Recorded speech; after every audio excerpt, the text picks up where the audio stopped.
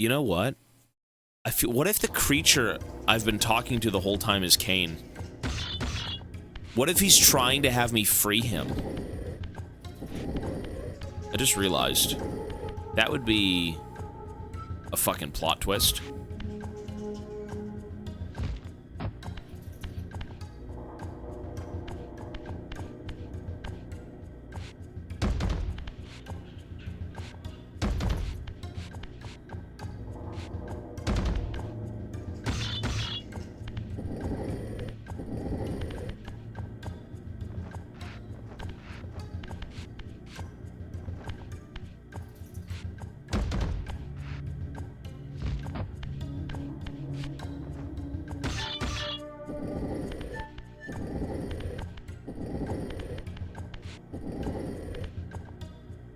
How do I change the position of this fucking thing again?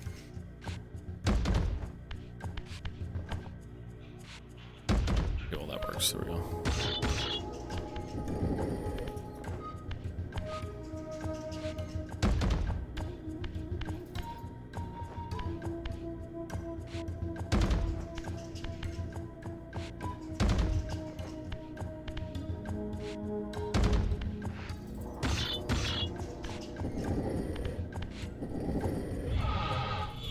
The gate.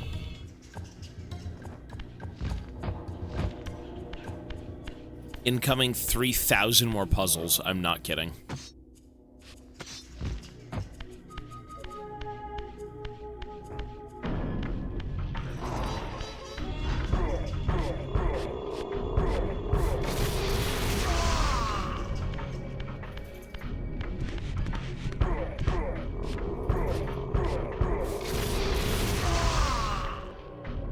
How many fucking puzzles?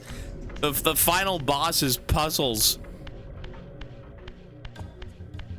Holy shit, okay. What the hell is this? Z?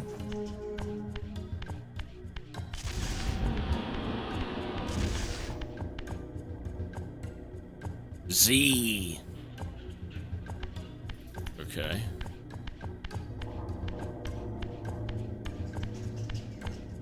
What the hell does this even mean?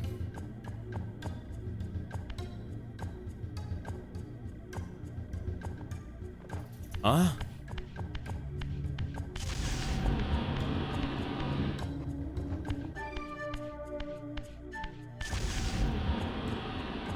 I don't know what the fuck this means. This is strange. Yeah, Mayo, peace, buddy.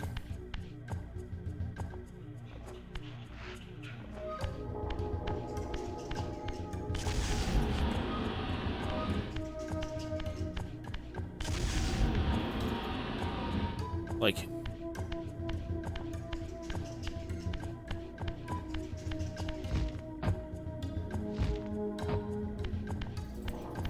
are they supposed to be made up of, like, the images? The circle kind of has that image hidden within? Is that what that is?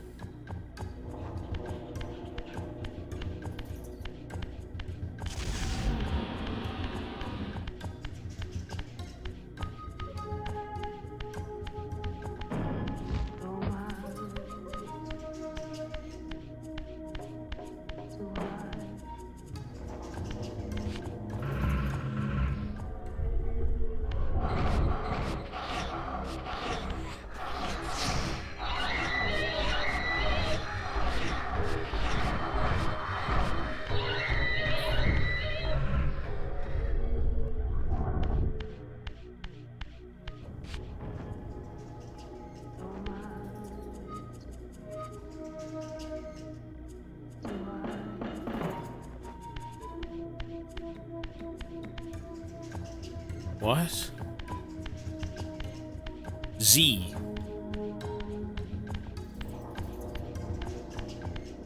Oh. Oh, right here. So Z-O. Zito.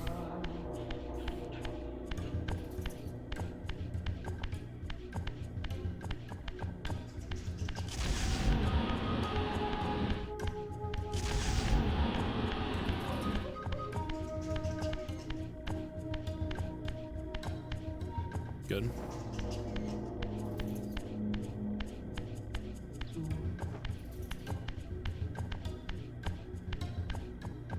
That's like a goal post. Goal!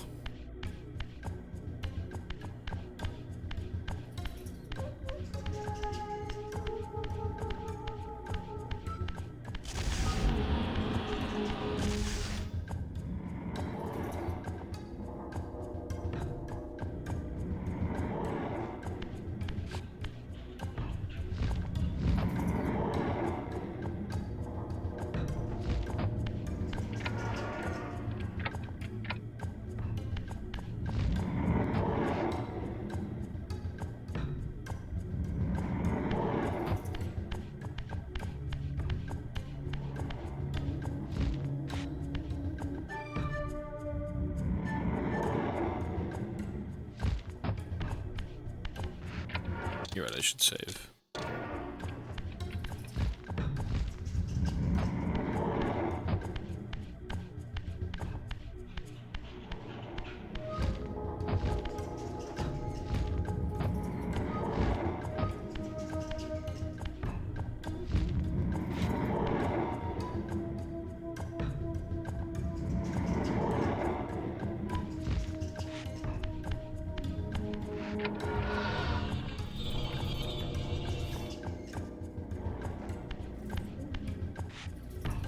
What a nightmare.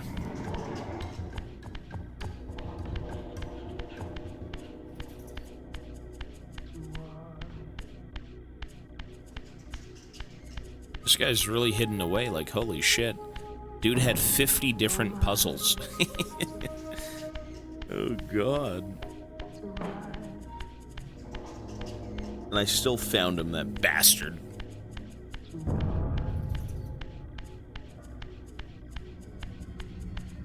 Oh, shit. What are we in space? It's the Outer Wilds. Reach the chronoplast chamber. I knew it. I knew it. This is his chamber. I knew it. Age. Maybe I'm wrong. What trickery is this? The creature I met at the beginning is him. That's Kain. I knew it. It is no illusion, Raziel, but a glimpse into the currents of time maybe not. Maybe not. itself.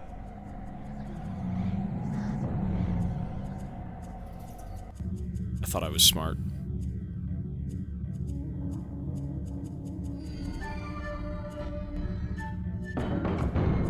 Wait, what?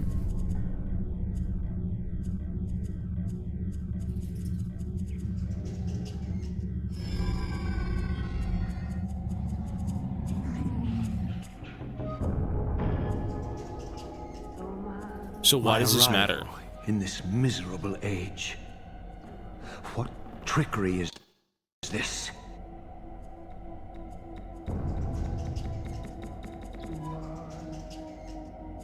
It is no illusion, Raziel, but a glimpse into the currents of time itself. So we're reliving moments.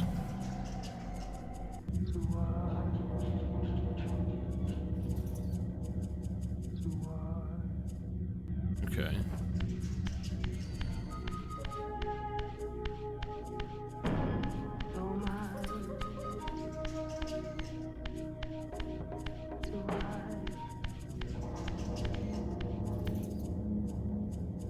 I arrived in this age.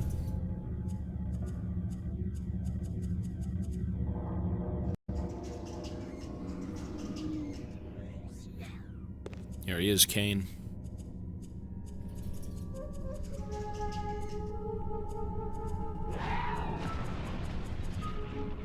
These apparitions torment me.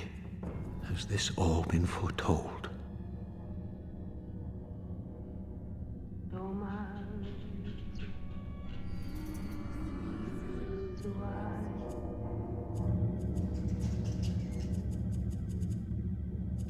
Okay.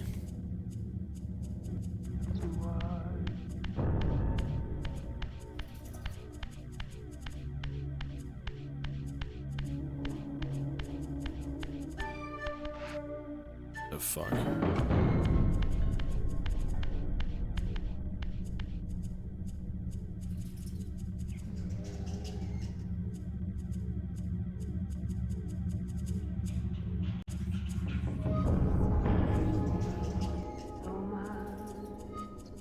That's us finding out about being slaves. Impossible. This must be one of Kain's deceptions. They wouldn't let us sleep. He used us.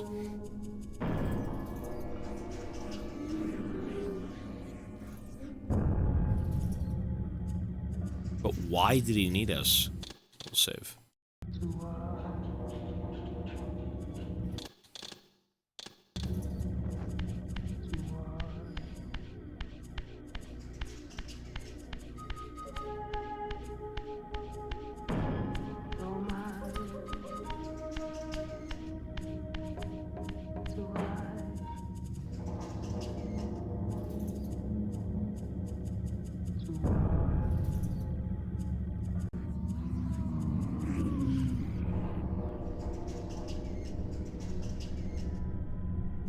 My mind reels with conflict. Does Kain await me moments from now? Or in some century yet to come?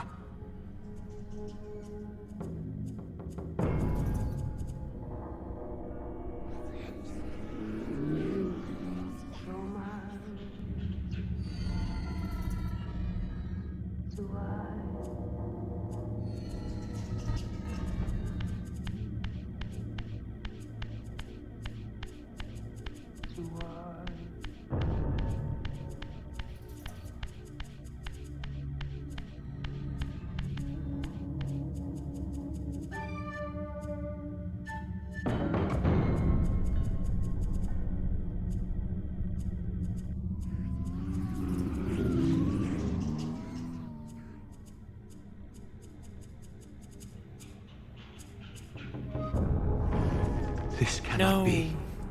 What madness does this scene portend? Kain must think me credulous to suffer these lies.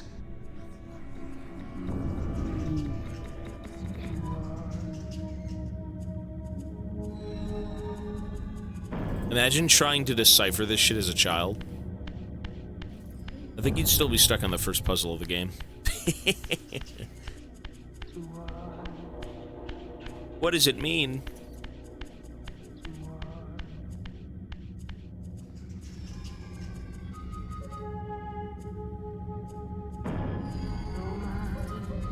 Oh man.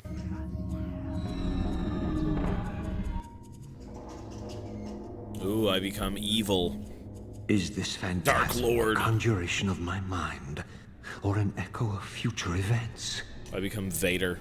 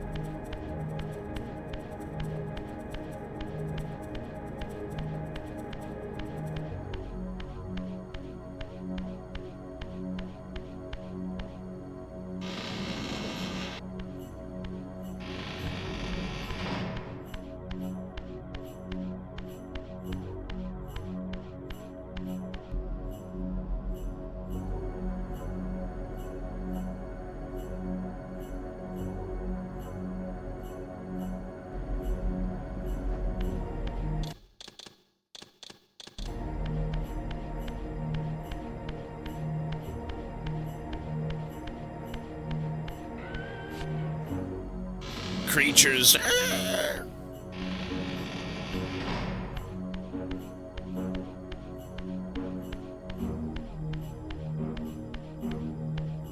God, the fucking H.R. Geiger door. H.R. Giger. Danzig door. At last. must say I'm disappointed in your progress. Wow, he's here. You'd be here sooner. What the fuck? Tell me, did it trouble you to murder your brothers? Did it trouble you when you ordered me into the abyss? No. I had faith in you.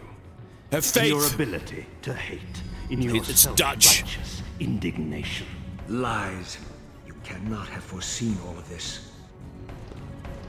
Eternity is relentless, Raziel. So he saw everything and he decided to kill us so When I none of this first would have happened. stole into this chamber centuries ago, That's why? I did not fathom the true power of knowledge. To know the future, Raziel. To see its paths and streams tracing out into the infinite. As a man, I could never have contained such forbidden truths. But each of us is so much more than we once were. Gazing out across the plains of possibility, do you not feel with all your soul how we have become like gods? And as such, are we not indivisible? As long as a single one of us stands, we are legion. And that is why, when I must sacrifice my children to the void, I can do so with a clear heart. Very poetic, Kain. But in the end, you offer no more than a convenient rationalization for your crimes. These chambers offer insight for those patient enough to look. In your haste to find me, perhaps you have not gazed deeply enough. Our futures are predestined. Mobius foretold mine a millennium ago. We each play out the parts fate has written for us. We are compelled ineluctably down preordained paths. Free will is an illusion. I have been to the tomb of Seraphan, Kain. Your dirty secret is exposed. How could you transform a Seraphan priest into a vampire? Time to get revenge, son. How could I not? One must keep his friends close, Raziel, and his enemies even closer. Can you grasp the absurd beauty of the paradox? We are the same. Seraphan and vampire. With our holy wars, our obsession with Nosgoth's domination, who better to serve me than those whose passion transcends all notions of good and evil? I will not applaud your clever blasphemy. The Seraphan were saviors, defending Nosgoth from the corruption that we represent. My eyes are opened, Kain. I find no nobility in the unlife you rudely forced on my unwilling corpse. You may have uncovered your past, but you know nothing of it. You think the Seraphan were noble? Altruistic? Don't be simple. Their agenda was the same as ours. You are lost in a maze of moral relativism, Kain. These apparitions and portents. What game are you playing now? Destiny is a game, is it not? And now, you await my latest move. Is this guy fucking Zinch? What is he? He knows.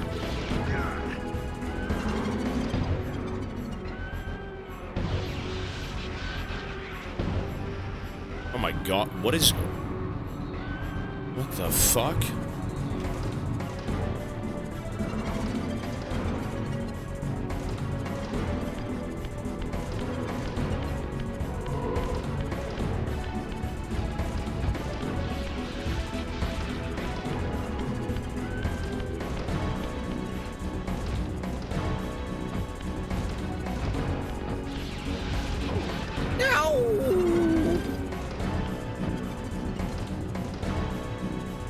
Where is he?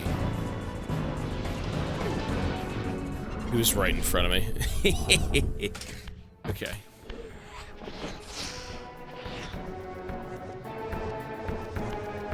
Man, I can't even see him. My eyes are so bad. You son of a bitch, Kain.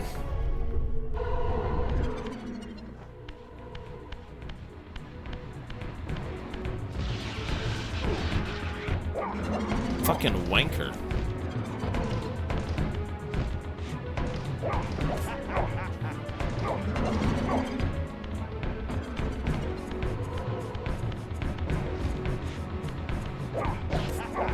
I think I have to beat him only with the sword, right? It's only with the sword. I have to kill him with his own weapon. He's just laughing at me. Oh, there we go. Yow! Coward!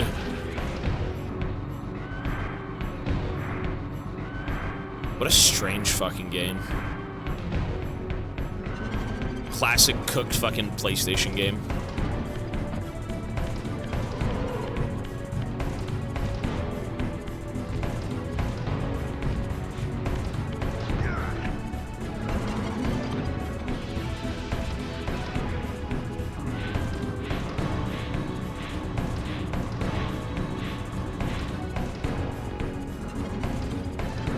You nearly had me, Raziel.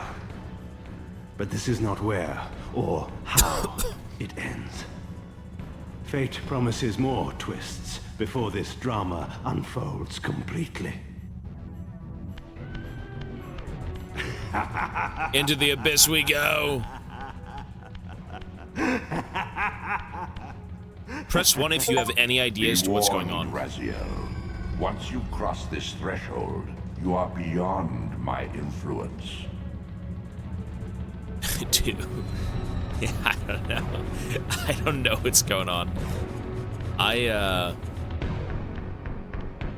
mean, to be fair, there are sequels, so, like, this game kind of sets things up, but you truly don't know what the hell's going on. Oh, that's Morbius. Morbius! Redeemer and destroyer. Pawn and messiah. I kind of get this. Welcome, time-span soul. Welcome to your destiny.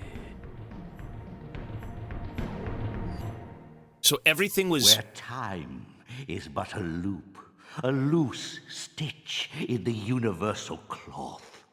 A streamer might seize upon a chance, a fatal slip, and plunge the fate of planets into chaos.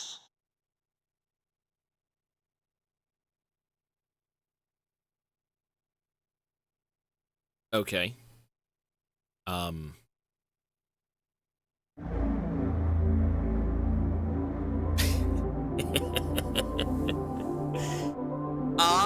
You know what? I actually think that was a pretty compelling opening, like, game. It's not the best experience, but... See, I don't think it's a shit ending. I actually don't think that's a bad ending because there is more to this story. I think that's a pretty compelling opener. I just think for the time, it felt a little bare bones, in a way. I guess this whole game is kind of like... Kain was playing fucking, like, 9D chess, and he kind of knew everything that was going to happen, so he tried to kill us, knowing that we would kind of eventually grow up and... Not grow up, but evolve into something worse. Some shit like that. Like, there's a prophecy, there's something. You know, fate isn't our own in this world. It's kind of predestined. Something like that, right? I don't think that's a bad opener. I think there's answers that I wish I had, but you really are kind of thrown into a random world where you don't understand anything.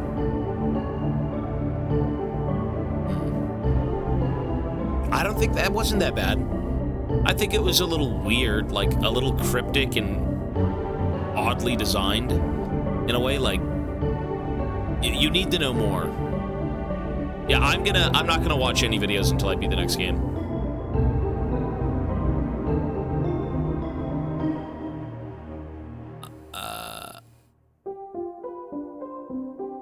Saber pets. Oh, they've got pets. What would I rate that? Okay, for the people who are still here, what would you rate that game out of 10?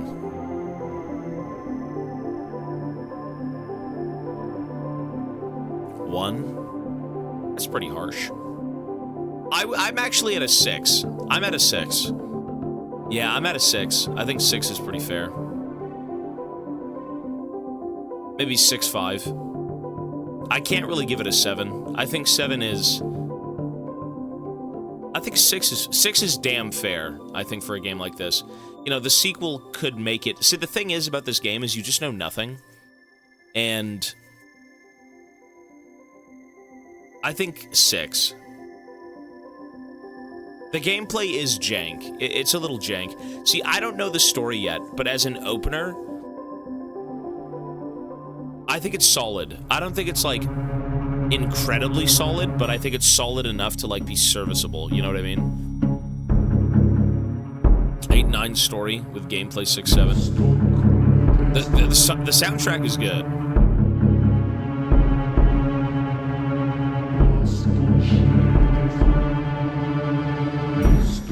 Maybe.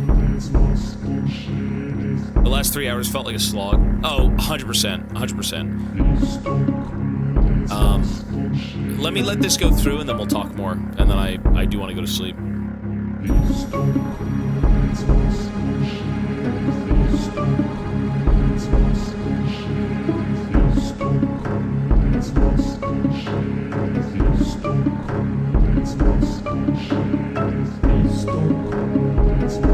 It is a product of its time. Oh, for sure. You have to be wary of that.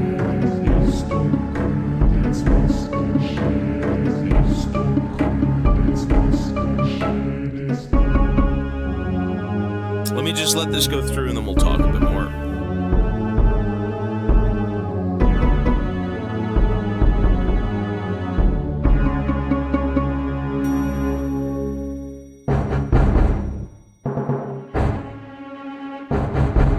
Yeah, I'm aware.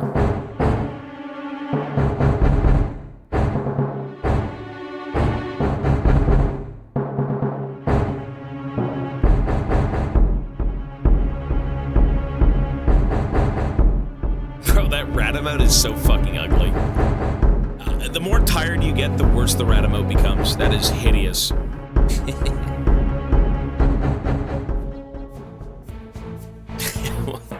Why do people make these?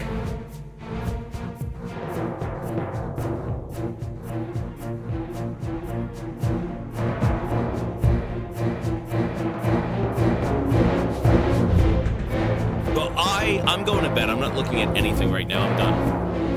I'm way past my bedtime. I can talk about the game a little bit once we're done this.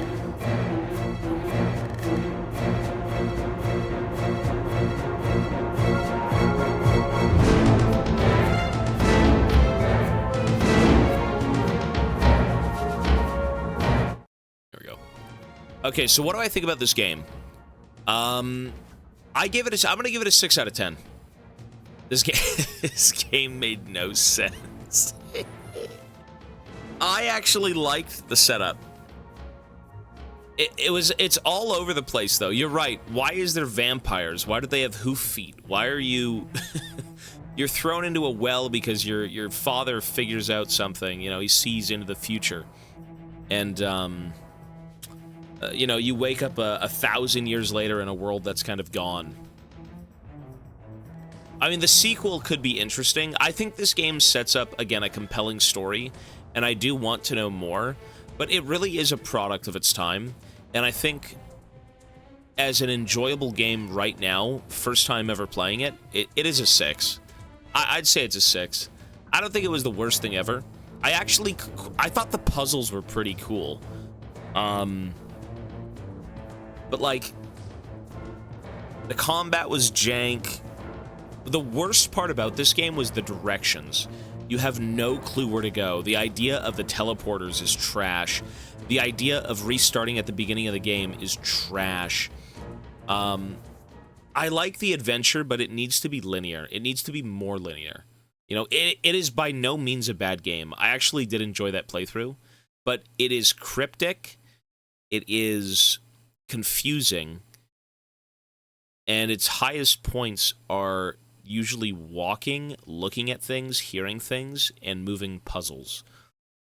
It's not bad, but I would say the sequel, I'm sure, kind of saves this game.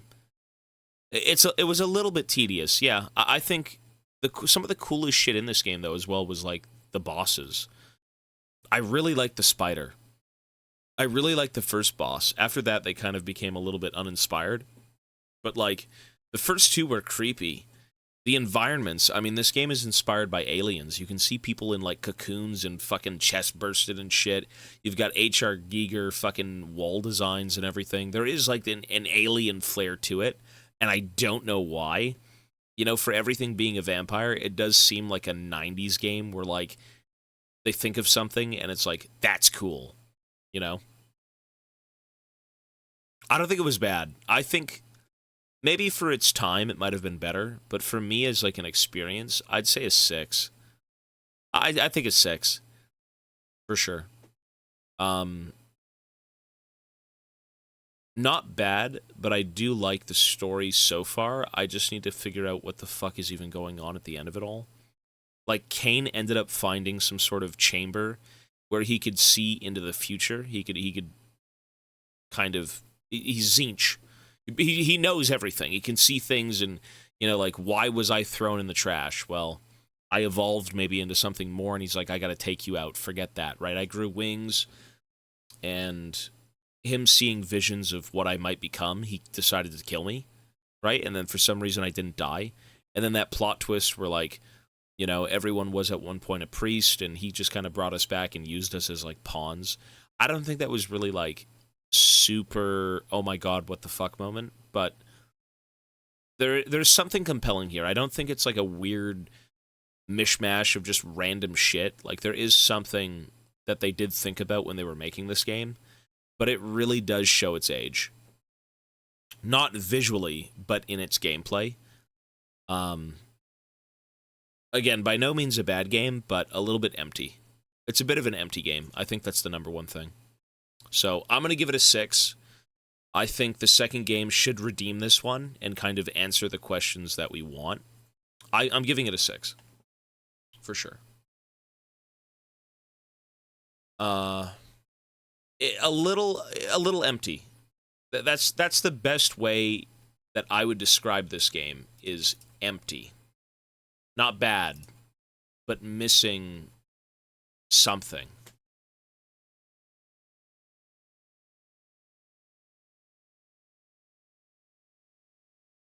Say 6. 6 for now, and I think by the end of it, I may return.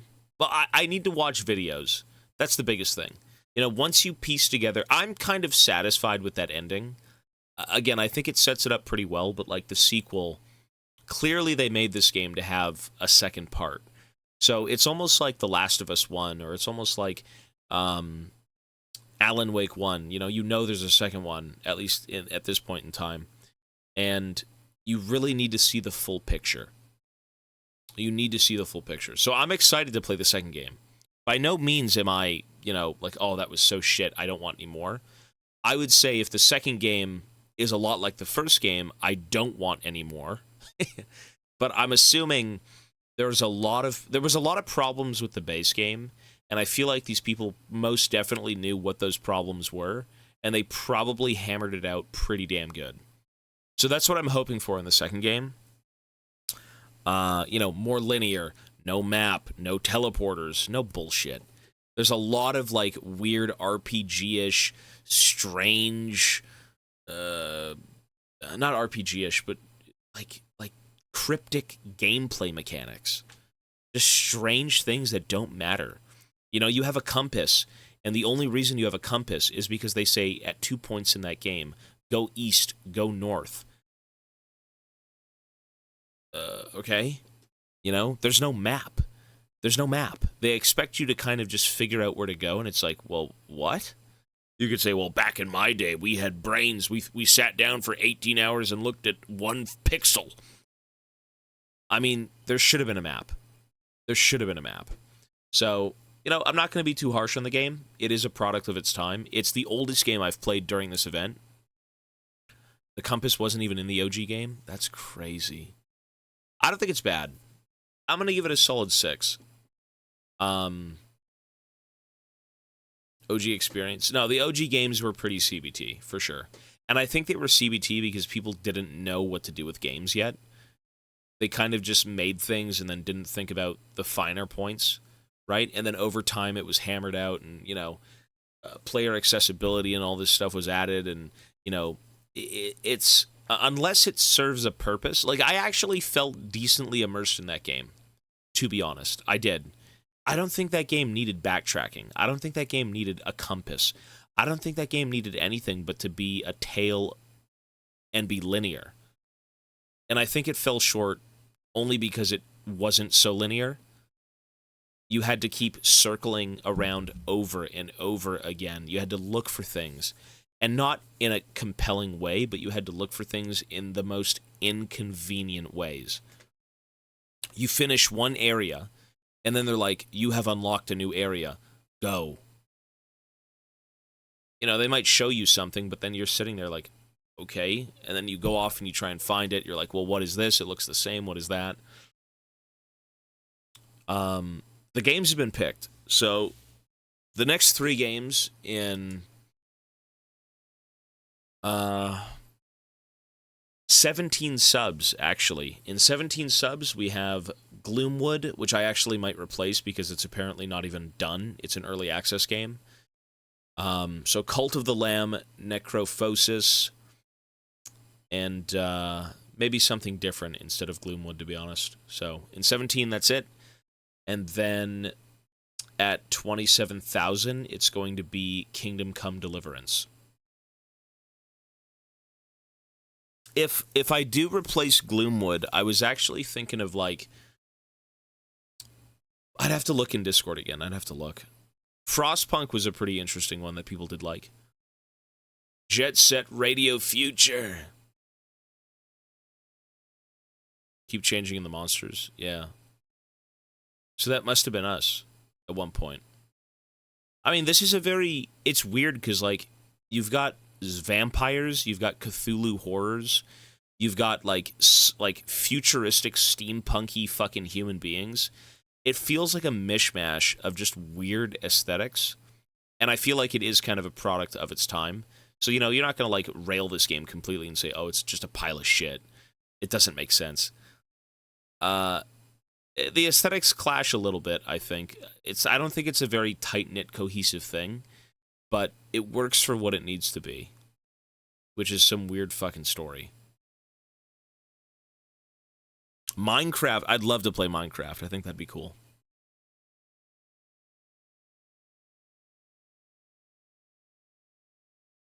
I think I'd actually put Minecraft at, like, the next 1,000-point game. I think Kingdom Come Deliverance makes the most sense.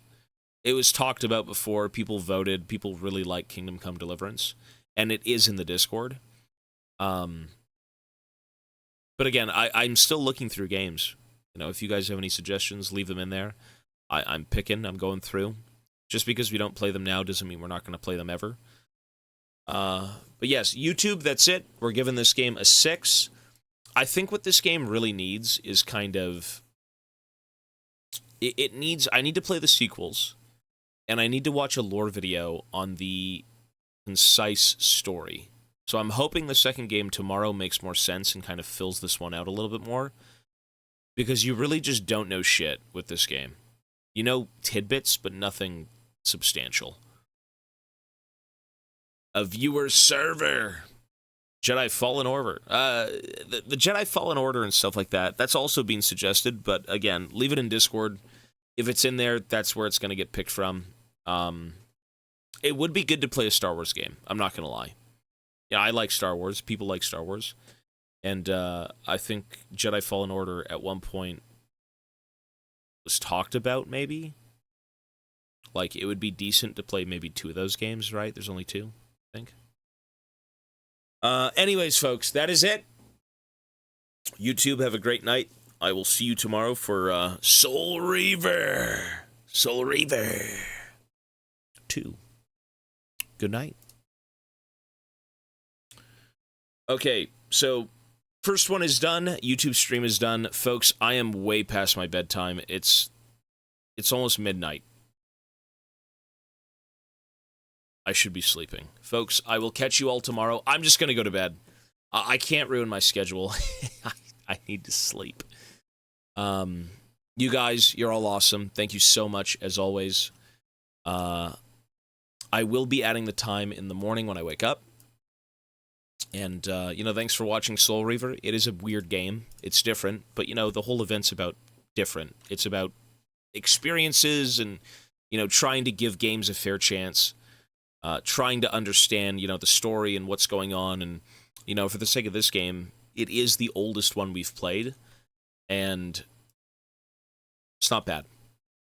It's not bad, but you need more info with a game like this. If that was the whole game and there was no sequel, the game would bomb as hell. It'd be trash. But for the sake of them being, 2, 3, whatever they have going on past this game, I'm sure it's going to be redeemed pretty hard. So, anyways, good night, everyone. Stay safe, be well, and I will reconvene with you all tomorrow morning. Peace, peace.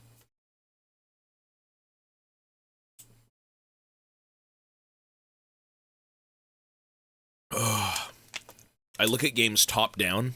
What does that even mean? All right, folks. Let us get going. It is time to play Soul Reaver Part 2. Let's talk about the first game. What a fucking bunch of random nonsense. It is cool, but it doesn't seem to be very tight-knit. Like, from what we know right now, it's just very bizarre. You've got, like, Old One creatures, you've got vampires, you've got fucking space engines and time warp, and the guys like Zinch, he can see the future and predict things and all this shit. It's like, what the hell? I think what the first game does is present you with a billion different ideas, but there is no closure. And that's fine. That is fine. Because the game was supposed to set up the sequel. At the very end of the first game, it says to be continued. So, you really need to play these other games to kind of see what the hell's going on, or you're just going to have no clue and you're going to hate it. So, I'm assuming we will be getting answers in this game. The sequel's so much more contained. I hope so. It was a lot of... It's not even just like the ideas of the base game being odd, but the gameplay is very odd. You've got puzzles, you've got fighting, you've got, like, navigation, all this, you got, like, spells that you don't even need to use.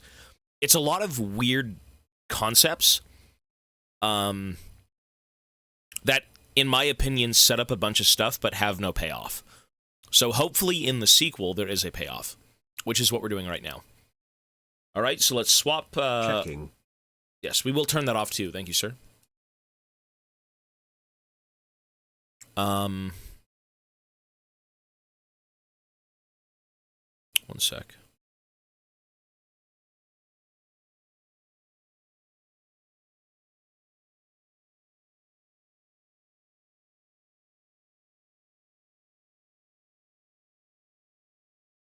Sure, let me add Dex Hope's time right now. And the bits. 65. There we go. All right, let's go live on YouTube and let's start it up.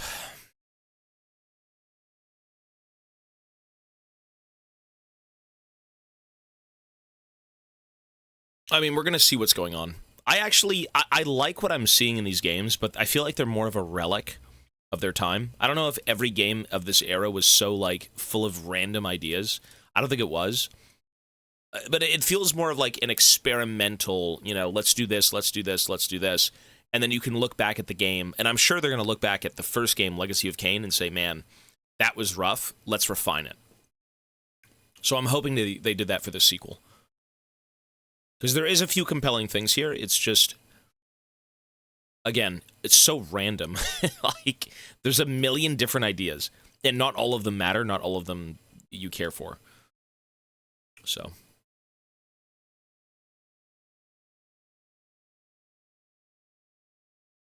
Studio.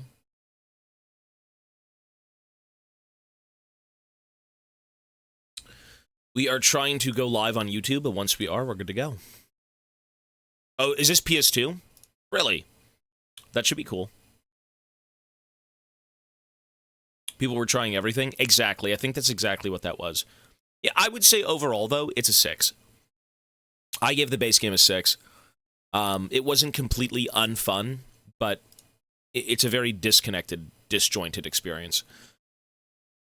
Okay, so YouTube is not working. Sec.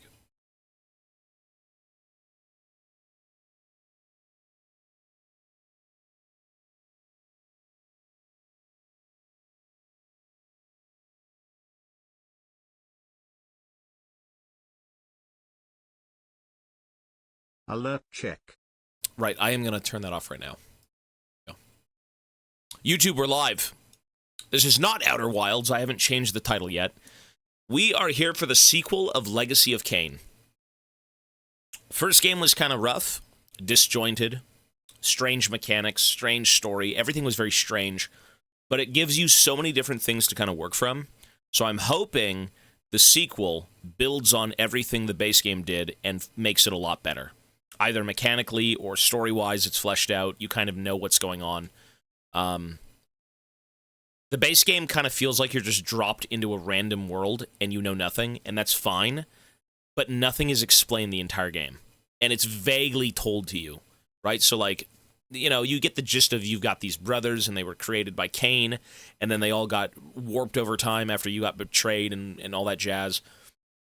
By the end of it, you've got, like, time traveling and all this weird shit, and he can see into the future, and that's why he ended up killing you, because he saw something maybe that you would become, and he's like, I can't have that for my son, and oh, he's evolving. All this weird shit. So, regardless, I hope the sequel is better, and I think it will be, so let's go see. I can't even hear this fucking game. It's a weird game. The base game is strange, for sure. So this is now a PlayStation 2 game.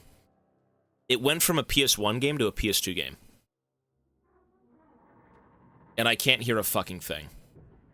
I must say I'm disappointed in Fuck! I imagined you'd be here sooner. Here we go. So this is the ending of the base game. Did it trouble you to murder your brothers? Did it trouble you? This shit looks way better. Me into the abyss. Eternity is relentless, Raziel. When I first stole into this chamber centuries ago, I did not fathom the true power of knowledge. To know the future, Raziel. To see its paths and streams tracing out into the infinite. As a man, I could never contain such forbidden truths. But each of us is so much more than we once were. Do you not feel with all your soul how we have become like gods? As such, are we not indivisible? As long as a single one of us stands, we are legion. Our futures are predestined. Mobius foretold mine eons ago. We each play out the parts fate has written for us. Free will is an illusion. I found the tomb of Sarafan, Kain. How could you profane a priest by turning him into a vampire? How could I not? One must keep his friends close, Raziel, and his enemies even closer. Ouch! There goes the Blue Man Group. Better to serve me than those whose passion transcends all notions of good and evil. The Sarafan were saviors, defending Nosgoth from the corruption that we represent. My eyes are open, Kain. I find no nobility in the unlife you rudely forced on my unwilling corpse. Super kicker. You may have uncovered your past, but you know nothing of it. You think the Sarafan were noble, altruistic? Ouch. Oh, don't be simple. Their agenda was the same as ours.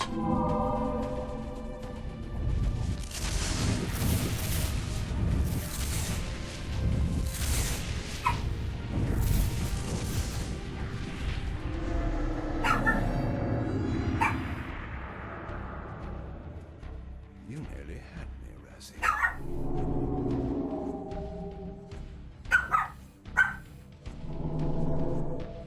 But this is not where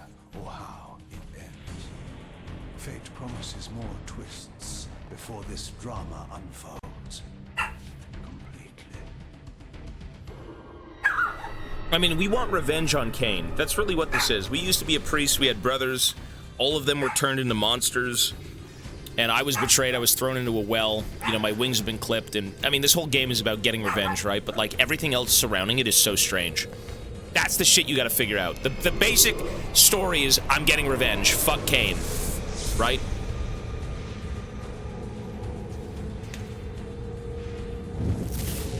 In terms of what else is going on, I mean, we're gonna see. Redeemer and destroyer, pawn and messiah. Welcome, time-span soul. Welcome to your destiny.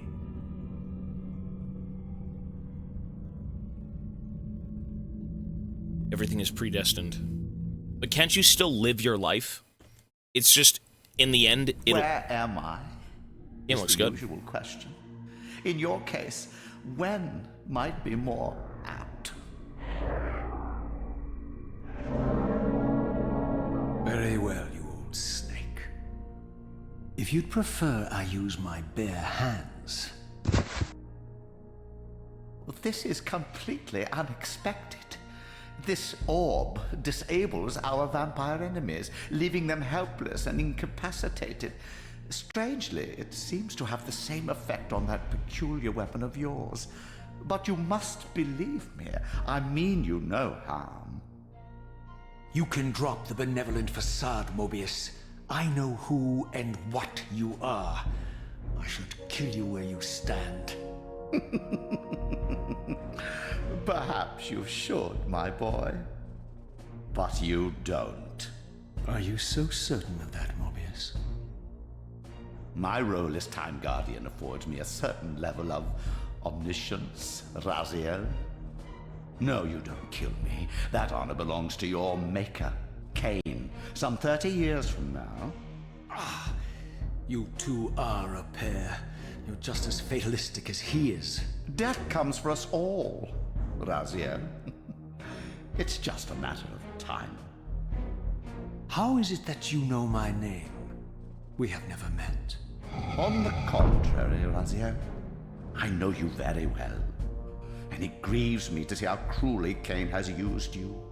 I knew you when you were one of the Sarafan Brotherhood, Raziel. We were even close. Oh, please. Fortunately, you need not love me now to be my ally.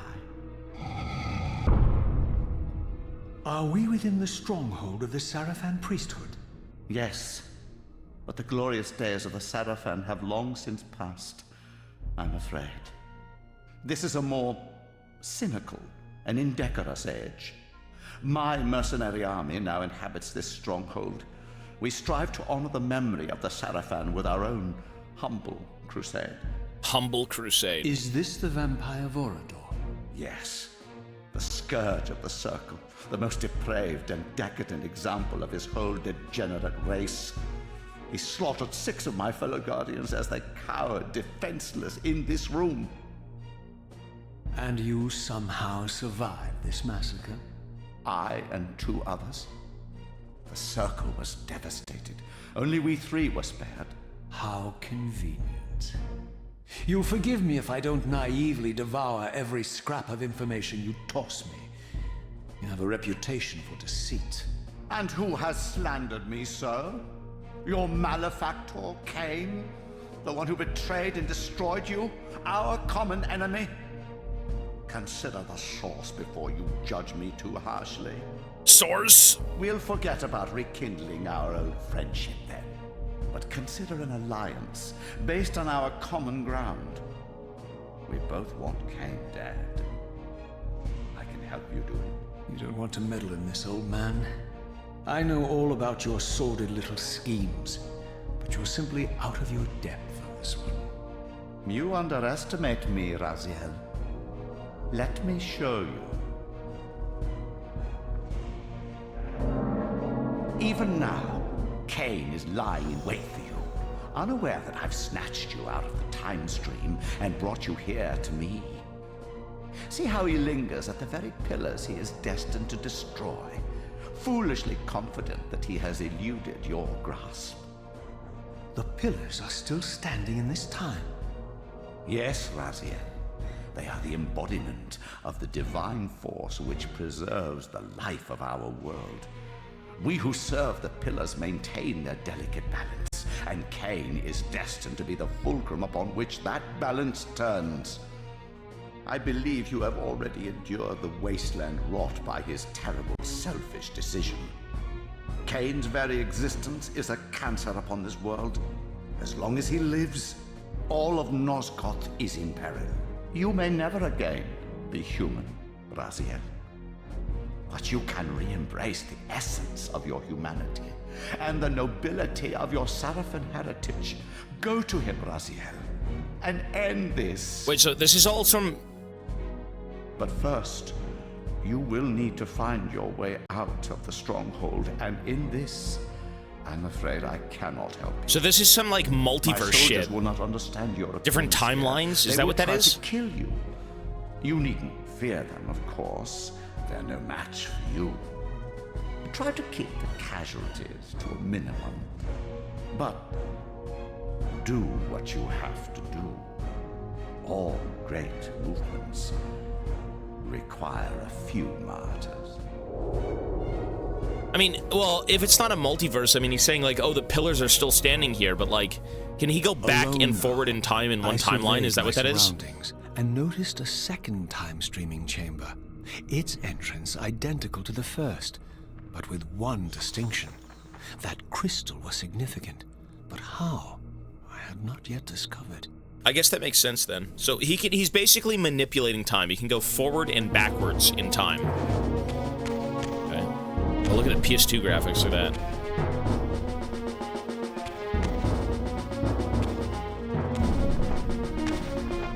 Okay. Well, let's get a move on. We still have the, Why do we still have the compass? It's so useless. Okay.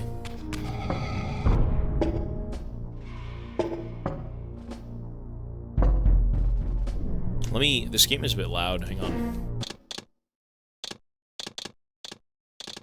The voice acting is very good, though. It is very good. Oh, shit.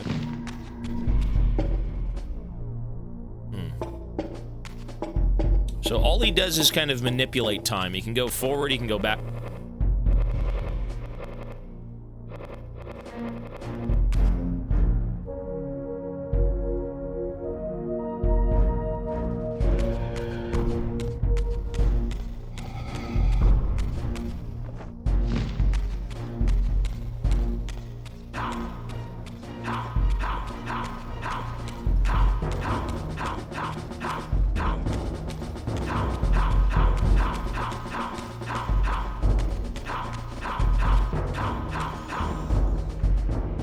Okay. Weapon! Yes, sir. Oh. But, bro, this game is so buggy. Look at what the fuck?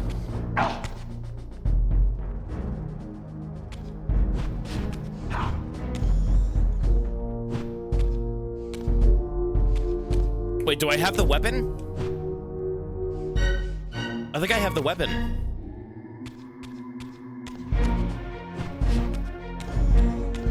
I do, but I don't. Oh, I do. It's...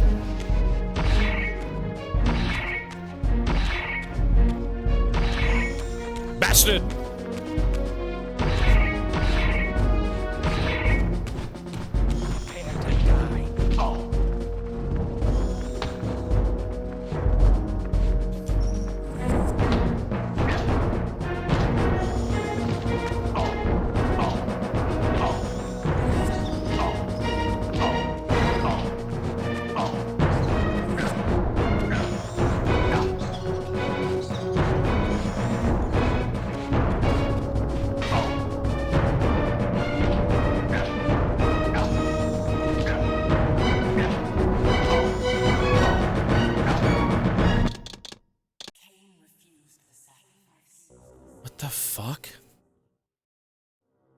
It's just broken, I guess. Okay, skip. Where am I? I can't Is the skip. Oh, there we go. usual Okay. question. Hold Y to skip. In your case, Okay, now we can... Let's see if it bugs out again. I have no clue what that was. That was fucking strange. I picked up the weapon, and then I didn't pick up the weapon, and then it fell on me, and I died. Well, I didn't die, but I took damage. There we go. Okay, now we're good. Die, you rat bastards. Sons of bitches.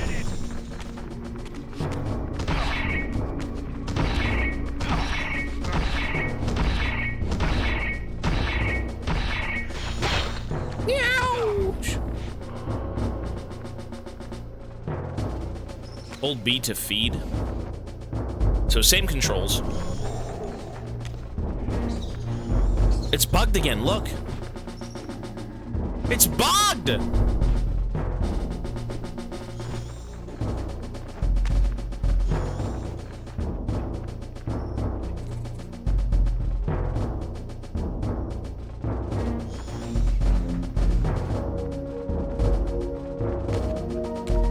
Hello, oh hello.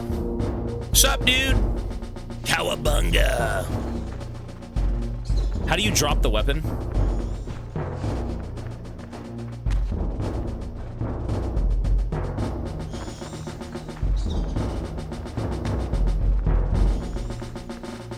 Oh, I dropped it, okay.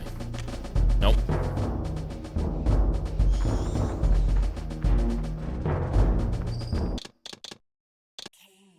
What the fuck is this game? Why is it so jank? where am I? Where am I? Okay, Grandpa.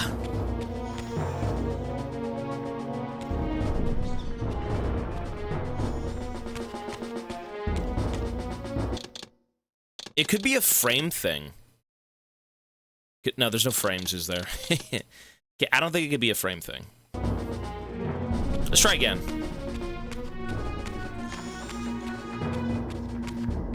Where am I? Prepare to die.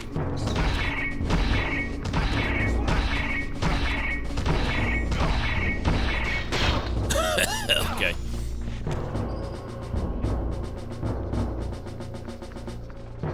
Hold B to feed. I am, but I can't feed. My B button won't work. Bro, what is this shit game?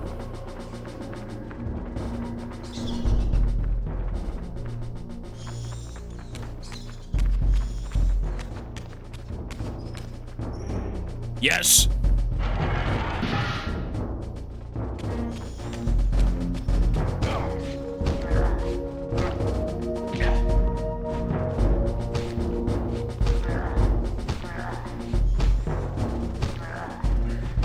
Oh! Holy fuck, I decapitated him. Hold B to feed. I can't. It won't let me.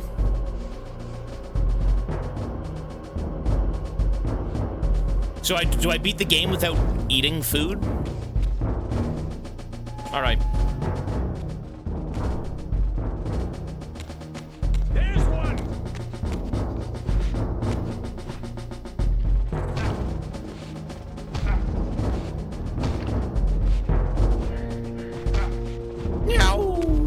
Let's see. No, it just won't work. I can't actually suck the soul. Whatever. I don't need to right now. This is still Tutorial Island, so it's fine. Oh my god, Big Mama! It's the Jonkler! Or Harley Quinn. Oh, never mind. Jesus. Oh, it's because I'm full HP. Oh, maybe you're right. You know what? Maybe you're right. Maybe you're right. Yeah. Maybe you're right. Good catch. Actually, good catch.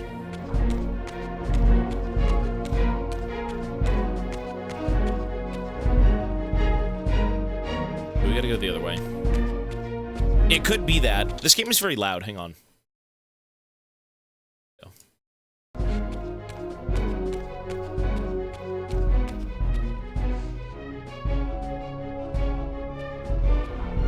It's still very loud, like my ears. There we go. Okay.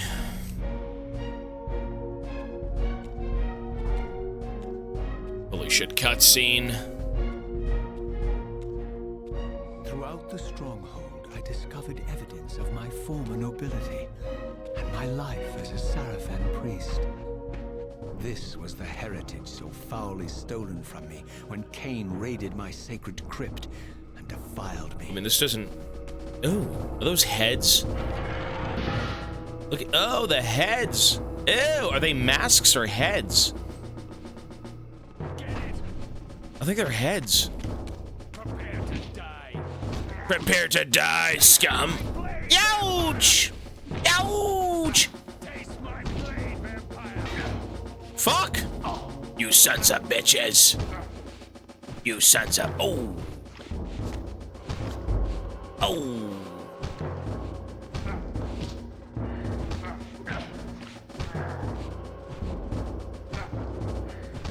Sweet! Sweet!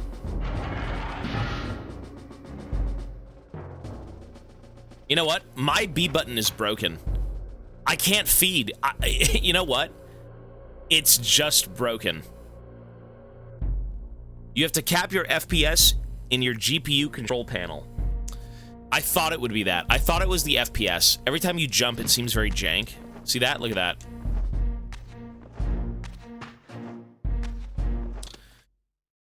Oh, we gotta restart the game again, folks. Alright, well, give me like 2 seconds, we'll restart the game. So, you know what? I thought it was an FPS thing when I was playing it because it seemed very fast. So what do I cap it to? What am I supposed to capping it? Or what am I supposed to be capping it at? 60 FPS? Is that what that is?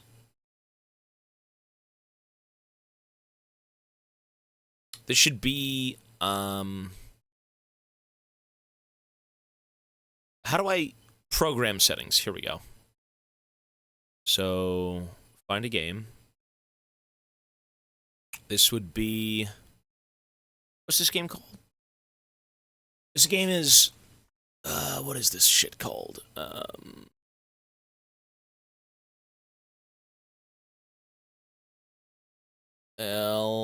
Isn't it Legacy of Kain?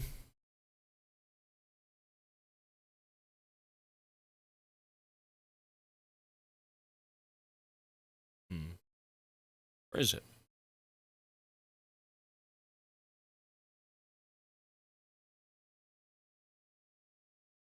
Wait, hang on.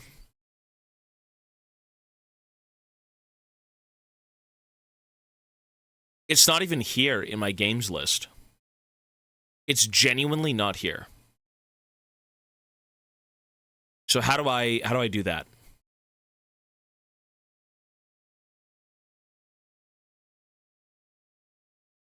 You can add it.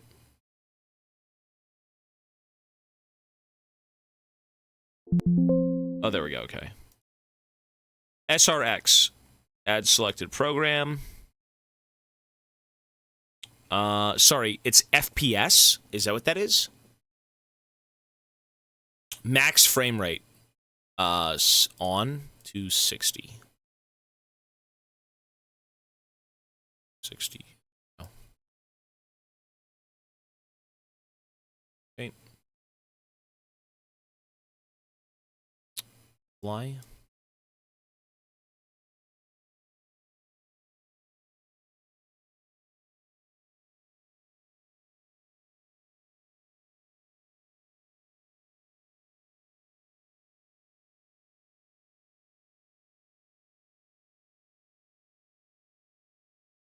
We're done.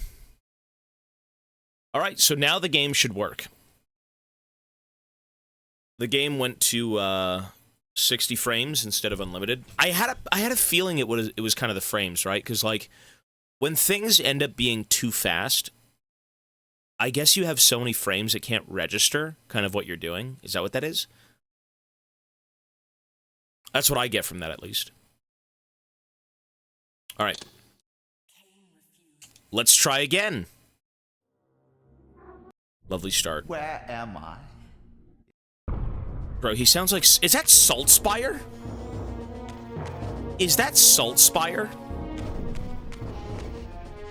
That sounds like Saltspire, the same voice actor. I was trying to put my finger on it, but I think it's Saltspire.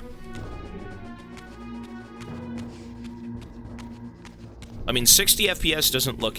it works. It's fine. Oh, that looks like ass.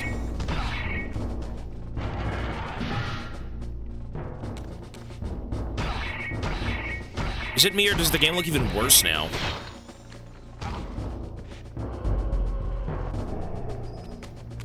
Should I... Wait. If I put the frames at 100, is that bad?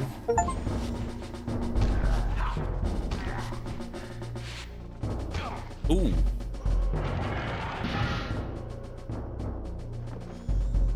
I think it's motion blur. Maybe you're right. It looks a little bit like motion blur.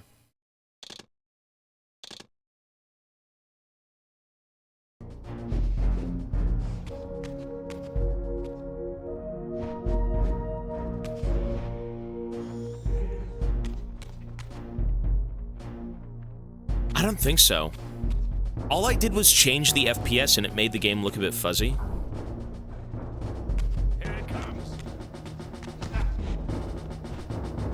Here it comes. You can combo. Ouch!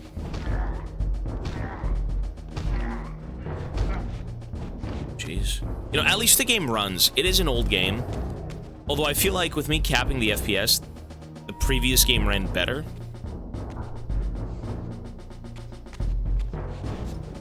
What the fuck? What is it? What?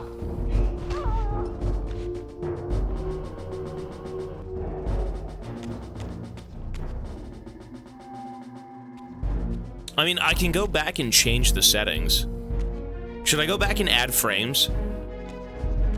Throughout I can make it like this 100. I discovered evidence of my former nobility and my life as a Sarafan priest. This was the heritage so foully stolen from me when Kain raided my sacred crypt and defiled me. Where am I? Okay. Get him!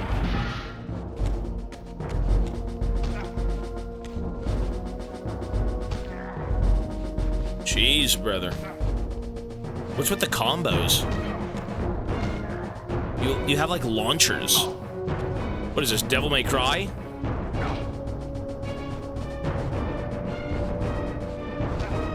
$120 and enable VSync. I'm doing that. Let's go back and enable VSync and put it to 120. That's fine. That I'm going to do, undoubtedly. Because I don't want the whole game to look like that. That's a bit rough. But VSync should have been enabled. Did it turn off when I changed the frames? Let's see.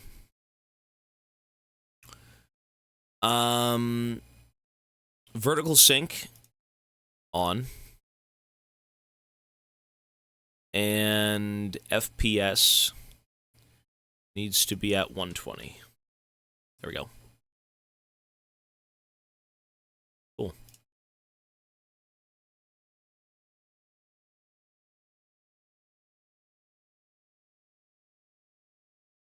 Now we can start again. Sorry, folks. YouTube audience, skip 3 hours. Skip 3 hours. Now we can firmly play the... We're good now. We're good.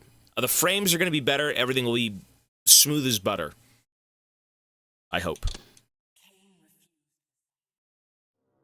Saltspire? Where am I? That is Saltspire. Usual question. That is. I think it looks... Is it better? I think it's better. We're going to say it's better. Where am I? Master Dwarf, where am I?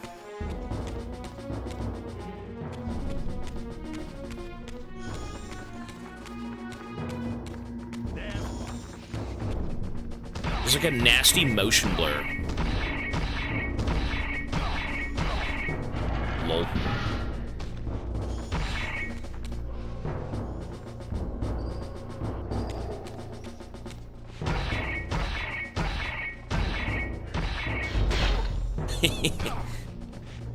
Weird combat, man. The combat is a bit more fun, though, for sure.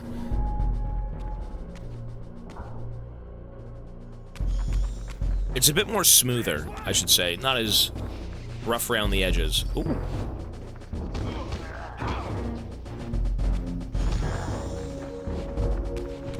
Taste my blade, vampire!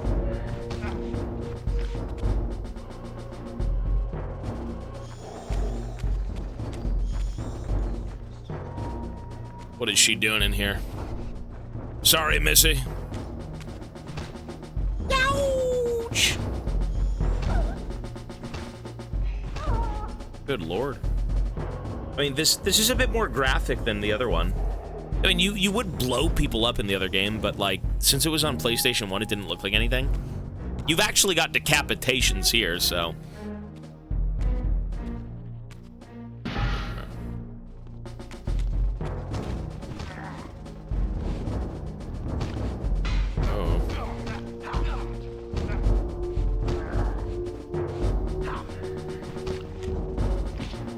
It's still incredibly janky, but it is like a PlayStation 2 game, right?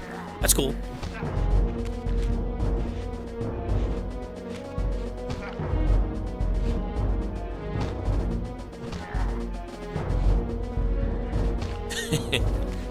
Okay. It's the same animations and everything. That's cool. It does feel like... I guess it is a direct sequel, but it feels like one, so that's cool.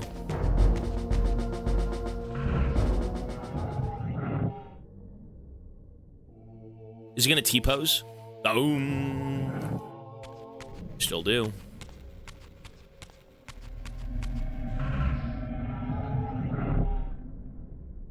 Away from the influence of Mobius's cursed staff, I could feel the strength of the Soul Reaver slowly returning. If that orb was as debilitating to vampires as it was to the blade, it gave Mobius a powerful advantage over his enemies. I finally understood how Mobius's crusade could decimate the vampires so successfully.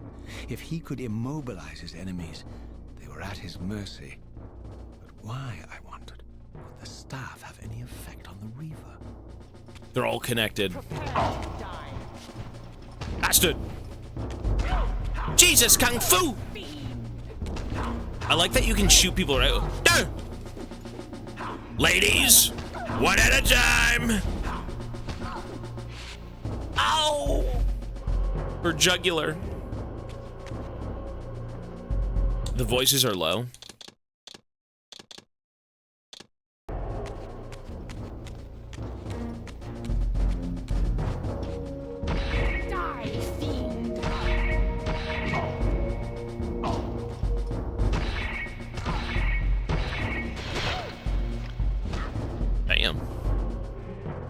I like that you don't need to eat their soul for them to pass on. They just, well, they're humans, they would die. There's one. She says there's one, so like, there's more of us?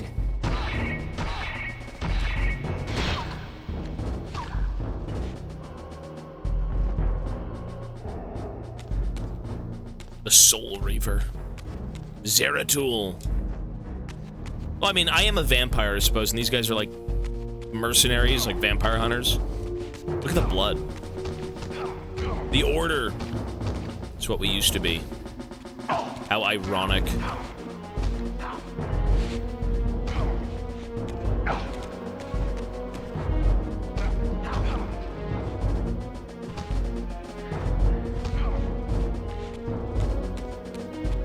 Are they just gonna keep spawning?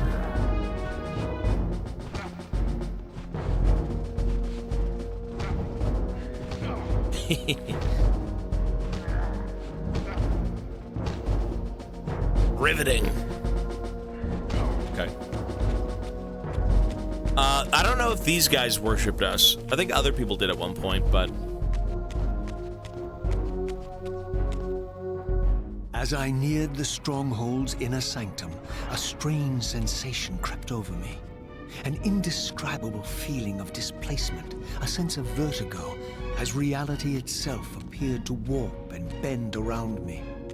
The disturbance seemed to emanate from the sanctuary's furthest chapel. As I cautiously approached, The sense of dislocation intensified with each step.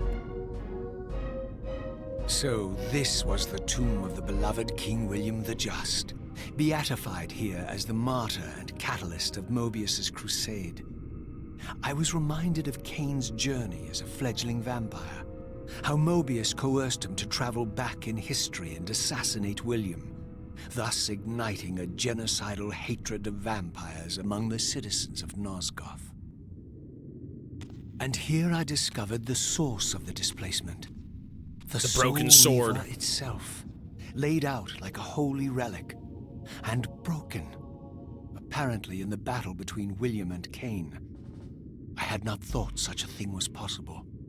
Until, of course, Kain shattered the blade against me when he tried to strike me down. Thus, the captive spirit inhabiting the Reaver was released, and binding itself to me, became my symbiotic weapon. And so the Reaver met its former self, still imprisoned in this corporeal shell. I watched, mesmerized, as the Wraith blade uncoiled itself and snaked down the length of the physical blade. Embracing its twin, its mirror self, the Reaver's long dormant spirit was now fully aroused. And for the first time, I felt the true presence of this other entity, willful, ravenous, and deranged from thousands of years of imprisonment. The Reaver was now in command, and I, now merely its helpless host. Wait, so the Soul Reaver was like a soul being leached to restore the blade. It's like an ancient power. But the Reaver knew better than to destroy its host, and just as I neared the brink of oblivion, the blade released its hold on me. As I recovered, I realized we were now bound together in a fragile alliance. The Reaver no longer merely my symbiotic weapon, but a sentient parasite competing for control. The fuck? What have you done to me, Mobius? Is this your trap? How mine? Don't forget it was Kain who led you here, not I. While you curse me, the only soul in Nosgoth ready to guide and assist you, Kain laughs at our folly and revels in your dismay. These blades, now coiled in sinister embrace, have inspired terror in the hearts of creatures far more durable than you, old man. Bound together as they are, I can only imagine what they could do to your soul's fragile shell. Raziel, I beg you to stay your hand. This was none of my doing. I have sought only to aid you in your righteous quest. Why, you're trembling, Mobius. Has your confidence abandoned you? You seem to have made a fatal error by leaving your precious staff behind. Is that where all your courage comes from? Listen to me, Raziel. You don't know what you're doing. I have taken an enormous risk by appearing here before you, so defenseless, yet eager to prove my good intentions. If there's anything left of the Seraphim in you, you won't do this. I'm doing that myself. You threaten me, your true enemy eludes you. Don't concern yourself with Kain, old man. He'll join you in hell soon enough. As you said, death comes for us all. Yes, the wheel of fate demands it. What did you say? The wheel of fate. The inexorable cycle of death and rebirth to which all men are compelled. We serve the same God, Raziel. I can change it at will. To strike me down would be striking God's own attendant. And I don't believe even you would take that risk. I tire of your games, Mobius. Now that I know you fear me, I needn't concern myself with you. Kain is waiting for me. Kain has to die. Seek Kain out and destroy him in the name of the one God we both serve. You, who were once a Seraphim priest, murdered, profaned, destroyed, and reborn again from his mercy. You are now most powerfully equipped to be his agent, his instrument of restoration and retribution. What a weird fucking game. My own vengeance is motivation enough. What a weird game. By my soul, you almost had me, my little blue assassin. But that'll be the one and only chance you get. I assure you of that. Damn. He's a I rat! could now summon the blade at will, regardless of my strength. But once summoned, the blade's ravenous appetite could not be contained. It devoured the souls of its victims, and if I allowed it to become over-aroused, the Reaver would now turn its hunger on me. Damn, okay. So whatever we do, don't summon that thing too often. It'll be over-aroused. Where do we... Hang on.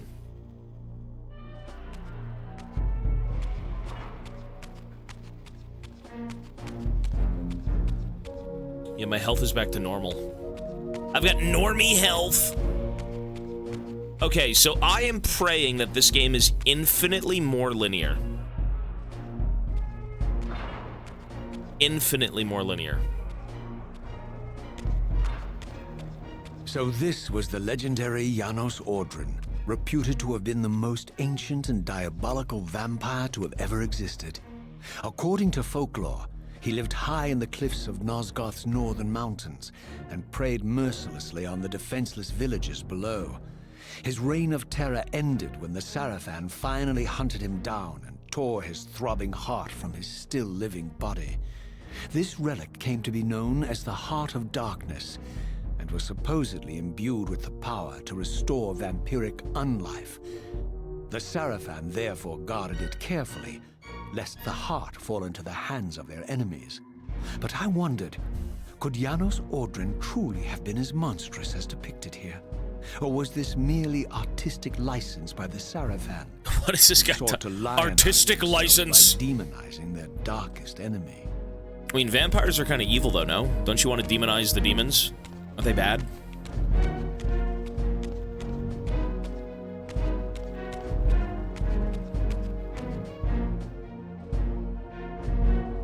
Bastard.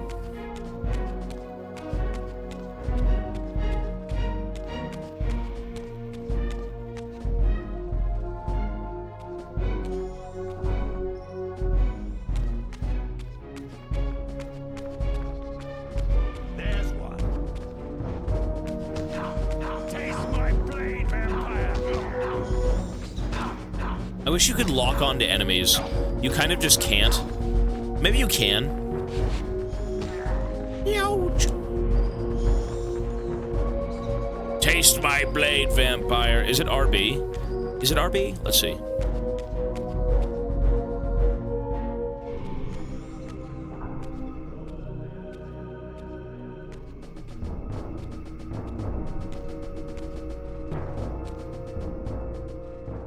Strange how my history came full circle. This chapel, I realized, was a memorial to my former Sarafan brethren and myself. Look at them all. All of us martyred here. And then so cruelly profaned by Kain when he imposed his gift on our noble corpses.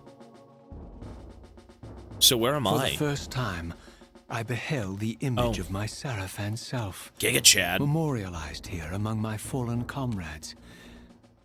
It tortured me to see how noble and pure I had been, and what a vile phantasm I had become. And a profound sense of injury, of loss and betrayal welled up in me, so overwhelming I could barely contain it. Overwhelming. All I wanted at this moment was to find Kain and destroy him. Oh my god. The crazy women! Ladies! Die. Back away from me! I'm unhinged.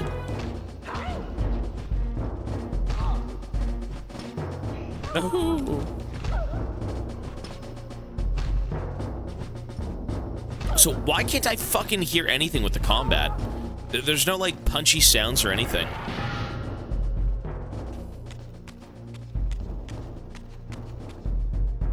Dumal!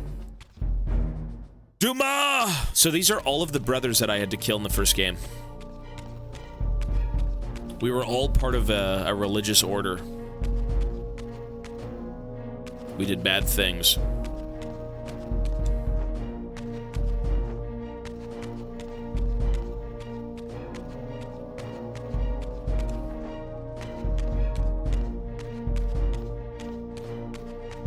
The sound isn't really low, though. The sound is... It's just normal. It shouldn't be low. It's the exact same volume as the previous game. You know what's louder than fighting? Walking. Why is the fighting so low?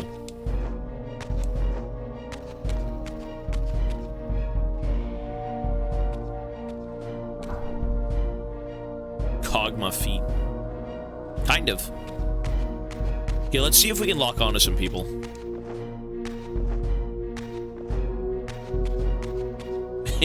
What? The character design is so strange, but it is memorable, and that's good.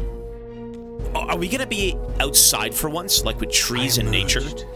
And for the first time beheld Nosgoth in its former glory. The land overflowed with abundant life and vitality.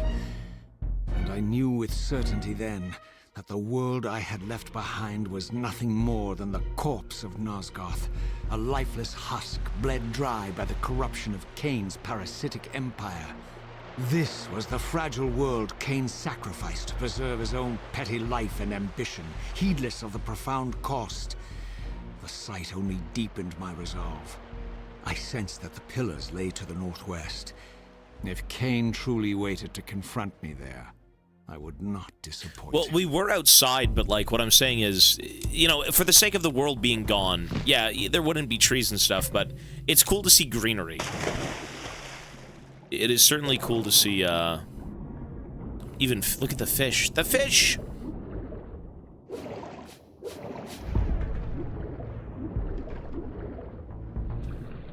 How do I, oh my god.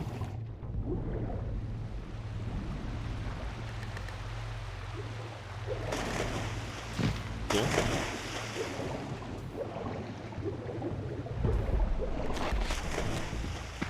As I passed this arcane landmark, a wisp of the Reaver's energy was drawn into the ring, illuminating it. This created a beacon of sorts in the spirit world. If ever I found myself depleted in the spectral realm, and my soul tossed on the ethereal winds, these beacons would draw me back to safety and restore me. Okay. I'm liking it so far. It does seem a little bit more linear, which is nice. Just a little bit. But we'll see. This is only like Tutorial Island, so I could be wrong.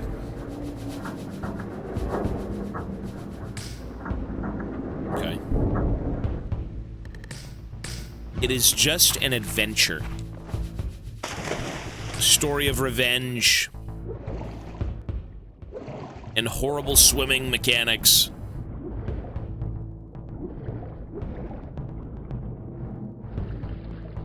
So where did the door open? Here?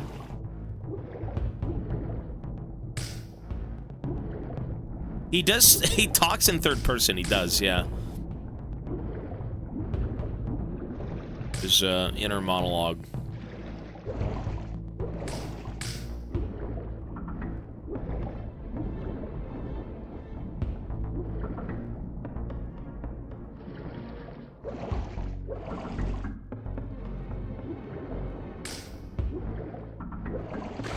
Cool.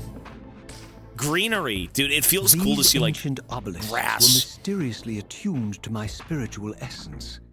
By simply touching the symbol, I could safely preserve an imprint of my soul, and thus create a milestone to which I could return when weary. So it's And save from points. which I could resume my journey. It's a save point. Okay. Save. Cool.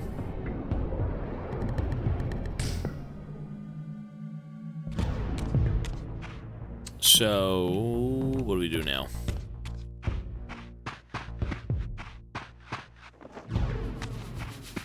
So only if we find those points can we save. All right.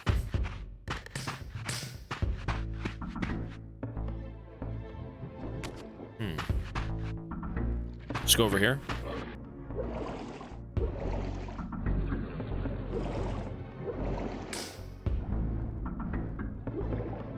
I don't know. I guess you're right. He feels it. He touches it, and he's like, oh, it will save my memories. It'll save my progress.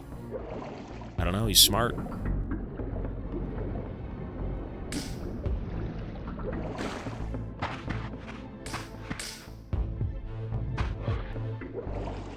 I'm very curious, though. Like, where do we actually go? Well, this is his previous life, to be fair, so maybe he's just interacting with, like, his older, you know, teachings. He's like, oh, I remember this. Oh. I guess so, yeah, that is true.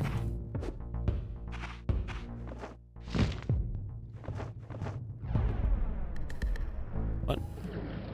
So... linear? Maybe not. Maybe not so linear.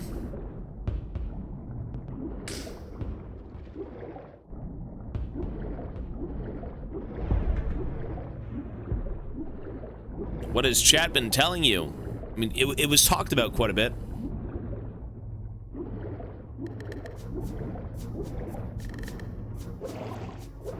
Let's just head back over and see what's going on. Sometimes you just end up missing things if you decide to move on. But yeah, we've got can I get up here? I can, cool. We've got a bunch of stuff coming up, so lots of different games. What? Now what? Oh. Cool. Wait. It's just one of these things, but does it matter? What do I do? Can I ignite it? Like, what is it?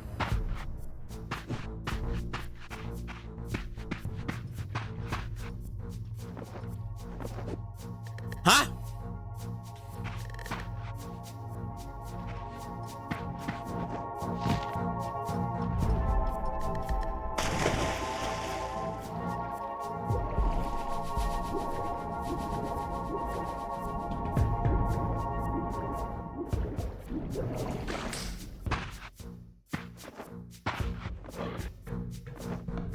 Oh. While I had only just escaped the stronghold, I sensed that in time my journey would return me full circle to this place. Okay. All right. Infiltrating the fortress, however, would be no small feat. The balcony that had provided my escape was now well beyond my reach, leaving this massive gateway as the only means of entry.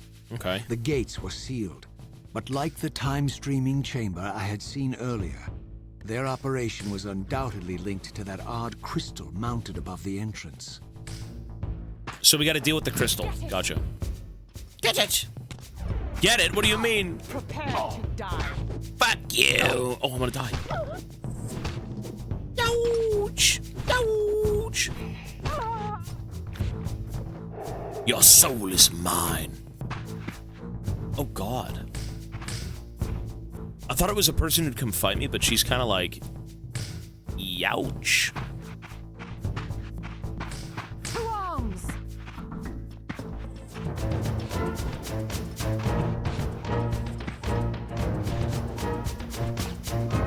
Why is there no slashing sound effects? You know, I do like that it is a direct sequel, so everything does line up, but it's very, Oh, is that a gun? Graves! Alright, Sonny. Rise with a sword versus Graves. Medieval Graves. I think that's a gun. The fuck? Oh God, look at that. That's gruesome, dude. These are all vampires. Huh! Scoundrel!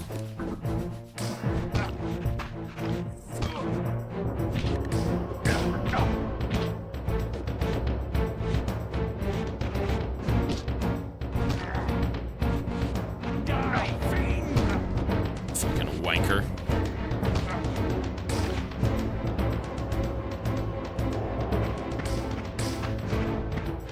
It's so loud. Hang on. This is really loud. There we go. Seize him.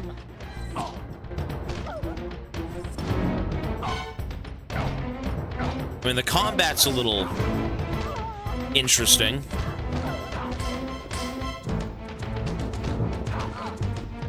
It's certainly strange. Well, I mean, I need the tutorial prompts if I run into problems. There still will be more mechanics that I'm not aware of, but, like, for the sake of doing basic things, I mean, it should be gone.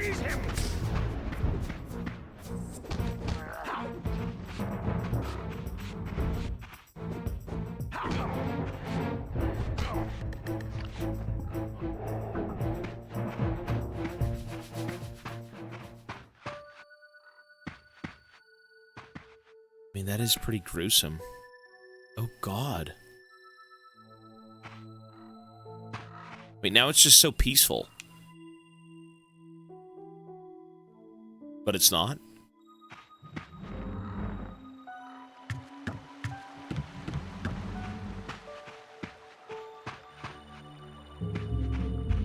Seize him. Oh, it's a dog. Or something that looks like a dog. Ew, Mochi. Taste my blade, vampire.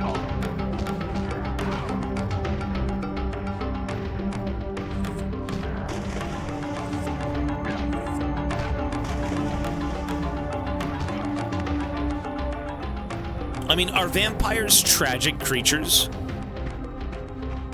Maybe those who were initially turned into them were, but, like, are actual vampires tragic things? I don't know. Are they? Are they just kind of, like, going with their instincts? Fiend!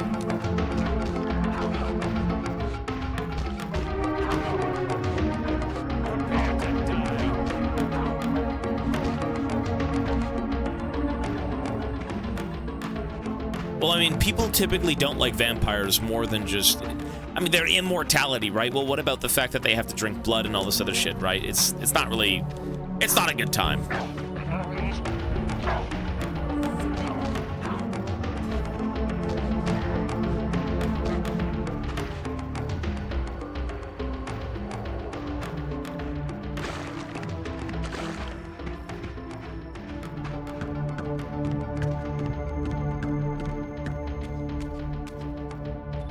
Okay.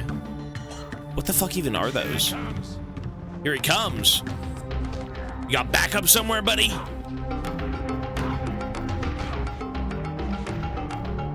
Ooh.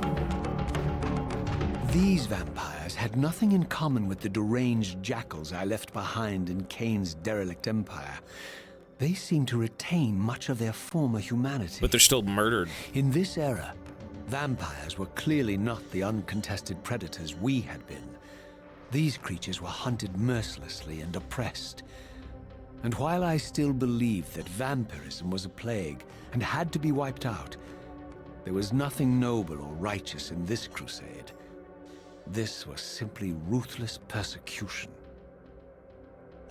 Okay, the fact that there are different timelines, not different timelines, but you can kind of go back in time, forward in time, you know, to different states of, like, the world, it actually does make much more sense with the first game, right? I would say, so far, the first game is being redeemed, just a bit, for sure.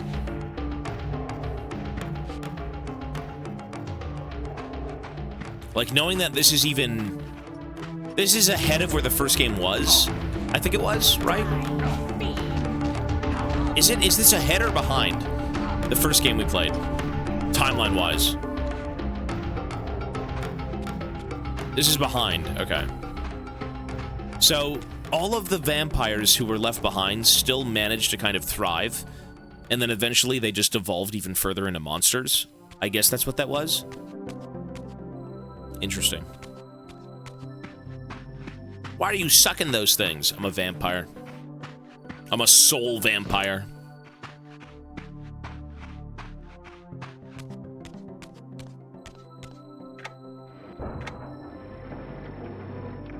Cool.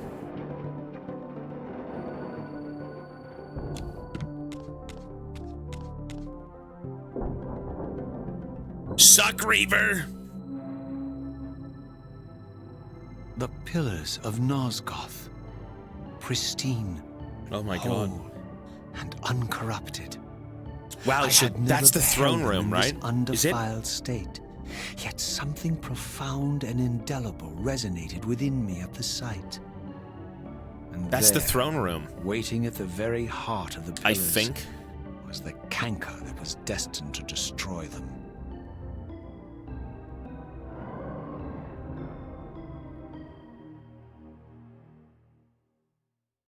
I know you're there, Raziel. Mobius led me Look to at his you, chin, Kain, bro. Giga Chad. though I might have guessed you'd meet me here.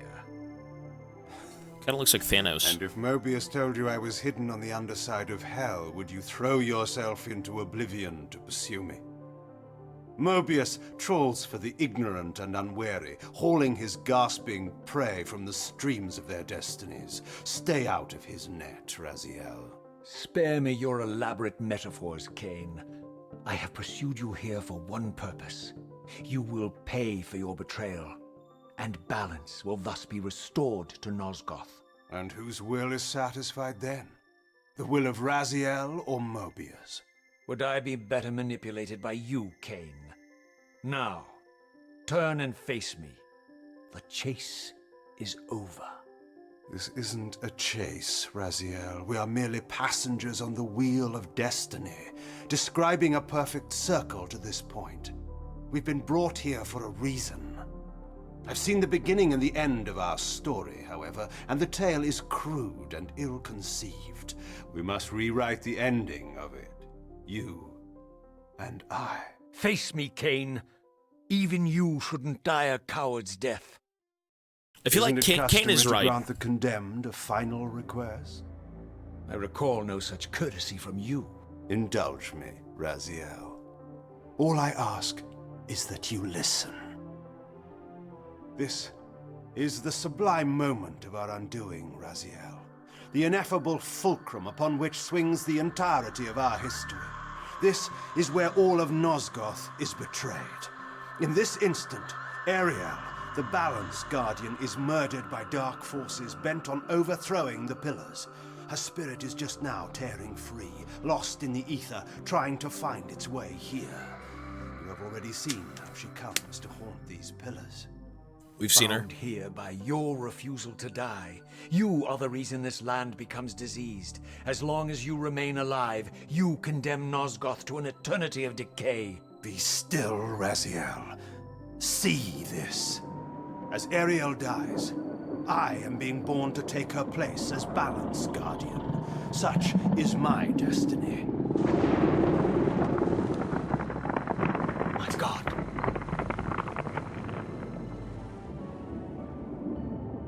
At the moment of my first cry, Ariel's beloved, the Guardian Nupraptor, finds her corpse. Racked with grief and tormented by suspicions of treachery, Nupraptor plunges into a madness which overflows and infects all of the Guardians who are symbiotically bound, including me. The repercussions of Ariel's assassination I don't know. were expertly calculated. The entire circle descends into madness, and I am tainted at the moment of my birth, instantly rendered incapable of fulfilling the role destiny has prepared for me. Shall I show you the same mercy you showed the rest of the circle, then? You blithely murdered them to restore their pillars, yet your hand faltered when it came to the final sacrifice. What makes you exempt, Kain? You're merely the last man standing. Why condemn me for simply carrying out what you hadn't the courage to do yourself? Let's drop the moral posturing, shall we? We both know there's no altruism in this pursuit. Your reckless indignation led you here. I counted on it. There's no shame in it, Raziel. Revenge is motivation enough. At least it's honest. Hate me, but do it honestly. He's not wrong. I feel like he's not wrong. Hence, I am presented with a dilemma. Let's call it a two-sided coin. If the coin falls one way, I sacrifice myself and thus restore the pillars.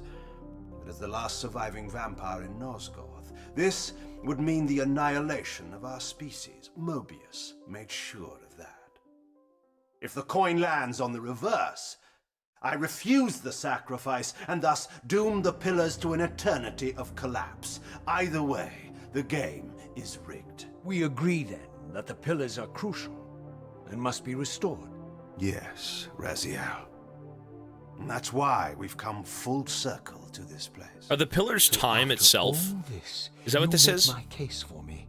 To end this stalemate, you must die so that new guardians can be born. Pillars don't belong to them, Raziel.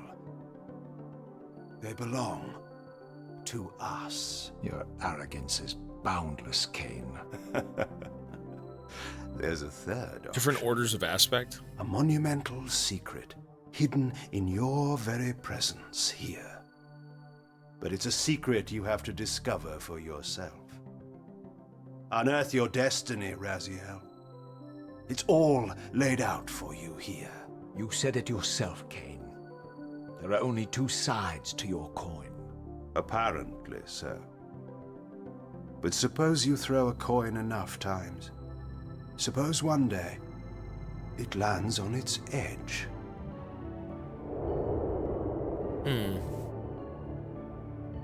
I mean, I kind of figured that he wasn't really...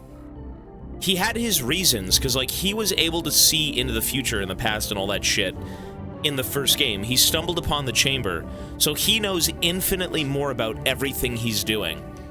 Right? If he had to kill me, or if he had to do things, I mean, he did it because he knew he had to. You know? So, who knows? Lavino, thank you, buddy, for the 10 months. Appreciate it.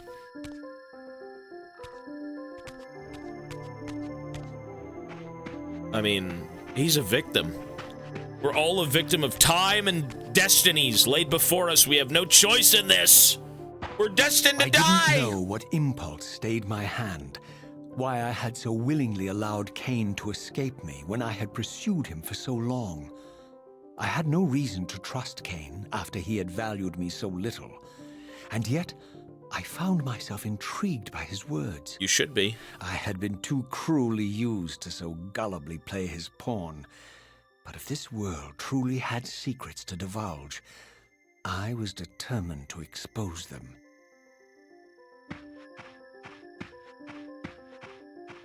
I do believe so, though. Why did it show me that symbol? Don't we... I want to see something here. Ooh. Creepy.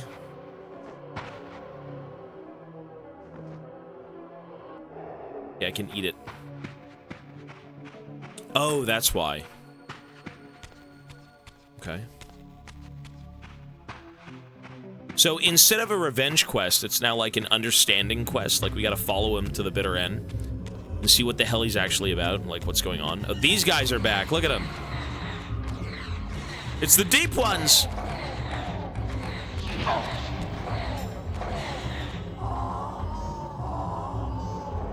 Oh my god, the souls.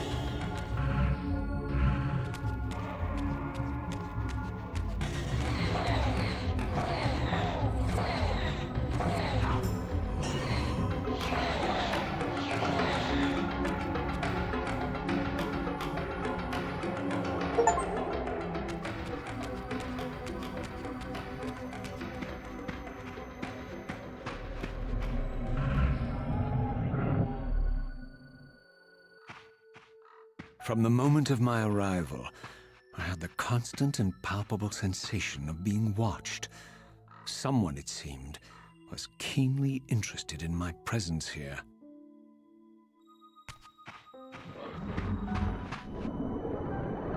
So when did this game come out? Can someone tell me when the first game came out and then when the second game came out? Because I do like that it's actually this, like, direct continuation. The fuck? From the look of it, this door had been sealed 2 years. for centuries. Okay. I began to realize it was no mere coincidence that I found myself standing here, beneath this winged figure with blue skin and cloven hands so like my own, and bearing this unique key.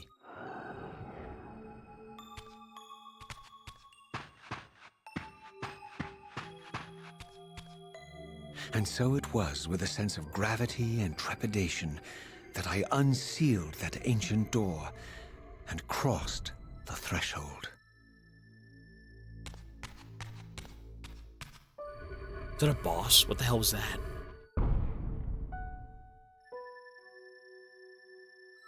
Ew. What the hell, boy?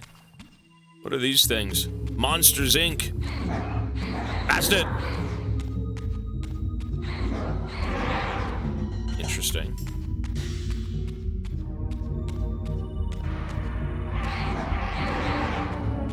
What did I rate Outer Wilds and someone says too high?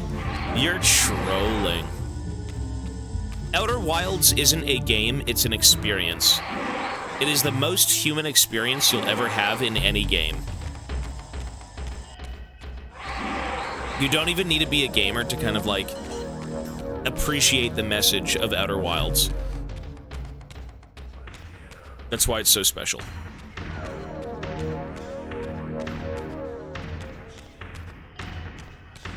Well, how do I get rid of the Reaver? Get off me! Whoops.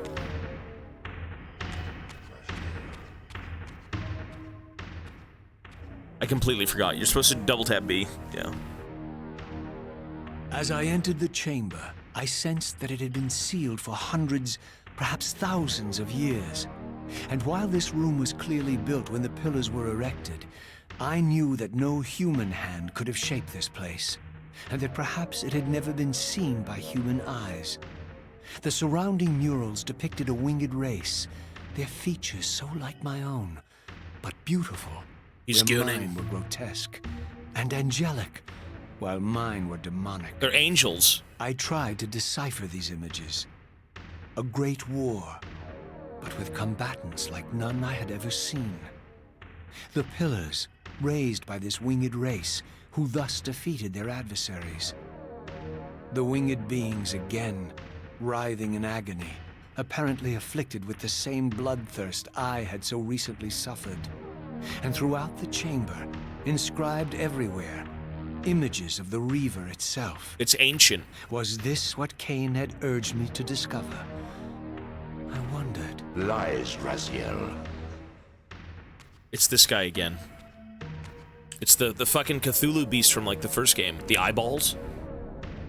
There he is. Look at him. Ew. It's an old one. Do not be deceived. What is this? My ancient Yeah. benefactor. The squid guy. And I dared to hope we had parted ways forever. Your silence was refreshing while it lasted. No doubt you have a conveniently inexpressible reason for your presence here. Do not be insolent, Raziel. I am eternally present here and everywhere, now and always. I am the still center of the turning wheel, the hub of this world's destiny. But perhaps not so omnipotent as you'd have me believe. Your hold on me appears to be tenuous. I no longer seem to need you. Yet I'm guessing you still need me. This impudence is unworthy of you, Raziel. Do not forget that you have a task to fulfill here. You are indebted to me. Indebted? You would have me show gratitude for a gift I didn't ask to be bestowed. Do you forget that you forced me to inhabit this vile carcass? I restored you to yourself, Raziel. It was Kain who destroyed you. The very enemy you've just let slip through your grasp. Bullshit. Do not fail me, my servant. My servant. I serve no one. Not you, not Kain, and not your lackey Mobius. Mobius is my good servant. I have many. And if I tell Mobius that he's worshipping a giant squid, do you think his faith will falter? You have grown willful, Raziel. But beware.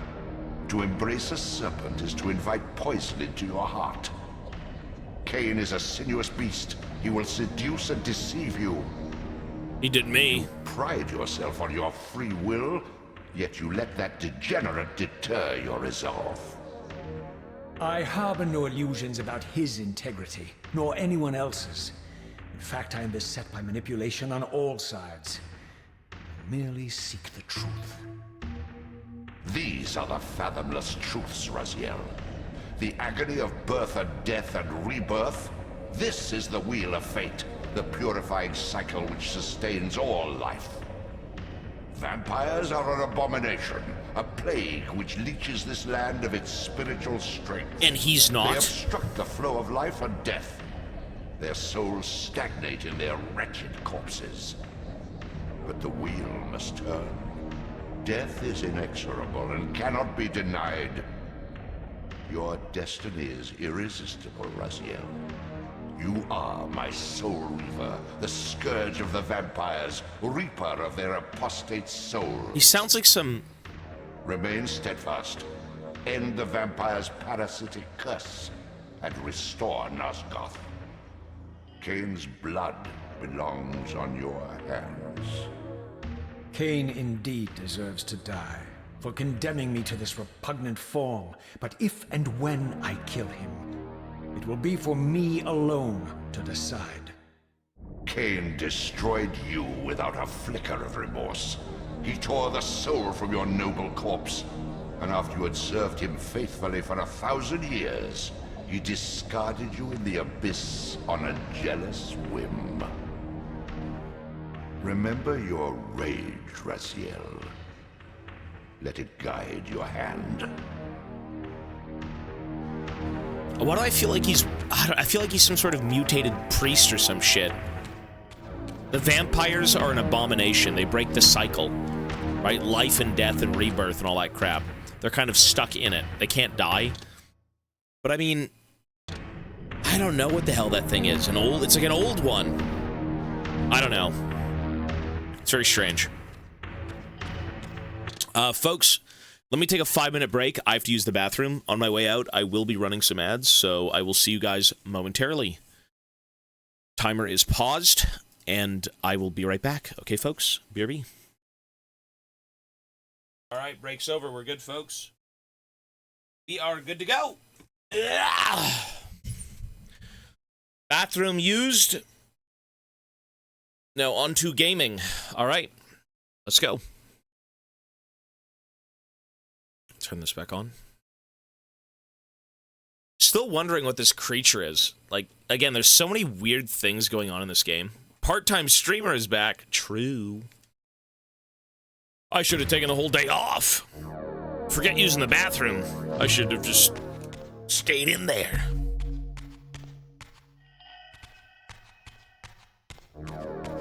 Okay, so we hit the save point.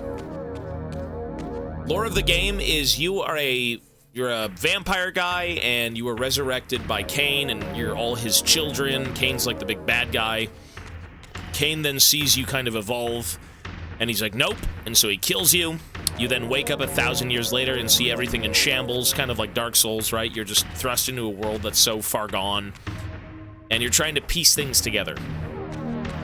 You then learn that you're... Oops. You learn that you were, a priest at one point, and Kain kind of, like, resurrected you all and made him his slaves. You're not really his, like, prized children.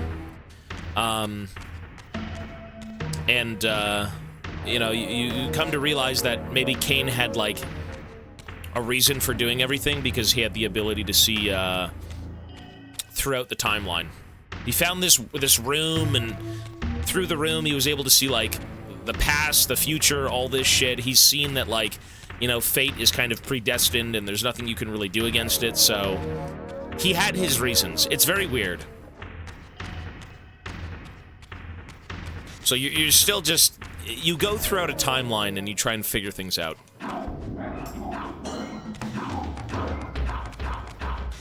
The story is interesting. I don't think it's, like, insanely, you know, like, oh my god, this is so crazy what's going on, but a lot of it seems like just a load of, like, bullshit. Not random bullshit, but things that, as of right now, we just don't know yet, because we haven't played the game. Like, we haven't gotten anywhere in particular. Okay, so we've already been here. Why are we going back?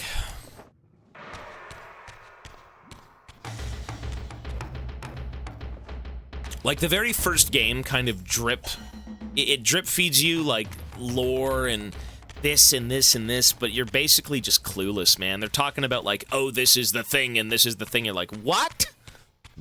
In this game, it kind of hammers out some of that stuff so far, but you are still kind of in the dark. You don't know everything. So everything does seem kind of odd.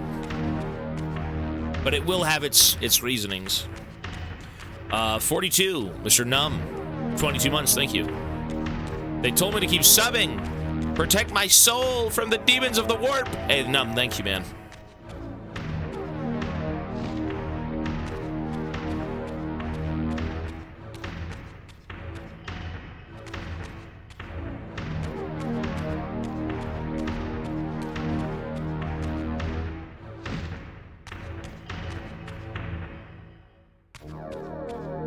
Well, there is no way we're going to be playing Defiance. Not anytime soon. Maybe after Cyberpunk. Maybe after Cyberpunk. If I'm not satisfied with the story, we probably have to complete it with Defiance. But we have to start Cyberpunk this week. This weekend. Sorry, not this week. This weekend. Am I supposed to swim? I mean, he is down here, right? Let's go see him. What the fuck? Ew. You would be wise to heed me, Raziel. What am I supposed to be doing? Right. I completely forgot I was supposed to come through here. Right! I saw a vision of this. Or not a vision, but I saw a cutscene. Jesus.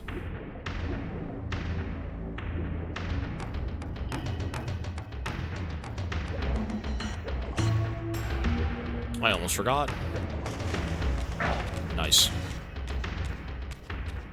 Help! It's the blue demons! I think I'm just gonna die here, yeah.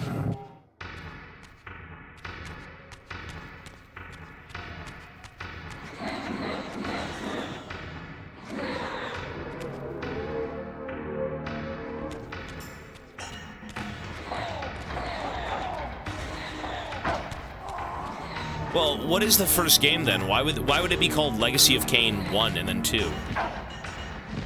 What the fuck, man?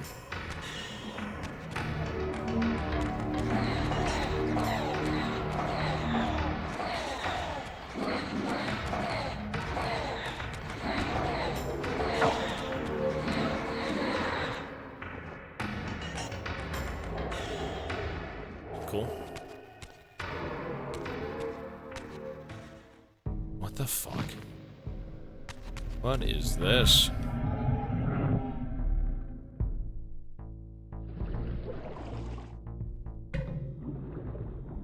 All of this stuff is so weird. It's very weird. I think I'd probably watch a video on the first game, not play it. For the sake of Defiance, I mean, maybe play it because it is on Steam. I mean, you know.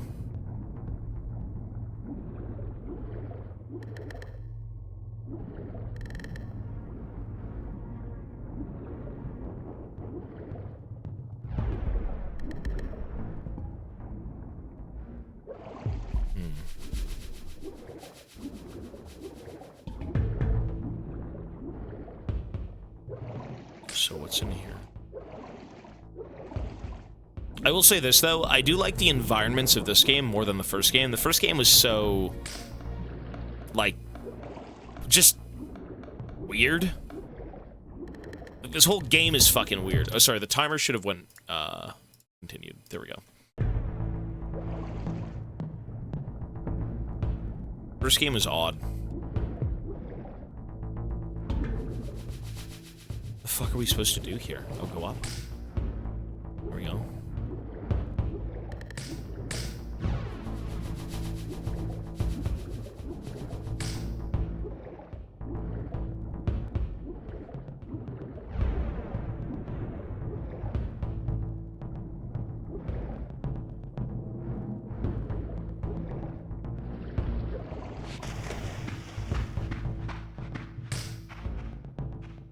The environments are way better here. Look at this. I surfaced into Swamp. a very different landscape. The daylight barely penetrated the dense canopy of this forest. Here I discovered an ancient ruin, unmistakably one of Mobius's time-streaming chambers, but long ago sealed and abandoned to the encroaching swamp.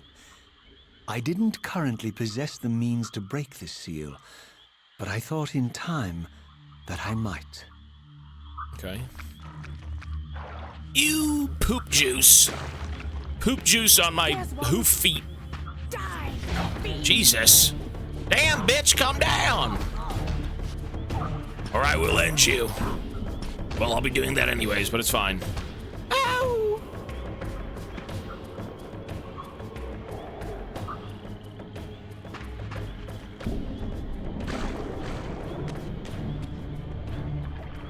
Here it comes.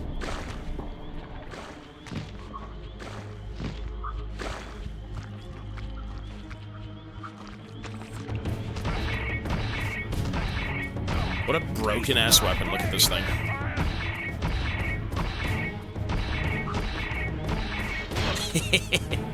What is that dumb shit?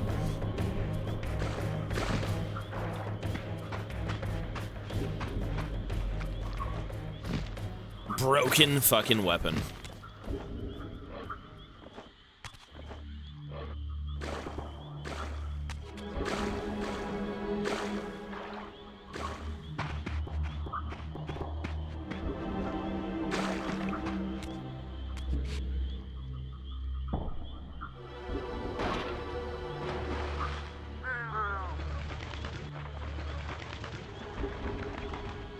Fuck. So, my lurking observer was exposed. The creature vanished when he realized he was discovered, but I caught a glimpse of him, and his features were distinctive enough. This was the vampire Vorador, the monstrous assassin depicted in the stronghold. Strange that a creature brazen enough to assault the Circle single-handedly would avoid confronting me. Very well. If Vorador would not come to me, I would go to him. But first, I needed to find some means of reaching that terrace.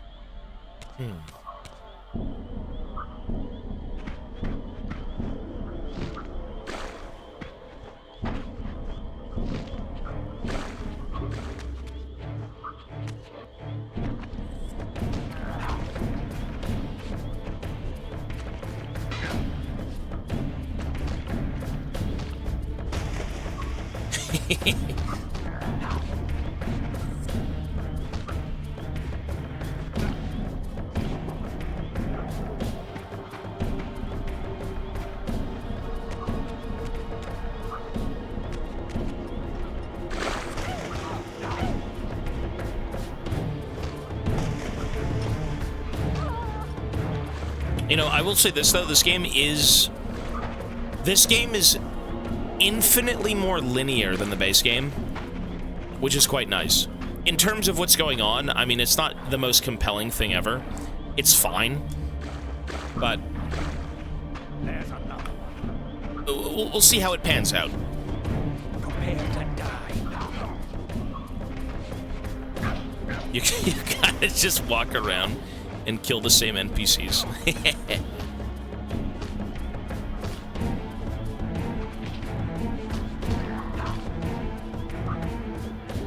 Okay.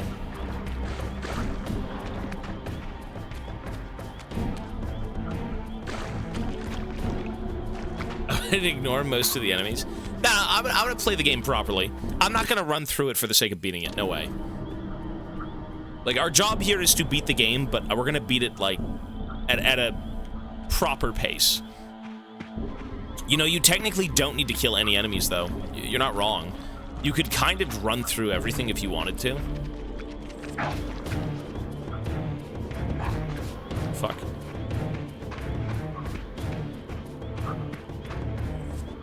Prepare to die. Super nostalgic, and it's the first time I've seen it. Well, usually when it's nostalgic, you've seen it before, no?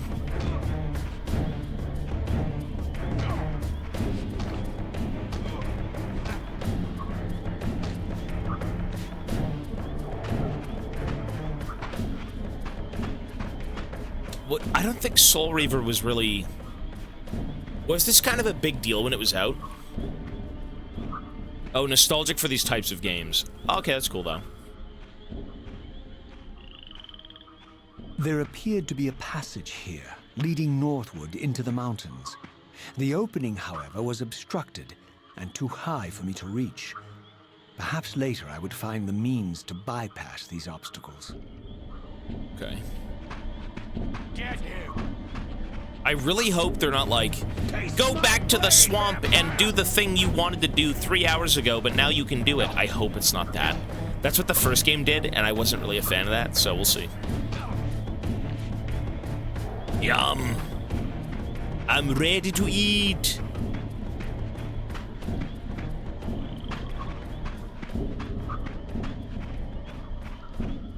So where do we go now? Oh, this way? There's one!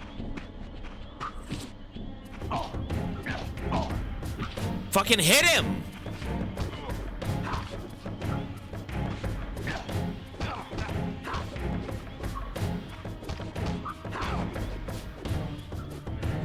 Cool.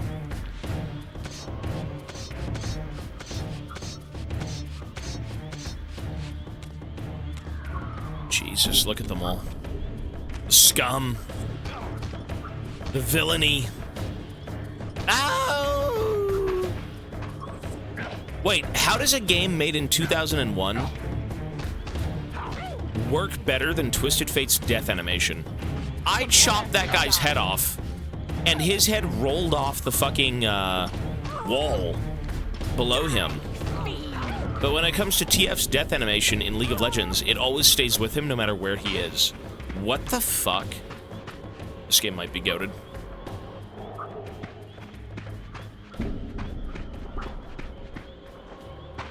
There was class in gaming before. Darkest Dungeon still is being played, yeah.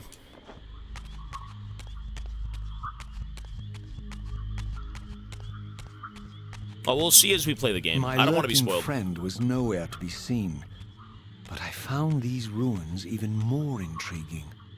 I recognized these arcane symbols from the chamber beneath the pillars, and realized that this shrine, too, was sealed to all but the bearer of the Reaver. That's me now. Shit, okay. The bearer of the Reaver. Okay, can I go in? How do you drop the weapon? There we go.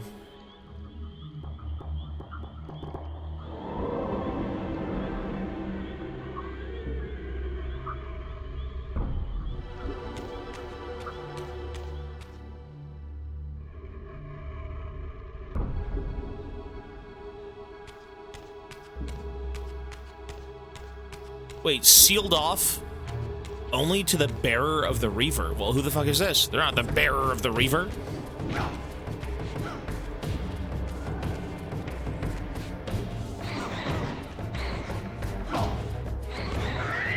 Oh, it's a spirit. It's a ghoulie.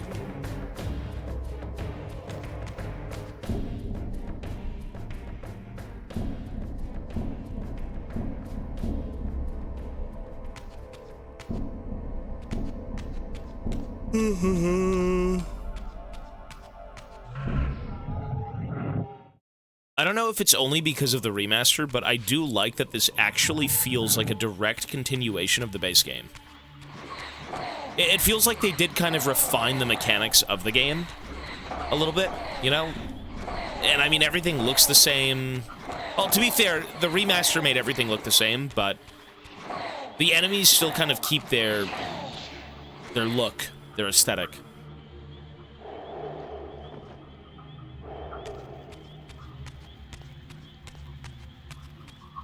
I mean, the intro of this game is literally just a cutscene explaining the end of the first game. Like, it's pretty consistent, I'd say. It doesn't feel like it's disconnected at all, considering you also kind of learn about, like, the whole time jumping thing.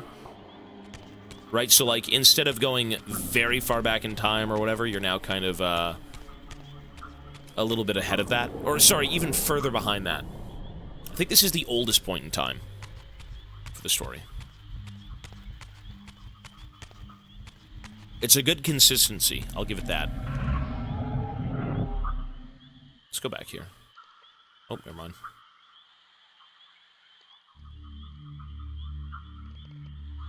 The sun disk of Azir. Prince of Persia, stuff like that. Yeah, I could see the influence for sure. It's all like weird, platformy, puzzly, you know, semi-linear adventures, but like the content of the game is a little bit thought-provoking. You have to kind of actively sit down and think about what you're doing.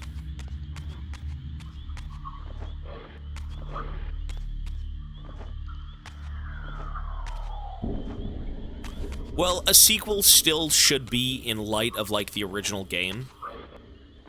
But I mean, for the sake of this game, the whole idea of jumping forward in time and back in time, you know, that opens up so many different possibilities to kind of, like, tell tales and, you know, see how games... Ah! What the fuck? What the fuck? That'll wake me up. Oh my god. I wasn't even able to finish what I was saying. Augusto Gamer. The YouTube audience has no clue what's going on. Augusto Gamer has gifted 100 subs from Augusto Gamer. Yes, sir. Is that 1K? What do you mean 1K UC? What are you talking about? Oh, the 1,000 bit badge. Damn, sir. Look at this guy. The 1,000 bit badge. That is incredibly generous, man. Augusto Gamer with the Rainbow 1000 package badge. Look at this guy. Dude, you hear it many, many times from me, and I'm sure from a lot of people in chat, man. Thank you so fucking much. You know, not only from me, but from everyone. The timer's increasing. People get free emojis that they'll never use. God forbid they show up to the stream once and say, what the hell is this? I'm leaving, goodbye. But you know what? It's very, very kind of you, man. So thank you, dude. Dude, that's awesome. That's incredible. A booty full of gifted subs. A lot of people here, I'm pretty sure 99% of the people in my chat room are gifted subs. And if you're not, either way, that's awesome. I don't really mind, but I do know what chat wants. You know what the chat wants? They want gifted subs? What the hell is this? I'm leaving, goodbye. Dude, Augusto, buddy, seriously, thank you, man. You have gifted so many fucking subs. So many subs this week. You have gifted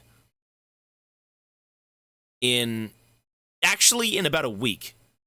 In 7 days, you have sent this stream 451 gifted subs. What the fuck, man? Thank you! Thank you, sir! That, right there! This machine! This machine! I think needs a spin. And if it doesn't, you know what? We don't look at this. We say, go away. So you're bad! Slap it. You go, bad machine! Bad! It never works anyways. If you would like one, though, you'll get a spin. If not, you don't have to. It doesn't compare to Anime Titan's 2K subs in a month, though. Buddy, there's no competition. What you're doing, what everyone's doing here is amazing. There is no competition. Anime Titan is truly, we could say, a founder. He's a founding member or a crucial supporter in this event really taking off. So, you know, don't think it's a competition, man, but, like, the generosity of everyone is incredible. I said I don't really mind, but I know what the chat wants. Oh, you mean they want the spin? That's what they want? 2 times on 100 gifted. Maybe. Well, considering we know what the chat wants, I think I will, I will even spin from the 2 times. I will even spin from 2 times. All right? Augusto Gamer for 100 subs. Thank you so much, man. Let's see it. What is it going to be? I spin from the 2 times. I've done it many, many times before. I think one person had it be 2 times from that. I don't think so. Oh! Okay, it's not 2 times. It's no times! Ah! You know what, though? You know what I say? I say thank you. My first loss. Augusto Gamer has pretty much won every time. Classic! Bro! I'm not going to explain myself. I'm just going to drink my Kirkland-branded water from Costco. And we're going to live with that spin. Dude, regardless. Buddy, Augusto, thank you so much, man. My first spin was 2 times. I think it was like 2 times, 50%, stuff like that.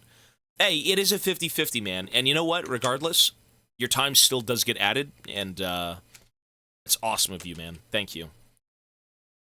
That is, in minutes, 12,000 seconds.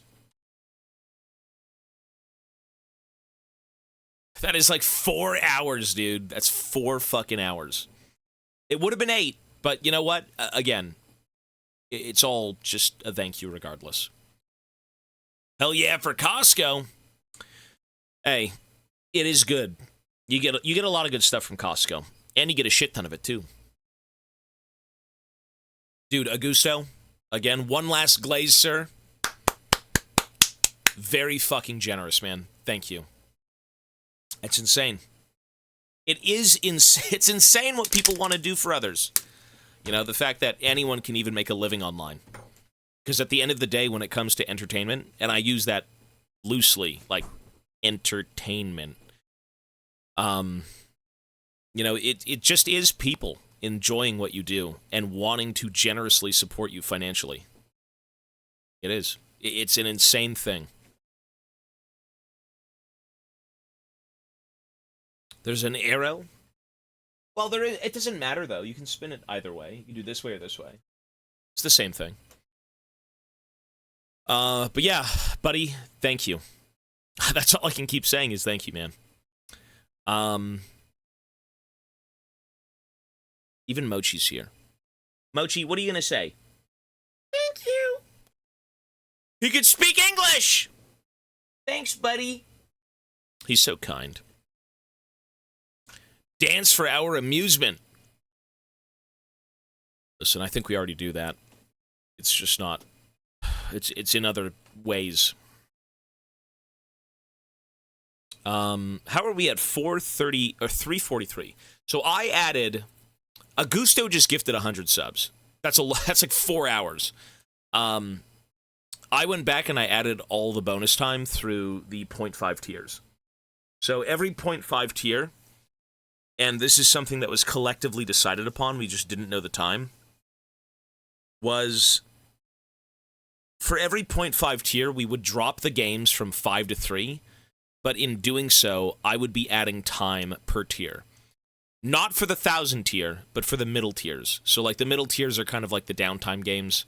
The not Cyberpunks, the not Kingdom Come Deliverances, the not Sekiros, you know, like this game. This game's a bit of a middleman game, right? I mean, even Outer Wilds was kind of a middle game, but, like, that shit took 6 days, almost a week. So, ideally with the smaller games, the ones that aren't the big premiere ones, like Bloodborne, Demon Souls, I feel like they're not as crazy, so I'd rather add a game and then time. Just so I feel like it rounds out the tier pretty good. 50 subs right now, and you skipped a Cyberpunk. I can't do that, sir. I am going to finish this game. Even if it is an archaic, you know, cave scribble with the letterings and images being drawn in fucking caveman shit. The game, we gotta play the game. We gotta play the game. Did the game age well? I'm not sure. The ideas in this game are interesting, but there's a lot of them. It's so strange. But we still do need to play it. And we gotta finish it. So, yeah. I can't even... Listen, you could throw all the money in the world at me. That's awesome. I'll never say no. But for the sake of, like, finishing games that people have supported, I can't do that. Mochi! Okay, folks. That was a bit of a tangent. And, again, Augusto, if you're still here, bro, thank you so much, man. That's awesome. But let's continue, everyone. 100 gifted subs. Well, okay, then. 100 gifted subs. We're, ever closer to Kingdom Come Deliverance, it seems. We're getting there. You're welcome. Hey, Augusto, I see you, man. Thank you so much, buddy. You know, big or small, all of it's awesome. And again, like I said, there's no competition. Imbue with dark.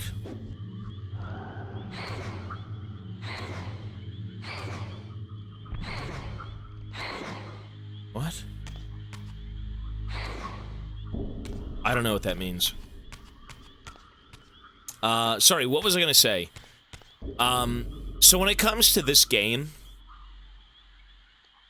basically, I mean, the whole idea of different timelines, it's the same timeline, but it's more of like time skips. You can go back in time, you can go forward in time. The idea is Kain knows kind of where you're going to end up. He knows what's going to happen to you in the end. And, I don't think he's the villain. I don't know. He betrayed me, but, like, if he had his reasonings, what if I'm supposed to be coming... Well, you know, at the end of the first game, you see visions of what you're supposed to be later in the timeline, and you look like a fucking Sith Lord, right? You've got, like, a red blade. You seem to be evil and all this shit, so, like, you know... I mean, Kain kind of sounds... like a normal guy, considering he knows everything, right? I don't know if he, like, essentially betrayed us or just kind of saved us from ourselves. I don't know. And you're not evil now. I don't know, I think I am evil, because, like, you are an like, priest, vampire, crusader guy, right? I don't know. Kain has a plan, that's all I know. Yeah. Kain has got a plan. He does. I mean, he's basically Dutch. Like, you know what? I mean, he makes you believe him. It doesn't make you do anything exactly, but, like, when he speaks to you, you kind of are like, oh, really? You know, you're, like, kind of on board with his bullshit, even though it's not probably bullshit. So, it's Dutch, but it's not. It's like if Dutch was right and not a scumbag.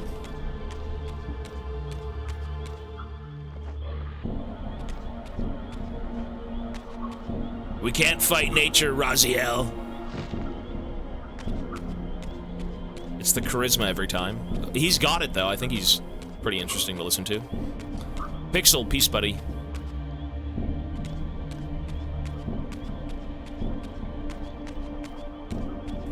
So where the fuck do I go? I gotta go get the disc, right, and then put it on the door?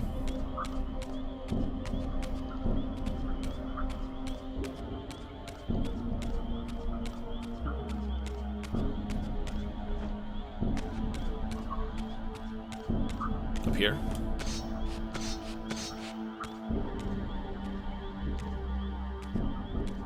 Throughout this ancient shrine, murals depicted the winged race and the apocalyptic war against their mysterious and equally inhuman adversaries. These winged beings, it seemed, were not only the architects of the pillars, but of this enigmatic place as well. And just as in the Pillar's chamber, this shrine was adorned throughout with imagery of the Reaver, depicted with the reverence of a holy icon. You gotta watch a fucking lore video, man. This is like... It kind of reminds me of Lunacid. Lunacid was also kind of fucking strange and a little bit cryptic. I mean, this game just throws so many random things at you, and it doesn't really explain itself always. You just kind of are supposed to be understanding it, maybe. Like, YouTube videos are incredible for shit like this. It's not that you have to understand it the first time around, but, like, having played everything, if you go watch a video, it will kind of give you a better appreciation for what you just played because you understand it. And, of course, I mean, there's probably, what, 2 more games in this series? Something like that, so, like, the story hasn't yet unfolded, but...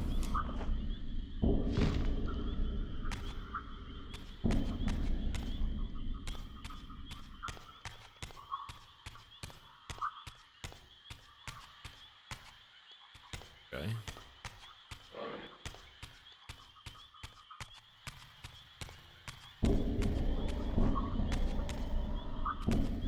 Well, I mean, it's not like every bit of information in this game is crucial to the story. It is the world building. Right? The points that matter here, the main stuff, is that you're trying to figure out what Kain is doing. Why is all of this happening? Who is the squid?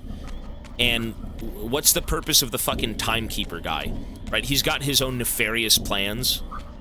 Like, those 3 things in particular, I feel like are going to drive you to kind of play the sequel. Right? Or rather, continue to beat the game. Everything else is just set dressing.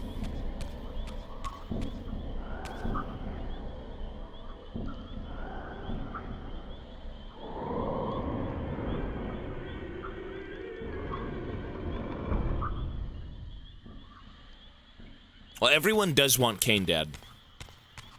I feel like Kain is... I mean, he's the good guy, bro. There's no reason he wouldn't be. The fuck... what are you gonna trust? An ancient old one or a fucking old guy? Or Kain? You know? Again, we know that Kain could see through, you know, into different points in time, in the timeline. He's aware that, like, his fate and my fate and everyone's fate is predestined. So why would you not act differently because of that, knowing the future? Right? He has a plan. It probably is just him trying to stop these fucking people. You know? Maybe that's it. It's a weird game, though. It's very strange.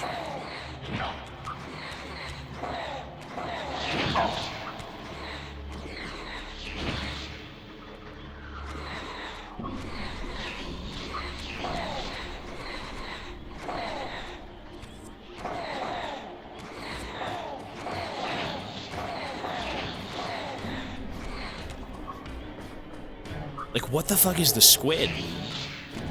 The squid is, like, weird, man. So strange.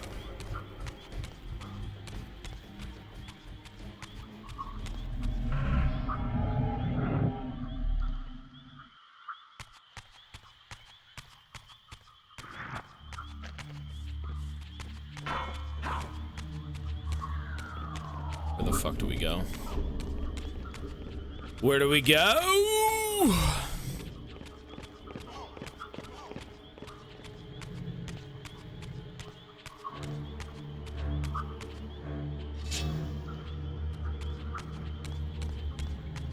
Maybe I gotta go back into the, nope, we're good. Never mind. Actually, are we? No. This is the same way I just came from? What the fuck are you supposed to do? We gotta get up there, right? Let's do this.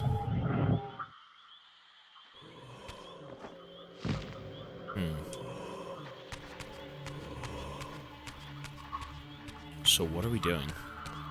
Here, I can go back to being immortal. Or rather, sit in the other plane. But, like, what the fuck are we doing? Maybe there's a wall to climb up? Nope.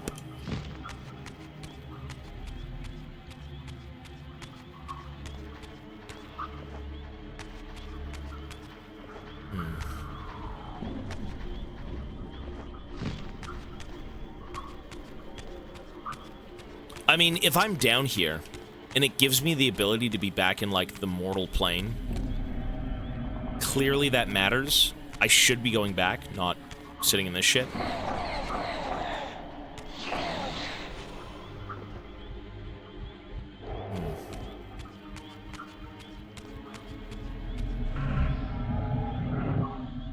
So...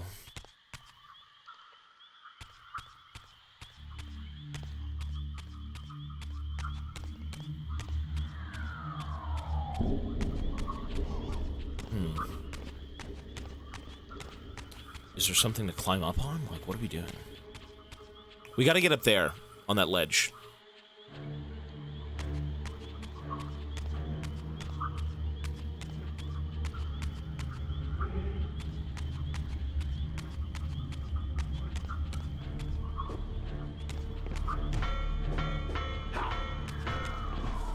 Yikes. Let's just go back up here.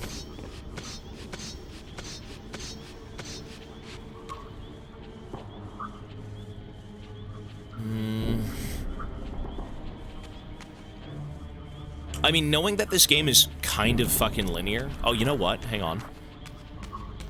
What if we did this? Ah. But it's not shining off anything. How do we get over there?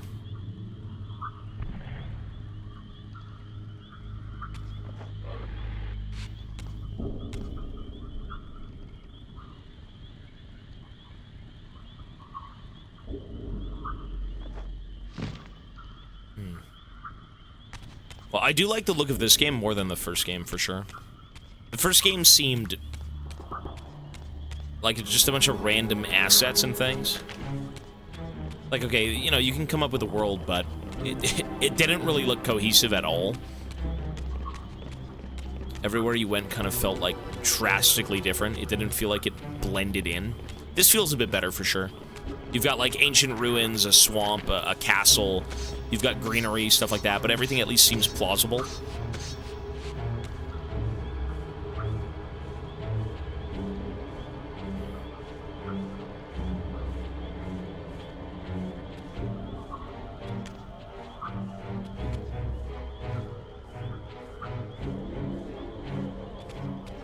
Oh. I was looking at this, I'm like, why is there a glint? I could use it. Okay. And there is something behind me, too.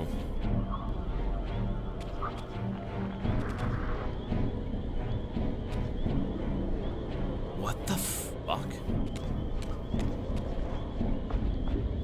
Huh? The shadow of it you can use? Okay, strange. What the heck?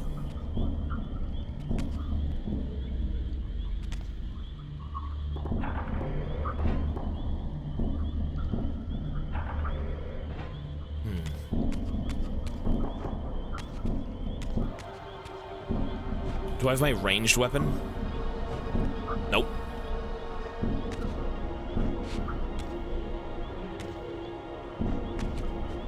So we gotta open up this window for the sun to come in to use the disc. Obviously.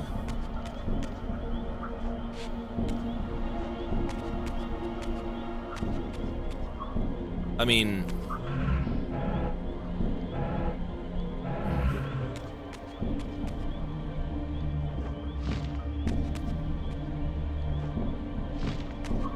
I have telekinesis. Shoot projectiles at puzzled targets. We know that, but how? How do you shoot shit? In the previous game, I think it was Y. Oh, it is Y. Okay.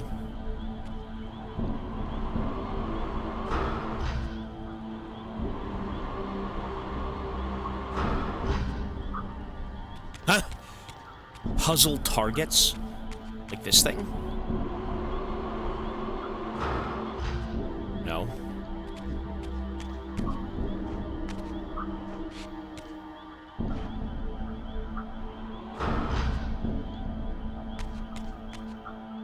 Puzzle targets.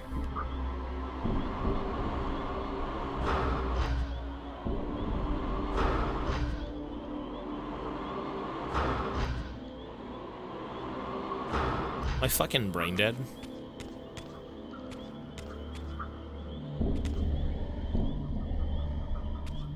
Use the Reaver? Well, I guess it would be stronger, right? Maybe? Is that why?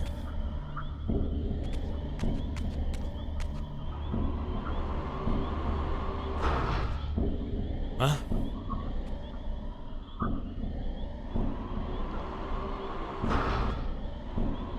Oh, what is this?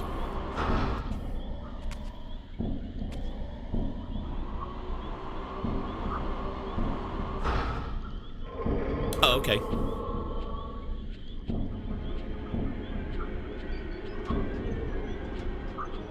What a strange game.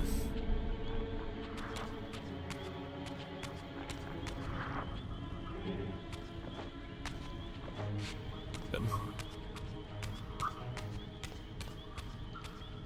Oh, do I gotta spin this again?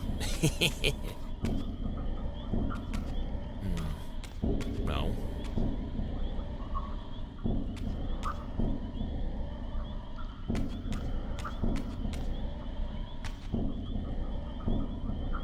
Ah.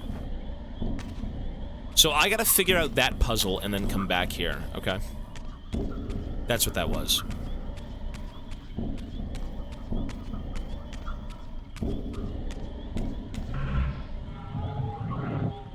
Well, I mean, what I've noticed in this game is you have to be a little bit observant, right? Like, it won't tell you explicitly what to do, but it will show you things. Like, as an example, for the sake of seeing this one, it shows you that the sun beams down through the ceiling, and you have to kind of have that opened up in the next area to then shoot it onto the disc, and then it, you know, fucking redirects it. So it's more of like, it's cool that it's a bit of, you know, environmental tutorials, you know? Or not tutorials per se, but like, it's the puzzle. It's a puzzle. It's not really a tutorial, I guess. Unless you use it later on.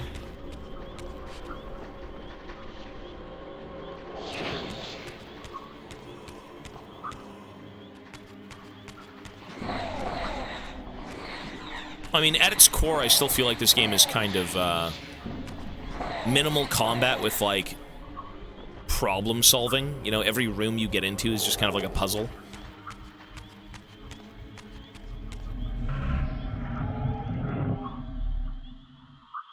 Outer Wilds still. Well, that game is infinitely more cryptic than this.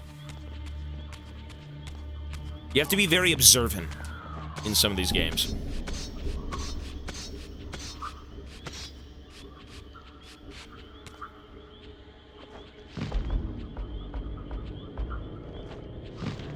Okay, so we gotta figure out how to use this, like, sundial.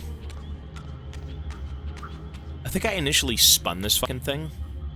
Something like it in the base game. Maybe I just shoot it.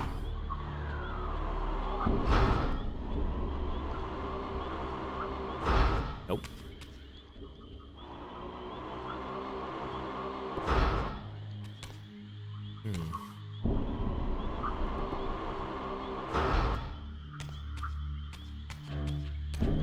All this does is lead me back downstairs, but... Oh, there we go. Okay. Cool.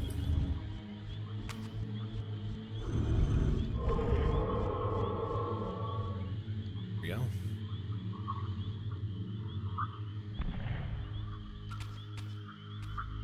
Is that correct?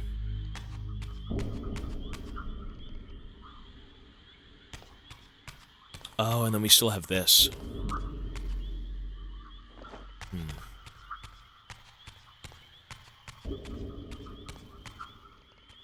Does this have to move?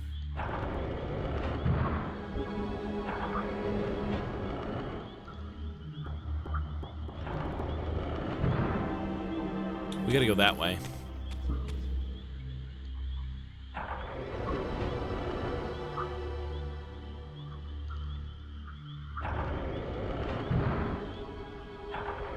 OG Tomb Raiders. Directly underwater.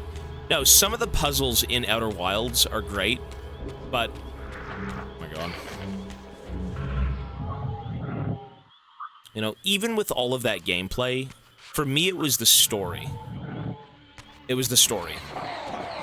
Yeah, the gameplay of this game is not memorable. There's nothing memorable about this gameplay at all. But it's... I mean, it's the story of these games, for sure, 100%. mean, even Outer Wilds, there's nothing really memorable about its gameplay. It's more so... Well, you could say it's gameplay in terms of, you go to one place and then you figure out, oh, this is this, and then I have to go back here and do that, and yada, yada, yada. You know, they have you revisiting areas with, like, information that you kind of get throughout the game. And that's cool. But, you know, you are still kind of just pressing X, and in the sake of this game, or for the sake of this game, you're kind of pressing X and Y, and you're walking around. But the stories are usually good. Oh, the base game had some interesting puzzles, for sure. Well, I'm not saying the puzzles are bad, but in terms of how you interact with them and stuff like that, it's not very memorable. That was my biggest gripe with, like, Outer Wilds, the base game, is the way you interact with the world is very subpar. It's just super, super, super simple, and it's not as, like, interactive.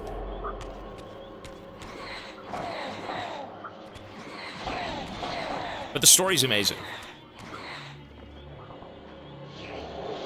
Elemental stuff, but it didn't help. Oh, I like the characters in this game, for sure, and the story seems interesting enough from what I know. But, like, it's just... Maybe all older games are kind of like this. You lock onto an enemy and you just kind of, like, slap them with the X key or, the Y button. You know, it's not the most compelling thing.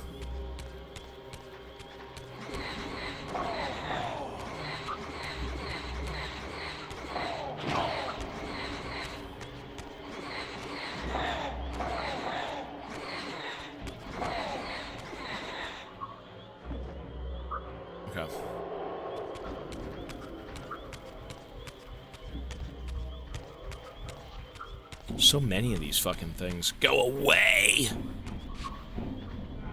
Leave me alone.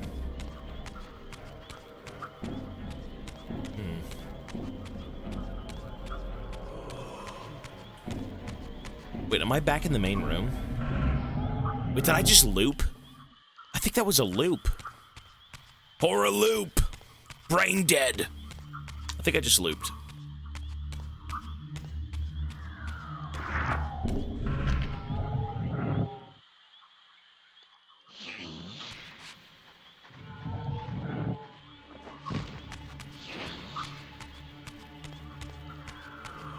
So we gotta get up there. I can't believe I just did that. I'm so dumb. You were the best background noise. They keep respawning? Yeah, we're just gonna move on from that.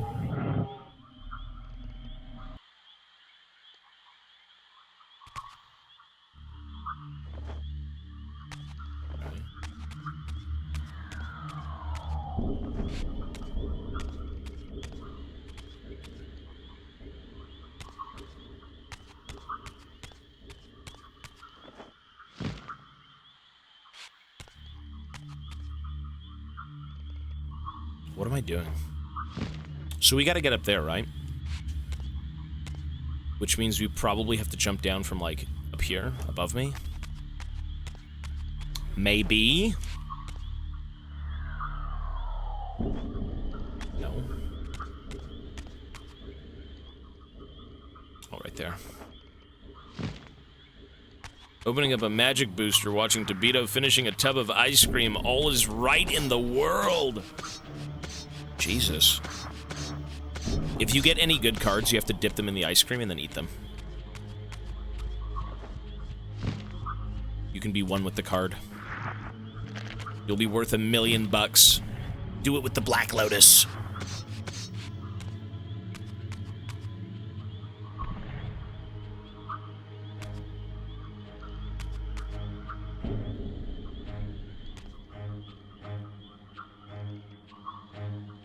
So... Oh, I know what to do. Okay. Here we go.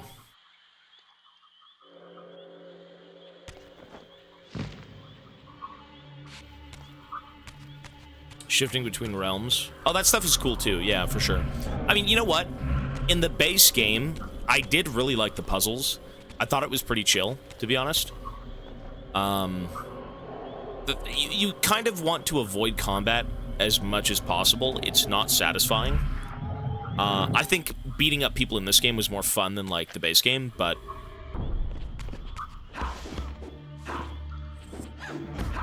it's a little jank, for sure.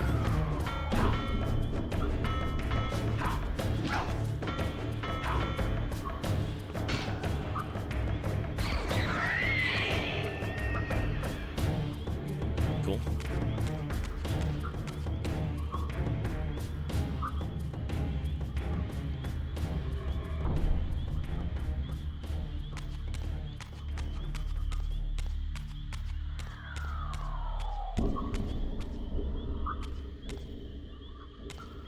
So,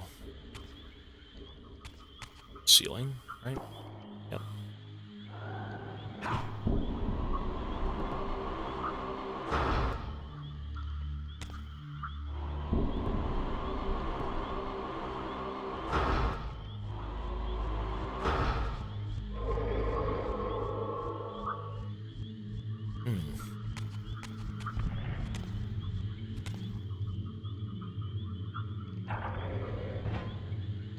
Does this matter? No.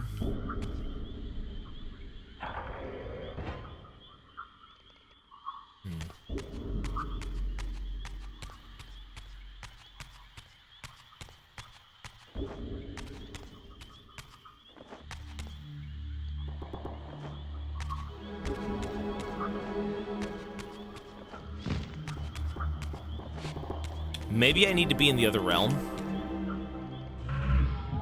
Usually you do. Although in this case, I don't think so.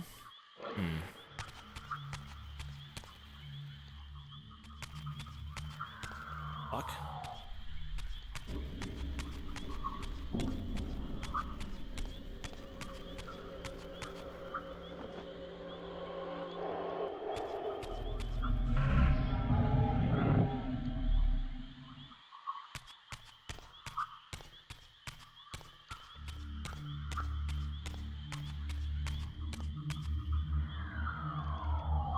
I mean, there's 3 pictures of, like, what, the moon? Is that the moon or the sun?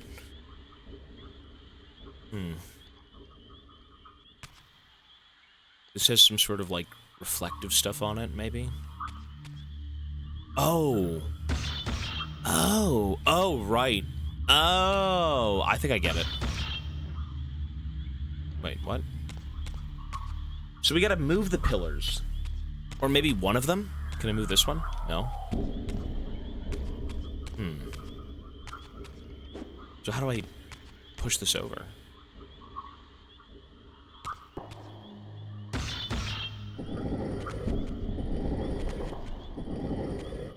Okay.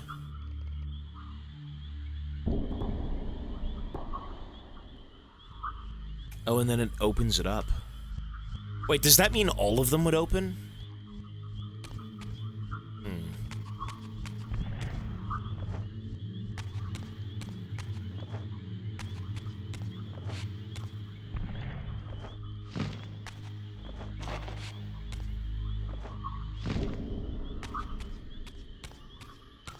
Only opens one? Okay. There it is! There's the disc! Give me the fucking disc!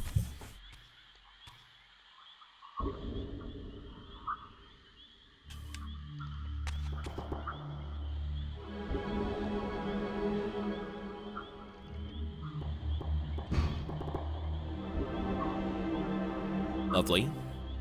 It's a giant dinner plate. I'm ready to eat, please. I'm so hungry. Feed me. The souls of the damned. On a golden platter. It's like Pantheon shield. Time to cook. Cool. And there we go. That wasn't so bad.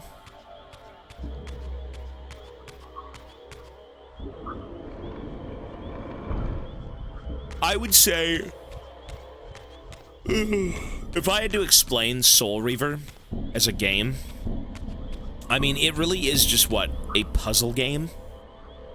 It's like 80% puzzles. with very minimal combat.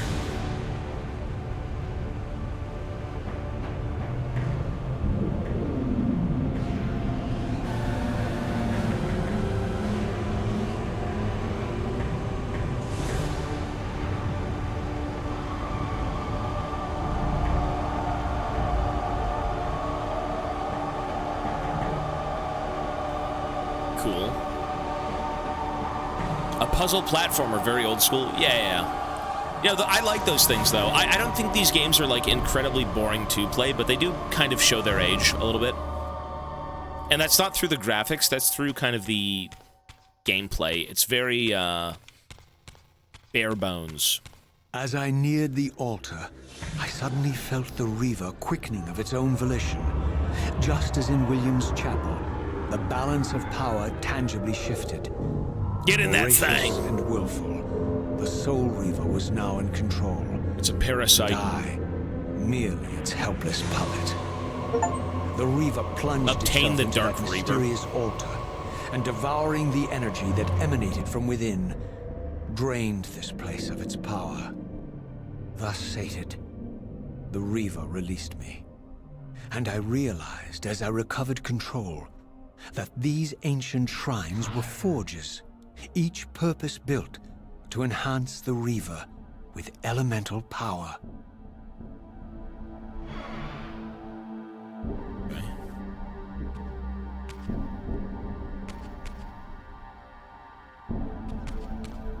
So...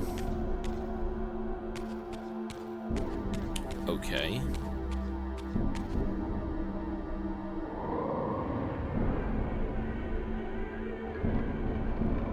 Well, I mean, wherever we are right now in the timeline, obviously the Reaver was here, but, like, all of this for one blade, it seems pretty fucking important. Now I understood the purpose of the mysterious basins I had seen throughout my journey. They were elemental fonts, each attuned to a fundamental essence. When I forged the blade, every font in Nosgoth with the same elemental attunement was simultaneously quickened. The Reaver's enhancements were never permanent, but these fonts enabled me to re-imbue the blade by bathing it in the elemental energy distilled therein. Okay.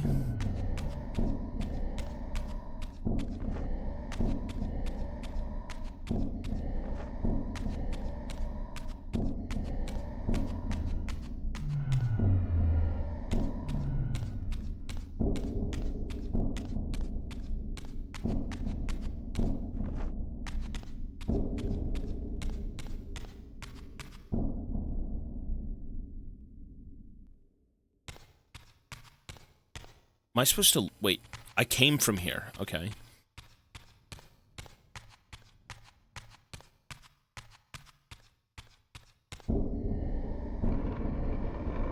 Well, we've already been in here. There's nothing in here. Oh, this door. Sorry, this one. Brain dead! Whoops! I think I have a problem where I keep looking everywhere I probably shouldn't. I see a door in front of me, and I'm like, there's no way that's it. And then I go to check like 50 other different things. One eclipsing the other. I recognize this symbol from the door sealing that other ancient shrine, the one I had seen in the lake outside the Sarafan stronghold. Perhaps now, armed as I was with the elemental power of darkness, I could return and gain entry.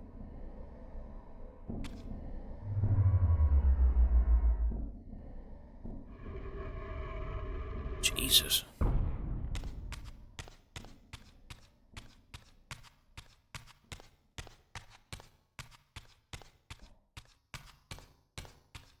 I have a weird problem like that. I never look at, like, what's exactly in front of me. I always try to look for ways around what's in front of me. And sometimes it really is just that thing. There is a door in front of you. Open the fucking door. You don't need to take the sewer. You don't gotta take the attic route. You don't gotta fucking teleport into it. Open the fucking door. I think that's always been my problem.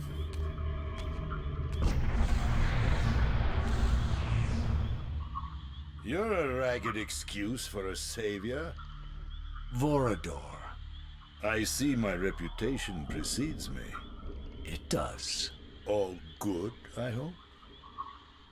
I've been watching you since you emerged from that accursed stronghold. Strange that your arrival coincides with the corruption of the Pillars. But I'm wondering, are you the catalyst of these events? Or the answer to them? I don't know what you Look at his mean. eyes. I will speak plainly then. I distrust your origins, stranger.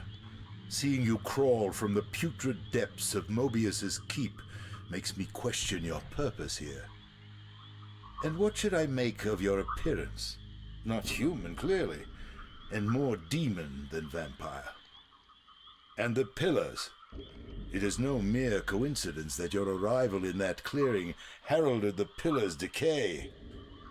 And so I ask you plainly, are you the instrument of the Pillars' destruction or their salvation? Neither. Very well. Let us look at the other side of the coin.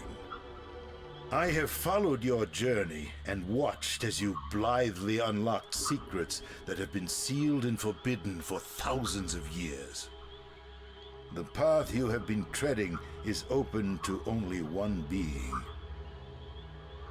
You don't know what you are, do you?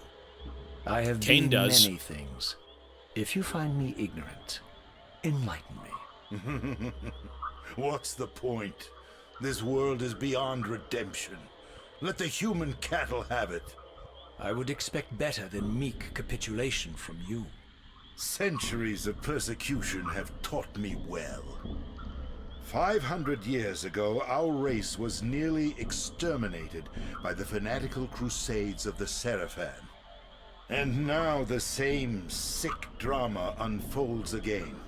In merely a decade, Mobius's cutthroat citizen army has nearly accomplished what the Seraphan could not. Vampires meddling in the affairs of men. Look where it's brought us. To a swamp. What am I to make of these secrets I've uncovered then? A race dead. The depictions of the winged race, the Pillars, and the Reaver. Fairy tales, boy. The delusions of an ancient culture clinging to hope long after the world had discarded them. Their bloodline trickled away, until only one of the ancients remained, sustained solely by obligation and his unfaltering faith in the old prophecies. But you see, even if you are who you appear to be, it no longer matters. You're simply too late.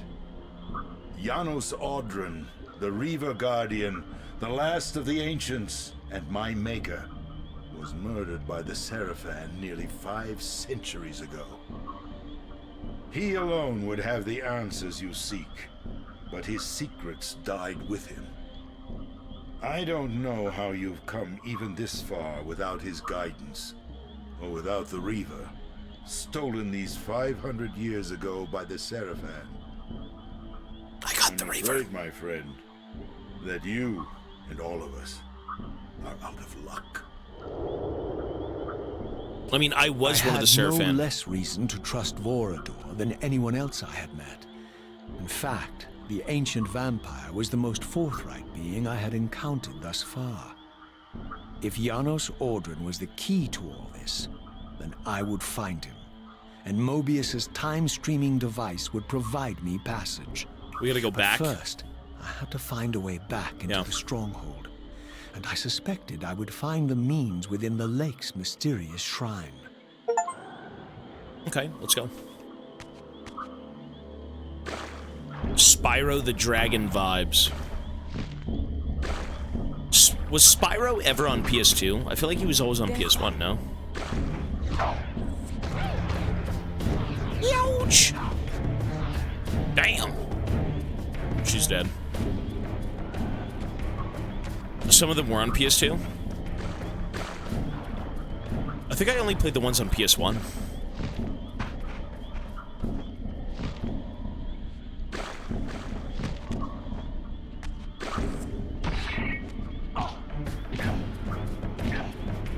Go hit him, man. Boom. Boom. Ow!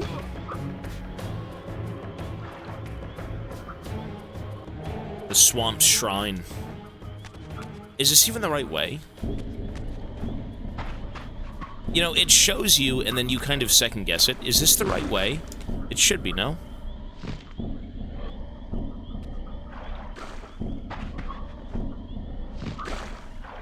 Just want to make sure I'm not going the wrong direction.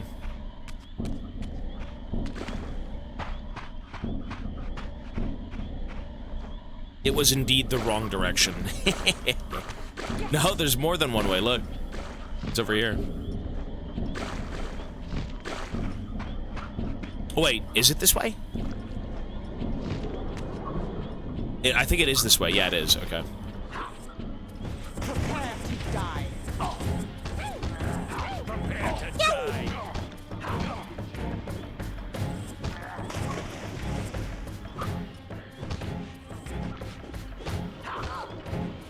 Okay.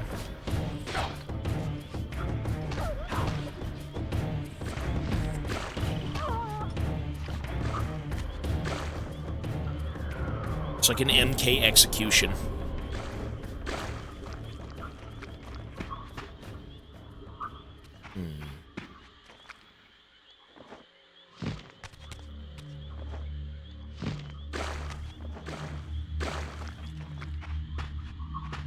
Do I go down here? Is that it? I can't remember. My memory is not very good with these games. Everything just looks the same. Did I come from here? I think I came from here, so you know what? The other direction might have made more sense, no? I believe so.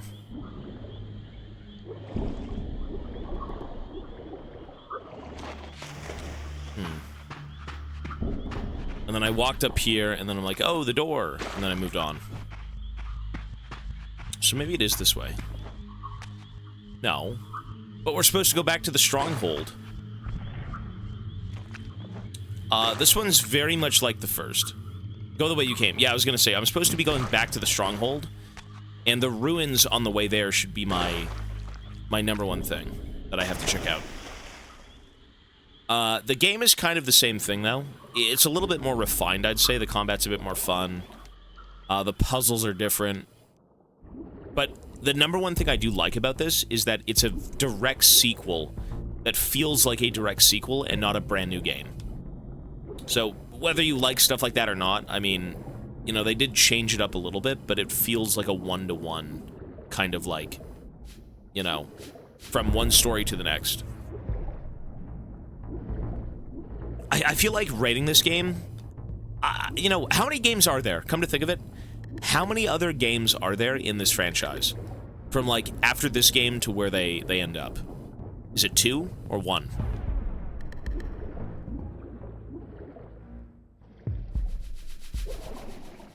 Because I know there's, like, Defiance, one more. Blood Omen.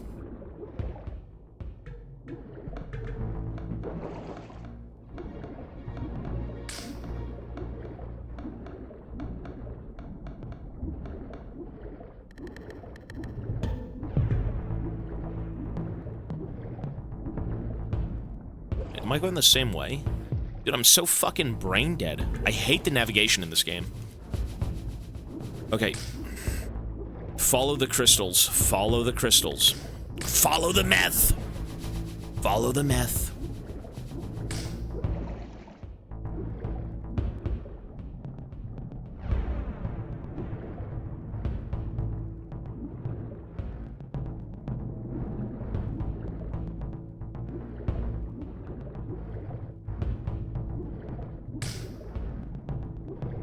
I can't tell if I'm just going in circles. Maybe not. No, we aren't. No, I'm not rushing this game. I don't rush any game I play. I try to give every game a fair chance. So I'm giving this game a complete fair chance. We still will be able to play Cyberpunk come Sunday. Maybe not Saturday, but Sunday. Depending on how much time we play, or rather how much time this game is, without, again, rushing it, we still will get to Cyberpunk.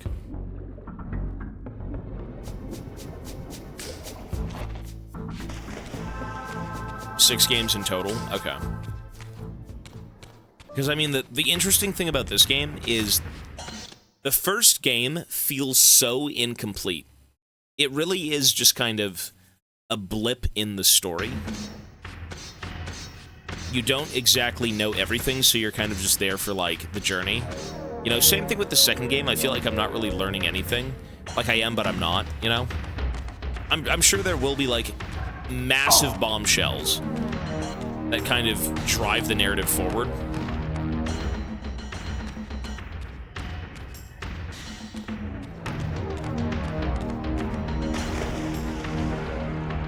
This is correct.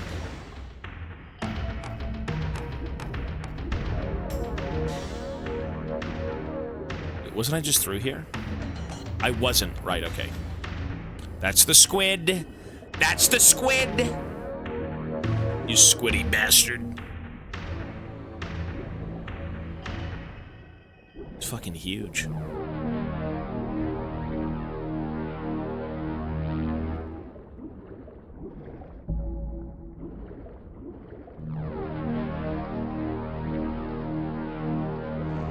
Ah, my wayward child returns.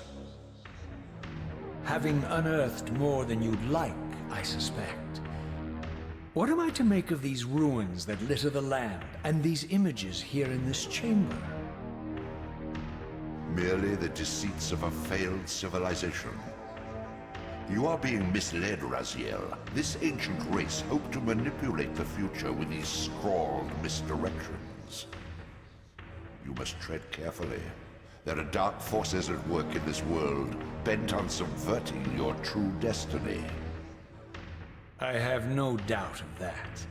The question is, am I in their presence right I was gonna now? say that too. Your arrogance I was gonna will say that. spell your demise, Raziel.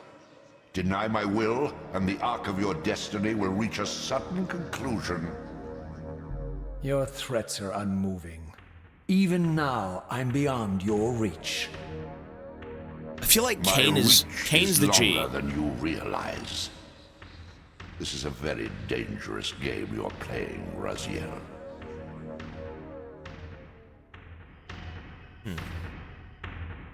Happy for your success. Love the streams. 8 twins. Thank you, buddy. Can I save again?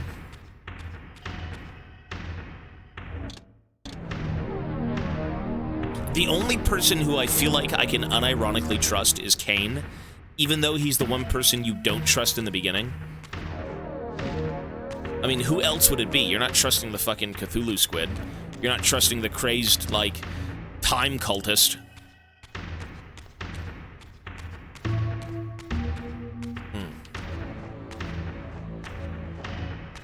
He knows our destiny.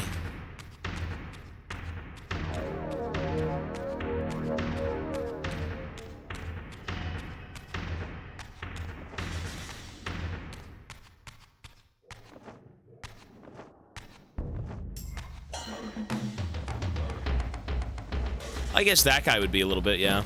The dude we just met, the Green Goblin. The Green Gobbler.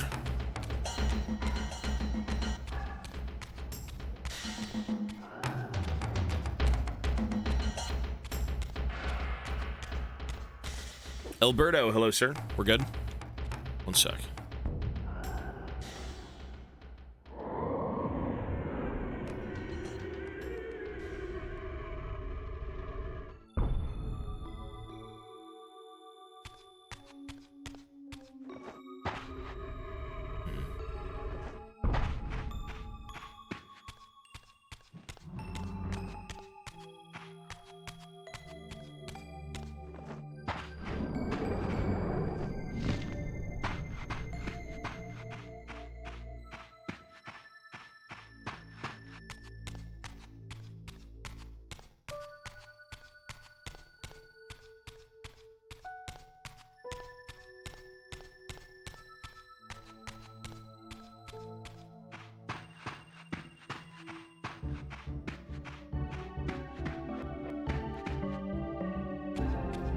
fuck?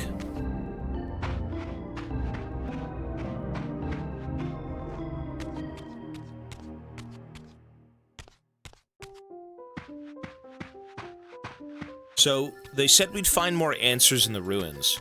I'm assuming I'm supposed to be back here. I mean, we have to enter the castle again and go check out the, fucking, like, time machine. Jesus.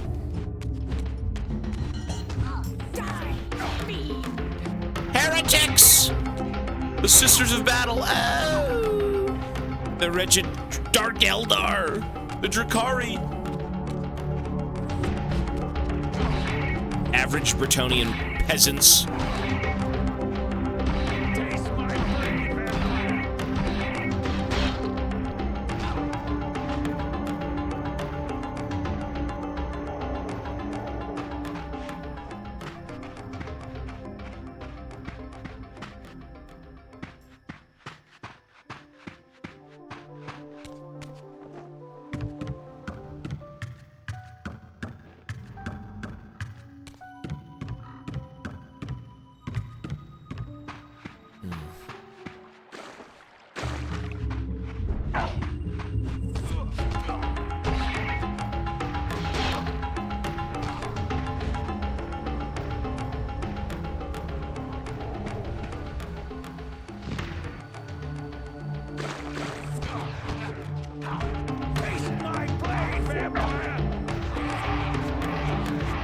Dude, the Soul Reaver is so broken. Look at this thing.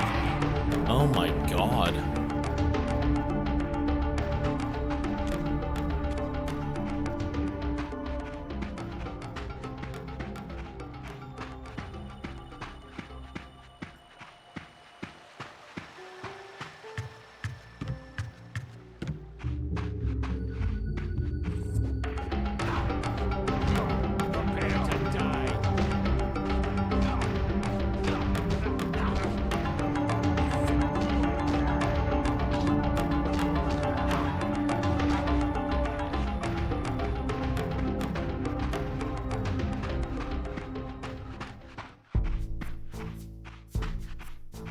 You know, I technically don't need to fight them.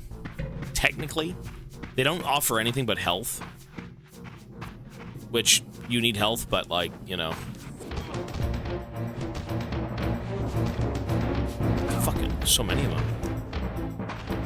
You're still streaming. Holy impressive. Hey, I said I'd be here, man. This event belongs to you guys. You know, I said I'd put the hours in, and, you know, the support-a-thon has been 170 days.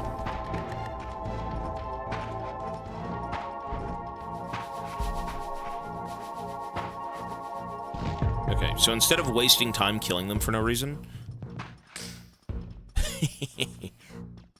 What are they doing? What are they doing?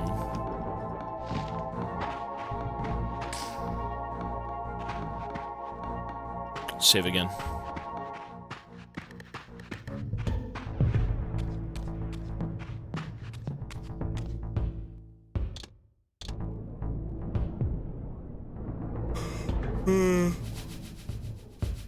Fuck, I'm tired today for some reason. I feel weak. I feel like I have no energy.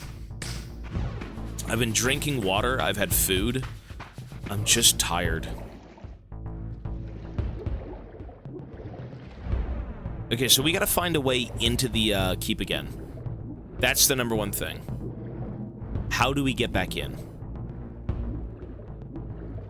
Inspired by Legacy of Kain?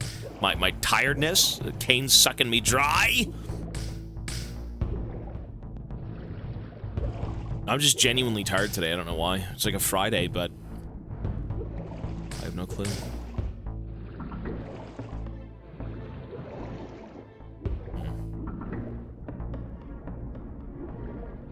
We play League every day, yeah.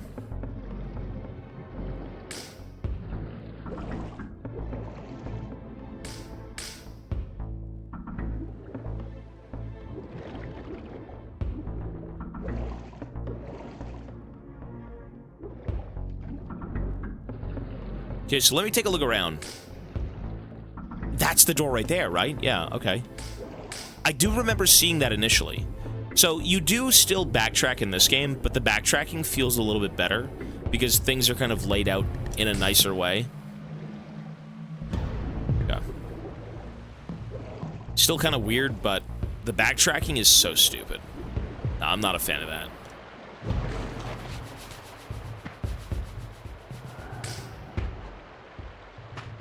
There we go. We're in, baby! Anxious at the same time. I mean, it's crazy to think that this game was created in, like... This was a 2001 game. I guess I can't really compare it to, like, much right now, just because I haven't seen this era of gaming in so long. But I'm sure when this game came out, people were fucking hyped. Right? Maybe not, like, lining up for hours on end to kind of play Soul Reaver 2, but for what you had, this game was probably quite impressive, you know?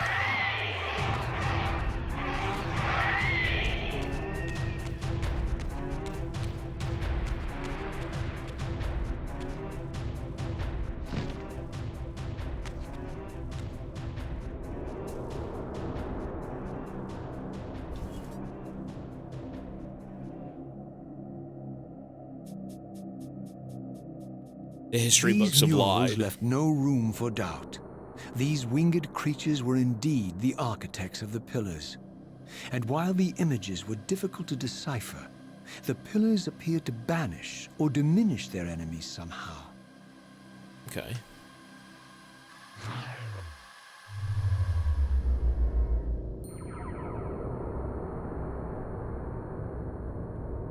Rogel, peace, buddy.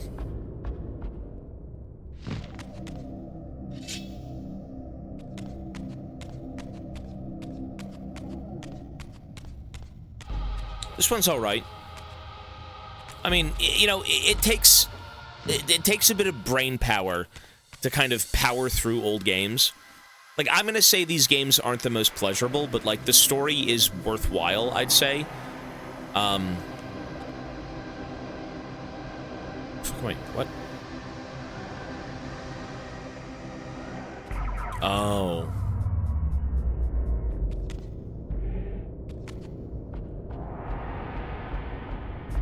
There we go.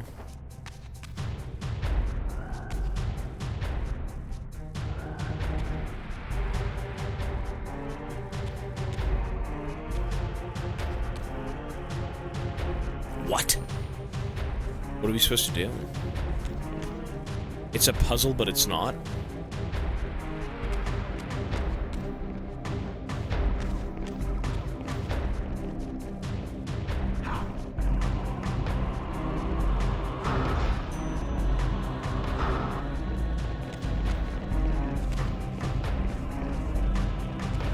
Oh, I'm stupid. Sorry, I'm dumb. I almost forgot that this was a mechanic. It's been so long. There we go.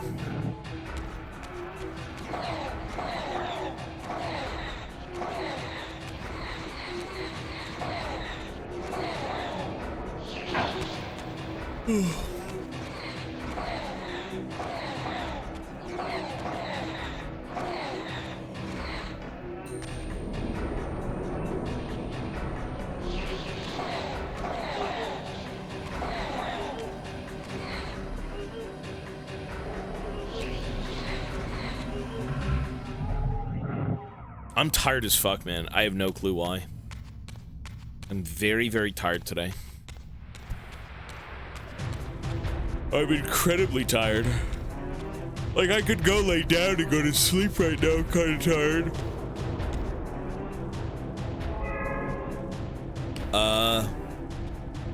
I had food around, I think, a few hours ago. When I took my 30-minute break, I had, some pasta.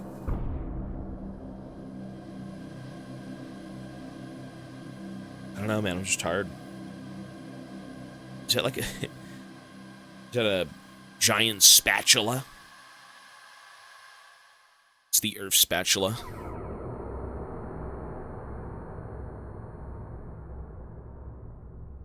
Well, you can die in this game. You have to die in the material plane, and then you have to die in the spirit plane, and then at that point, you're actually dead.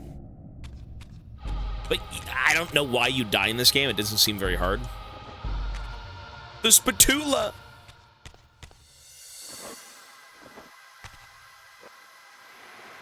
I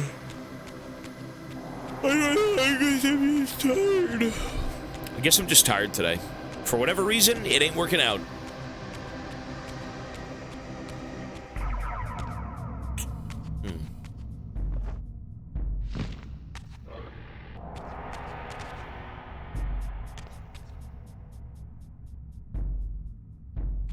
Contagious, bro.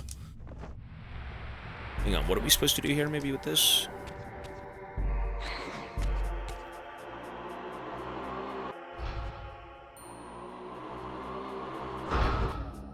Okay, maybe there's nothing to do right now. We just move on. We will come back.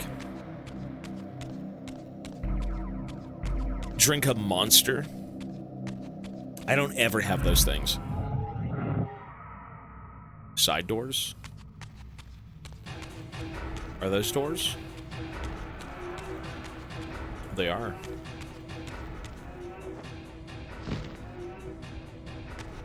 I think the only, oh, shit. Well, I mean, I'm in this realm now. I have to be out of it to kind of use the, doors now. And now I can't get back into it, so... whoops. Whoopsies.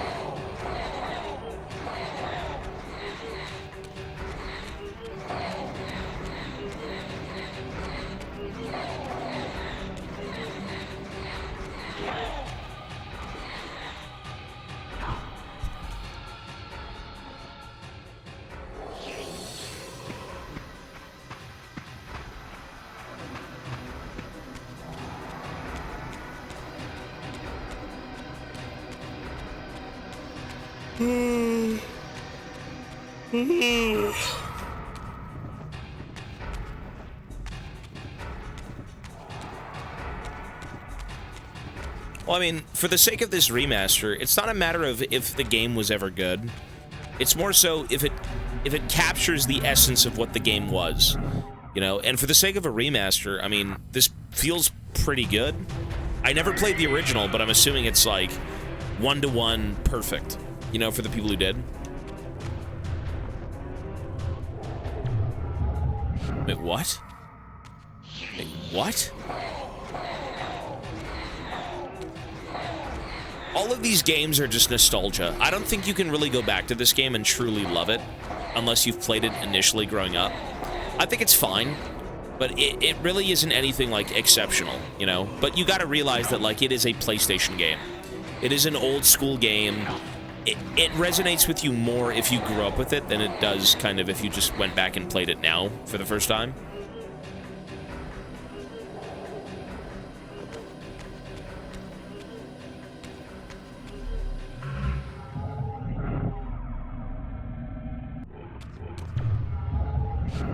Blind Sentry Eye with Dark Reaver projectile. Oh. Well, Dark Reaver. This is not the Dark Reaver. How's my day been going? Pretty good. I'm just tired, man. I don't know why, but I'm fucking tired as shit today.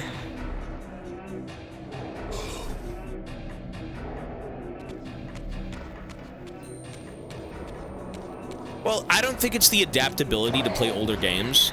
I think it's the enjoyment of the story and the gameplay and stuff like that. I mean, you can have older games that are pretty riveting, I would assume. Like, the older Resident Evil games, are extremely popular for a reason, right? The gameplay was interesting, the survival aspects were interesting. You know, those were a little bit more engaging. This game is a lot less gameplay, and it's more like weird storytelling. That's how it looked. Like, you know, some games will resonate, some won't.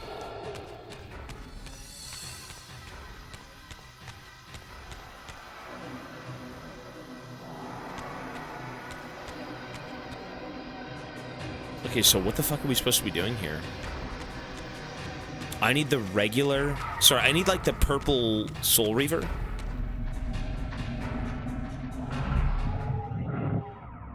Get out of here, run! Okay.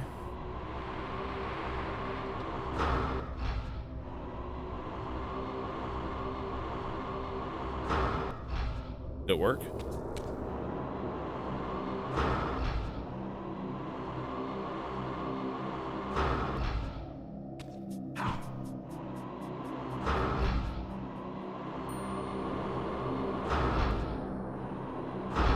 Is that the sentry eye? Like, what?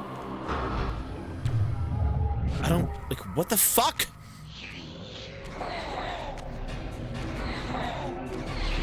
I thought I had the Dark Reaver, though. Is that not why it's purple? Really?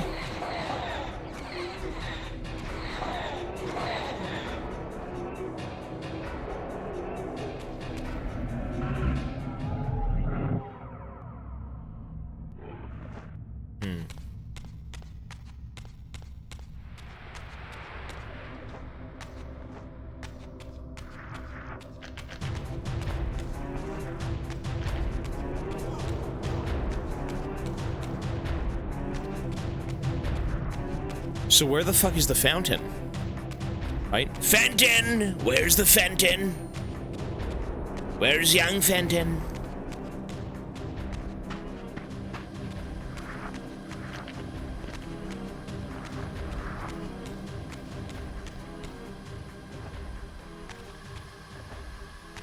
It should be here somewhere. Right?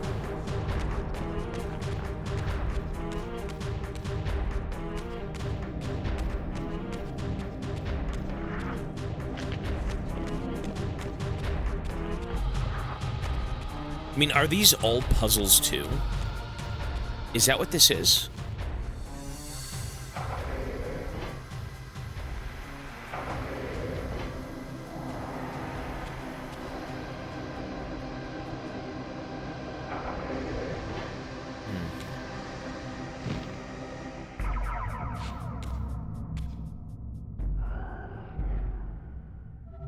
I think we have to do this room first. I think ooh.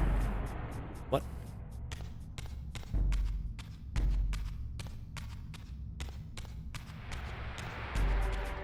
So I don't have it? Is it gonna work? It's not working. So I need to go get it first. Okay.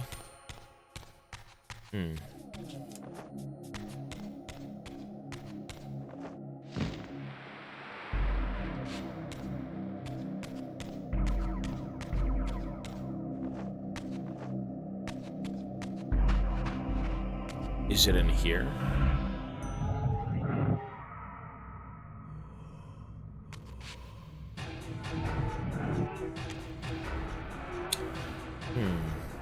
Nope.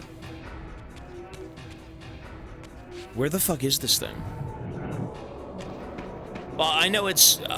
you said it was one big story, which is interesting, but... That's a lot of That's a lot of games for something that plays like this. I'm not gonna lie. This gameplay isn't very good. But it's still... You know, at the time, if this is what you had, you were probably pretty compelled. To kind of like, oh my god, I get to kill things and run around and do stuff, but...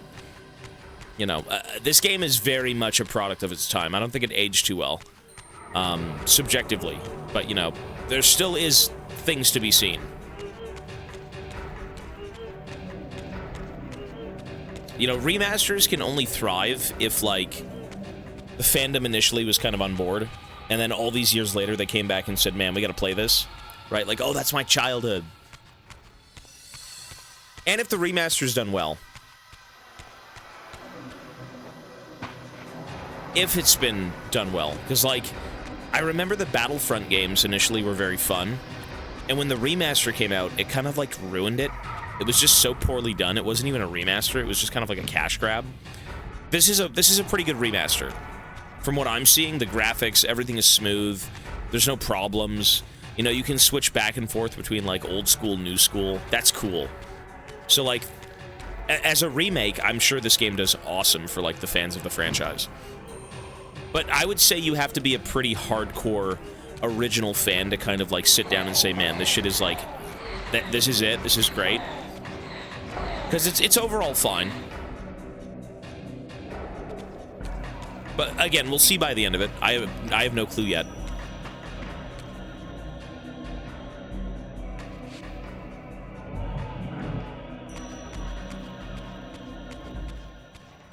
So what the fuck am I supposed to be doing? I need to get the fucking Dark Blade, right? And then go back into that room to get everything done? Is that what that is? Like, where is it, though? It's a remaster, not a remake, yeah.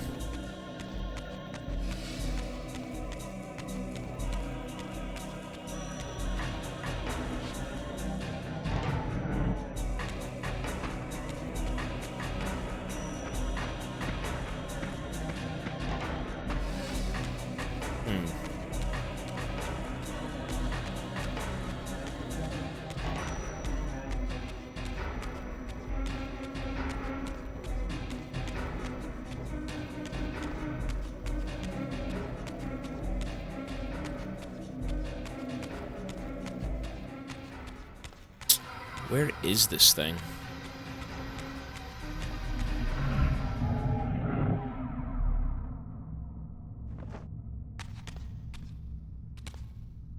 So we gotta get that, right? That object, but we need to get rid of the eye.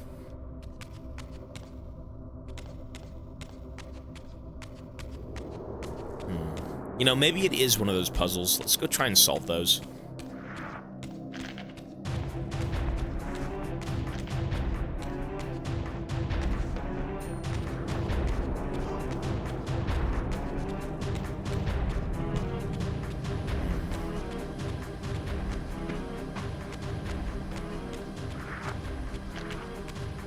Okay, so we have light here.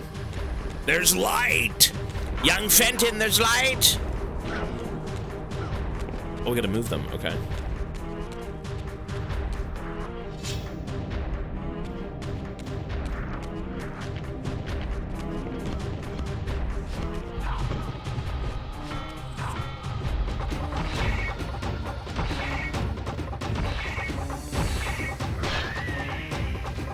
You know, I will say this, I'm glad the enemies don't respawn.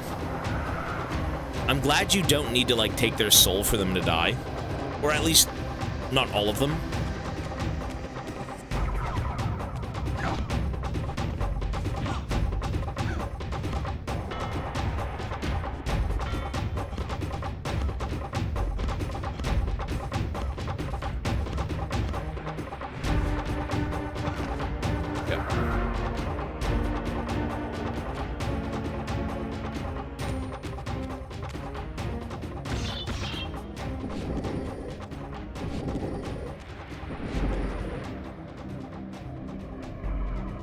Good, very good. Progress. Okay. So, did that do anything?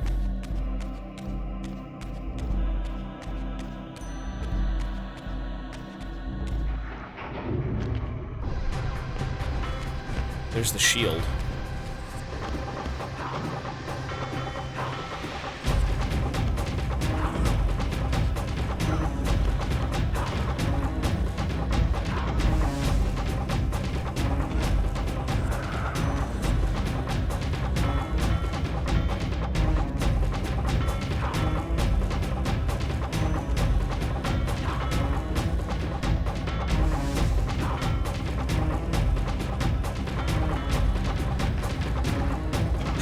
It's this gameplay, bro.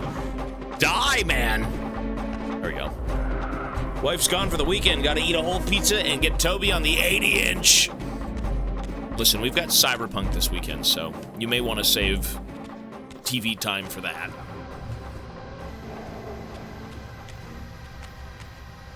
This one's gonna be a bit of a slog, I think.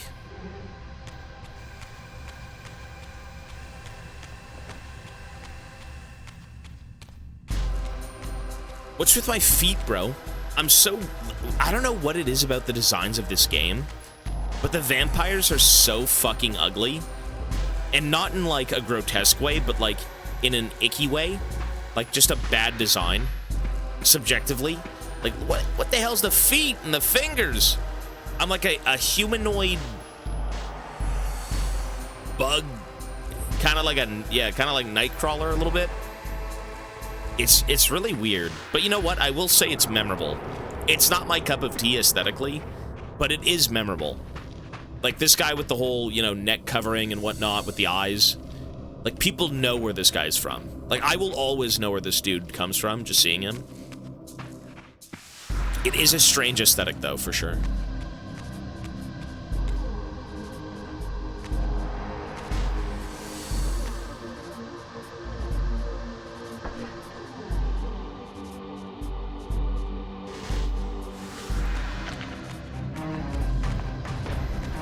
A bug man. Okay, now that we have this, what do we do with this information?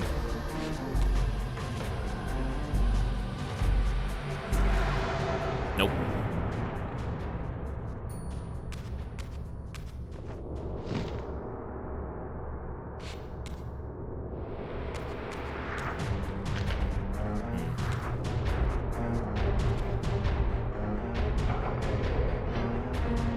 Oh, back here. Okay.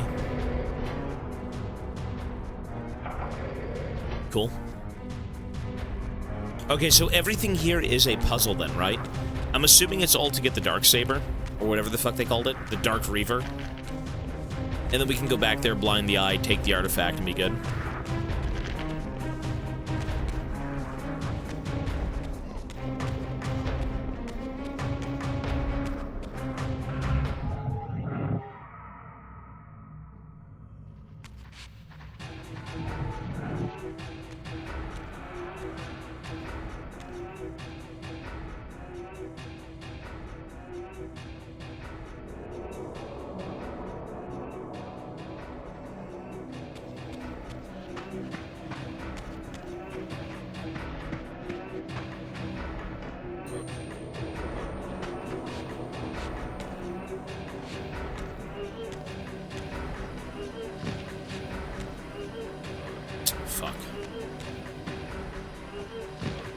Get me up there, son.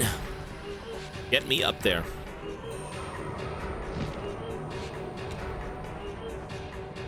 What?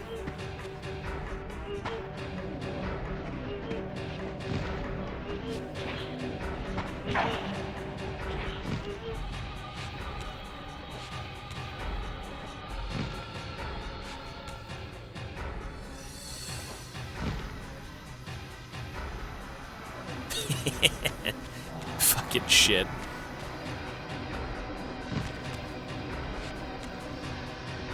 Well, I've got no problem with the platforming. I actually think the platforming and the puzzles are kind of alright.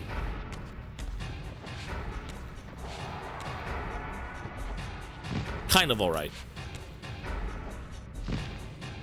Fuck.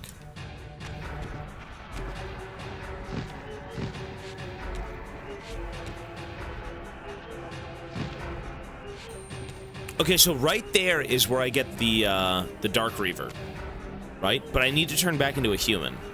Or rather, get back to the realm of being a human. So, how do we do that?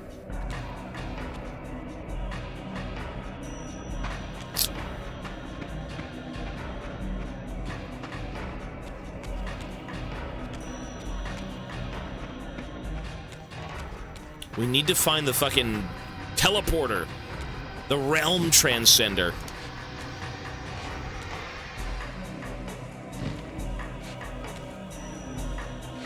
Good.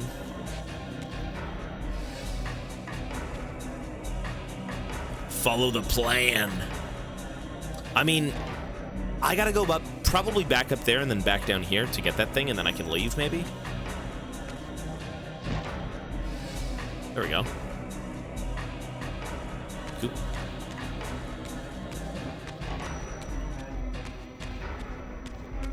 So Cyberpunk will probably be on Sunday. I don't think we're going to be able to finish this game tomorrow. I'm going to assume Sunday start for Cyberpunk. Okay, there we go. Now we have to go backwards. Cool beans.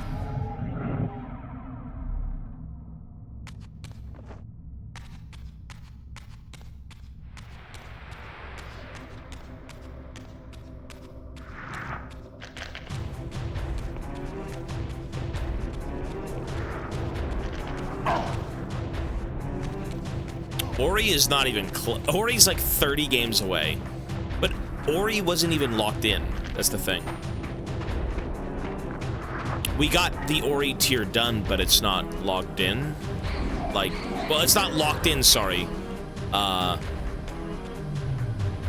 For games yet. Yeah. I said logged in.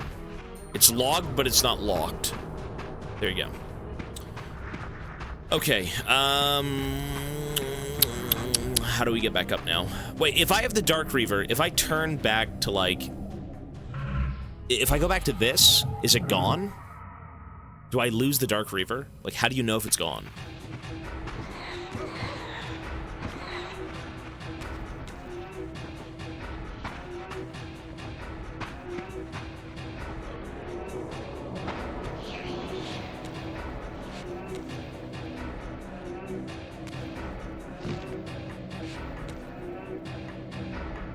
You lose the Reavers when you swap? What a waste of time, then. Why start it on weekends? So more people can join in. It's fair for live viewers that big games start on weekends. The VOD stuff is just to save it, but, like, you know, people want to see it live, not really in a VOD. That's why. You give more people a chance to watch.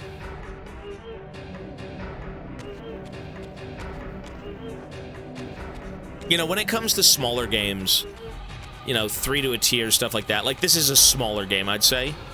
You know. It's better to, kind of play them throughout the week. Yeah, we gotta go back and get that thing again. Yeah, we do. So, I don't even think we'll start tomorrow. I don't think so. If we finish Soul Reaver tomorrow early, yes, Cyberpunk.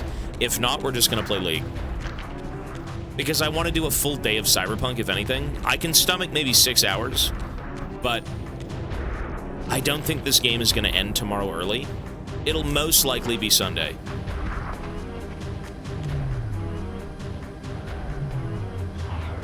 Okay, so now we have to get all the way back up. How do we do this? I have the blade. It has been made.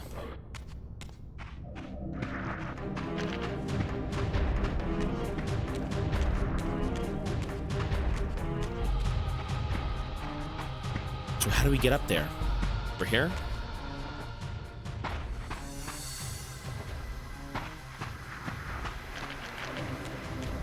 Oh.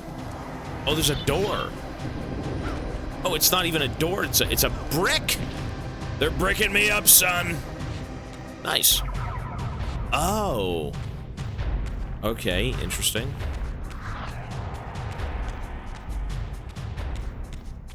Well, the thing about fighting in this game is they made it a problem where they give you bad guys, but the bad guys don't matter.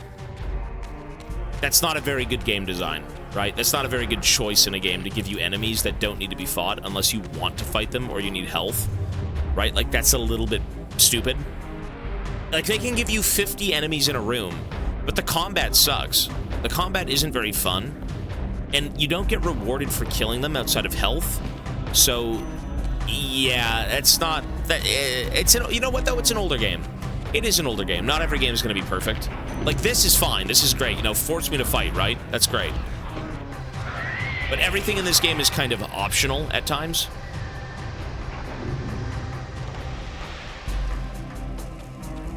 You know, it's not like you want to rush through the game to get it done, because you should give every game a solid chance to at least fully understand what it is you're playing. But some of it can be a little bit pointless, you know?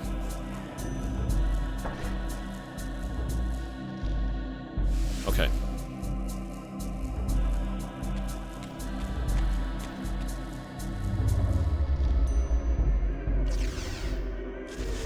We can get in.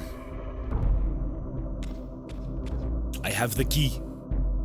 Ugandan key. Okay, so this thing... So we gotta light this one, and then have it focus on that, and then it will shoot right, correct? Which means... Is that correct?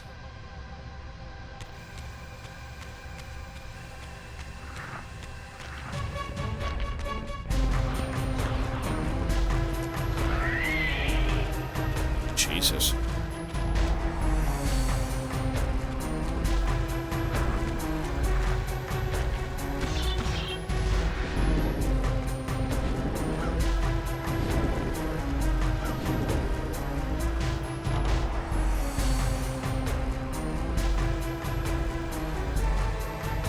Look at that. Ooh, puzzles. This is the best part of the game, though. Figuring out the puzzles. I feel like, you know what? To be fair, the combat is bad, but, like, I don't think the main focus of the game was meant to be combat. You know what I mean? To me, this looks more of, like, a puzzle game with tacked-on combat. Kind of, is where it's at, in my opinion. Zelda games? No.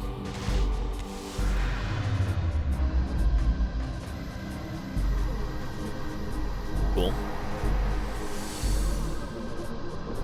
I do like the puzzles in this game, for sure, 100%. The puzzles and the exploration and seeing things, I think, is, like, the key to enjoying this game. Whenever you fight enemies, it's just like, ugh.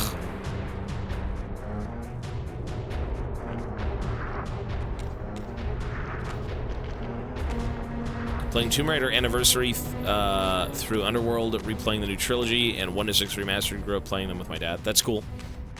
No, games are great. You know what? A lot of people will have fond memories of this game, and to them, since you have that nostalgic value, you are going to view this game in such a different light from someone who's just trying to play it now.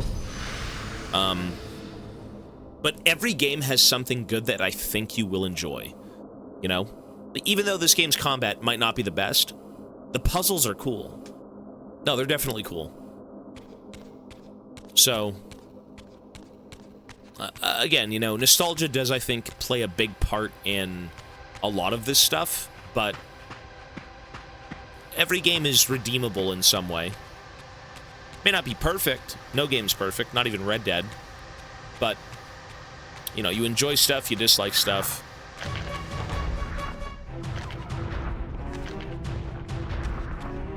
You solve these puzzles very fast. I'm very smart. What can I say?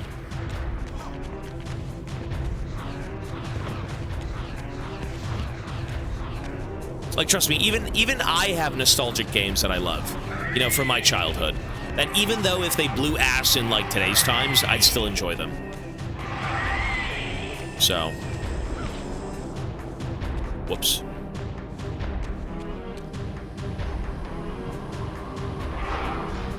There we go. Lovely!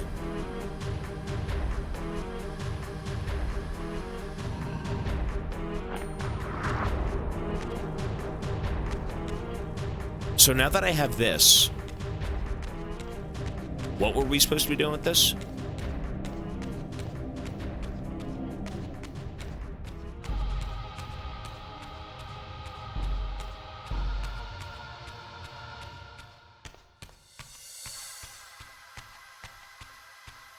Bringing it down to the big room, I think. This one right here. Drop down and then use this, maybe.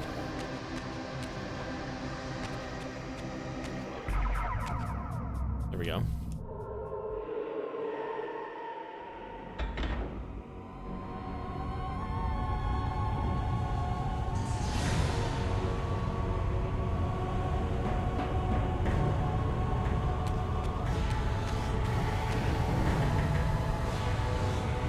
The mighty butthole. Whatever that thing is. Oh, it's the Sphinx. The Pharaoh. Thousand Suns Titan.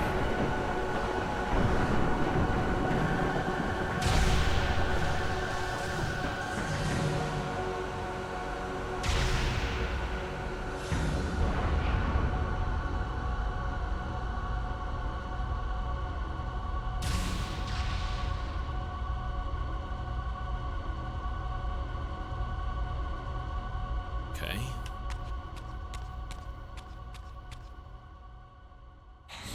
An upgrade system would have been cool, yeah.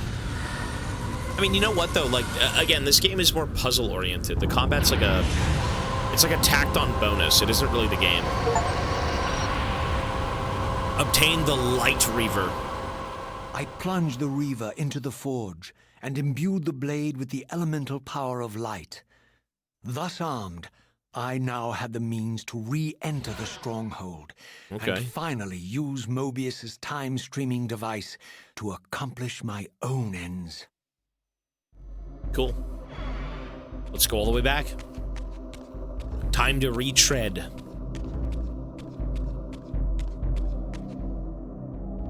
I will say this, though. What I do like about older games, regardless of how good or bad they are, is their simplicity. You know, this is truly what we kind of grew up on, you know? There's not much going on. It's very, simple. You know, you walk around, press one button. There's nothing complicated about it. You know, in terms of its, like, complexity, it's more of, well, how the fuck do I leave? You know, where do I go, right? The navigation. But it's just so simple. Everything looks simple. It's simple gameplay. Simple puzzles, stuff like that.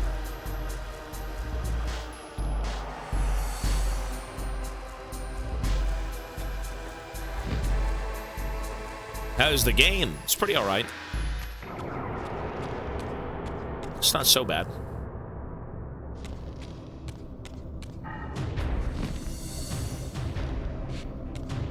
I wouldn't say soul. I would say charm. That's what I would say. I don't think this game is like...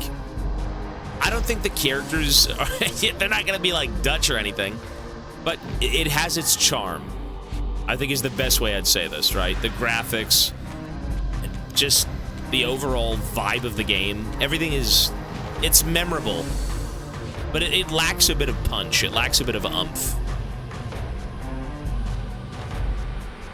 So what am I supposed to do here? Shoot it? Ooh.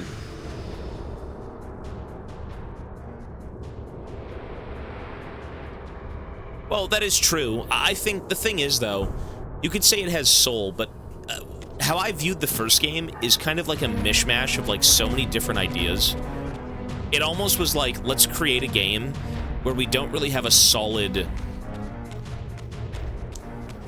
plan, I guess. Like, the overall game was thought through, I'm sure. But there's so many different visual aspects and gameplay aspects, and it's almost like they were just experimenting with creating something, and that is cool, but it wasn't very concise.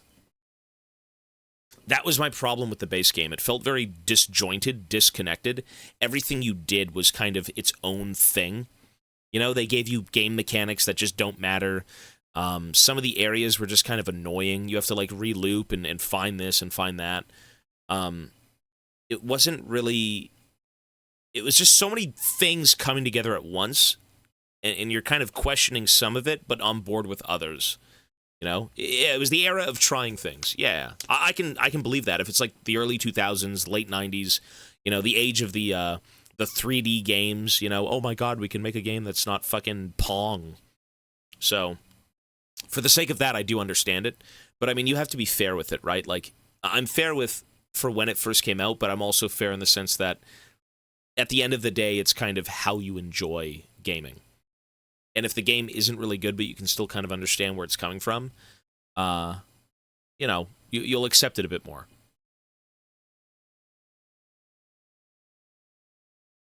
Yeah, if this game got like an 8 or a 9 when it first came out, that just goes to show you that, like, you know, it probably was something. It was something cool at that time. You know, like, it could be compared to, like, I don't know, Pong or some shit. You know, like, oh, this is the new stage of gaming, right? This is the evolution of what we've been working on. Like, look at this, man. 3D. You know, you kill enemies and they explode. So, it is cool. It's very cool for that. I think, as someone who... I did grow up on, like, PS1, PS2.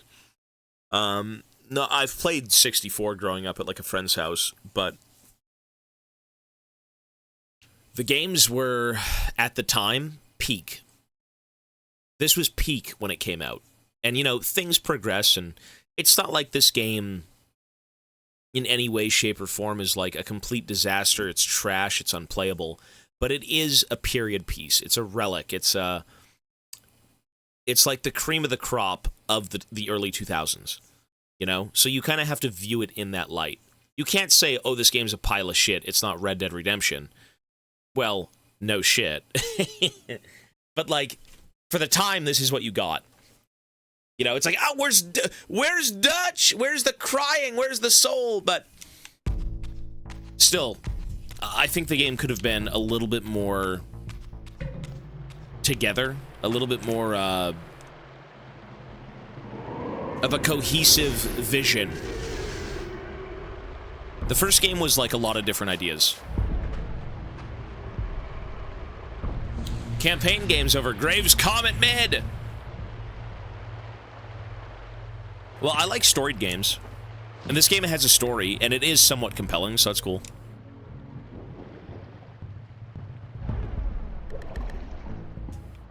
Okay, so where do we go? Back into the fortress, right? We should go save.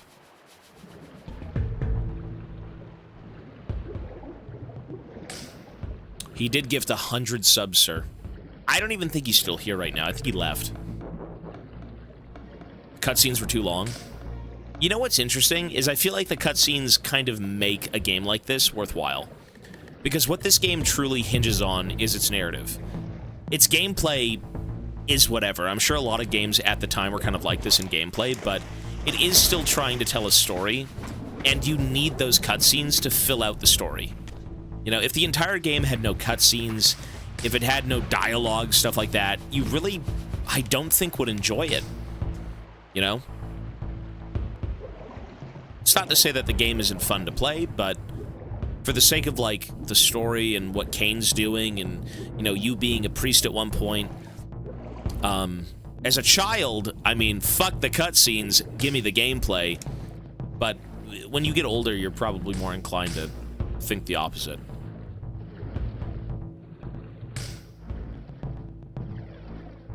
Only language you knew was Spanish? Oh, okay.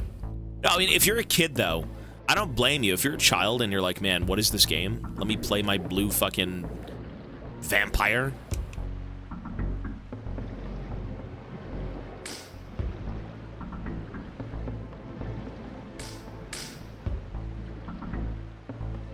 So where do we go again? We have to make it back to... The fuck?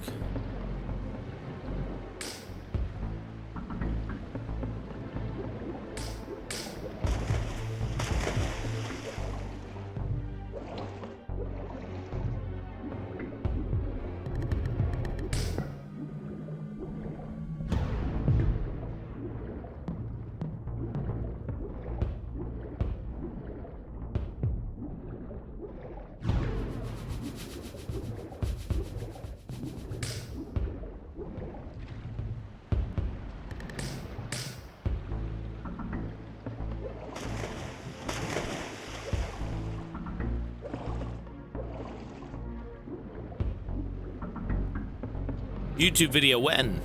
Should be one soon. Below stream there are 2 channels for that stuff, yeah. You gotta check the ship's logs, you gotta read! I feel like this game would be better with reading, in a way. If you could find kind of journals or, you know, notes laying around the world that kind of detailed what was going on at times. I think it would have been cool.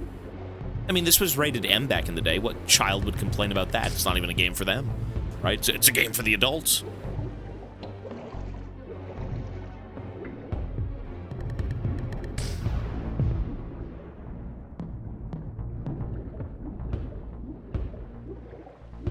Zathura. That was a movie. Are you talking about the movie game?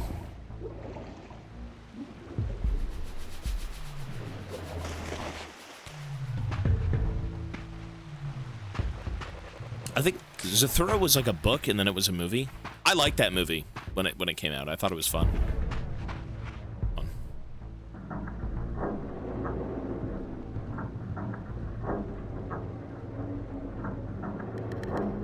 And then we go through. Okay. My brain is slow.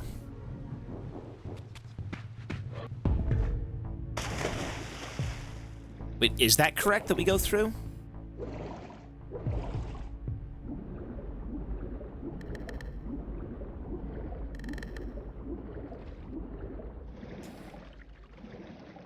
I think it was. It was, okay.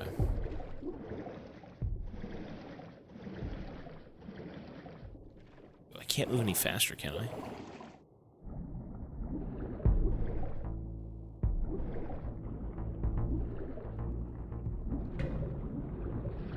Two of them were killing each other in this game? Well, because I guess we realized that Kain kind of knows more than we do. And everything he's been doing, he's had, you know, rightful intentions with. That's kind of why. I don't think Kain... He initially tried to... Well, I guess you're right, though. He killed me, I came back, and now there's, like, bigger fish to fry, so he's not really interested in us. Maybe?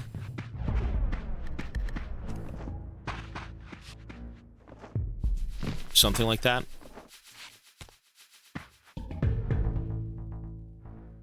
How do we get in?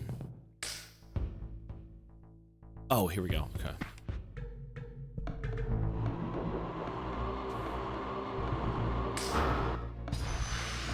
Open sashimi. In Defiance. Isn't that the third game? I mean, we will most likely play the third game for this. There's no reason not to. Like, you need to play the third one. I'm not going to do it immediately, but probably after Cyberpunk. Because if it is kind of a trilogy and you only play 2 games, you've given up, right? It's apparently on Steam, but it's not a good port. So I'd have to look into it first, but if not, we watch a video. You know, if not, you just watch the video and you're like, okay, sure. That's the lore.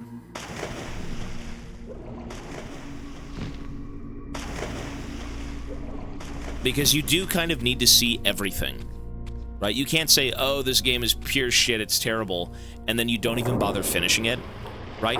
You do need to see everything through. I said fucking Outer Wilds was one of the worst games I've ever played, and then it grew on me, and then by the end of it, you know, you cry, and you're like, man, that was beautiful as fuck. So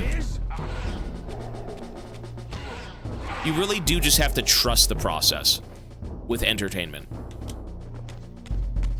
And sometimes it pans out, and, you know, great, the story's awesome, and sometimes it doesn't, and it's trash.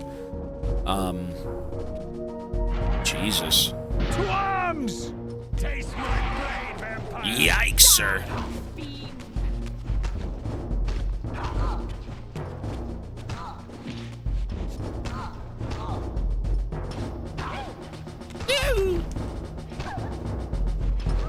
It looks like you can juggle them when you throw them up in the air, but you can't.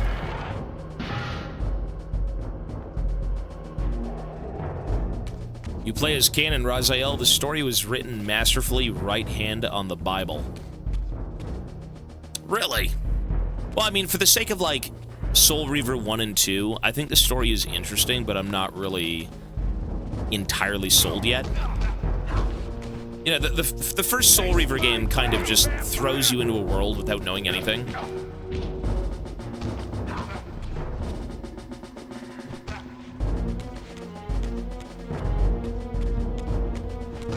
This game is more of an information dump, I'm sure. Something that actually, like, moves along the story.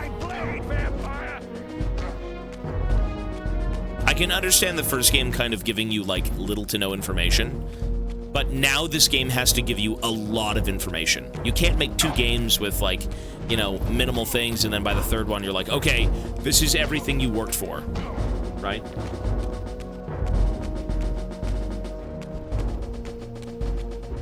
So I'm assuming there's going to be a lot of pretty cool things in this one. Oh, it's because the first... Okay, so... Well, then... But Why was there no remaster of those games? Why was there only a remaster of these two, if it's not even the beginning of the games?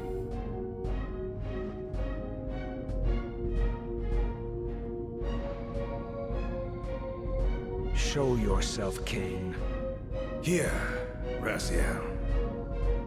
Everything is decided here. Oh, they're old as fuck. You cannot okay. comprehend the magnitude, the rapture and the tragedy of this moment.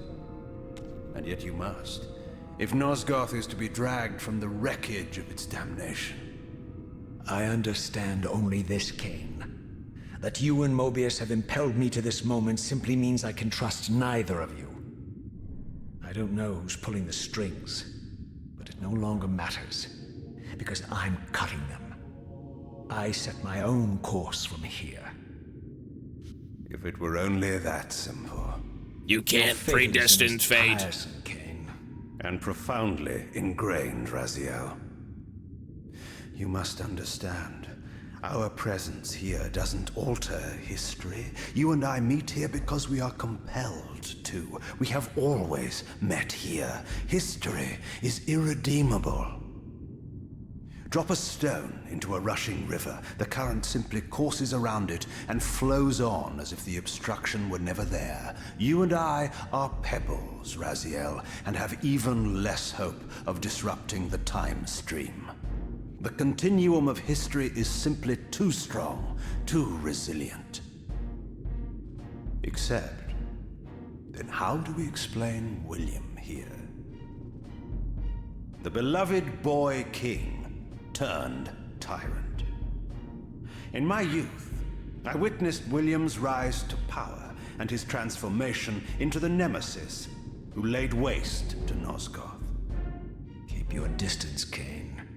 Years later, I stumble upon a chance to journey back in history, unaware that the entire affair has been carefully orchestrated by Mobius.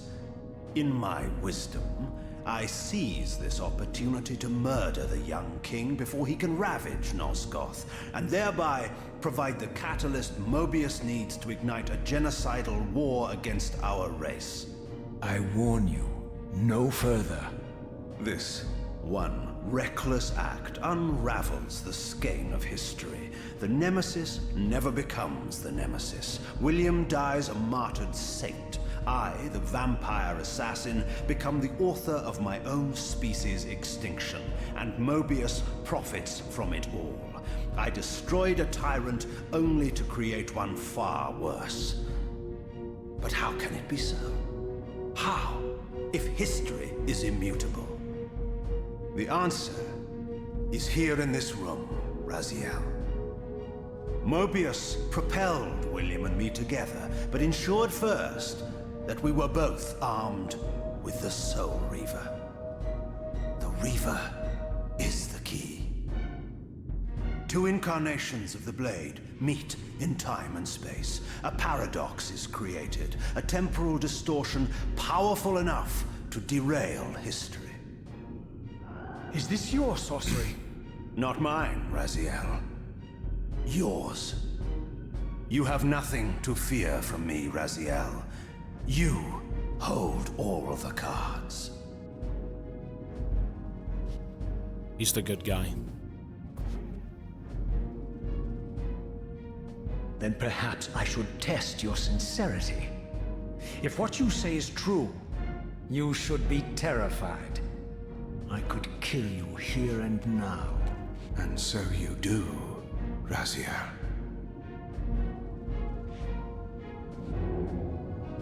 He must. It's We're fate! urging towards our destinies, Raziel.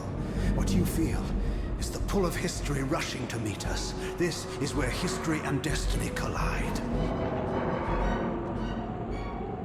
If you truly believe in free will, Raziel, now is the time to prove it.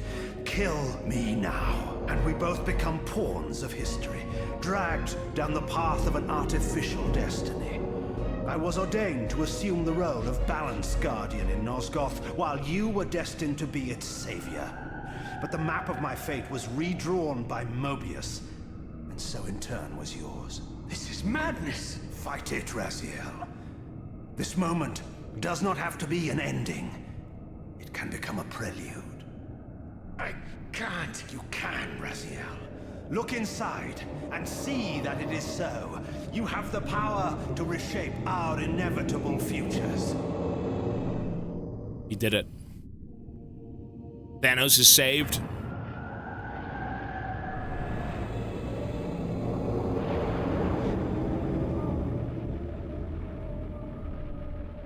Poor William.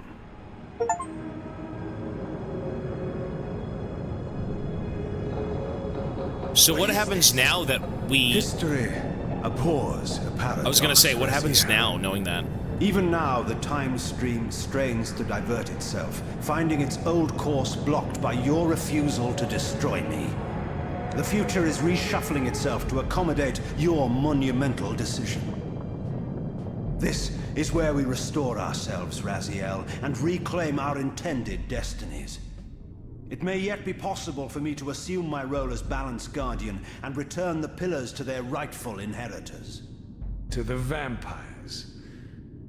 And this is the destiny you have urged me to discover. I don't know what game you and Mobius are playing, Kain, but I refuse to be your pawn. Unlike you, I still revere whatever shred of humanity I've managed to preserve. You will not use me as the instrument of your messianic delusions. Very well, Raziel. I'll not ask you to trust me. Your truths are for you to discover alone. Humble words for one who presumes to teach me a lesson at every turn. And continue your journey and learn your own lessons, Raziel. Remember, Mobius led you here, but you walk away unfettered. A champion of free will and conqueror of false histories. There is much more for you to unearth, if you have the heart for the truth and the will to see it. So we're kind of just uncovering our destinies. Or more so mine. I mean, he seems to know his. Right? We're still kind of lost. We don't know what's going on. Like, why am I here? What am I becoming? You see visions of it in the first game, but, like, it doesn't tell you much. Out of this, they wanted to test the waters before making and remastering the others. Oh, that's cool, though. No, I think the story is good here, for sure. It is certainly different. It is different. Well, now I have free will, right? But now I'm still trying to discover, like, but I'm not going to wander around aimlessly, right? I have things to do, or things to uncover. Right? So, like, I can reshape it, but what does that mean exactly? Like, where is that going to lead me?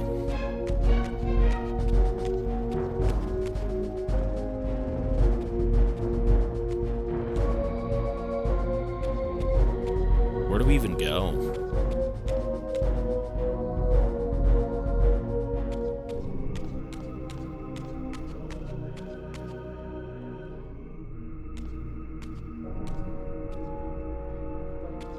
Well, actually, sorry, we have to go back to the machine.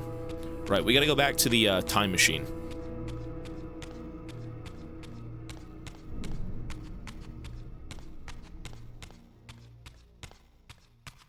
Is it this way?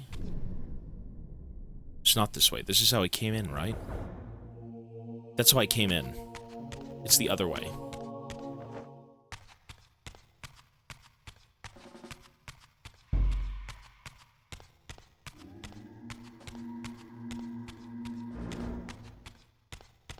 I have not played Ultra Kill now.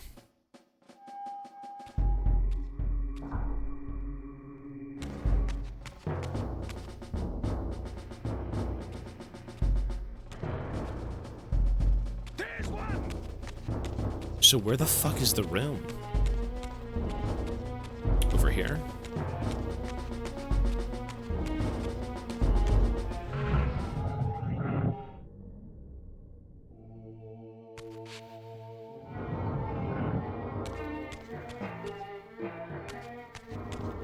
You know, I feel like this is gonna be kind of like Lunacid, where we played through Lunacid and the story was so bonkers and it kind of took me a while to figure it out.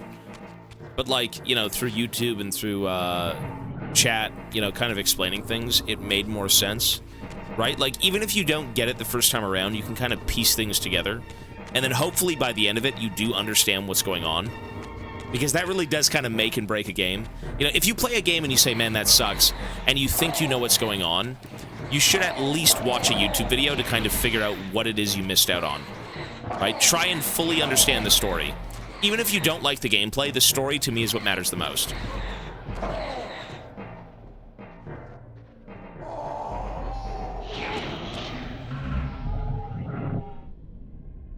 Okay, so where do we go again? So it's not there.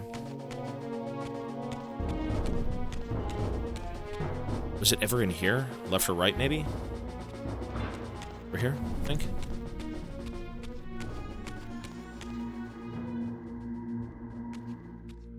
And then we go up. Yeah, I've played the Resident Evil games, yeah.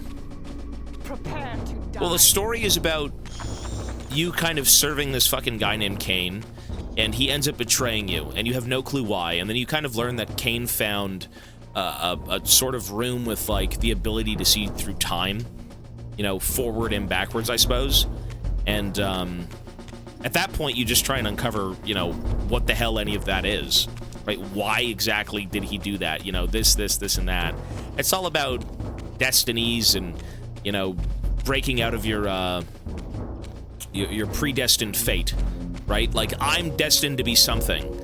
I've seen visions of what I would become. I think that's why Kain wanted to kill me, right? So, now that we don't have that, now we can kind of decide on our own. We're still trying to figure out what that means. Something along those lines. It's an interesting story, but it's still kind of strange. The game is strange. Like, why are we vampires? Why are we vampires? Why do we have 2 feet or 2 toes? It's, you know, all of these crusades and shit going on. It's really strange.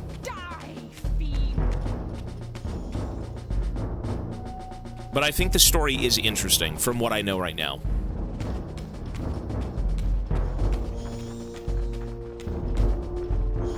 It's like the #1 person you thought who was a villain was actually saving you.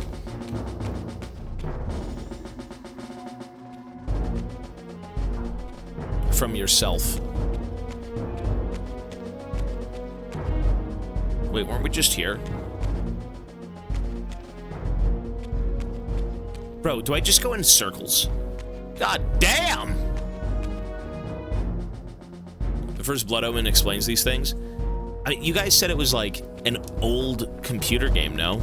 Like 2D?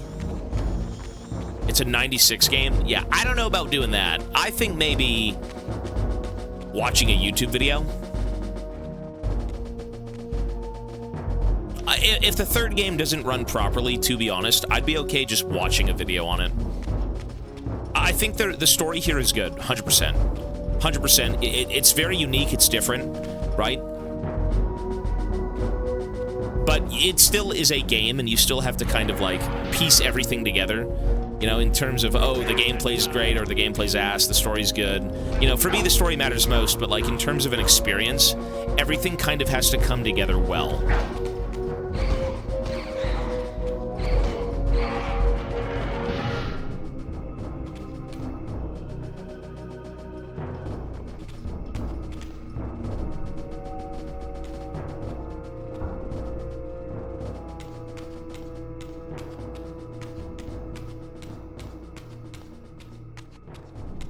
Okay, so we are going the right way. I'm disintegrating Mochi. Poor Mochi.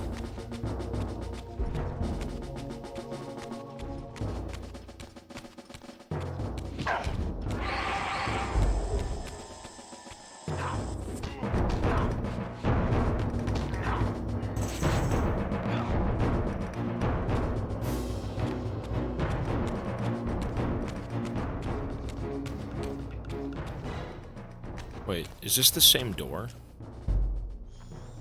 No, okay.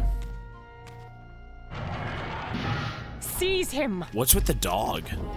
Is it a dog or like a rodent? It's kind of gross looking, eh? Oh, rip. Here it comes.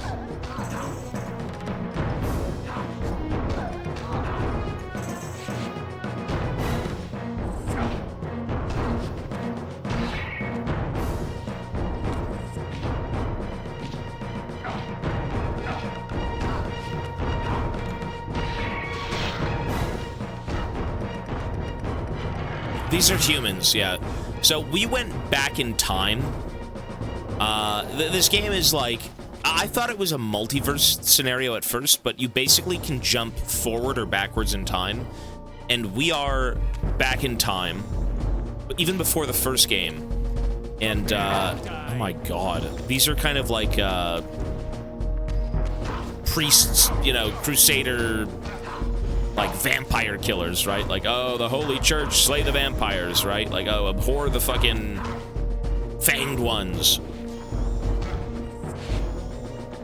So, they don't like us.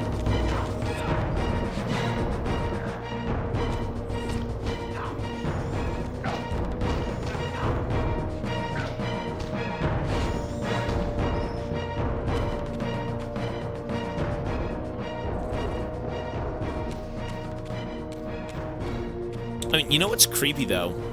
Is I suck souls, not blood. I feel like that's infinitely worse than blood. Imagine taking somebody's soul.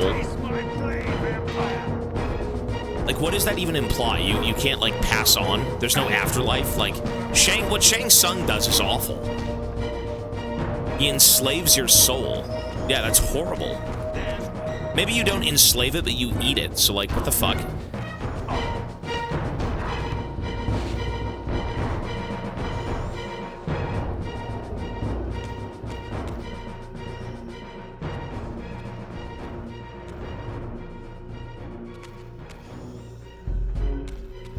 Okay, so we're where we need to be, right?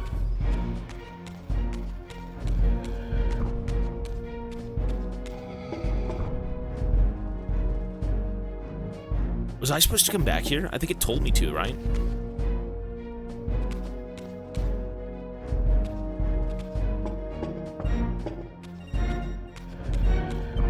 It's this way, okay.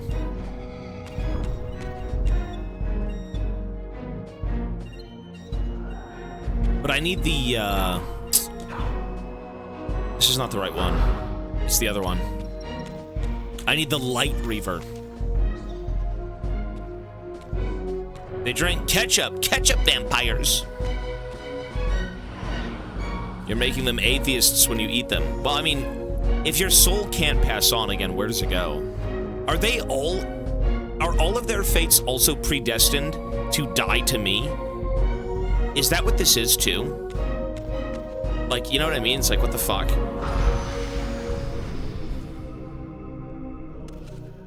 Ah, yes. I like that look on your face, Mobius. You really don't know what to do now, do you, old man? Here you are, caught without your damned staff. And I suspect things aren't progressing quite as you'd hoped. You're not used to the fly turning to confront you in your web, are you? Kain's devious influence has poisoned your mind, Raziel. Bullshit! Now you see betrayal everywhere, even in your closest allies. We were never allies, Mobius. Conspirators, perhaps. Briefly. Why did you not kill Kain when you had the chance? He was at your mercy. Precisely. I had a choice, and I chose mercy. And now I know your sordid little secret. The significance of that displacement I felt when the two Reavers came together. Strangely enough, I was enlightened by the devious Kain, not by you. In fact, I've learned much more than you counted on. I understand now how you've tried to manipulate all of history for your own personal gain. But now all your little schemes are whirling in ruin around you, aren't they? All because I chose to exert my will for once, rather than obey the demands of sorcerers and spirits and demons, all singing the same tiresome refrain, "Kill Kain." I'm setting my own path from here, Mobius. I intend to discover the truth behind all of this. But you condemn us all with this impetuous act. Hardly impetuous. took all the will I could muster. Has my refusal to kill Kain reshuffled your carefully stacked deck of cards? You really think that you're exercising your free will, Raziel? You're simply Kain's servant. I do not serve Kain. I merely did not kill him. Raziel, do not forget your purpose here. You are destined to be the savior of Nosgoth. Oh, I'm sick of hearing that particular phrase. As for saving Nosgoth, so far I see precious little reason to bother. And I'll choose my own purpose from here on out, Time Streamer. Right now, I choose to manipulate you for a change. Go. In there. What are you doing? Come now, Mobius. You're a cunning serpent. You'll piece it together, I imagine.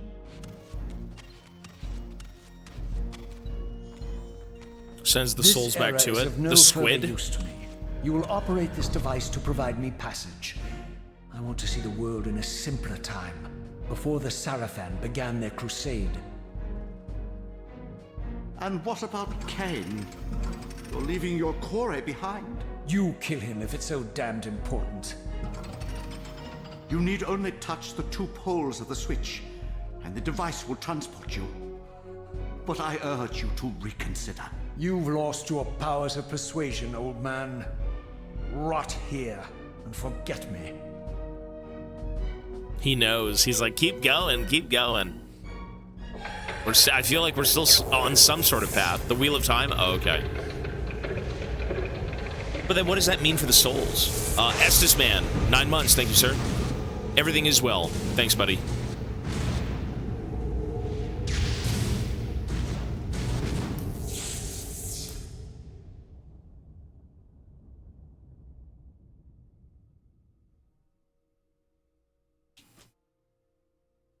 Feed the squid. I don't even know. In terms of... I mean, I don't know. Maybe we'll find out later on.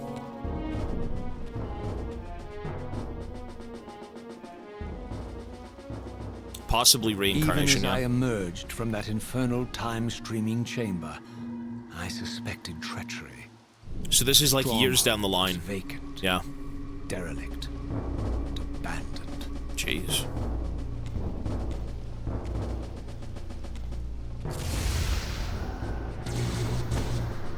Oh. It gets even worse! The creatures! Feed the Reaver 30 souls. Well, this is now in the future. Yeah. RIP.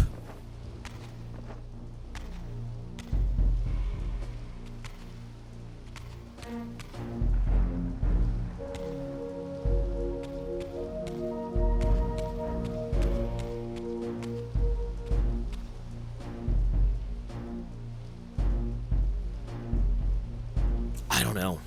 I'm playing this game for the first time. I'm sure people have played the shit out of this and kind of understand the story infinitely more than me, but I got no clue.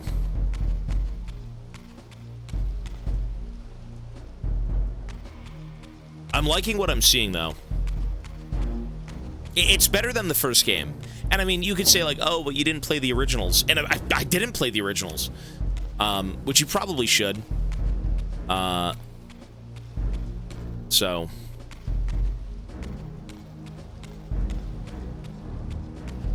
if they were on Steam, I think it would make sense, because, like, you really do want the entire picture. It's never good to kind of drop on into, like, the middle of a story, you know? But, like, for the sake of going back and playing those, I mean, these games were suggested and those weren't, and I wasn't even aware, so...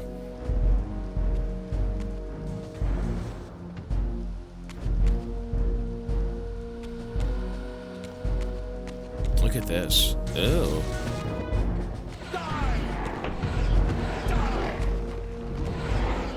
What the fuck? Are those humans? What is going on? Are those humans? Oh, they're all trying to fight me now. Whoops.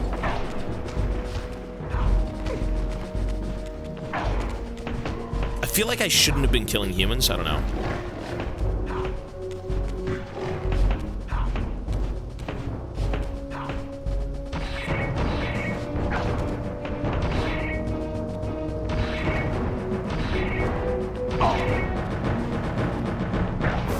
Remastered.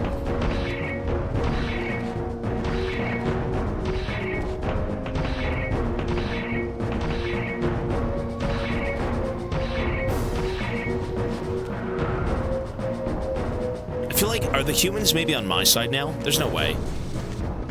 I mean, look, we've got bigger fish to fry. Why the fuck are there robots coming out of, like, portals?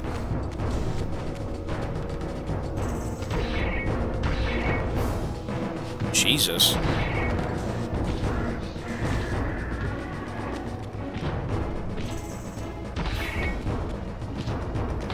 The time streams! They're merging! Are those robots? Like, wait, what are these? Like fucking demons?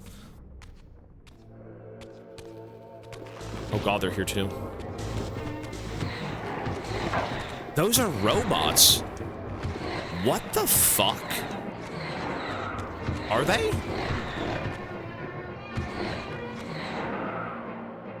I mean, this game is funky.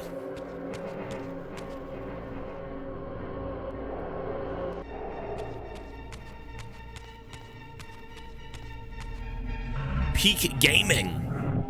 But you know what? I think as a game, the only game we've played of Soul Reaver is the first one. As a game, it wasn't really that good. The story was kind of odd, but like, this second game is tying the first game together pretty well. And it is making the first game better, 100%. Because now you can kind of like piece together what it is you were even doing and what was even happening. A lot of that in the base game, I guess you kind of just don't understand. Because you are kind of thrust into like a random place in time.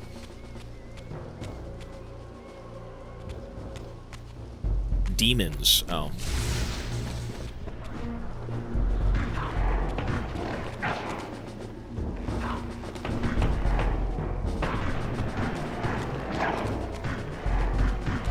The combat's better here, though, I gotta say. This portion of the game is objectively more fun combat-wise because there's more enemies. And they're varied. They're not just like humans. But for the sake of the story, I mean, I guess all there would be humans, right?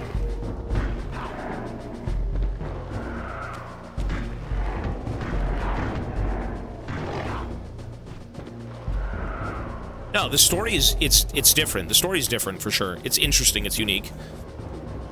The gameplay will forever be a product of its time, but stories can be timeless, right? The look of this game, I think, is timeless. The way it plays, maybe not so much. But the stories can kind of last, you know, for ages. If it's good writing, it's good writing.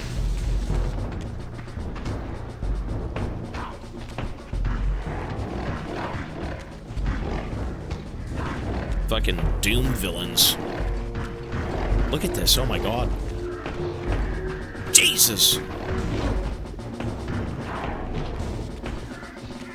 This is the second. Defiance is 3. This is 2.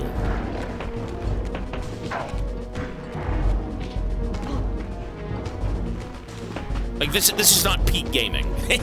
Like, this is a bit aged, but like, you know, for the time, it would have been peak as shit. Yeah, I agree.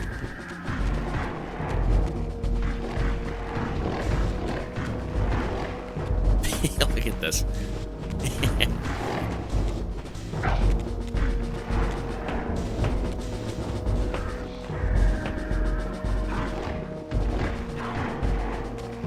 Fuck, these things are tanky.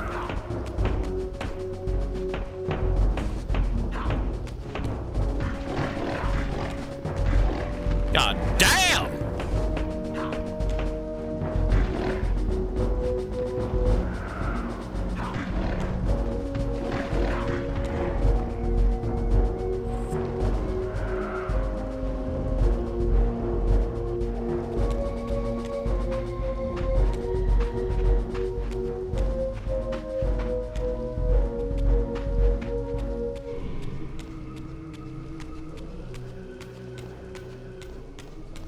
Isn't... okay, no.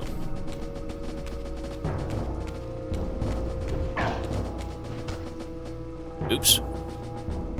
Whoops!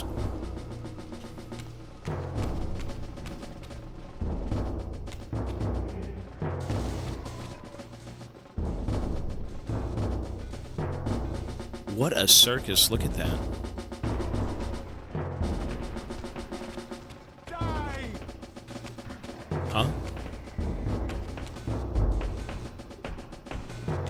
You know what? I'm gonna leave them to their own devices.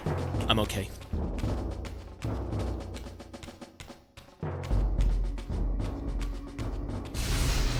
Fucking hell.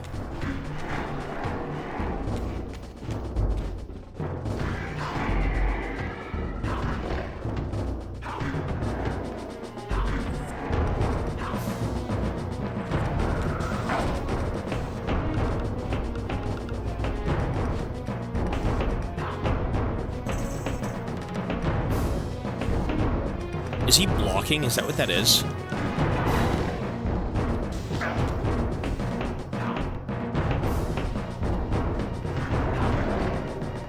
You know, I will say,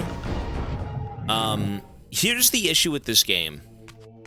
In terms of its combat, it's very bare bones, but what I do like is the dodge system. The problem is, you don't need to use it. That's the issue. The dodge system is dope. It's supposed to make combat more dynamic for button mashing, but you don't even need it. You can block, yeah, you could do stuff like that, but like the game, you have like 2 life bars, and there's no difficulty setting.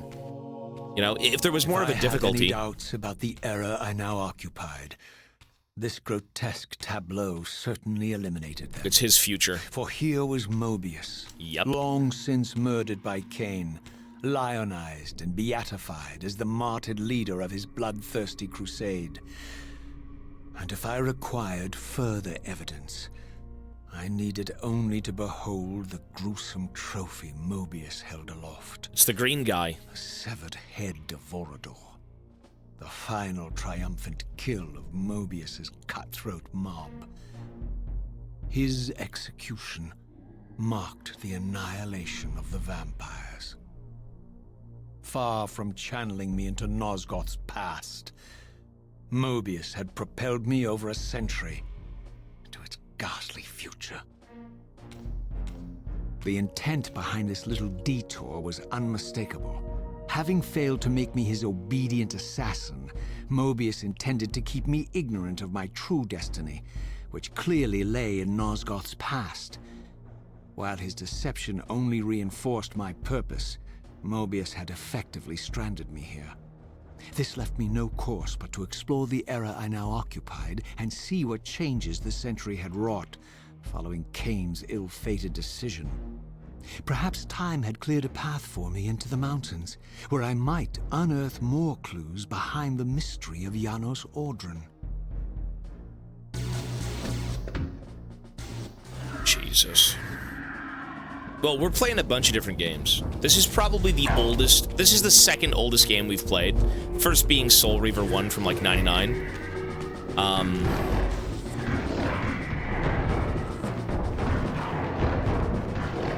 But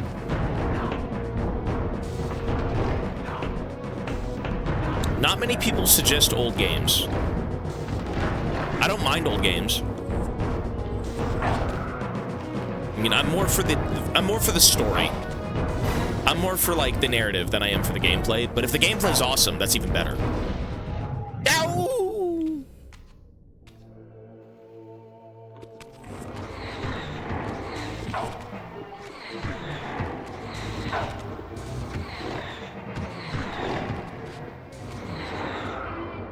You really don't need to use the dodge system.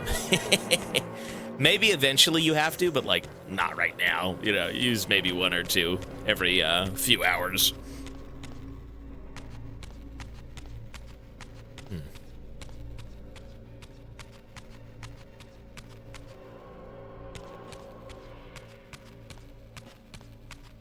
Right now, the only games I'm picking up are the ones that are suggested in Discord, and it's every so every 500 subs we pick a bunch of games.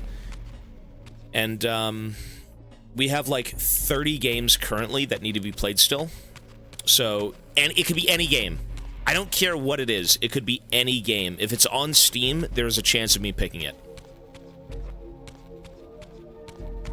And, you know, it's about experiencing things. It's about playing things that aren't, you know, something we're aware of, right? Like, oh, we've played League for 10 years. Well, okay, great, we know League, but like, There's so many different games out there. There's so many different genres. I mean, we've played so many things. We've played RTS, we've played puzzle, we've played FPS, third-person, stealth games, a bunch of horror games, like everything. We've done so many different things. You know, if people have suggestions, again, just leave them. Leave them in the Discord. Quake 2 Remastered? No, I don't think anyone has. Jet Set Radio Future. Sorry, hang on. It's not on Steam, it's on Xbox One. I've thought about getting an Xbox One for a goal. I just need a reason to. There needs to be, like, a game on there that's worth playing. Because we put, Toxic Med Student. Thank you, man, for the Prime. One sec, where was it? The craziest goal was this thing. The PS5. That was probably the craziest goal. Buy a PlayStation 5. Get Bloodborne, get Demon's Souls. That's probably next week. Not this week. It's like next week or the week after is when we actually get to hook this thing up and play games. So, for the sake of, like, console gaming, there needs to be everybody united over Bloodborne. Everyone united over Demon's Souls. You know, everyone truly wanted games akin to, like, Dark Souls or Elden Ring, because we did play all of those. I played all the Dark Souls games, 1, 2, and 3. We did Elden Ring and the DLC. And we also played Sekiro. So we played pretty much all of them. And we also did Lies of P, which is not official, but it's like a Souls-like game. And the only 2 games from FromSoft outside of, like, Kingsfield would be Bloodborne and Demon's Souls. So those 2 were no-brainers. But in terms of, like, yeah, Xbox, or maybe... We played Armored Core. I played Armored Core 6. I actually didn't really like that game, but it was okay. But yeah, there needs to be a reason for, like, you know, going back to playing... You know what would be? You know what would be sick for Xbox One? That everyone would unite over? Gears of War. The Gears of War franchise. And for E-Day. That's a franchise I think everyone would want to see. Right? The entire Gears of War catalog. I haven't even seen the later half of that franchise. I played Gears 1 and 2, and I think that was it. I mean, E-Day is coming to Steam, but the problem is the rest of those games aren't. I think the first Gears of War is getting a remaster. Because, like, the PlayStation has a bunch of games that people would enjoy. We've already locked in God of War as a franchise. The only other one I'd put in there maybe would be, like, Killzone as a franchise or Uncharted. And then for the sake of Xbox, it'd be Gears, I think.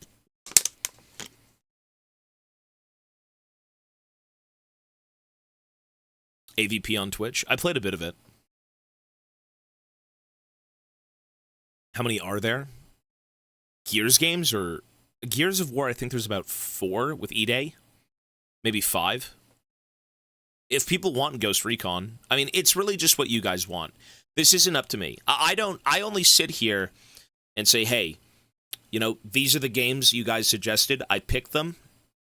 If you want to support the sub goal for that stuff, that's awesome. And I think, you know, despite some of these games not being people's favorites, you know, they do want to support, you know, just variety and support me, and that's awesome. So we have played all of these games. In the span of 6 months, we've played about 90-ish games. And we still do have about 30 more that have already been locked in. So, speaking of that, actually, so Cult of the Lamb is locked in. All those games are there. The next one is Kingdom Come Deliverance. So there's a bunch. Well, I mean, it is cool to see how everything started. There's no problem in going back and doing a prequel story. Because in Gears, you would always hear about E-Day, Emergence Day, right? The Locust crawling up from the crust and, you know, killing everyone and fucking taking over. You would love to know about that. Especially seeing young Marcus and young Dom. Like, that would be awesome. So I'm glad they did the prequels, because I think where it ended up was like their children took over the franchise, right? And I haven't played that game. I only know the gist of it. So, Smurfy, 3 months. Thank you, buddy. I finally get to support you. Thanks for all the content. Hey, thank you for the sub, man.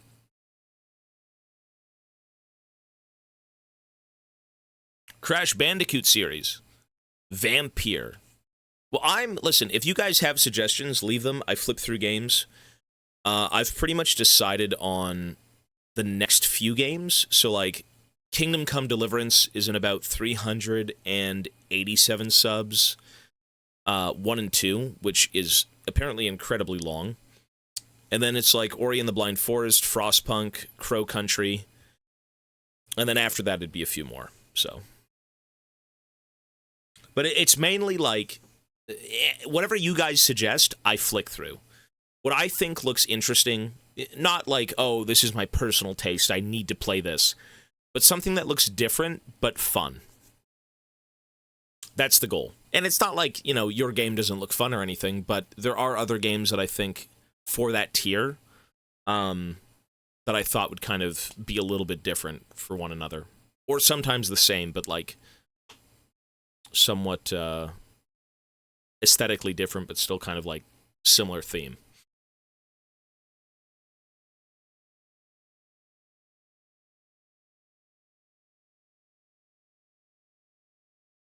It's like Skyrim. Is it really? Is it like Fallout?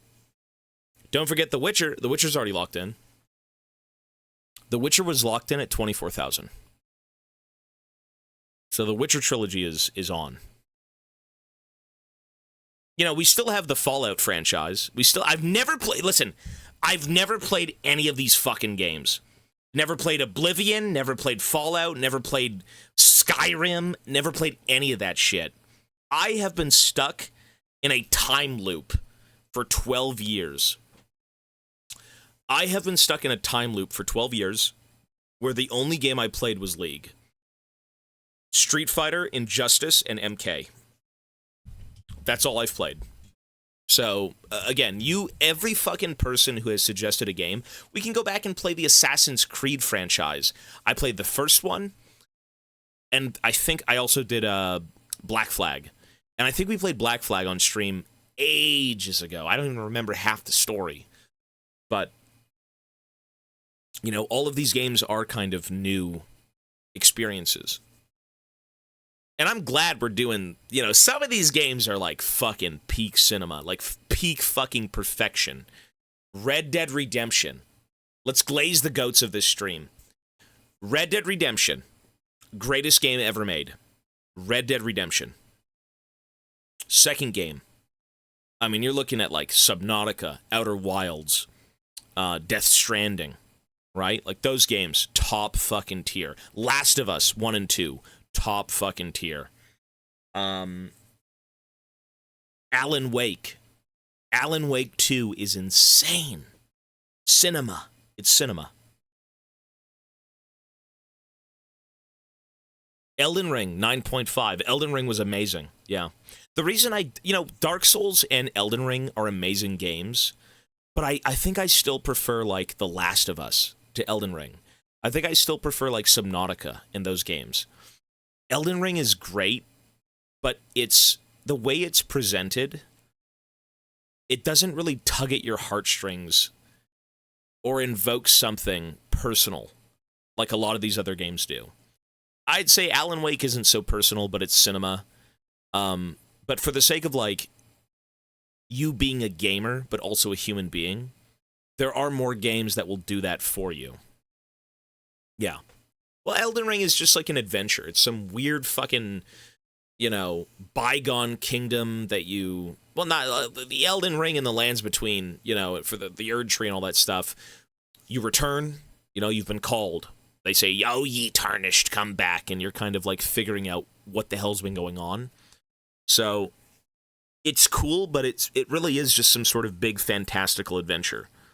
Elden Ring, to me, is more of a spectacle. Elden Ring, Dark Souls, those games, you know, its storytelling is very cryptic. It's not very in your face. And for that reason, you kind of have to sit down and like read and figure out stuff, which is fine. There's nothing wrong with that. But it doesn't hit the same as something like Red Dead. It doesn't hit the same as something like Outer Wilds.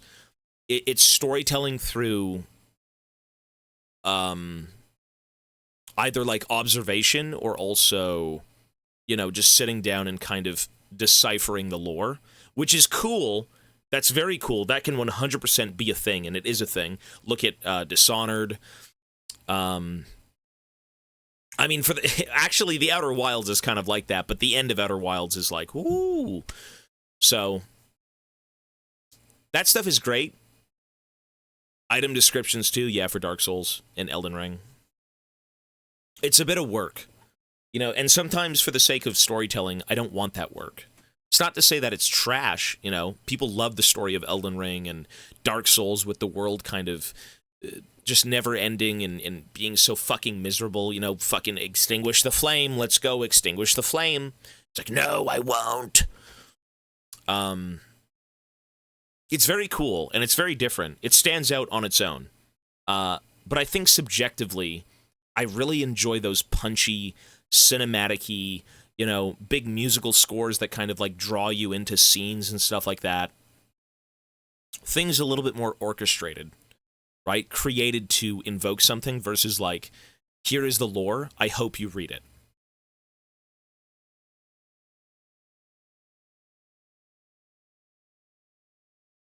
No, you can't compare lore to emotional storytelling. You can't, but there is emotion behind Elden Ring.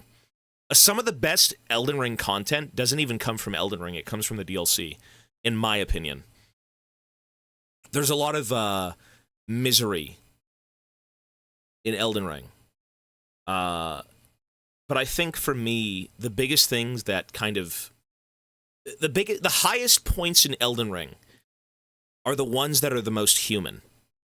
Seeing a world that's so fucking miserable and disgusting and so full of just like crazed madmen, you know, Rykard or the guy in the swamp who's like the fucking, that flame, right? So many different horrible things. And then you've just got like regular people, or you've got like Alexander, you know, very down to earth, very human, very like just joyous people to be around. Those like minor rays of light that show up. Those, to me, are the most memorable. Like, they stand out tenfold compared to, like, the 500th biggest boss. You know, of course, they all have stories. No, dude, that is the coolest thing. I don't care what anyone says. The DLC NPC brawl fight, you know, near the... if you've played the DLC, Shadows of the Erdtree, what is it, Needle Knight Lita? With, like, Ansbach? Like, that fight, I feel so bad. That is probably one of the most emotionally charged fights in the game, and it's such a basic fight. Or when you've got, you know, with Dark Souls, you've got, like, Sigurd and Yorm. That also is fucking awesome. That shit right there, you remember that because it's so human, it's so relatable. You feel bad for these people being puppets to like demigods and powers beyond, right? Or like Egon and Bale. You know, that's cool. And it's memorable. So I did do Alexander's whole quest line. Yeah. That shit made me cry. So Kingdom Hearts series shrugged off as a childish Disney game. Well, I mean, I think I've heard of that game, right? They've got, like, Mickey Mouse and all that shit. I don't know, he just died. He ran off and got fucking 1v1'd.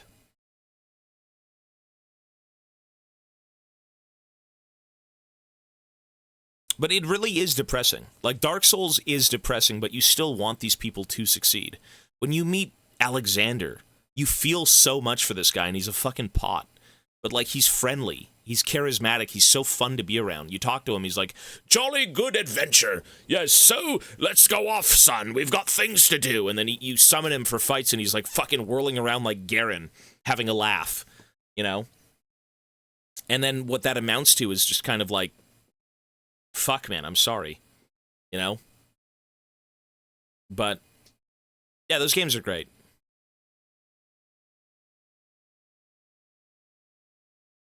Anyways, we're yapping.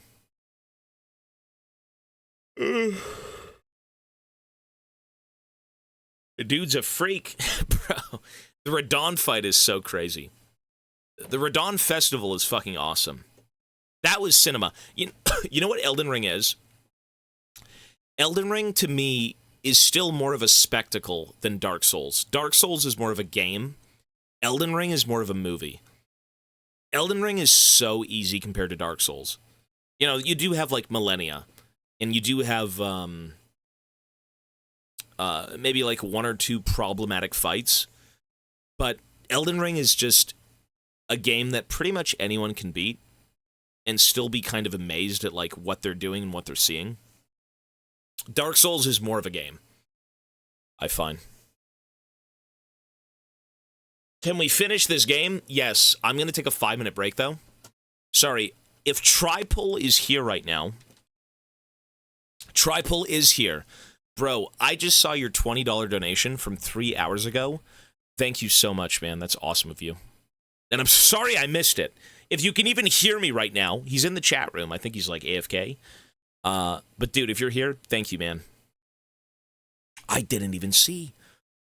Tripol donated $20, and he said, soybeans. Soybeans. Pinty, hello, sir. I feel bad for missing alerts, but when we're playing any sort of single-player game, it's kind of hard to get to all of them.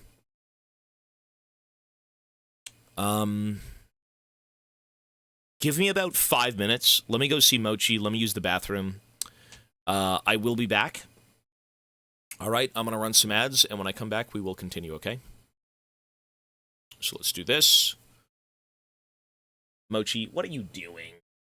Let's pause the timer, and I will be right back. All right, here are some ads. See you soon. Let's continue. Okay.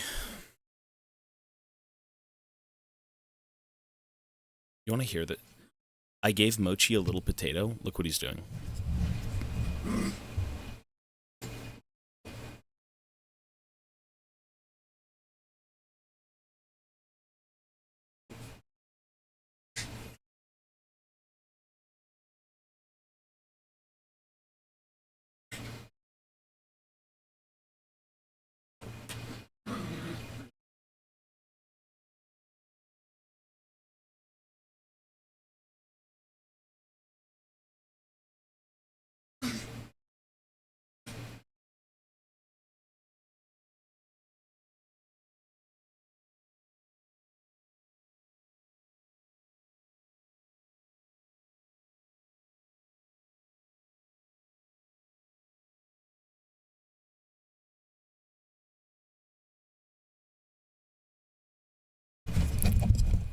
Anyways, he's done.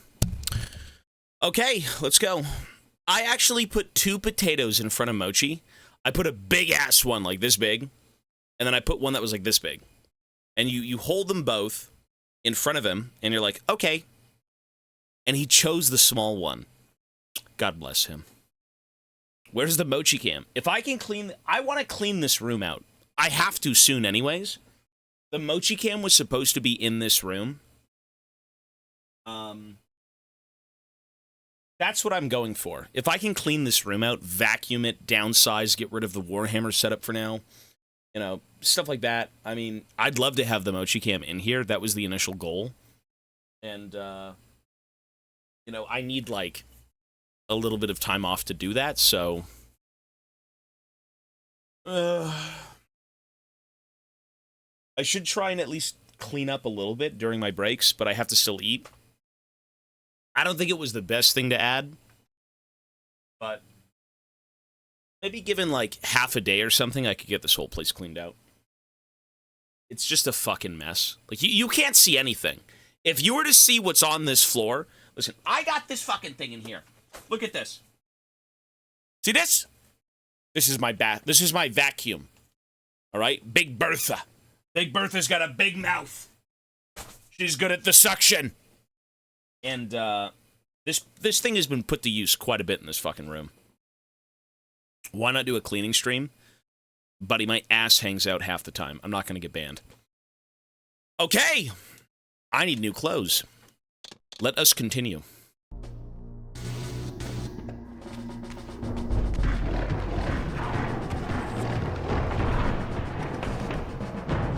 You know what? The dodge system might actually be relevant here.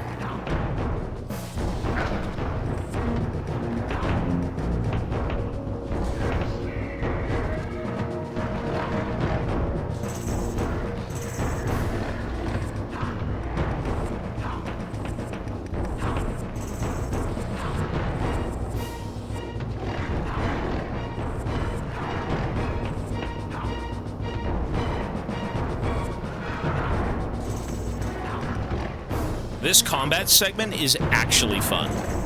If this combat was more throughout, like, the base game and the DLC, not the DLC, the second game, I think it'd be awesome. I'm not crashing out or anything, I'm just saying.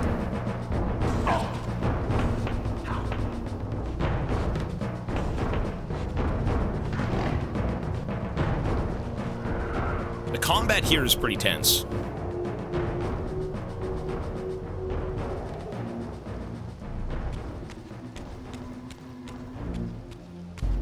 No, the knights.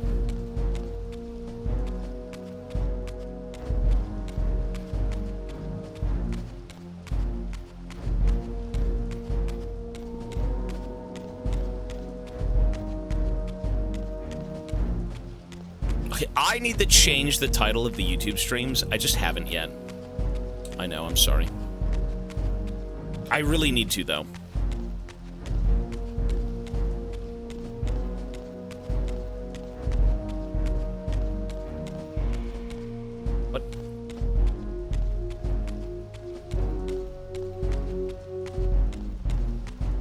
So I can't get through?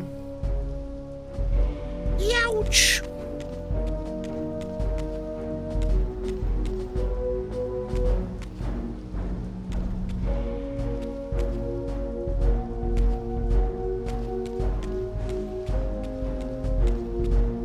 I usually rename them all at once, so I'm going to. I think by the end of Soul Reaver, I will go back and rename all of them. And then also update it for Cyberpunk. It's just not something I'm aware of. I just hit go live and then it saves the VOD and that's kind of it. The goal isn't really... If there's any people watching on YouTube, God bless you. The goal of the channel is still meant to kind of restream it to save the VOD, not so much to see it live. But I know that some people don't want to watch on Twitch, and that's fine. That's valid. But what a lot of this is still kind of saving the VOD. You know, I've actually thought about... I've thought about restreaming League of Legends on YouTube. On the main channel. I've thought about that. I think if I did do a little bit more League, I'd probably restream the League content to the main YouTube channel. I think I would. But it would only be League of Legends. Only League.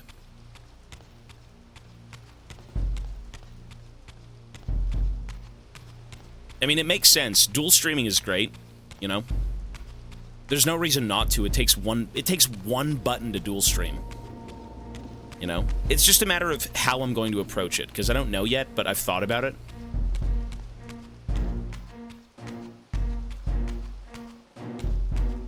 I mean, isn't this just like where I just was? No? Wasn't, okay.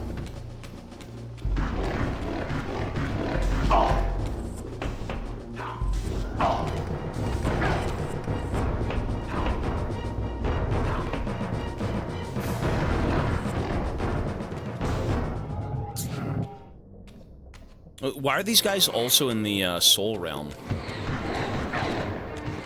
Do demons never die?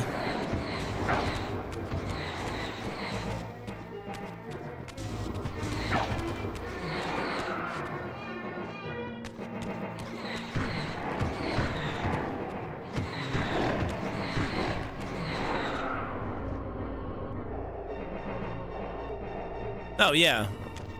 League videos get around 1 million views? No, they don't. But I think it makes sense to, for sure.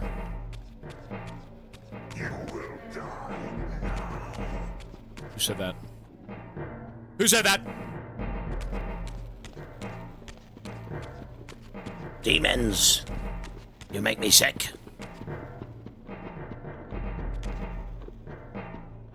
No.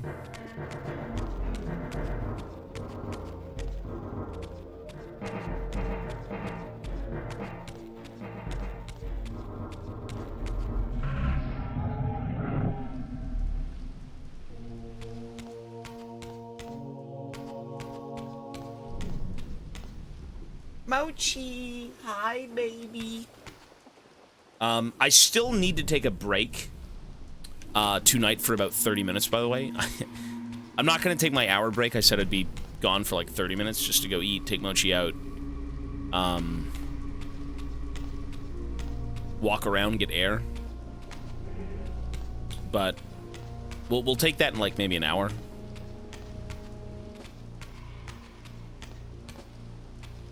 Okay, so what are we doing here?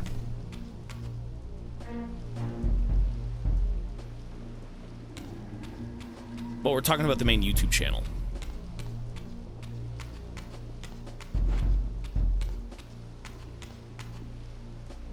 Okay, there we go. I'm so brain dead. What the hell? There is a door. You should open the door.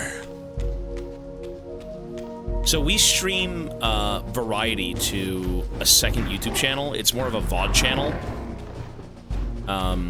That's currently where it is now. So we are streaming this content to Tobias Fate Stream VODs, I believe. You'll see the channel below Twitch if you just scroll down.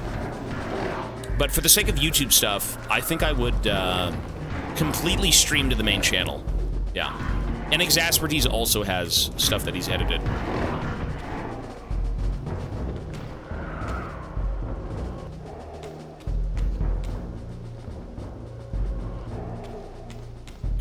Aka, hello, buddy. You will die.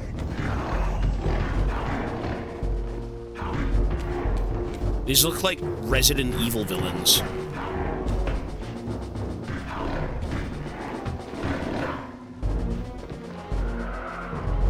Cuphead DMC5. Death Stranding was sick. I still haven't uploaded that fucking VOD. The one you sent me, I still haven't uploaded. That's my bad. I really should. It's the final part of Death Stranding.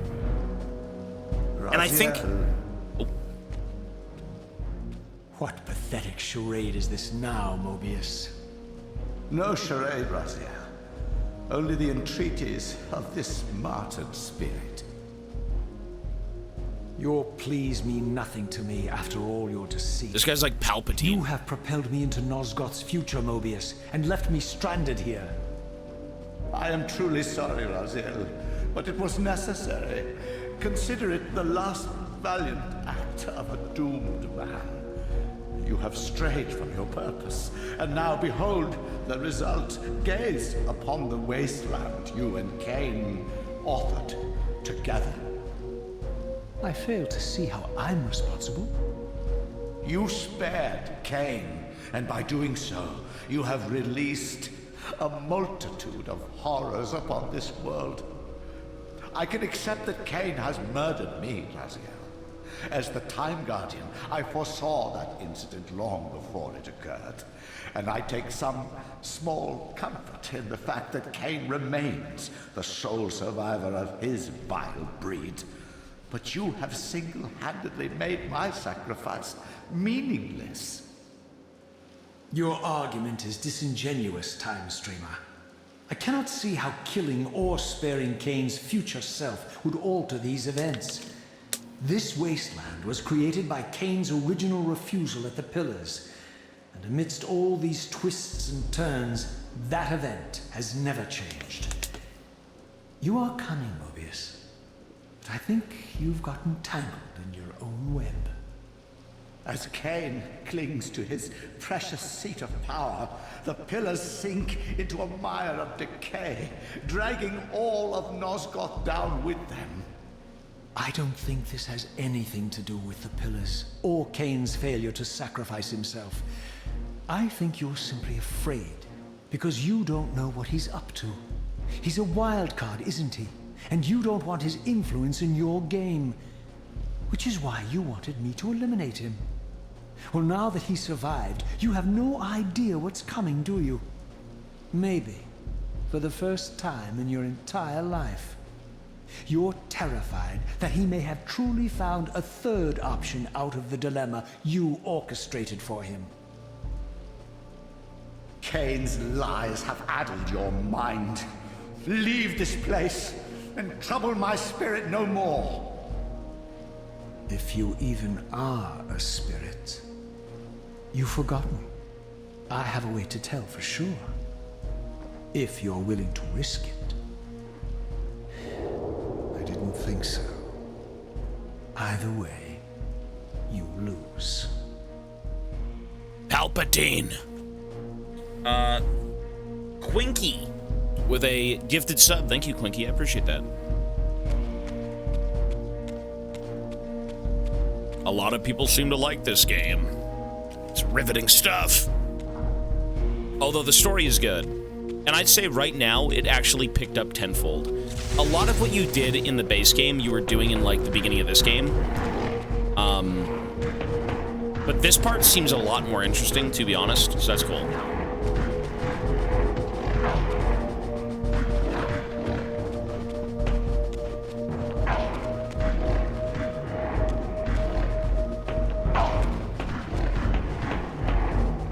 Jesus. Die, you sons of bitches. You green gangly fucks.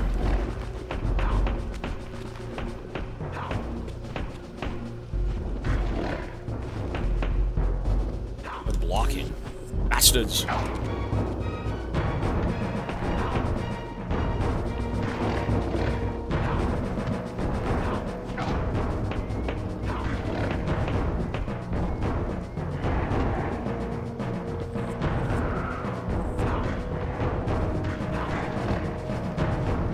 Nice.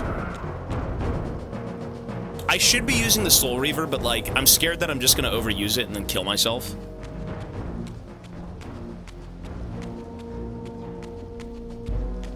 It's the 5 main God of War games. It's the ones on the PlayStation and then the ones on PC.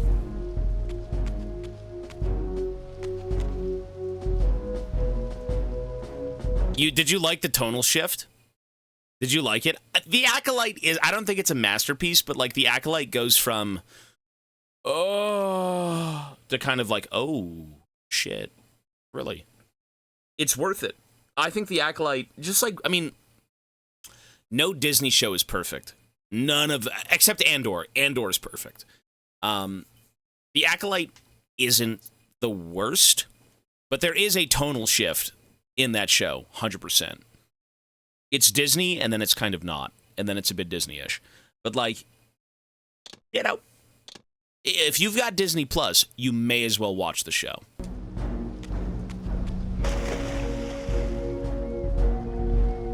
You may as well watch the show. You know, give it a chance. Oh, yeah, the Acolyte, there's a massive tonal shift in the Acolyte, 100%.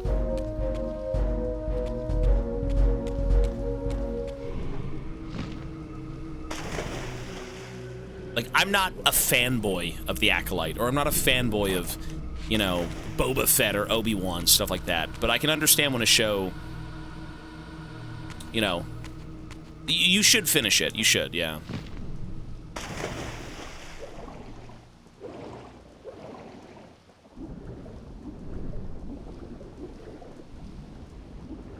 It's no way the best, yeah, for sure it's not. I mean, everyone, I feel like if you're an adult, not to say that if you're an adult you can't like it, but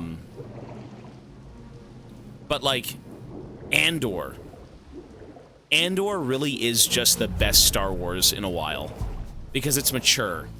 It takes itself kind of seriously. There's one. You know, it's not that Star Wars always took itself seriously. Not always.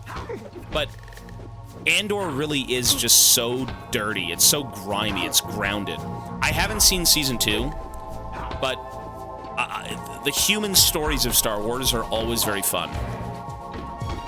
Especially when you get to truly see the oppression of the Empire. Right? That's what Rogue One is. That's what Andor is. You know, in the original Star Wars, you do get the gist of, like, what the Empire is about, but you don't get to see firsthand, in terms of, you know, from a nobody's perspective, what it feels like. You're always kind of in the shoes of, like, Luke or Han or, you know, Leia, right? Andor does a very good job at showing, like, truly what goes on in, like, you know, backwater planets and just the average person dealing with the Empire. Mando was good for, like, the first 2 seasons. Mando Season 3 kind of went a little bit Disney. It was a little bit goofy. You know, I think there should always be a bit of goofiness to Mando because you do have Baby Yoda. But 3 was a bit rough. A lot of just very illogical things. But still very good. Mando Season 1 and 2 are, like, goated.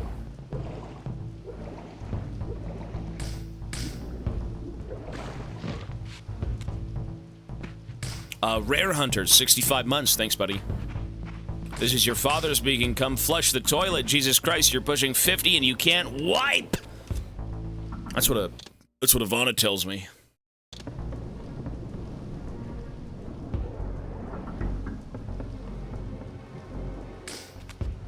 Well, you know, Andor is really just the side quest that matters the most. Because without Cassian Andor, Star Wars and the world that it is, you know, the Empire, they would have won. So that is the beauty of Andor. That is the beauty of Andor. Andor really is, you know, everyone likes the Jedi. Everyone enjoys the Sith. That is Star Wars, you know, lightsabers. But it's also politics, and it's also regular people trying to get by. For the sake of the movies, that's not what you see. You know, you see those politics, you see Jedi and whatnot, but not from the perspective of, like, the average human being.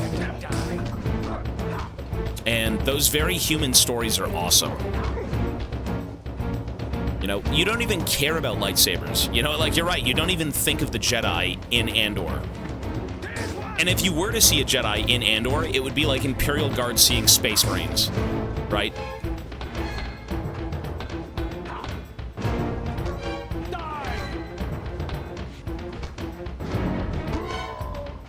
Jeez. Clone Wars show? I'm not aware. I think they actually you know what? I think they recently put out a Disney show that is the origin of Cad Bane. I haven't seen it, but I heard it was the origin of Cad Bane. And that I do want to see, because that sounds fucking cool.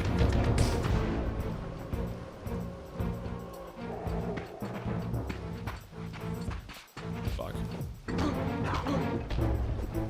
Die!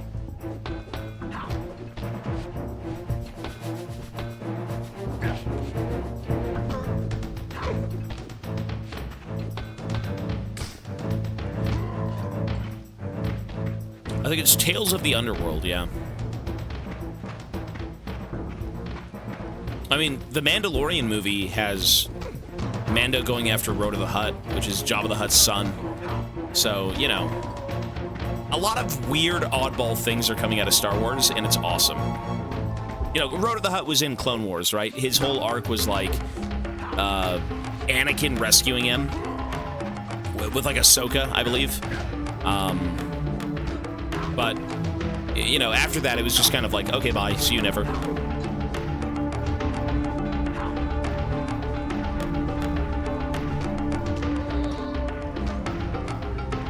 Ouch!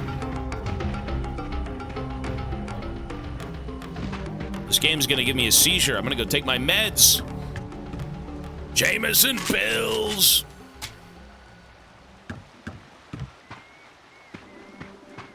I did see the AKs, yeah.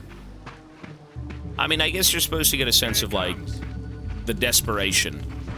You know, I don't think AKs are, like, cream of the crop in terms of weaponry, but, like, for the sake of a rebellion, you kind of get what you get, and that's it.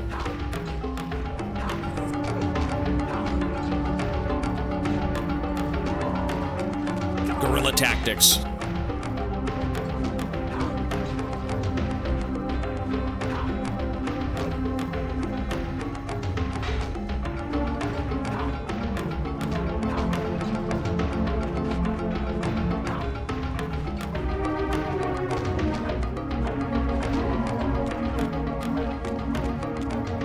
Yeah, I know he is. It's the guy from, like, that one cooking movie or show or something. I've seen a bit of the Clone Wars. I haven't seen all of it, but I've seen some.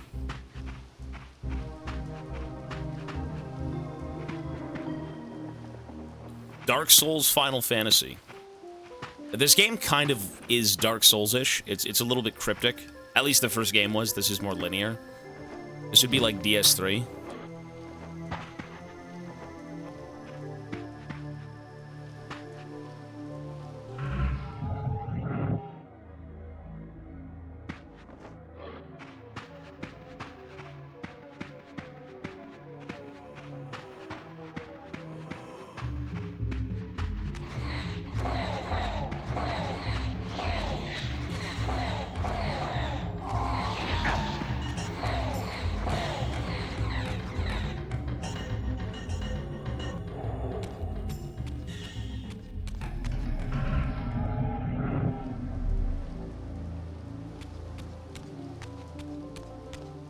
No, it does get more mature. I mean, it should.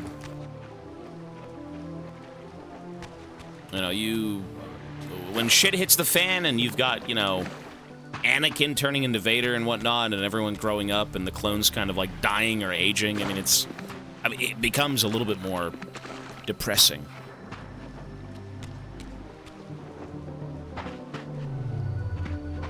I don't like the way the Clone Wars is presented. I don't think the animation's for me.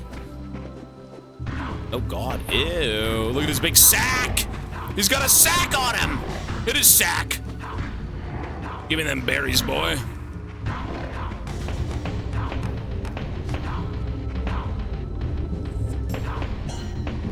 Look at those danglers.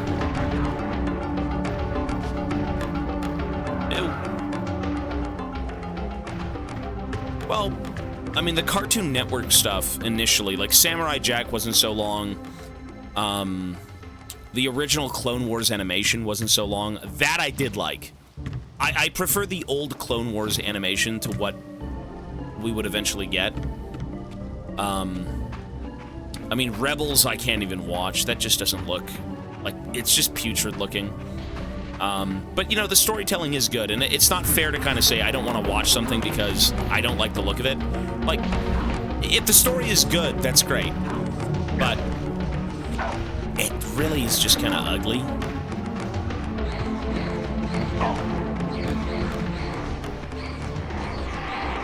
Okay, maybe this thing is pretty fucking OP.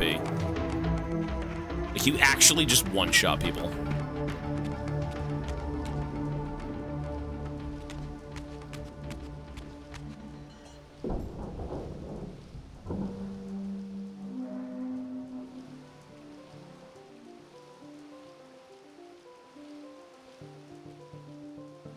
These were the pillars so familiar to my blighted eyes. But now that I had begun to learn their true significance, I regarded the pillars' destruction with a new, enlightened sense of horror. And I questioned now whether Kain's simple refusal, his mere ambition, could truly have caused such devastation. I felt that some darker influence was at work here. There she is, look at her. As I approached, I discerned the spirit of Ariel, bound here now for more than a century. Forever am I bound, hope abandoned, my spirit tethered to this place. What destroyed the circle could not touch me, for I was newly dead and beyond harm's reach. I alone was spared the descent into madness, and Kain alone was spared the pain of death. When Napraptor's poison seized Kain even in the safety of the womb, much more than just his destiny was lost. All of Nosgoth lost balance. Consider us now, both of us less than we once were. I, pure but insubstantial, and Kain, terribly real, but corrupted. Your imprisonment here has deranged you, Spirit. You fixate on Kain because you believe he is the tether that binds you here. But we both know he is not the author of your agony. The pillars were subverted by dark forces, invited by the Guardians themselves. The more I learn of your circle, the more I see a tangle of nested manipulations. Kain handed them their victory. They sought to topple the pillars, and he was their willing instrument. Or was he their unwilling pawn? Would it blunt your wrath to know that Kain's dilemma was calculated to bring the pillars down, regardless of the choice he made? And that the devastation would have been even greater had he chosen the path you would prescribe for him? Oh, you are a subtle, deceitful creature. But your clever arguments do not absolve Kain. He must die for the pillars to be restored. There is no other way. Then consider this more ominous possibility. What if Kain's death does not restore the pillars? Consider that it may simply be too late, that this world may be beyond redemption, and that you may be bound here eternally.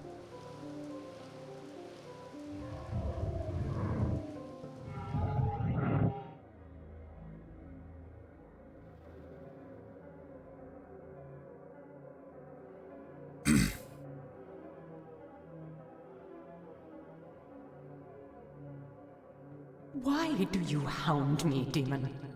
You can see that I am captive here. Show me some mercy.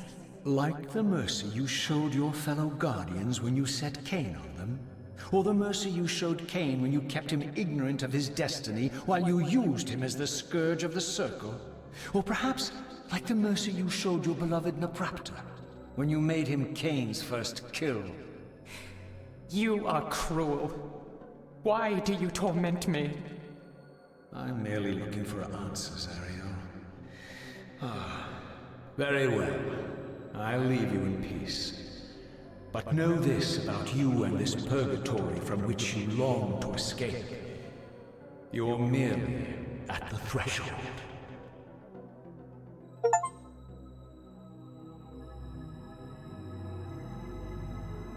I like seeing what it looked like back in fucking 2001.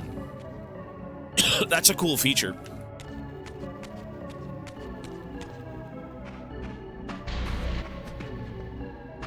Oh, the bugmen. It's the putrid bugmen. The poopy butt bugmen. Ew, they've got smelly sacks.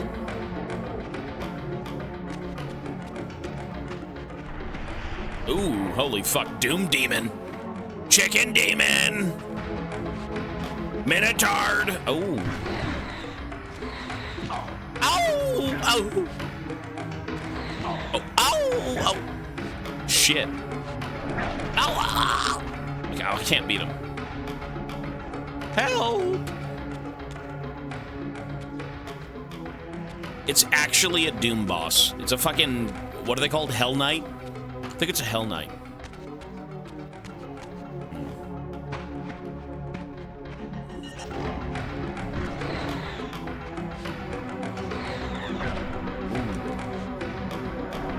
See, the dodge system now is, like, actually useful. See, that is cool. That right there is probably the most interesting combat we'd have the entire game, is fighting that one thing. Everything else is kind of easy. You just kind of hit it, but, like, you don't need to dodge it, you know? That was good.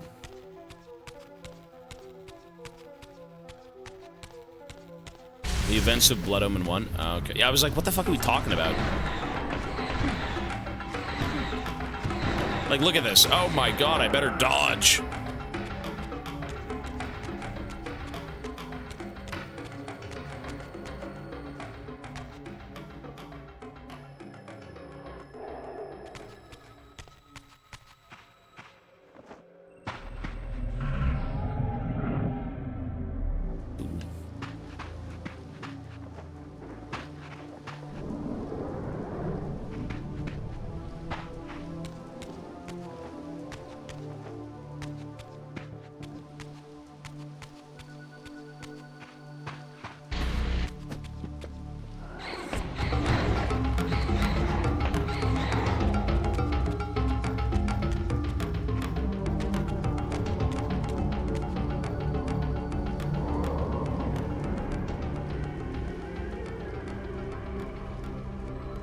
Vinox, hello, sir.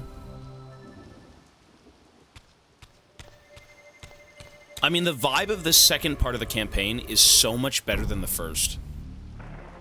It's a little bit cooler. The first part of this campaign very much felt like the first game. Now I feel like I'm playing the sequel. Like, in terms of tone, kind of the same, but like, gameplay-wise and everything, I mean, this is way better.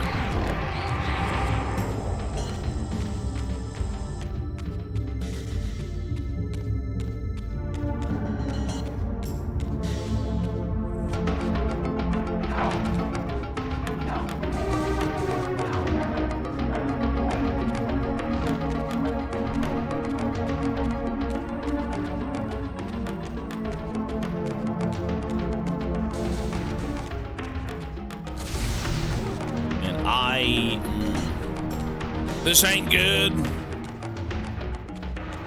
This is not good news.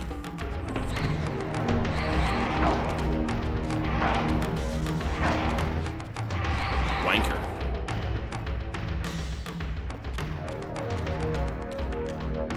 Hi, Mochi. Folks, I think when we hit the next big room, I am going to take a break.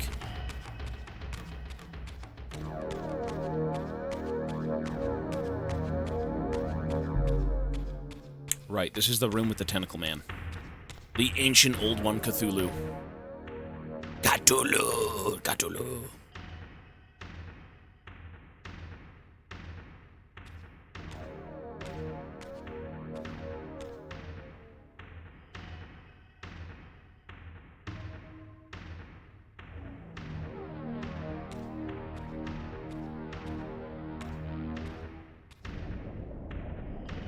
Is he still down there? No way. Is he even more mutated?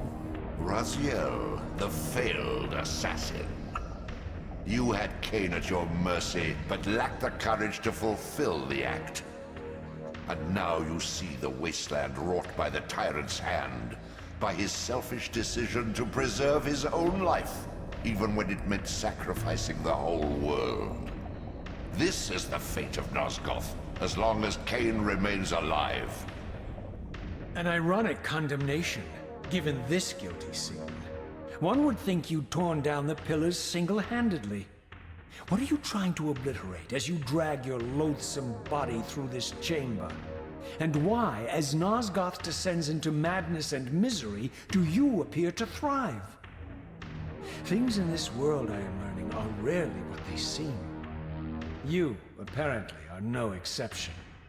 I am the engine of life, the source of Nosgoth's very existence. I am the hub of the wheel, the origin of all life, the devourer of death. But so he eats the damn souls, no? Maybe you're just hungry. Could it be as simple as that? Wouldn't that be poetic irony? The great adversary of the vampires turns out to be the biggest parasite of them all. Do not test my patience, Raziel. I made you, and I will unmake you if I become so inclined. As your agent, I am beyond death. There are fates worse than death, Raziel. Oh, I see you now as you truly are. A cancer. A spooling parasite burrowed deep in the heart of this world. Go now. Play out your pitiful rebellion and take your place among the destroyed, the used, and the damned. But know this, you are mine for eternity. You have always been, and will always be, my soul Reaver. I mean, to me, he just screams Old One. No? Something that's like the Wheel of Time itself. Shit like that, right? Like it's just beyond our comprehension. I mean, to me, that's what it sounds like, no?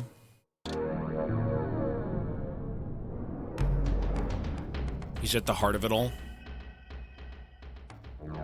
I don't want the answer. No, I don't want to be spoiled. No! No. Yes, I'm going to be taking a break. No, Raziel is cool. I would say the game... I mean, the game is growing on me more than the first game, 100%. There is more lore, there is more, you know, narration, there's more of a flow to this game than there was the first game. And it certainly does help in building, you know, likable characters. I do like them more in this game, 100%. I think the first game, again, was very experimental. They had an idea of what they wanted to do, but nothing was kind of, like, hammered out completely. Everything was just so... You're in the dark. Like, I guess there was 2 games before it, but, like, they came out on, what, PC? They were 2D, stuff like that. I mean, how do you play those? I'm sure you'd have a better understanding of what's going on if you played those first 2 games, but for the sake of me, not playing them and then jumping into, like, Soul Reaver 1, it was a little bit strange. A little bit strange. But this game is better. This game already is better than the first game, so, you know. Folks, I am going to be taking a break. I'm going to take probably 30 to 40 minutes. Food, mochi, walk around, probably do some laundry, do a bit of cleaning. And then, you know, be back and stream until we go to bed. Oh, so there's only 1 game before that. 5 years in real life, Canadian time. True. No, we're going to say 40 minutes, all right? All right, we're here. Yo, yo. Let's continue. Mochi's good. I'm good. I got phlegm.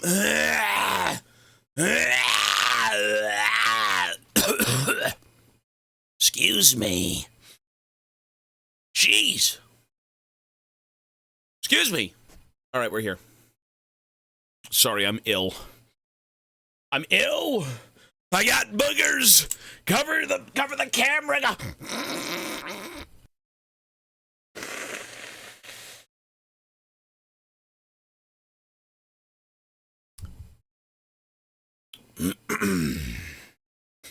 We're good. Sorry. I'm dying. Mochi, what are you doing? What is baby Moch doing? He's so happy. I can't tell if dogs just naturally smile or they just always look happy. Are you happy, baby? I think they always just look happy. I don't know. All right. Let's get it going. Excuse me. Sorry.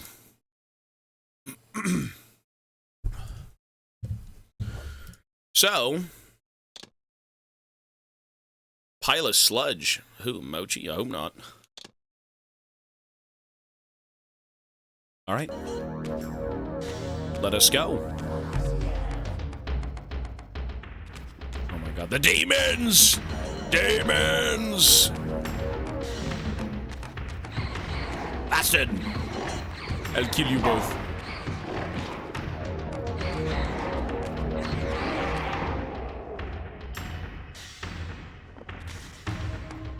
Okay. So we came from there, right?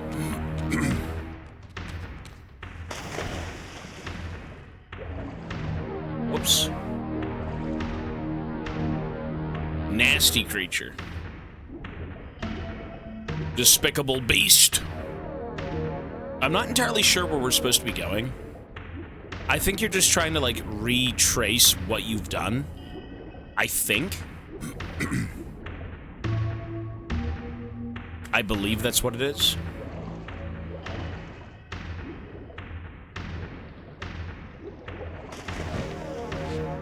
Okay. God. I'm one hit.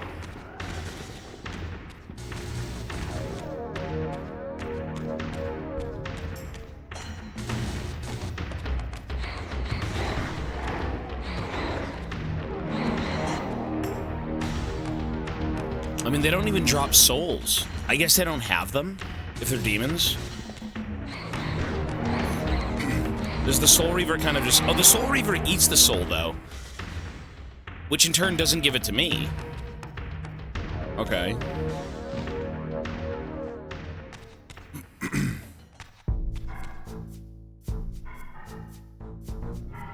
What? Oh. Son of a bitch.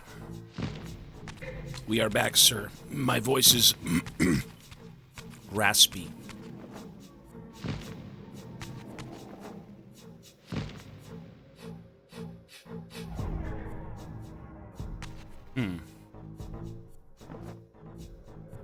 So I guess we're just gonna... Oh, we don't have to wait. Oh, this isn't even a respawn point. I thought it was. Okay.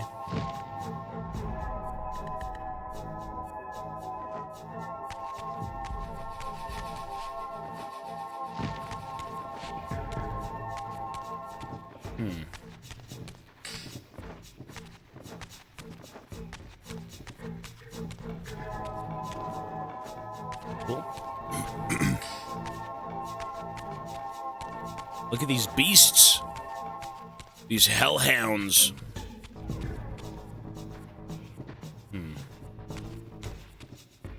I mean, I need to spawn as a human to swim up, right? But we need to find that point to be able to. Which I don't think is down here. It's probably up there. Most likely.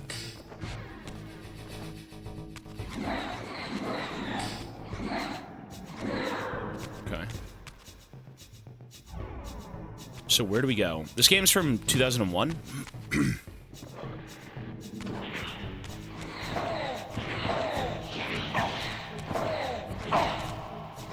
But this is the remaster, so like it will look a bit better. I could still make it look like the PS2 game, which is with this. I mean, I can't believe this is PS2 though. I thought PS2 looked a little bit better. No?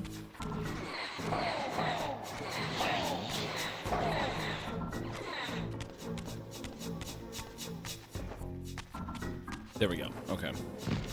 We're free!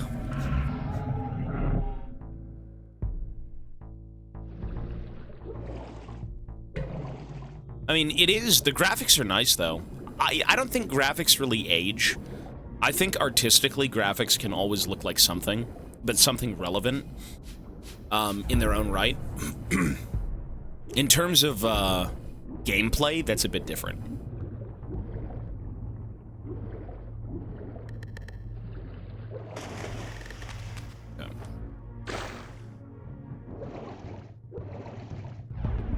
Like, PS1 games have their own charm. People still love the look of those games, despite them being, you know, supposedly aged. I think they look good. Yeah, where do we go from here? Up here?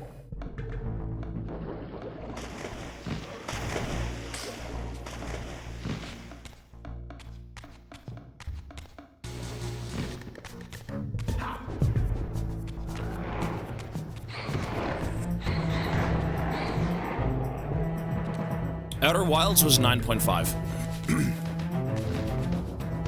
9.5. The bridge. Oh, I need the dark saber. Yeah, okay then.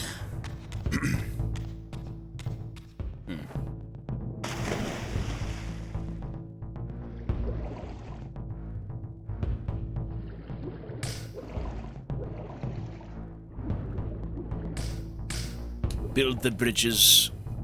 Find the baby. Where is my baby?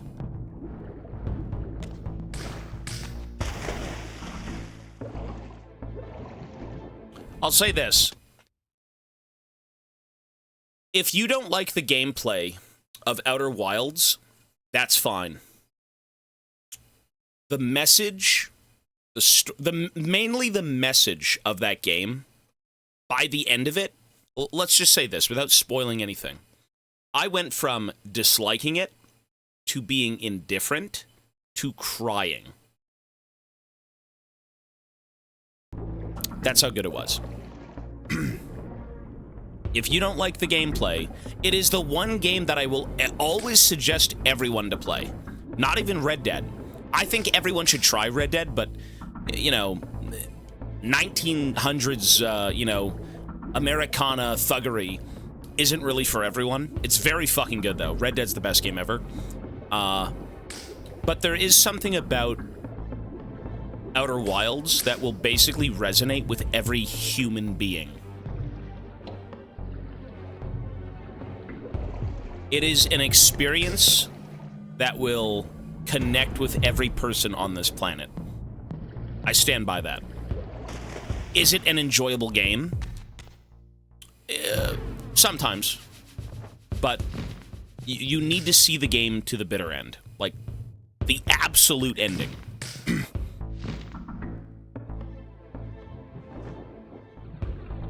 I say the bitter end, but, like, you know, it's a pretty nice game.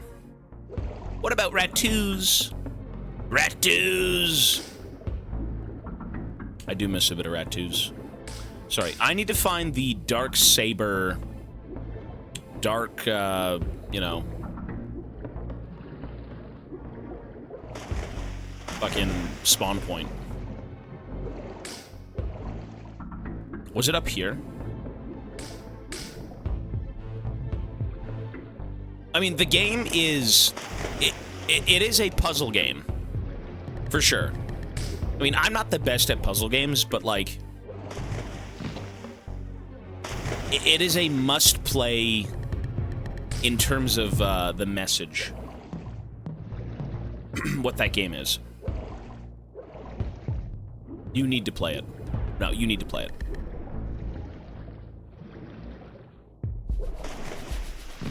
Oh, it's right there. Okay.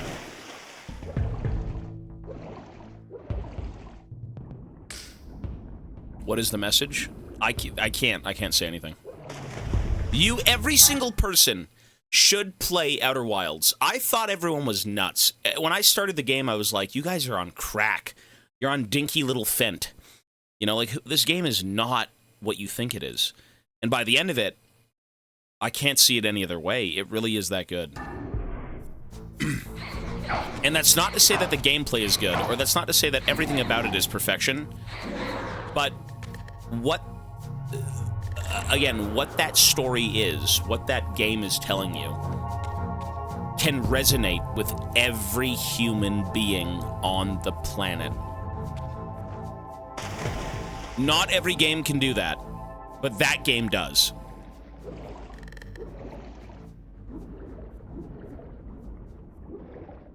That is the beauty of Outer Wilds. The story is very interesting. You know, uncovering this, uncovering that. Yes, everyone. Every single person, bro. Everybody. Yes. Doesn't matter where you come from, who you are, what you do. But you need to play the game.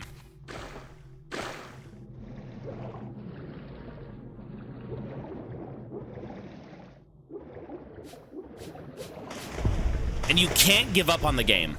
You can't give up on the game. You just can't. Whatever you do, don't give up on Outer Wilds. Just don't.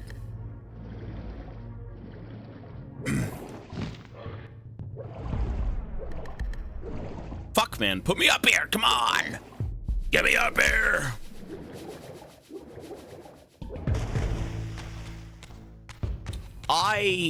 You know what? If I was to suggest Outer Wilds, I would say you need to play the DLC before you play the game. Like, you gotta play Outer Wilds, the base game, and then play the DLC before you beat the game. Because the DLC is part of the game. It is part of the story. It adds to it.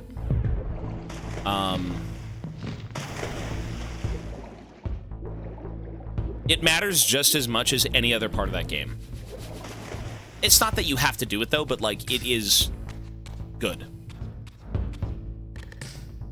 No, I'm not lost. I know where to go.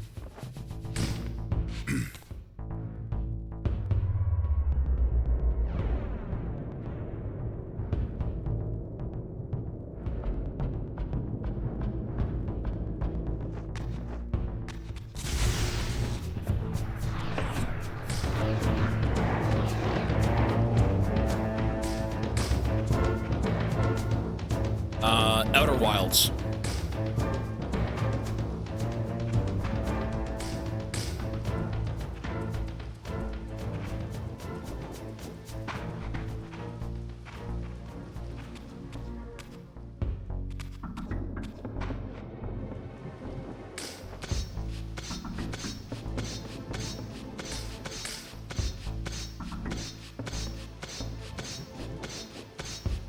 Cyberpunk is this weekend.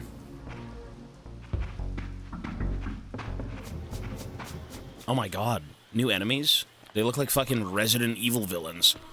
Boy's got that jack-off arm. What the hell, eh, boy? Dude's been gooning.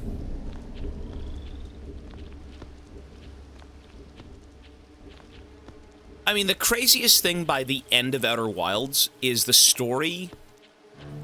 You have to play the game. The one thing I don't want to spoil is that game, or any game for that matter.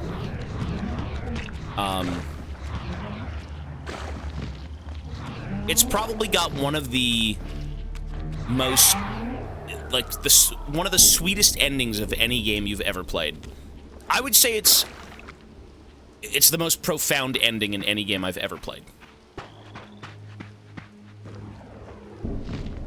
It resonates with every person on this planet. Beyond this edifice lay my sole hope of escaping this demon-infested wasteland. The time-streaming device contained therein offered my only prospect of journeying back into Nosgoth's early history. Unless I discovered some means of breaking the seal, I was condemned to be stranded here eternally.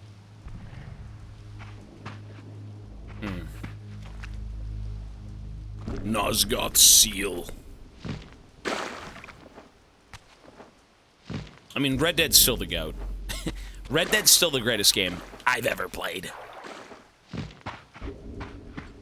To arms! Red Dead is truly the best game on Earth. So far.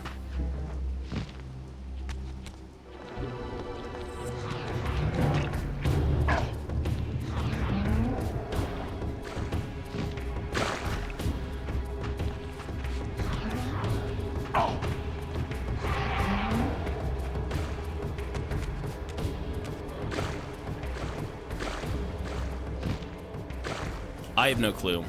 That was a long time ago.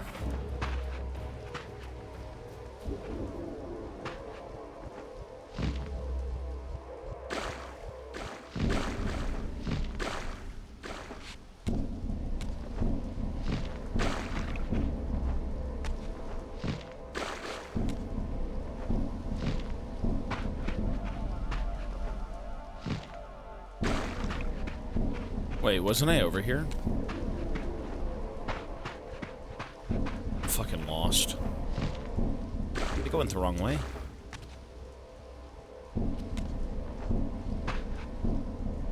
Big hug from Portugal. Hey, hello, sir. Thank you. You okay, Mochi? You alright? Mochi? The time gone up a bunch. What happened while I was gone? I just added all the 0.5 tiers. So every 0.5 tier for about probably a month has been needing time. And 3 hours per tier, so it was about 20 hours, 27, I think. We did also have 100 gifted subs, which is nuts. So everything is all caught up. All the subs are caught up, the time for the tiers caught up. Everything is locked in, and that is like damn near the true timer. So we are 100% on point.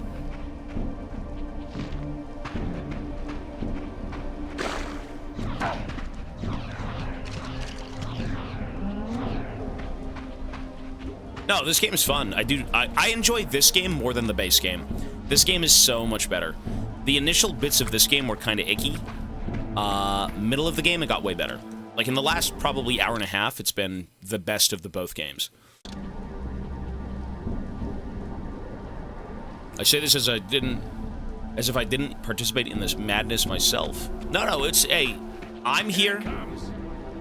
You know, if you guys have made this event possible, and I'm gonna honor the time, so whatever everyone's agreed on, I'm for it. I gotta stop using this because I'm wasting. I can't get souls. Fucking Scion! Horalu! Warrior! Bastard! Kill you.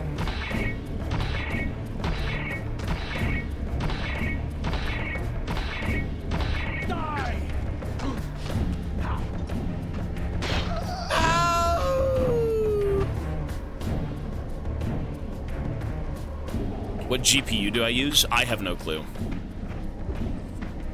I have no idea. Oh.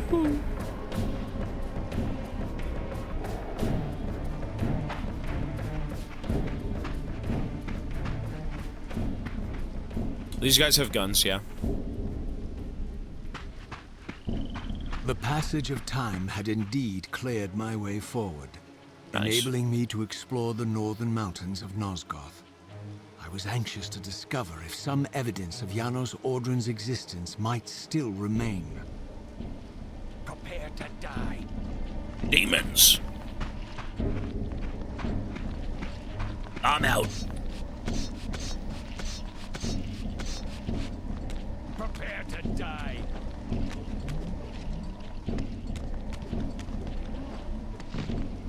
Okay. Shit.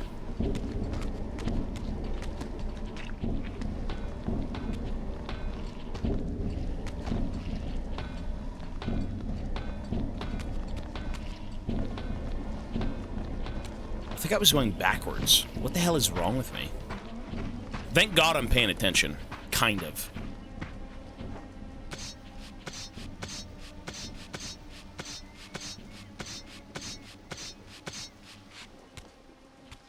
Creepy.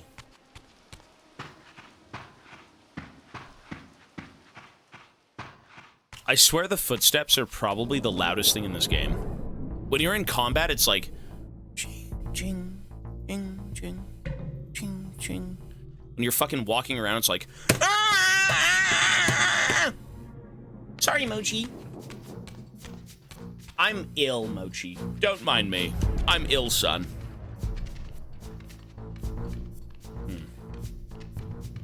That's a lot of fucking people. The lore of this game, from what I've gathered, is about kind of destinies and going against, you know, your predestined fate. It's about betrayal. It's about necromantic sorceries with vampires. But the main thing is certainly, at least what I've gathered, is about your predetermined fate. In the grand scheme of something. We don't know yet. We don't know why everything is being orchestrated the way it is, but... Hey, what do we do here? You sons of bitches! They've got the blunderbuss!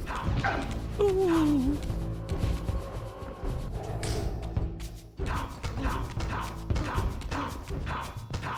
It's a cool story. The one guy you thought was kind of the villain, to me, is more of like your bro.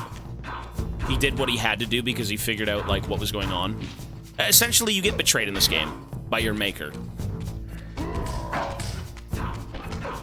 Your maker being a guy who raided fucking tombs and like resurrected you as like a vampire minion. You used to be a priest.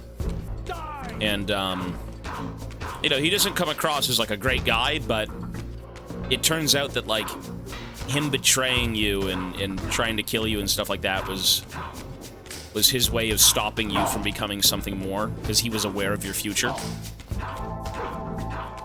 It's a very interesting game. The story is certainly not garbage. It's a bit strange though.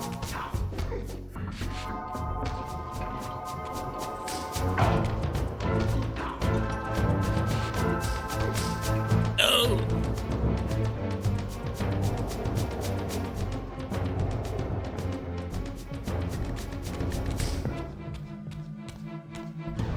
Well, there's a lot of different endings in Sekiro.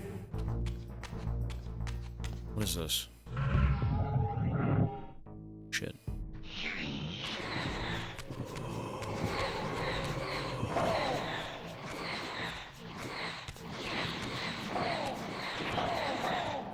I actually kind of don't like that there's more than one ending in Sekiro. I would have liked one, you know, solid conclusion to that story.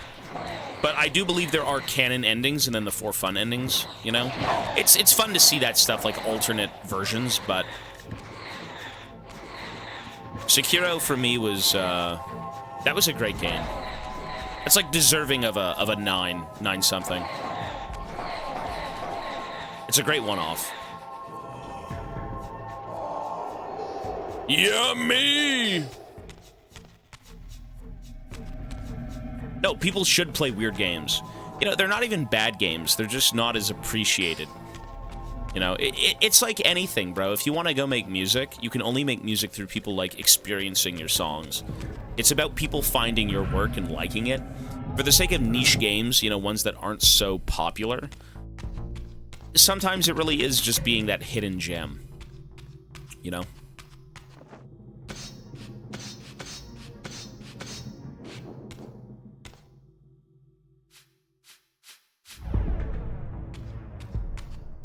Fuck was the point of that?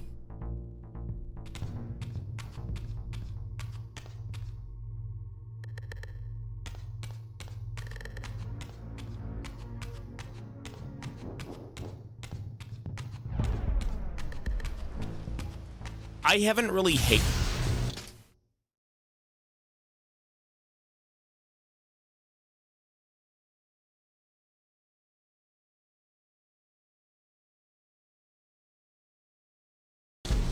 Jesus, fuck.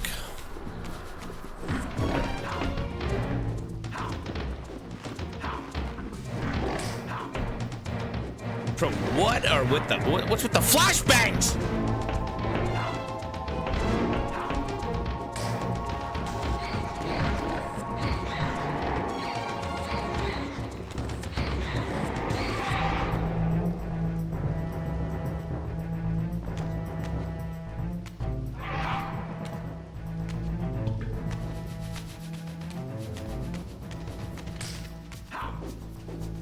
Oh, it's a doggy. Oh, I'm so sorry. Sorry, Mochi. Your soul is mine, Mochi. You and your potatoes are mine. Ow!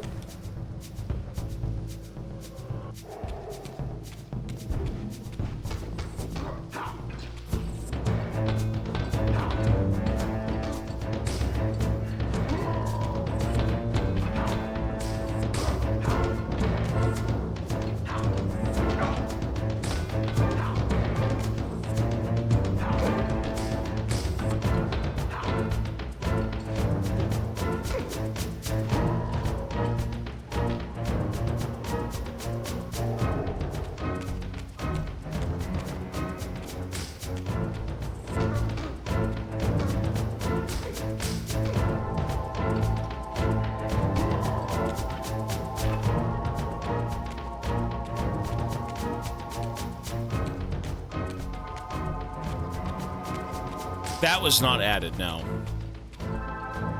I think was it suggested? It might have been, but I did not add that. I did not add that. Oh, hi, Mochi. What do we do here? Oh no, the sound mixing in this game is so strange. You have little to no sound when it comes to killing people, but when you walk around, you sound like fucking Godzilla trampling like a city.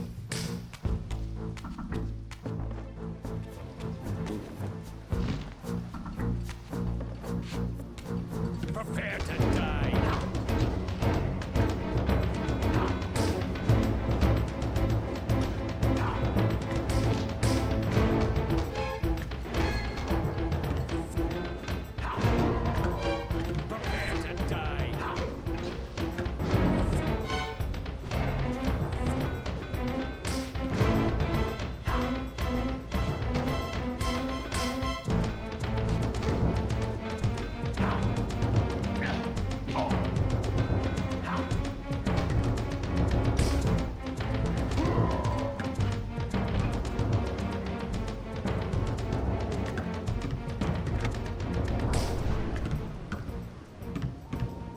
Is that down below?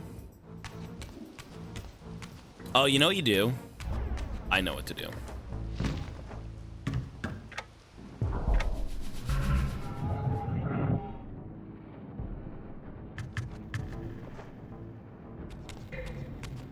No. Really?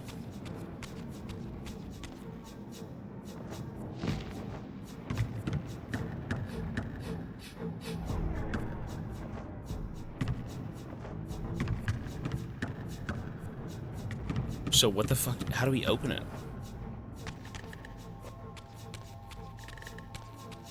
You gremlin bastards! Oi!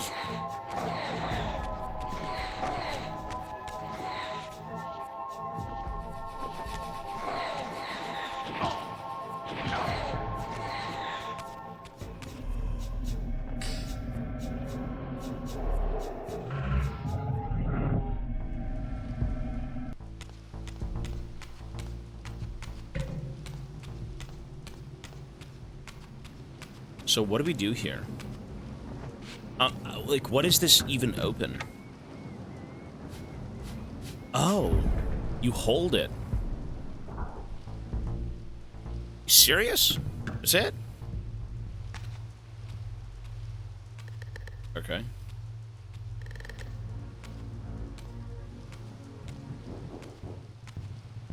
Here I discovered the quaint hamlet of Ustenheim. Look at this game got so much better. And collapsing into ruin. Look at the set pieces. Legend claimed that Janos Audrin terrorized its villagers until the Sarafan hunters ferreted him out and destroyed him.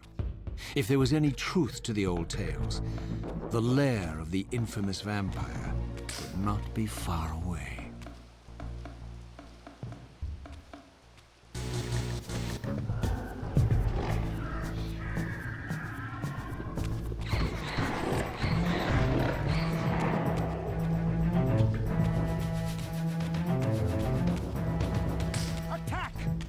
Attack! Oh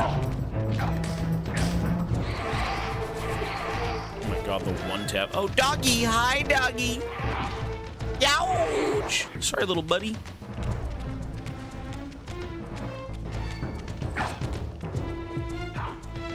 No.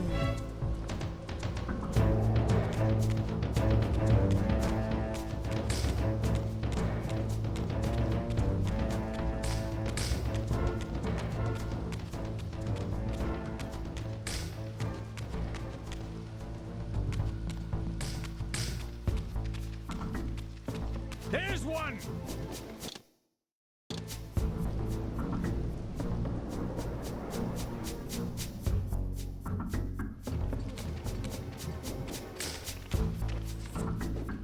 You don't even get to hear, like, is there supposed to be noise in combat? Look at this.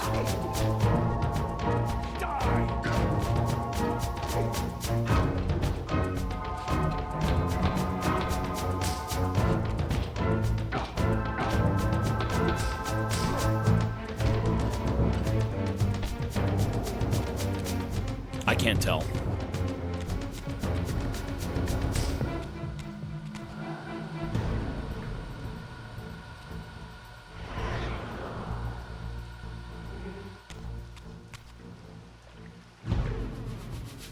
Oh, really? That's weird. There should be more noise. 100%.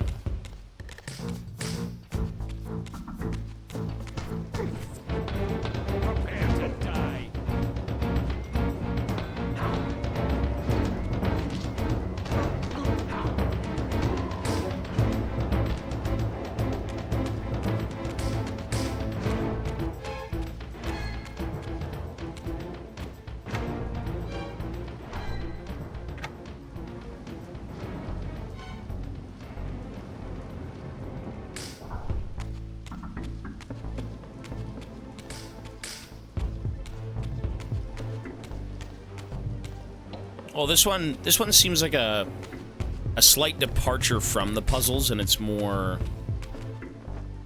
you know, action-oriented.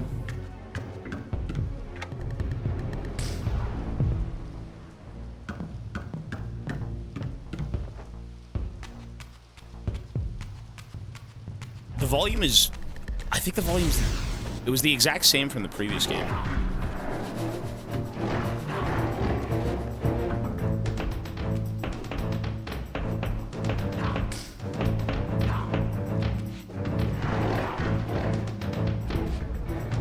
Ouch!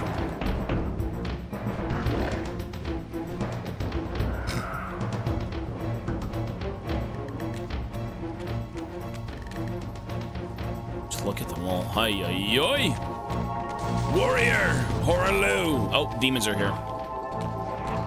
Help me, demons. Wait, I like how they all just fucking run after me. Why? What if I leave? How about I leave and you all just kill each other, yeah? Enjoy, folks. You fuck off.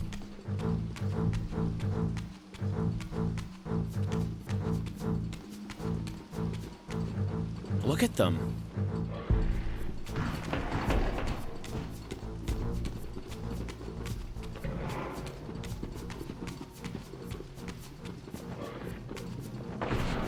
I can't even take them on. There's so many of them. And they only give me health, which I've already got max of, so there's no point in fighting. You know, I wish there was some sort of, like, level up currency or something, because, like, the issue with combat in this game is that sometimes it can feel rewarding, but at the same time, your only reason to do combat is to go through certain areas or, you know, to gain health, which is kind of not the best.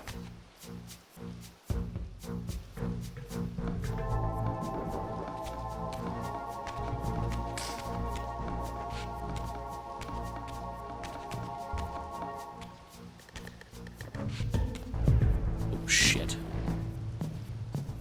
There we go. Now they're killing each other.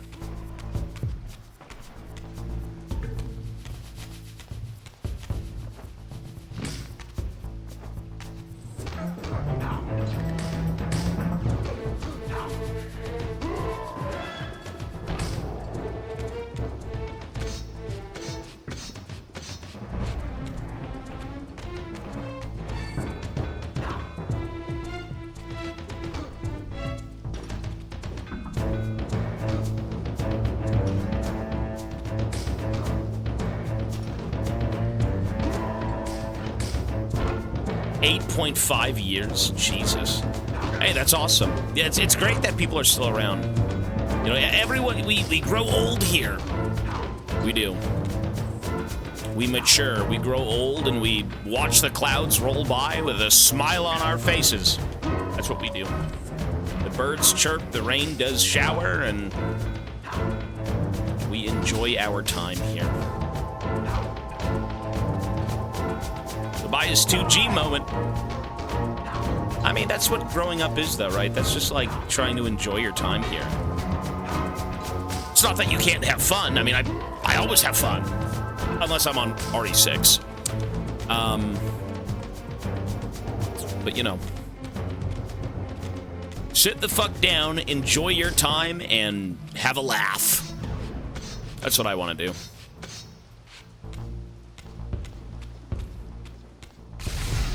Oh! Oh! Bust out the Soul Reaver! Demons! Whoops. You know what? It's fine.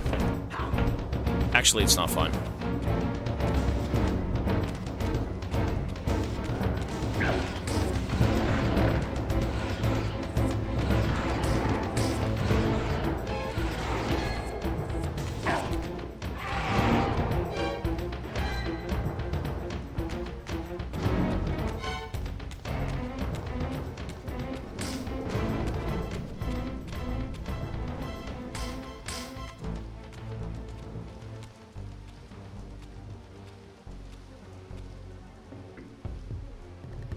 This edifice was clearly not crafted by human architects. As the figure beneath the balcony silently attested, these were the Ares of winged beings. Undoubtedly, I stood before the mountain refuge of the legendary Janos Ordran, but the entire sanctuary lay in ruin, collapsed under the force of some ancient cataclysm. As I suspected, the Time Streamer's deception ensured that I was centuries too late to unearth anything of consequence here. With nothing behind me but the wasteland I had traversed, I resolved to press on and explore these canyons further. Oh no. Every time you turn up, something monumental and terrible happens. I don't think I have the stomach for it. We're no bros drama now. this time, Raziel. You are persistent, crossing time like this to follow me. Still waiting for that coin of yours to land on its edge. I'm biding my time. I see that Mobius has played a little trick on you. Yes, he clearly doesn't want me to meet this Janos Ordrin. Perhaps. Or maybe he merely hoped that it would harden your heart against me, to see this wasteland which I single-handedly authored. My heart doesn't need hardening, Kain. If I even suspected that destroying you would make any difference, I would do it this instant. I knew you'd see through them, Raziel. Janos is indeed the key to your destiny, but you'll need to find your own way back into Nosgoth's past. Make no mistake, though, Raziel. You and I are now in great danger. We are irritants here. Malevolent forces are being marshaled to eliminate us. You talk as though we're allies. Regardless of your sentiments, Raziel, in their eyes, we are. Well, they're certainly trying to eliminate you, Kain. There can be no doubt of that. I am assaulted relentlessly with demands for your demise. Whatever it is that you're plotting, they're scared to death of you. As for me, I suspect they made a grave error when they allowed my unique resurrection. I don't think they know how to destroy me.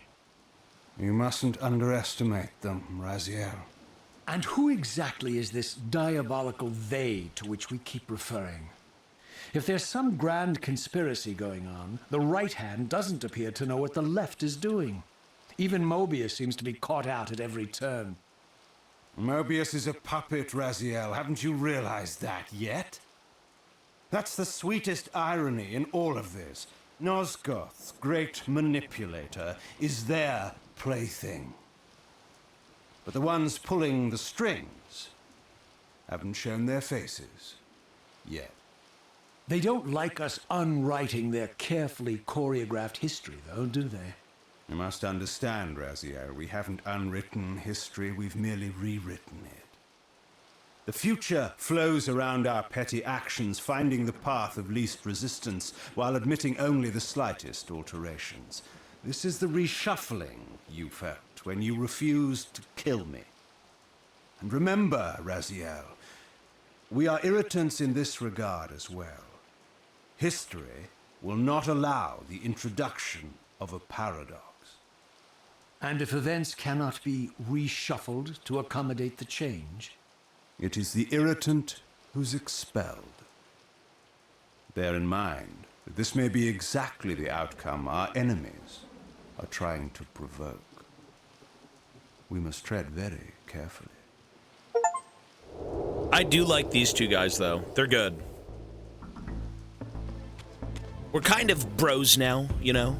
Me and Kain. Yeah, we are. It was a misunderstanding.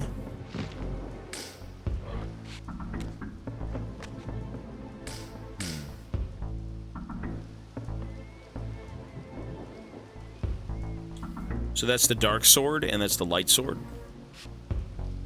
Get up there.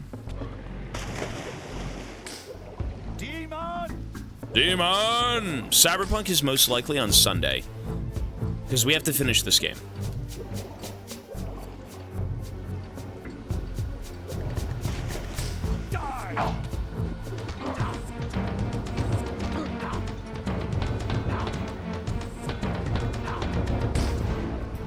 Fuck.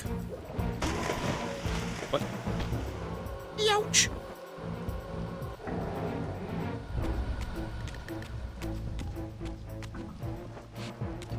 Listen, Cyberpunk can wait. The game is shit. It's a shit game. It's an unfinished, dog shit game, overhyped. Keanu Reeves is the only reason people played that game. It's a terrible game. Resident Evil 6 is better. That's all I gotta say. You haven't even played it. Yes, I did, mentally. I played the entire game. Preach! Truth nuke. Oh, demons. I like how if you show up... Oh no, they're fighting over there, I think, right?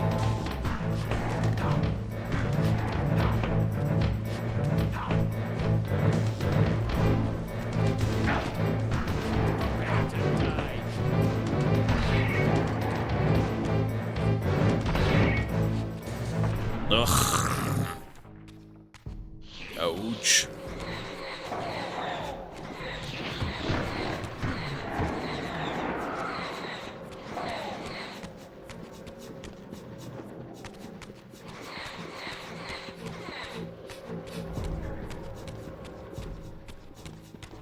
Where can I res? Please let me res somewhere. Man, that is inconvenient. That's so inconvenient.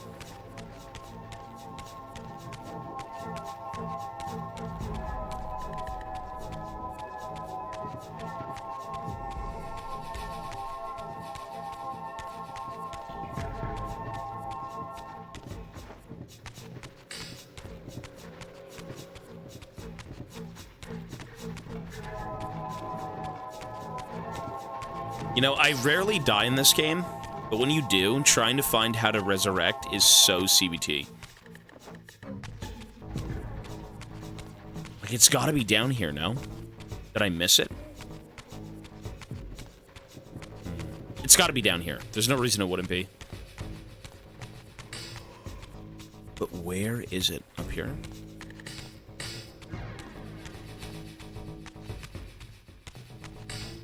Where is it?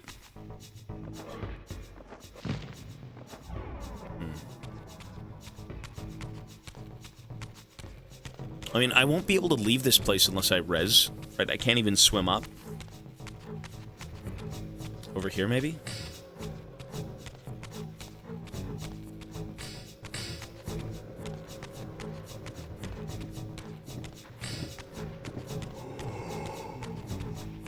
Holy fucking misery.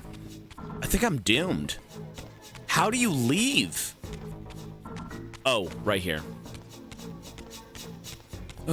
Never mind. I'm dumb. Sorry. I am very dense.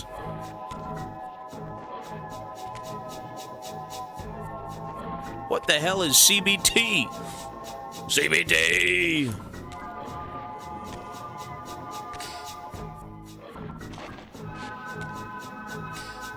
So... Cool. Bro, where do you res from? Actually, where do you res from? I'm not kidding.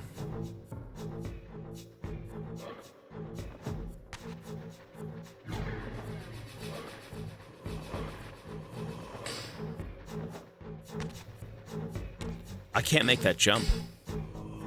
Maybe back on land?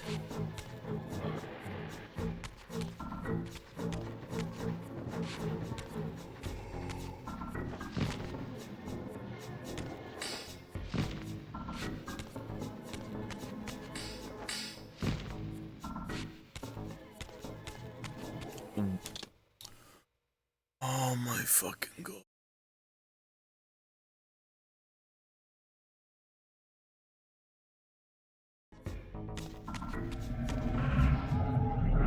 No shit, I walked past it, fell into the water, and spent 10 minutes walking in circles. What is wrong with me? No shit, that is such a me thing. Such a me thing. Jeez. I'm so ill.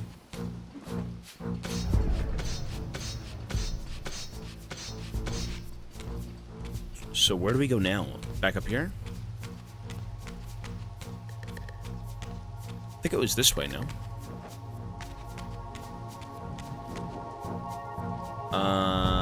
It was that way, right there.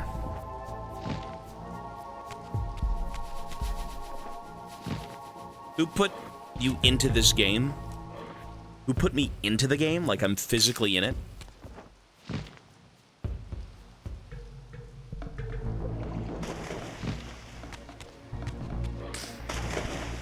We go left.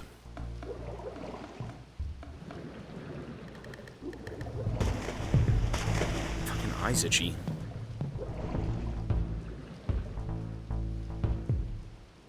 You know, I'll say this, though. The navigation in this game is infinitely better than it was in the first game. It is so much more linear, which is very nice. The worst part of the main game was that it wasn't linear, or rather, it was like fake linear.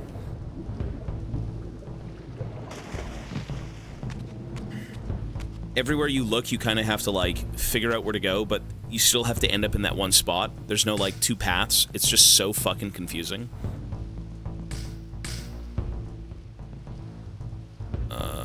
Where was this again? Over there. Okay.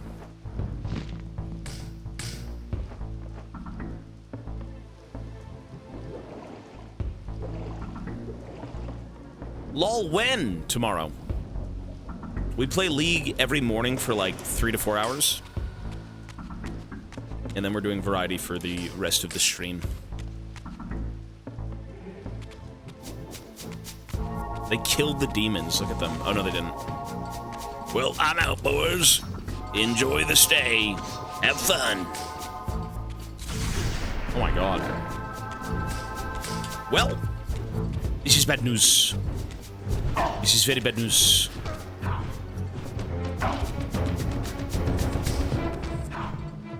I'm not gonna lie, this is like pseudo CBT.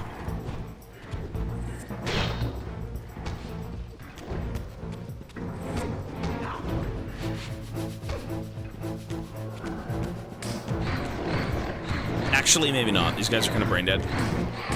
Okay, no, they're they don't even fight you.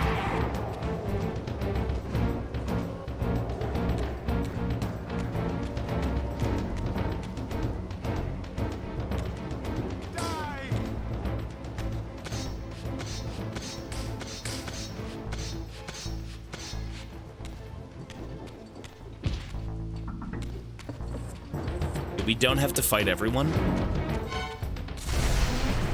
Okay, now we have to fight everyone. Oh my lord.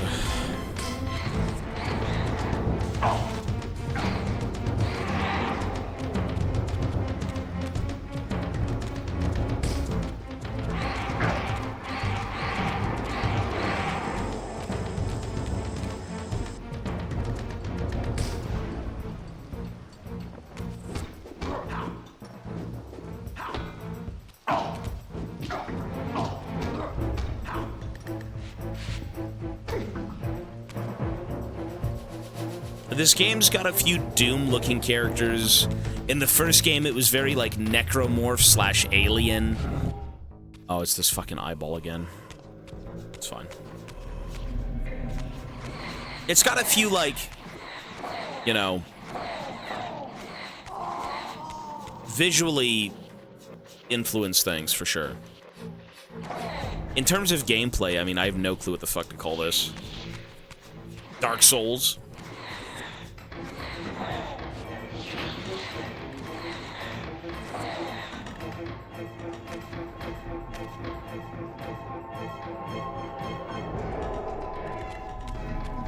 Well, I actually would say some of it feels like Dark Souls. A little bit of it. The first game with being a bit cryptic and the combat being pretty jank, it reminded me a little bit of Dark Souls. Just a bit. Seize him!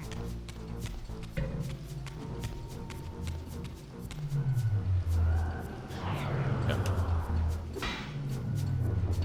This is less Dark Souls, but the first game reminded me more of that. Yeah, Zelda, for sure, Zelda. I haven't played Zelda, but, like, that's what everyone says. I've seen Ivana play it, but from the games that I've played. For me, it reminded me a little bit of Dark Souls, where you have, like, some sort of, movement and, weird puzzle-solving, parkour. But they did say this game was supposed to be, like, Sony's answer to Zelda. Sclatched. Hello, sir.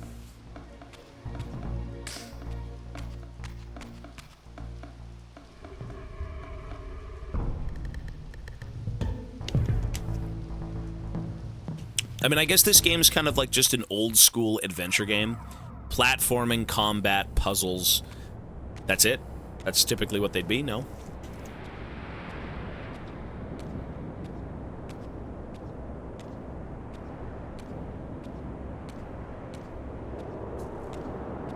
You, demonic. The scenes They I look like discovered angels. here were unambiguous. This race of winged beings, the architects of the pillars and the creators of the Reaver, were Nosgoth's first vampires. Their bloodthirst appeared to be a curse inflicted upon them by their vanquished enemies. These images confirmed the truths that Kain had divulged to me, but I had been too incredulous to accept. I struggled in vain to see how the pieces fit together, how Kain intended to escape the dilemma of his destiny, and what role he had plotted for me, and why Mobius and the dark powers with which he seemed to be allied were so desperate to see Kain dead, and so intent on me being the instrument of his execution. I remember playing Prince of Persia, The Sands of Time, I believe, but I never beat it. I think I got stuck in a room that had, like, some sort of sand puzzle. I was a child, I wasn't very bright. You can't save, though. Yeah, you can only save, like, at certain points in this game.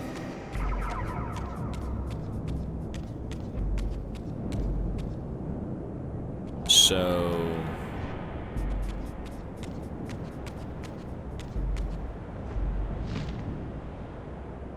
Sand puzzle is half the game. It was one of them. One of the sand puzzles. I was fucking lost. I was done. As a child, I'm like, I can't do this. GG.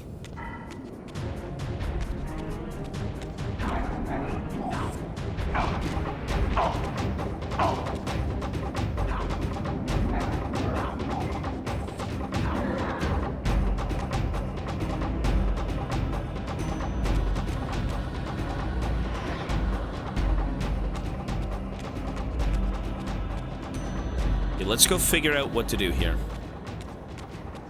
Maybe we just shoot everything.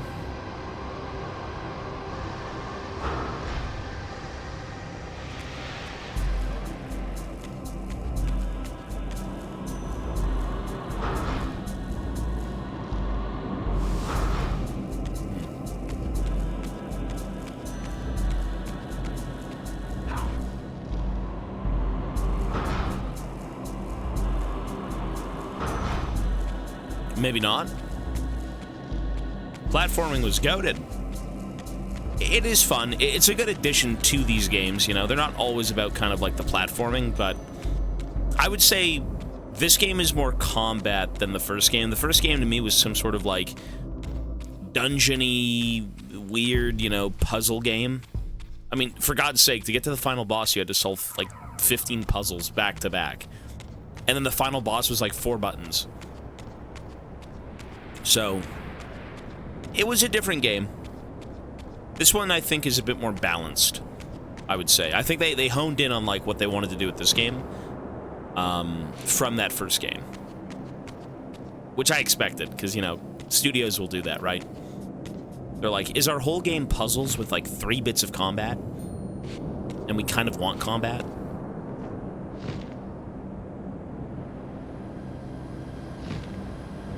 What am I supposed to do here?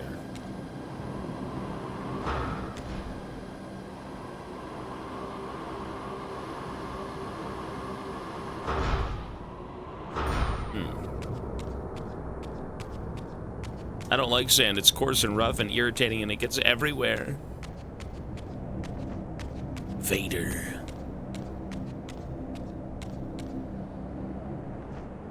Poor Annie.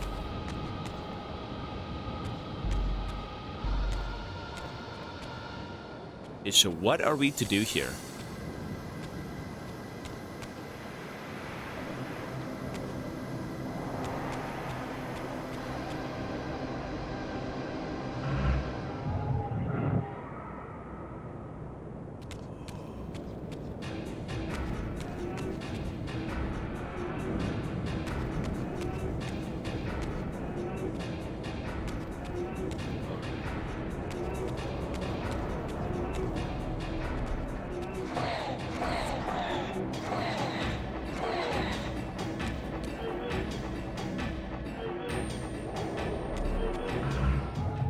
So we're not supposed to be in that realm. Whatever we're doing here, we need the lightsaber, and we need to hit gems, I think.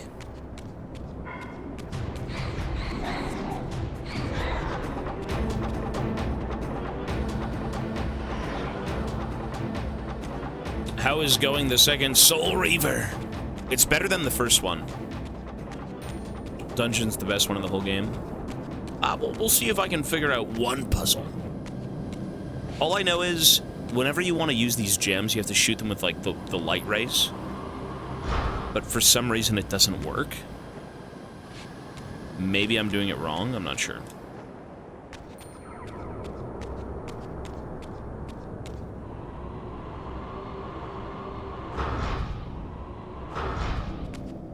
Okay.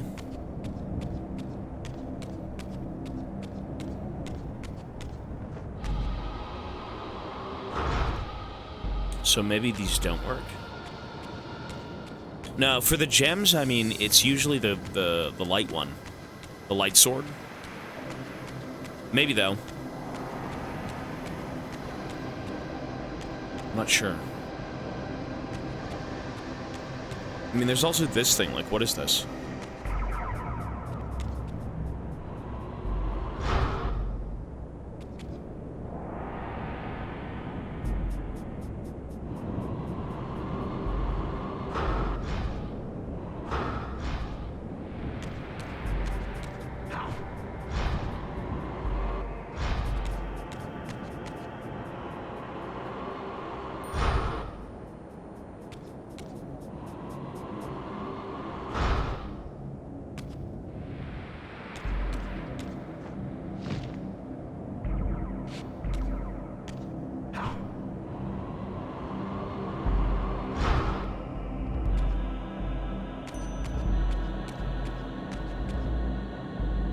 I don't know. I don't know what this is.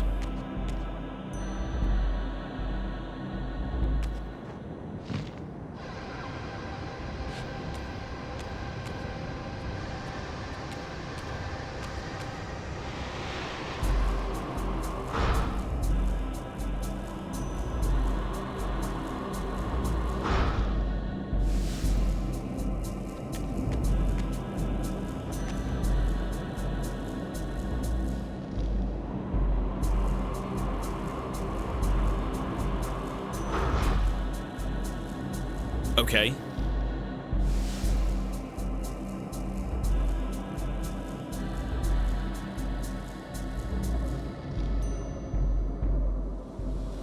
Kinda looks like the Bork. The plot thickens.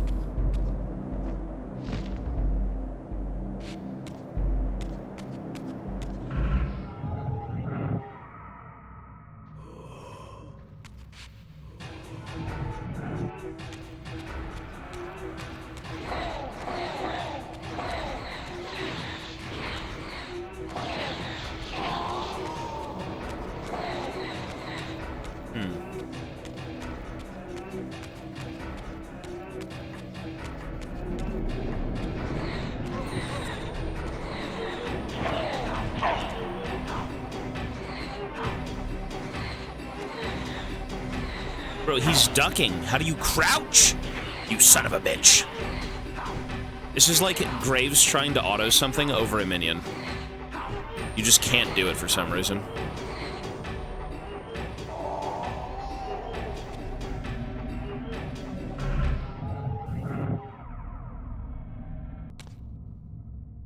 Switching into realms. That is cool, though. You know, I will say this. The one cool thing about this game as well, though, is that you still have the powers from the first game. It is a complete direct sequel that is consistent. It pretty much just picks up where you left off. I don't know if it was like this initially when it first came out, but like the fact that this game took 2 years to come out and it's kind of how it is interesting.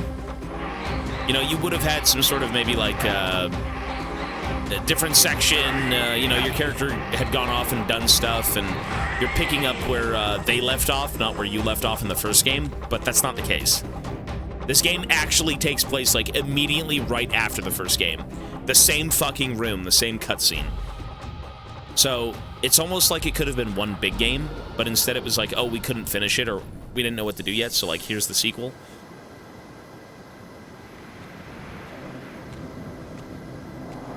First half and delayed this to PS2? Yeah. It's cool that it is like a one-to-one direct sequel. But it still feels like one story. It's essentially like The Last of Us. You know, The Last of Us Part 1, The Last of Us Part 2.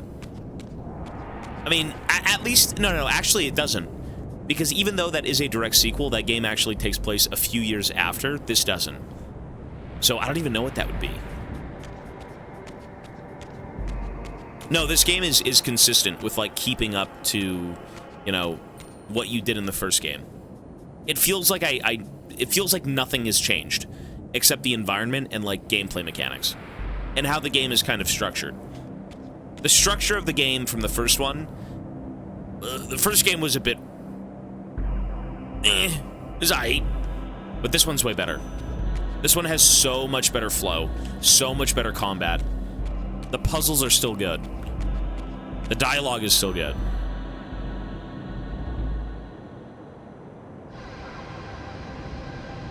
Subnautica time capsule. You're still trying to find mine? Is that what it is? Yo, Zito, thank you for the gifted sub, man. Appreciate it. Zito coming in with a gifted sub. Thank you, sir.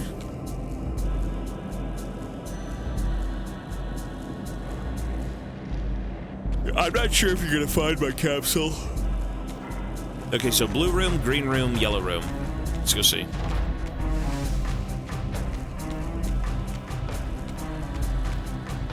Lots to do.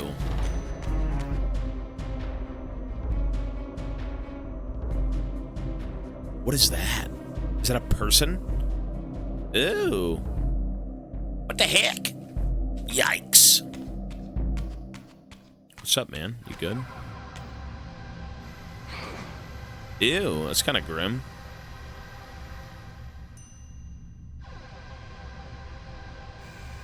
He's got that BDSM. So I need the blue key.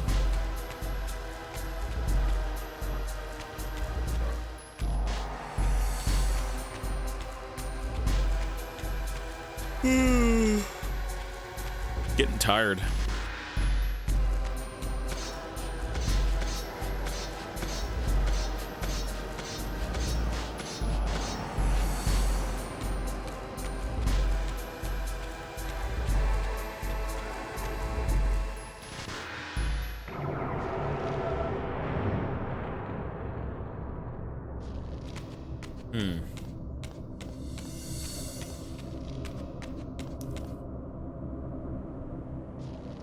Here we go.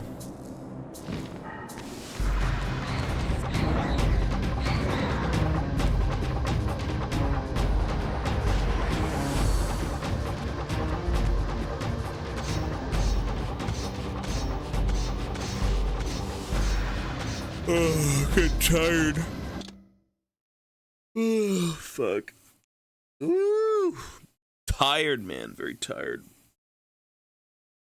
Oh. What time is it? We have about an hour. And I will be sleeping like a baby. The music is good here, yeah.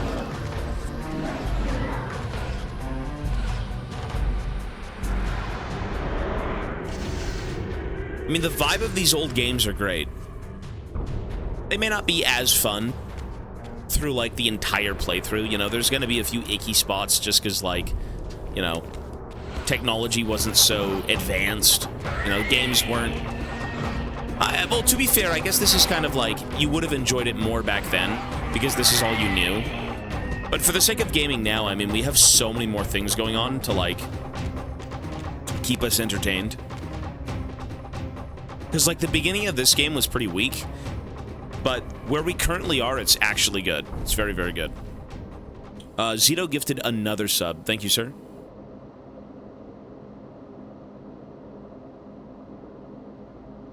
Well, I've got like an hour. It's fine. An hour of Red Dead glaze. And I'm just going to pause the game. I'm not going to close it, so.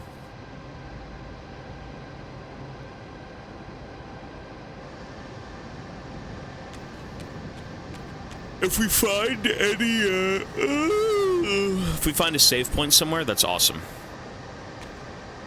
Even like just a checkpoint.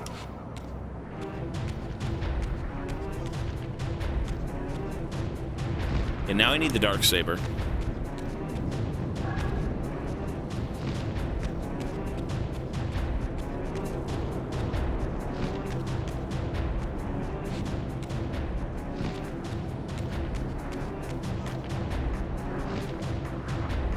Oh, it's blowing me. It's blowing me backwards. I know that sounds bad, but that's what it's doing. Look, it's blowing me backwards.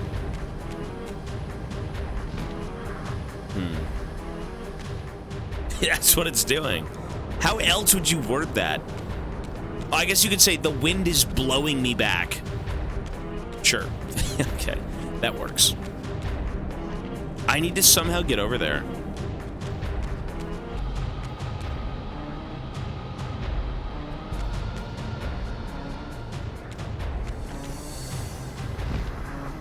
Bastard!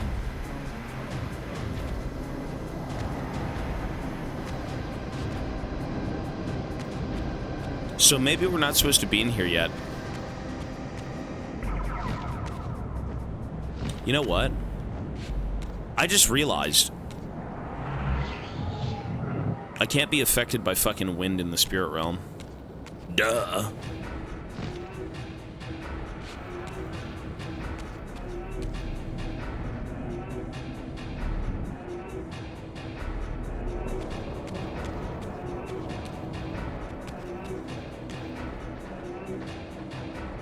Okay, there's no souls. We just wait. All right. Well, we gotta sit here for about 2 minutes to get our souls. Nice. Hi, Mochi baby. Hi, baby. I took photos of Mochi. Where were they?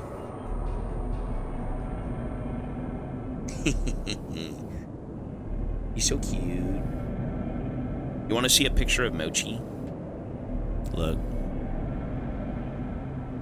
That's my son.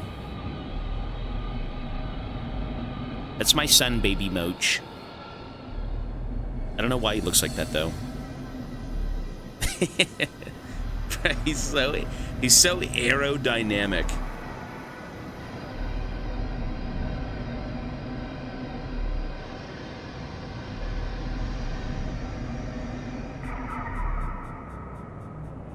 Oh, our soul's ready. Lovely. Here we go.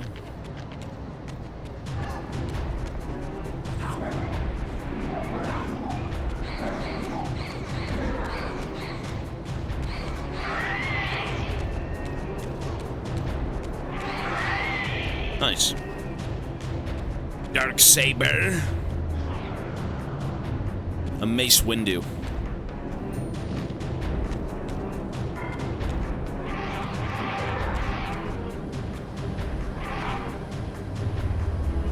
Blueberry muffin top. What?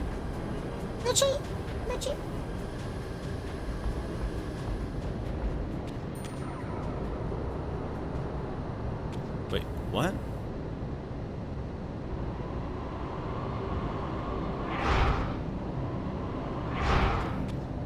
Wait, what? What was the point of this?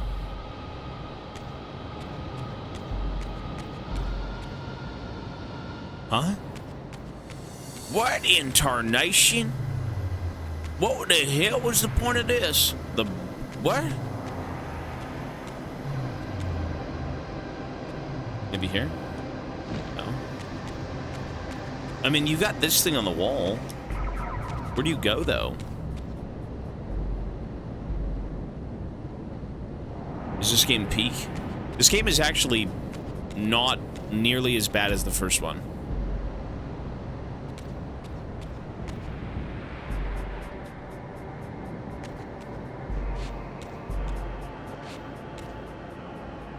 There we go.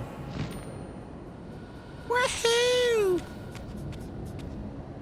In the rear with the gear.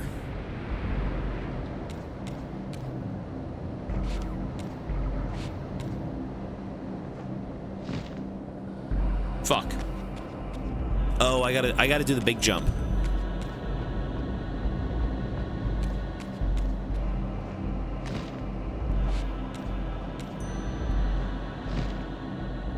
There we go.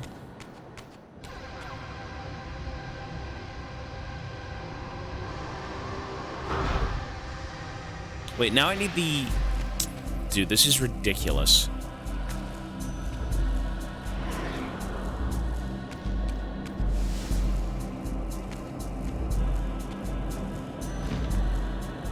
But how does this even fucking work?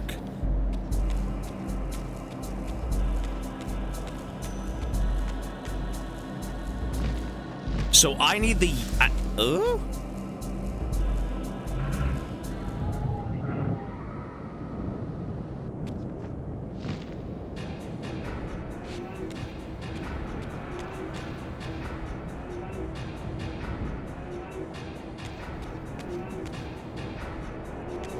Well, we gotta wait again. No, I know what to do, but... You need to take the dark across the bridge, and then you have to go back and get the light, and then go up there and do it. No, I'm aware. I'm just tired, but I know what to do. Calm down.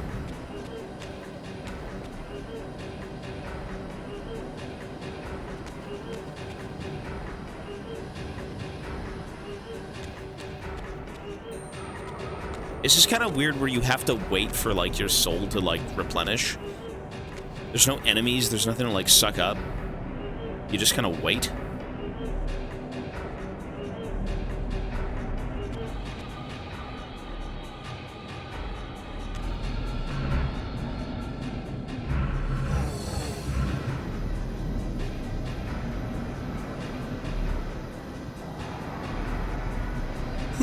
Come on, baby.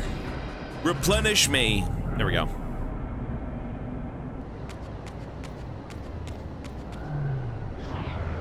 Cool.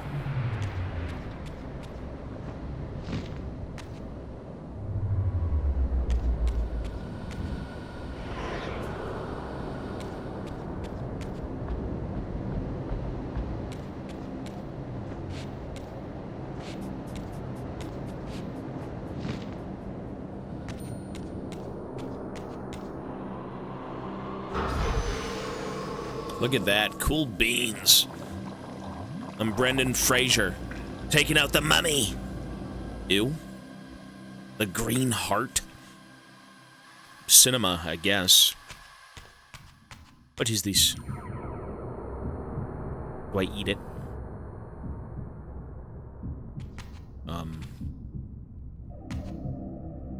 What the fuck am I doing? Kalima. What am I doing here? Back to the chamber.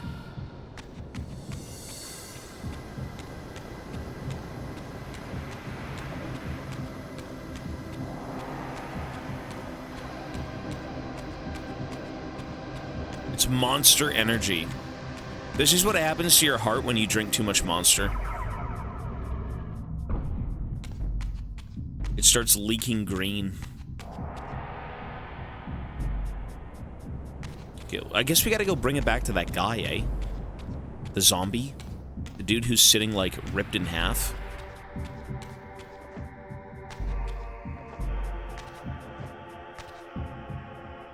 Wait. So, it's not a heart in the OG game. It's like a gem. But it's a heart in the remaster. Okay. Accept this gift. Oh, he's dead.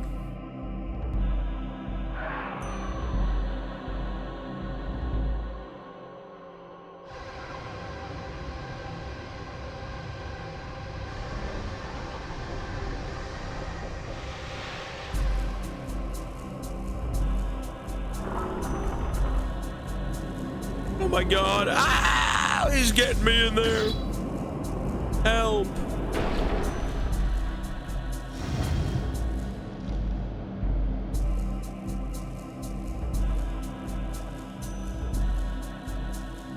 How could you ever get the wrong colored heart, though?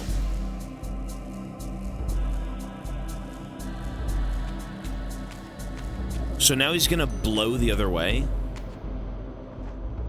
Okay.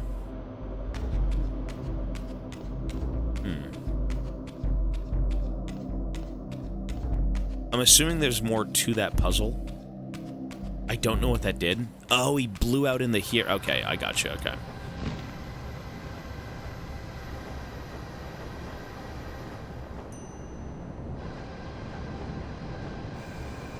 The fuck?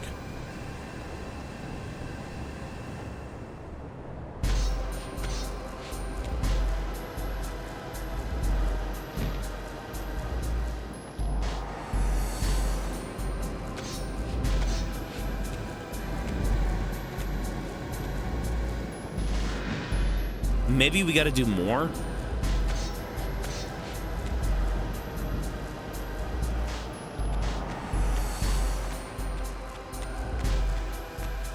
I guess so.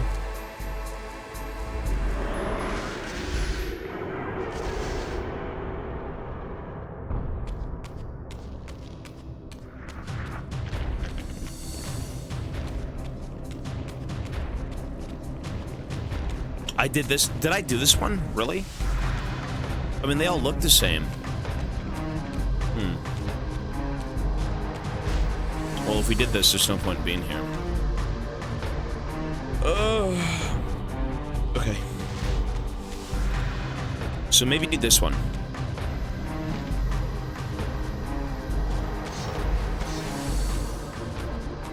Oh, you're right. Yeah. So I need the Dark Blade. Malice Dark Blade.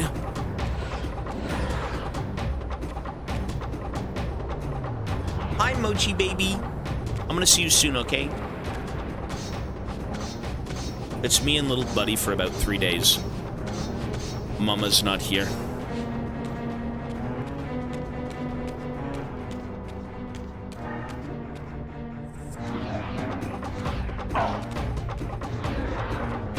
Boy, am I fucking tired. Holy shit. Today was a weird day. I was insanely tired, and I still am. I don't know why. I've had water. I've had snacks. I've had everything, and I'm still feeling like crap.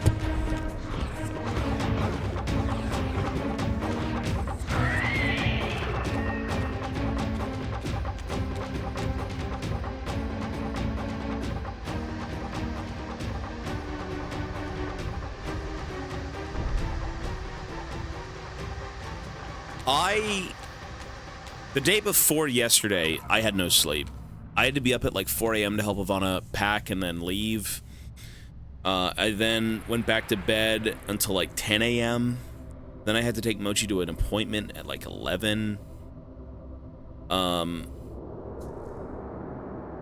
mean, yesterday I think I got sleep. Like last night, I think. Just tired today. It's fine. Some days are good, some days are bad. But by God, you keep trucking on.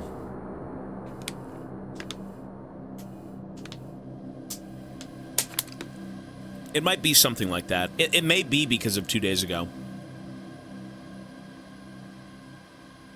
Well, just like general things, like bringing the luggage, a few laundry items, stuff like that.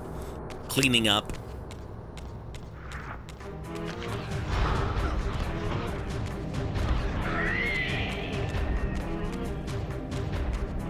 All my windows are open. I think it was probably a week ago, a week and a half, I had lung problems. I've already had health problems throughout the year, or not even year, throughout the months that we've been here. And I had a lung issue a few weeks ago, and my doctor wouldn't see me. She basically said, listen, I can't take you in, just go to the ER. What? And so I said, you know what? As every person would do, you say you tough it out for a day. If it doesn't get better, you know, go. And I opened all the windows. I got an air purifier, and my lungs felt a million times better. So, fresh air we've been getting, sir. Lots of it. Fresh air and clean air at that. So, I mean, it is very nice out. These past few weeks have been great. So, like, keeping the windows open is awesome. In the winter, you know, maybe not so much because you're going to freeze, but, you know, you can keep them pretty much open all day. No, air purifiers are great. Yeah, they're awesome.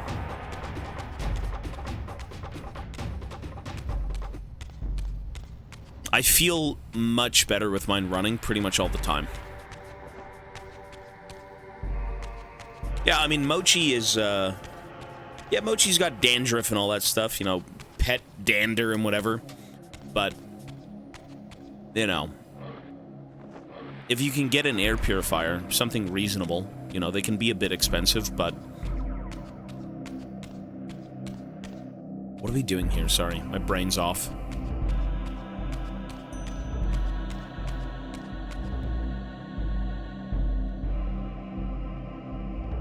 Okay.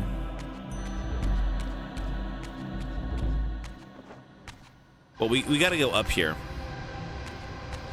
It's just, how do we get up there?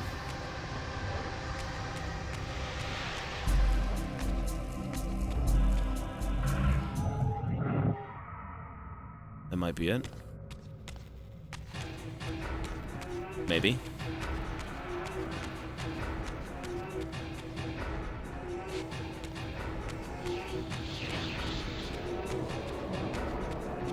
No, we've got black mold.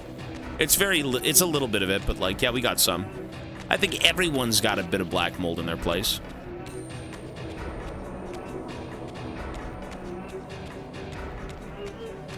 Nasty black mold. The Precious hates the black mold.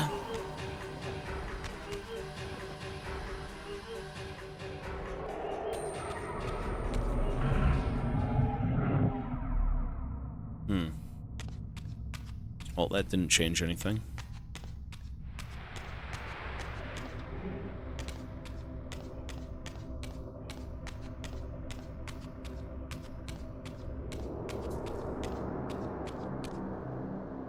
So I gotta get up there. And what the fuck's the point of being in this room? There's nothing here.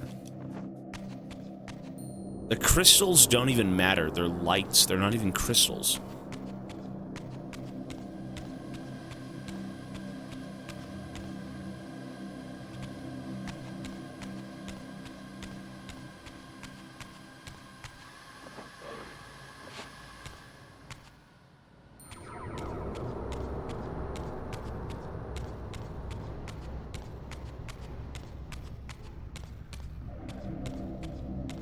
Well, if it's the landlord, I mean, everyone's got different living conditions.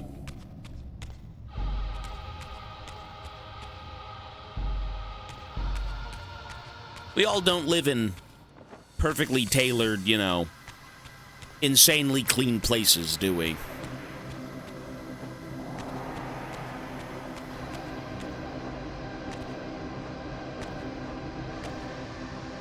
Where do I go? Where do I go?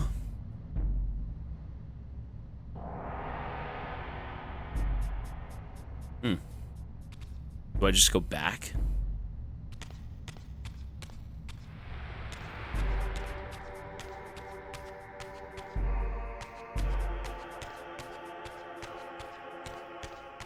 I still don't know.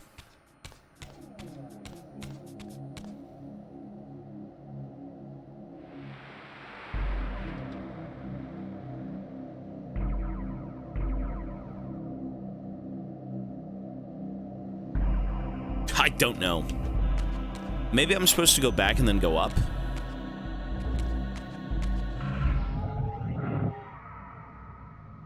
Oh, you can't be serious. Are you fucking serious? Really?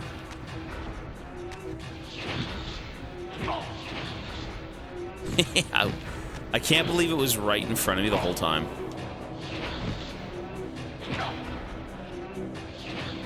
Dude, fuck off.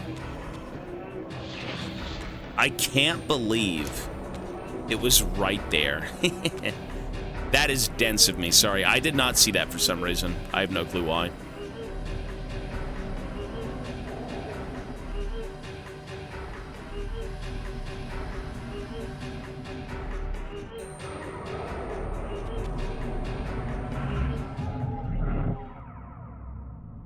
That was miserable. Let's assume we need this.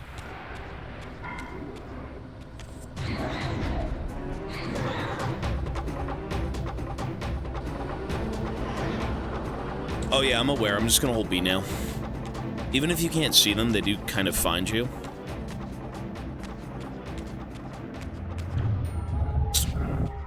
Okay, we don't need that. We need the purple one. Okay.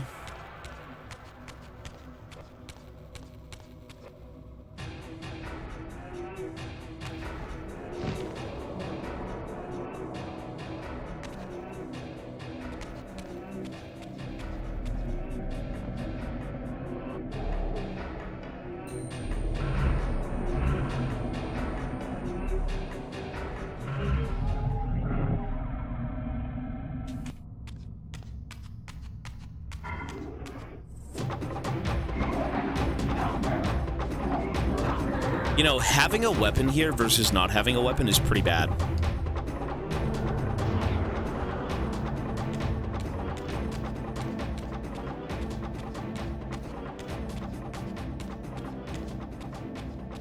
No, I mean, we're taking care of the problem. It's...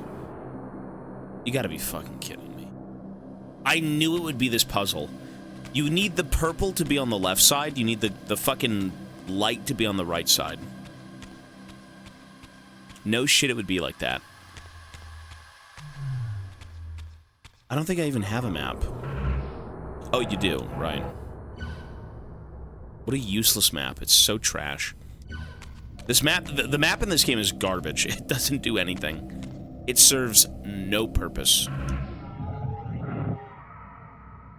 It has no purpose. What a map. It doesn't do anything. Look at this. I need to know where I am, guys. Let's take a look.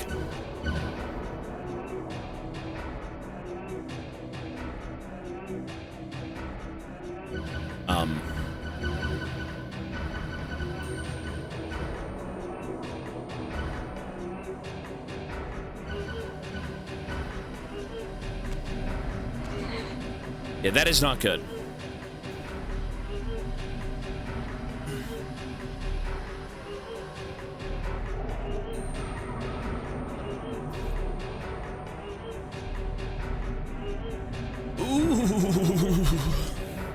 Okay.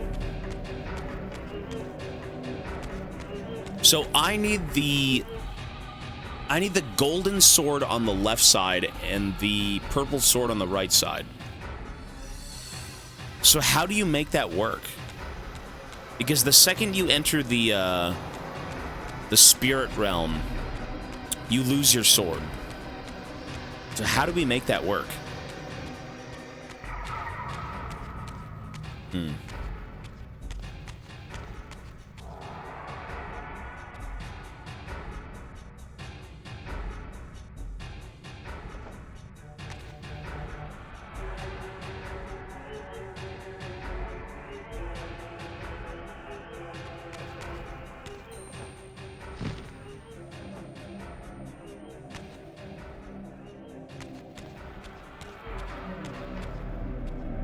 Okay, so let's just spawn up here and just take a look.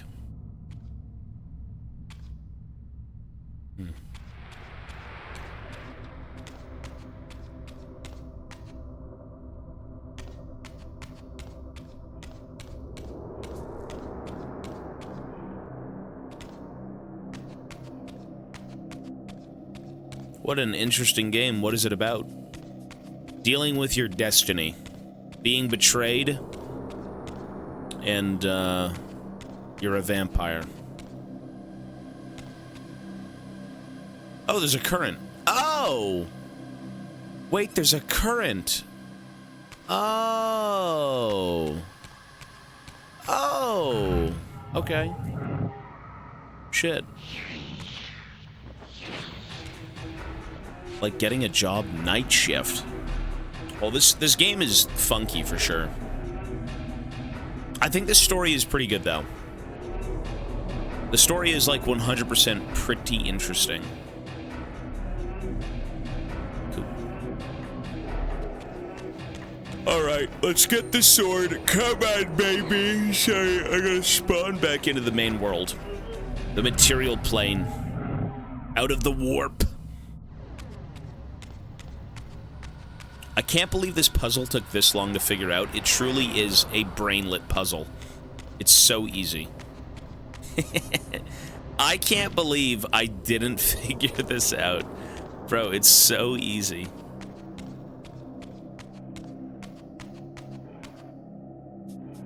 I came here tonight just to thank the random guy that bought me the sub. That's even if they're still here, buddy. I hope they are.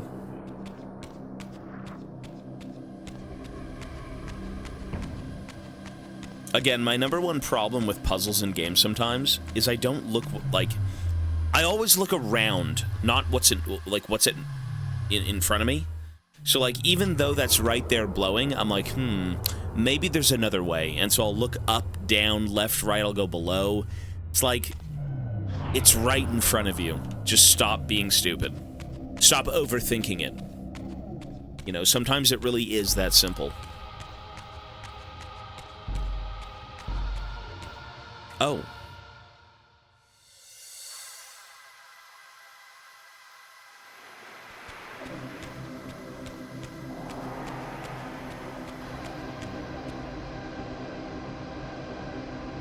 Wait.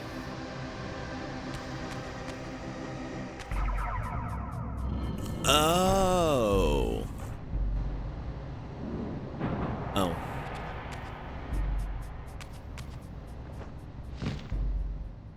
Fuck off.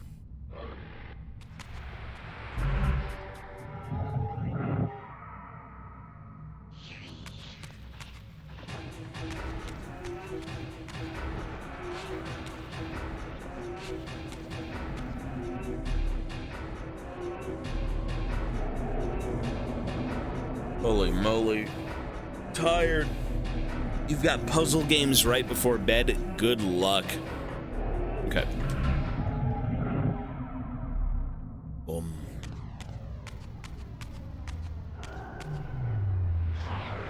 Good. Okay, now let's take this. Go woohoo. Good. And you go up here and you shoot the eyeball. Say, ew, nasty eyeball.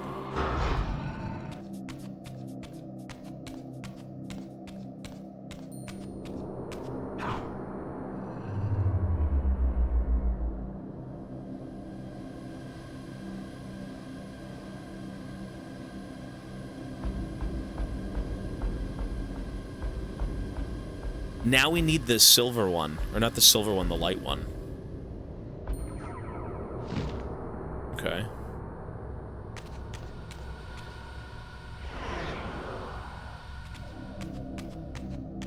Oh, and then you do this. It's kind of an easy puzzle, no? That's a bit of an easy puzzle. It only looks complicated.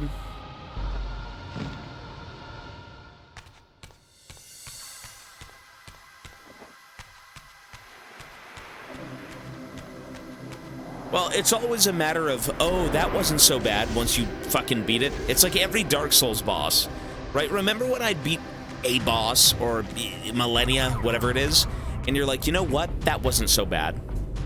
It's because when you finally figure it out, it really is clear as day.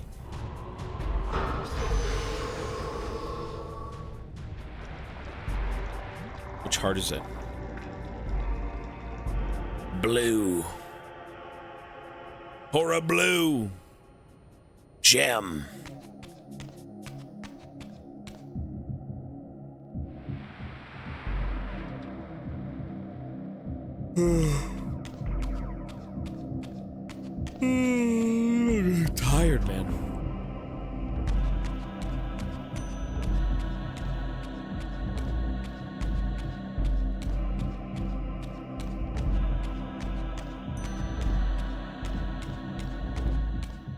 Finally cracked that puzzle.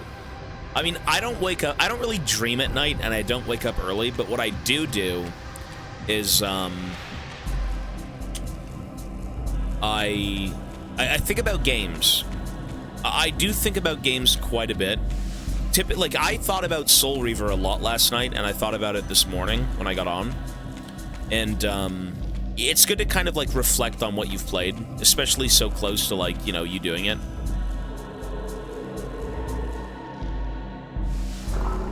Clarity, 35 months. Thanks, bro. Doo-doo. You should think about games, though. You should think about, like, everything you're doing. You don't have to overanalyze it, but, like, you know, give it a second chance. Give it a third chance, right? Give it a day. Let it kind of, you know, marinate. You might think differently of it. League Dream? I don't think so. Maybe once or twice.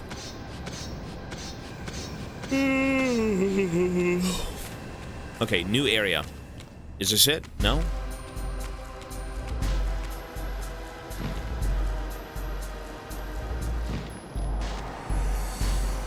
So we got that one.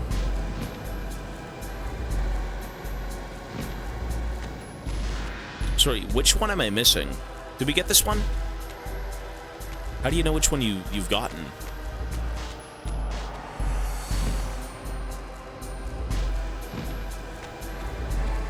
Oh, we did not get this one. Okay. This is the correct one.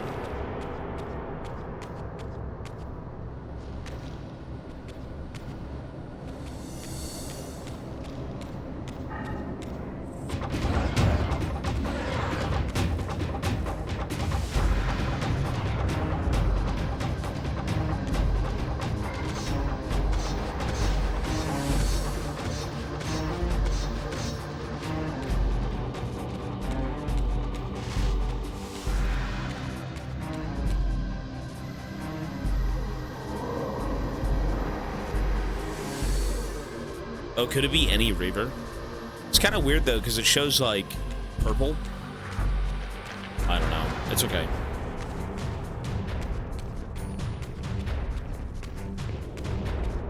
Wait, you know what? We did this one.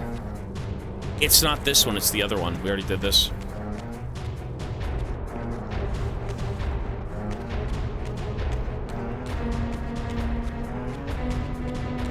I mean, everything looks the same in this game. Not, like, every zone, but every zone you're in, like, really looks the same. Each individual zone.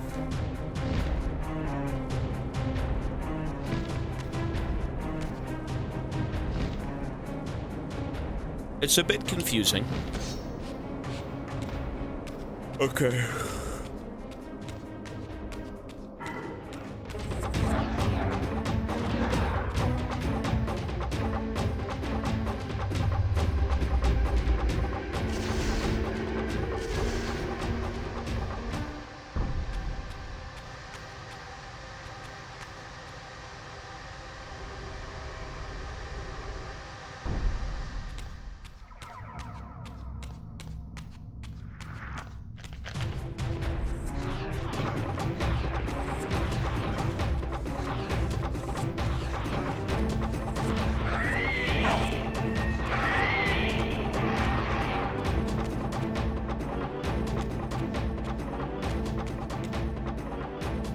John, hello, sir. Long time no see. What the heck is this? What the heck? It's a PS2 game. 2001.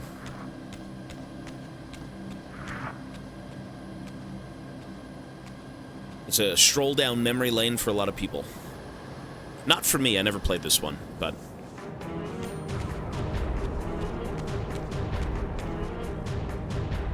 Okay, so puzzle time. There's an eyeball. Oh, we're dead. Oh, we're not dead. Okay, leave. Okay, we're dead. Stroll down memory lane.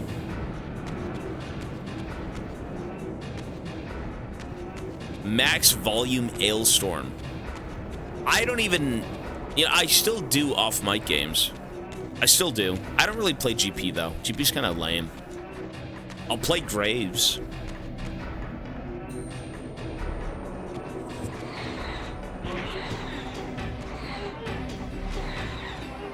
There is a new Elstrom album coming out, though. Horaloo, PS2 game. Yeah. He's the warrior. PlayStation warrior.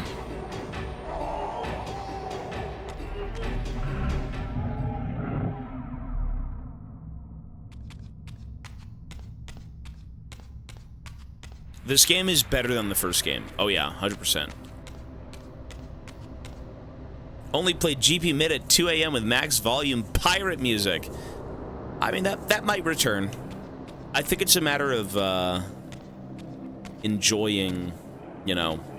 It's hard to like GP right now. It's just I've played the champ for so long, you know.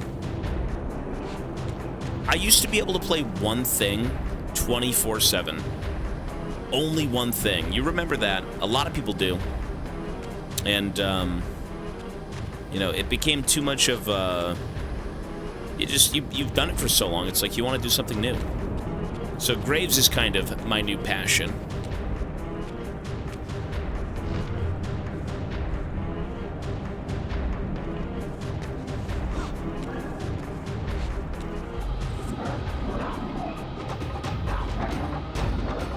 It is good to mix it up, though, you know.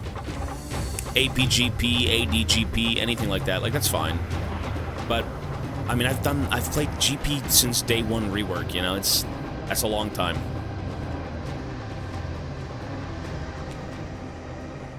Fent. TFP. I mean, TFP will be back one day. Trust me. I would love to get TFP going again. It's very chill. And people still subscribe to that channel, which is incredible, considering we haven't been there in, like 6 months, right?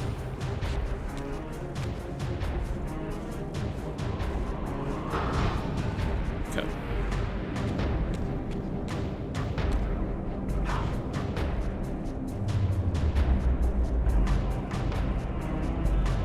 I get bored of any champ after 50 games. Well, I really like my characters, so it was kind of different for me. You know, I really like GP. I really like, you know, TF and Graves. So when I play these characters, I don't get so bored, but like after 10 years, you know, I don't want to play GP every game. I think that's a fair thing to say. I don't despise the champion, but... Oh, will it really? Damn. That's a nice tribute, though. And I mean, Low Roar is very, like, Death Stranding. That is the band of Death Stranding, for sure. Warhammer painting as a sub-goal. Really? That would be interesting, but, I mean... I don't know if I want to do something like that for this one. Ooh, shit.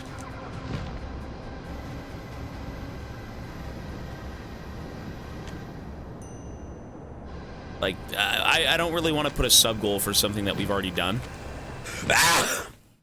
As like a second channel thing, you know?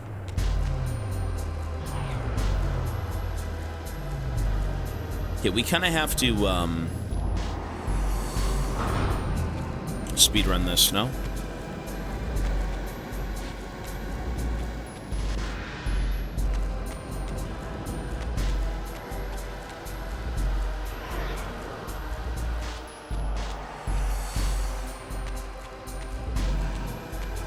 Well, Death Stranding, there's... The main band in Death Stranding is Low Roar. And apparently the second game is going to have music that was, like, unreleased from the band before the guy passed.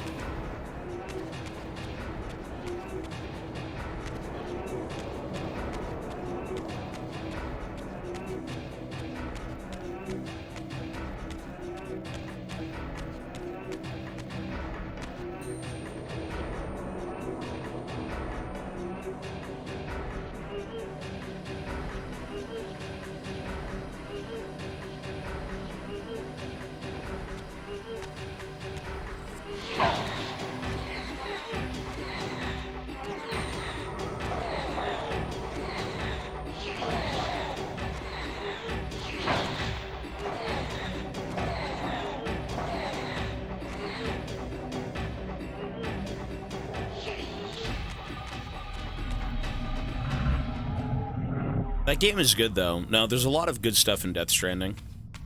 The biggest gripe people had was kind of like, the story was slightly inconsistent at times, and then maybe the gameplay was like, just the same for the whole game. And the main bit of gameplay was like delivering packages, but I thought it was cool. It was fresh.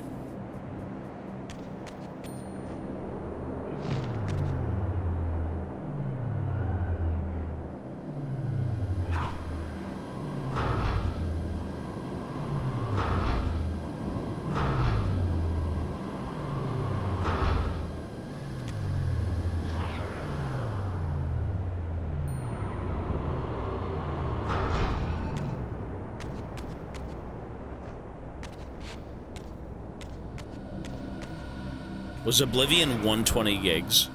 Is that the remaster? Amazon Simulator, walking simulator. But you know what? It was a walking simulator with heart and with soul. It was so good.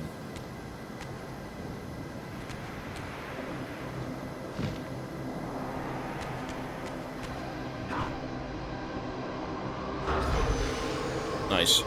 Why is that shit 120 gigs? Well, if it's a remaster, and I heard Oblivion was supposed to be like Fallout, where it's like just an open-ended game. You kind of just do whatever you want, figure things out.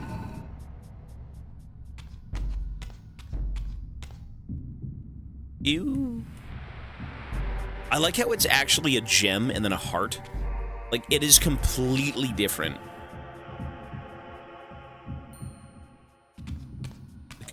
Why did they think it was a heart initially?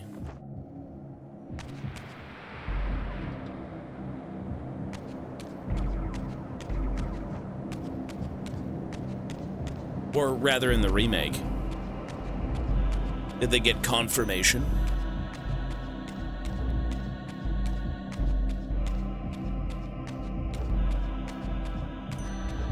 They pulsed and beat like a heart? Oh. A blood trail. I guess the blood trail too, yeah. Or it represents something. Yeah.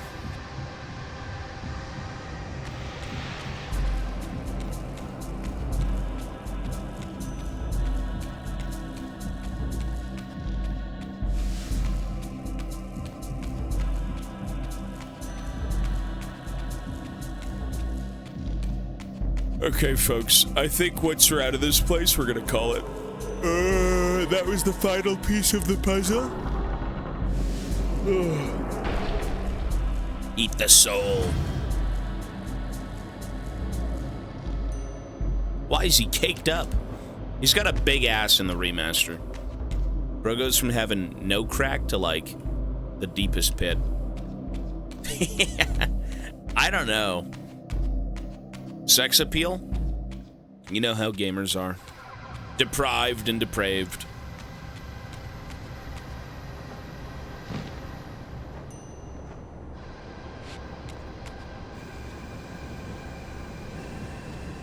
So what do we do here?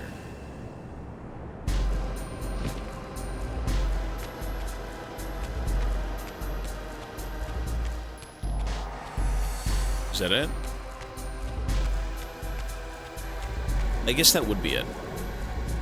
All right, folks. That right there, is that a save point, this thing? Look around the center.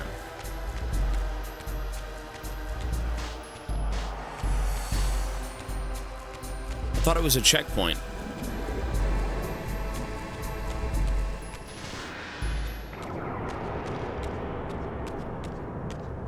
Ambassador, hello, sir.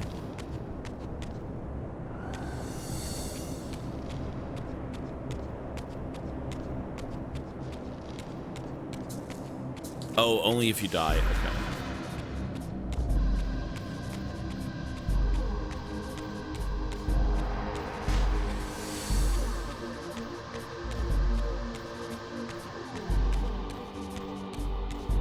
I mean, I need to find a save point.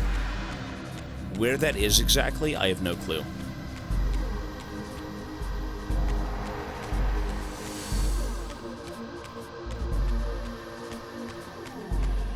Where is the save point, please?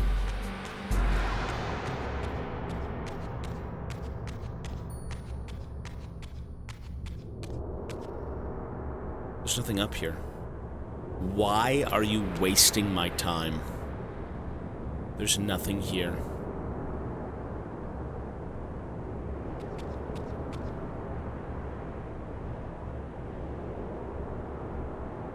I need to sleep. Me am tired.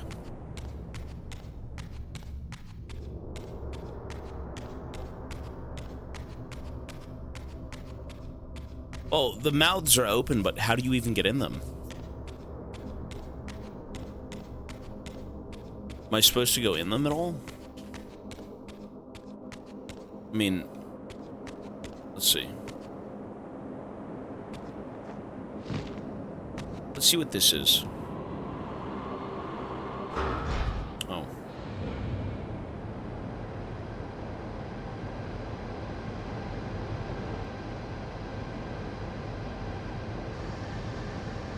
So where's the other one? I have to go all the way back down to get it? Guess so.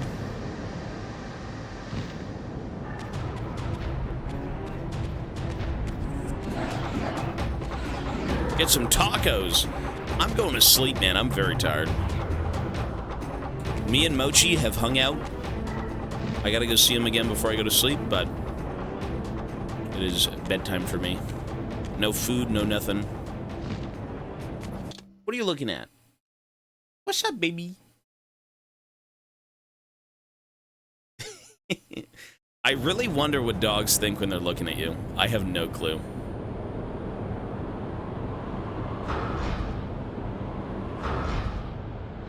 Cool.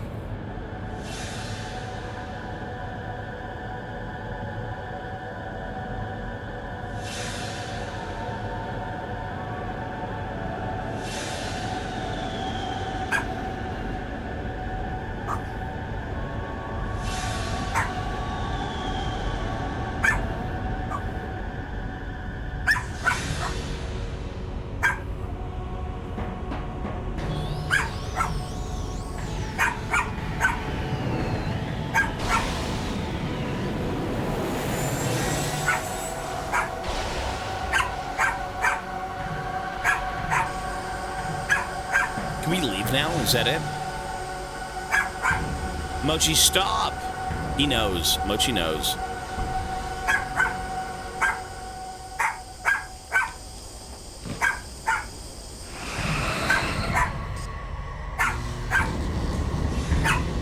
How do you even know what's going on here? Like, what are we doing? We're uncovering the mysteries.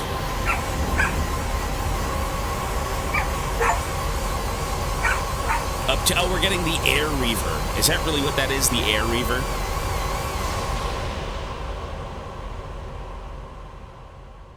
As the Reaver drained the forge of its vital energy, the tempest receded.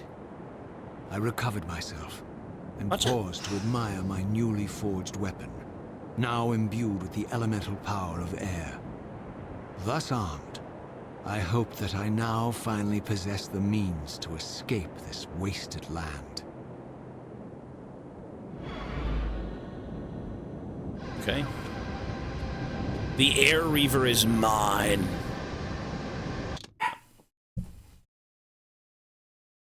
Mochi! What is this rat dog doing? Hang on. Oh, is this an air point? Oh, I've seen these before littered throughout the map. I was like, what the hell are these? So we gotta really just retread everything in this game, don't we? Although at least it's better than, like...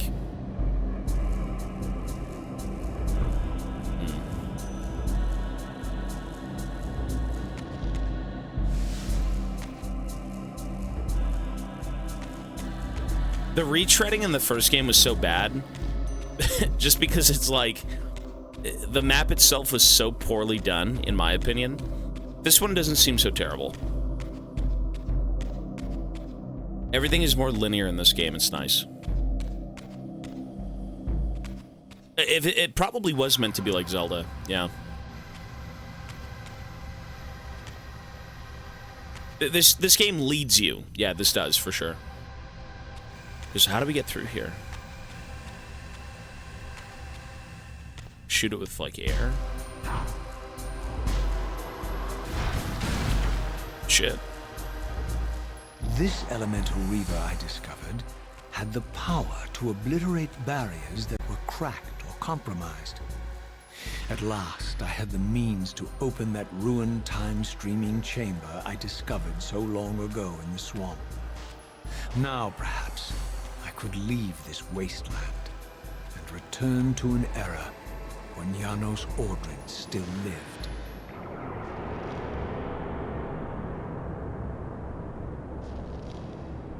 Okay. Wait, so we just straight up leave now? We're done here, right? We've already been to this area.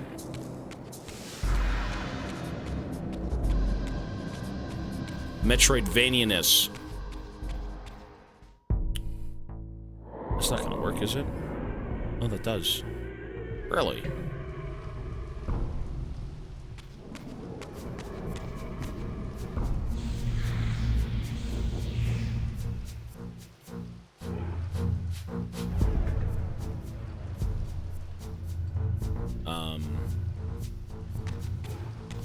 I've always been blue. I've always been blue here.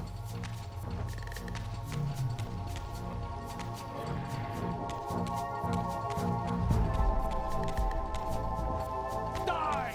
I have no clue where the save point is. I don't think it's over here.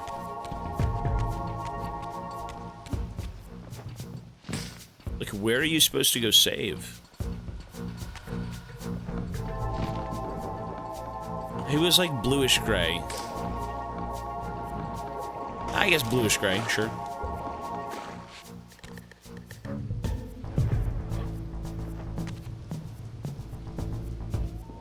I'm not gonna go look for the save point. I'm okay. I'm fine. I'm gonna leave it here. I'm not gonna do anything. I'm just gonna go lay down. So folks, that is it for me. We are done for tonight. We will be continuing this game tomorrow. Please don't crash. I don't think it will. I'm not going to close the game. No. I won't be closing it. Maybe I should go find the save point. Maybe I should go find the save point.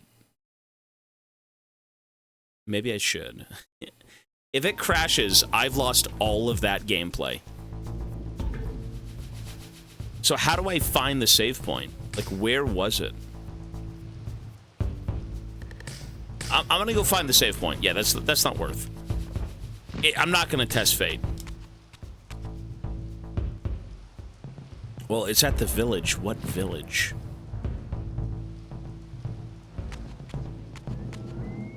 There's a village up ahead. Is it backwards?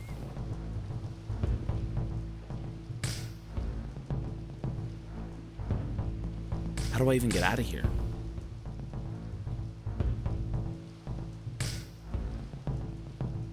I mean, where I entered was like under the water, I think.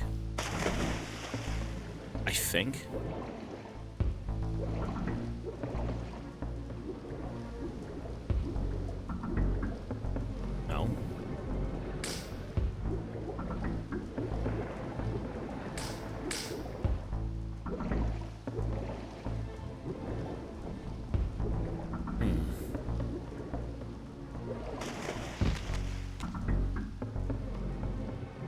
Is it west? So it's up there? I mean, I just came from there. That looks like west to me.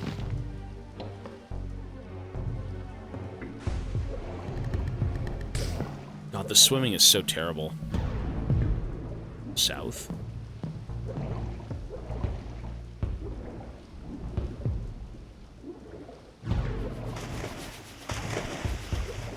The swimming is so ass. Look at this. Bro, I got them cheeks hanging out. Alright.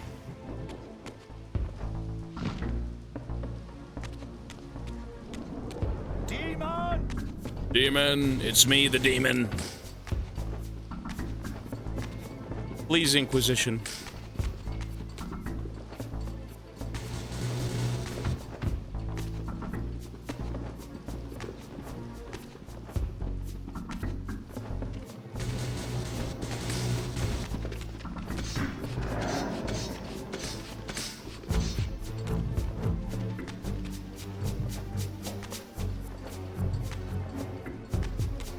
Was the save point really in here? You sure?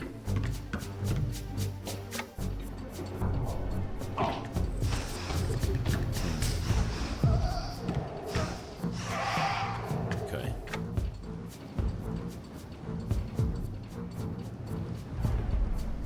Oh, I think you're right. Yeah. I think there was one. I do believe. Ow! Yowzes!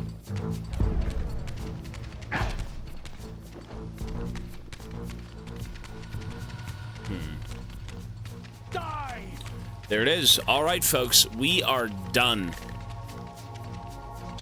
That is it. Save. So that was 425. How long was it since the last save? I want to see. Maybe 2 hours?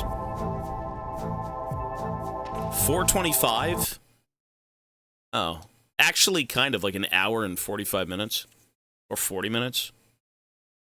Something like that, yeah. All right, folks. We're done. Holy moly, we're done. So, that is it for today for Soul Reaver, the second game. It is better than the first game. I will give it that. The combat's better, the story's better, because it kind of expands on what you've learned in one, which isn't much. It's more linear, which I think for a game like this works so much better. And it certainly runs a lot smoother. Restart OBS and PC. I will do that before Cyberpunk. So, here's the game plan. Thank you for the stream. Ain't no problem, man. We're going to be on tomorrow, like usual.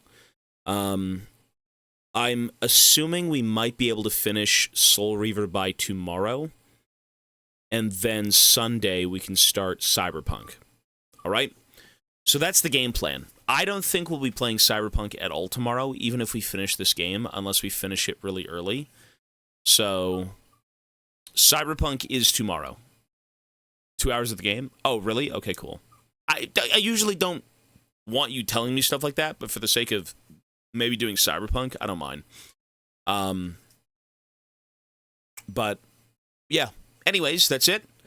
Folks, thank you so much. As always, be well, have a great night, and we will be reconvening tomorrow in the morning for League. And if we do get this game done early, not that I'm going to rush this game at all, not rushing it in the slightest. If it's early, then we will start Cyberpunk if I can get at least a minimum of 6 hours. I think that'd be a good stream, 5 to 6. So, yeah. With that being said, folks, take care, have a great night, stay safe, and I will see you guys tomorrow morning. It'll be on PC. Mochi, it's okay, buddy. I gotta go see the baby. Let's see. So, YouTube as well, peace, and I will catch you guys tomorrow. What? He's so happy. He's so happy. Are you happy? Are you happy, baby Mooch? He's so happy. Are you happy? He's so happy. All right, guys. 5 years. Let me change the day. We are on day 172.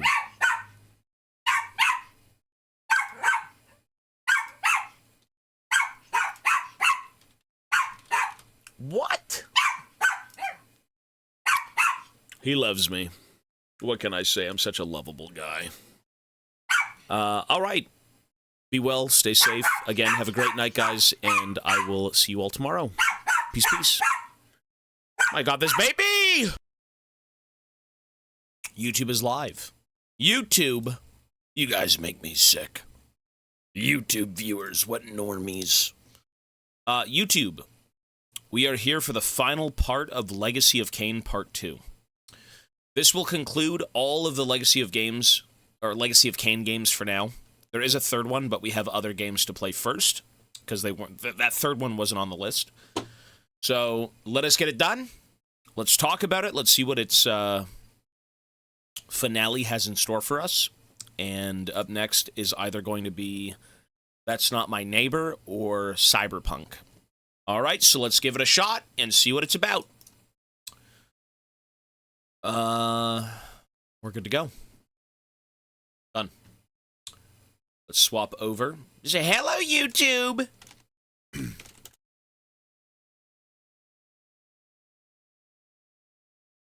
All right, let's go. So this game is better than the first game. 100% it's better than the first game in like every way. It still has weird shit going on, but like it's not the base game was strange. Very cryptic, very strange. This one's a bit more streamlined, still a bit cryptic, but like not as close. Die! Die, scum. Okay, so what are we supposed to do right now? We finished the puzzle and obtained the light, not the light Reaver, the air Reaver. So what the hell's the goal after that? Was I supposed to come back through this city, or was I supposed to go do something else? Bit hard to read. I can't really make it too big. I can make it slightly bigger, like that. That'd be it. You could, yeah, you could do both. You could change from old to new.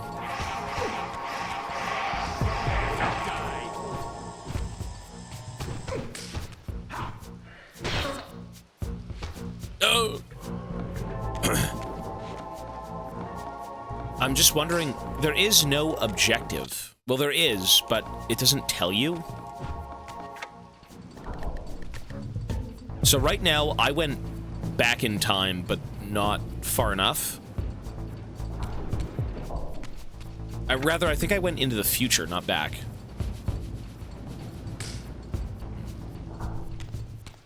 Where am I supposed to be going? Typically, when you unlock something, that one thing allows you to enter different areas, but you still have to go find it. If you don't know where you're going, like in terms of what's next, you're just gonna walk in circles. And I think that's what's gonna happen right now, is we've been given the air Reaver, like the air sword, and there are ways to go about, you know, opening doors with the air Reaver and stuff like that, but it's hard to find it. Nothing's explicitly given to you. At certain points in time, it is, actually. It shows you where to go. I think for this one, it didn't show me where to go. I kind of just have to find it on my own. Something like that, I'm not sure.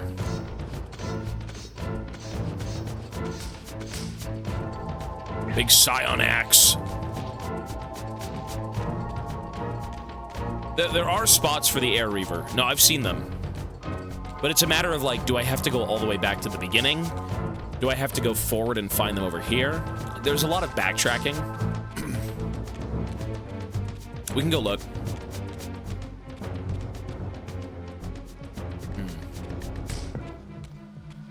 Wasn't I just here? I think I just went in a circle. I did. Huh. So what do you do?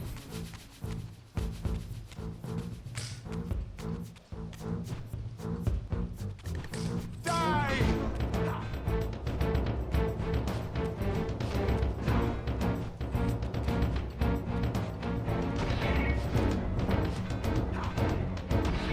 I mean, I feel like with the Reavers, though, they really just don't do anything but open doors. They're more of like keys. They solve puzzles. I need a refresher, bro. Yeah, I've got no clue. I just got the air Reaver. I have no clue. I can't remember it from last night. I remember what we did for it.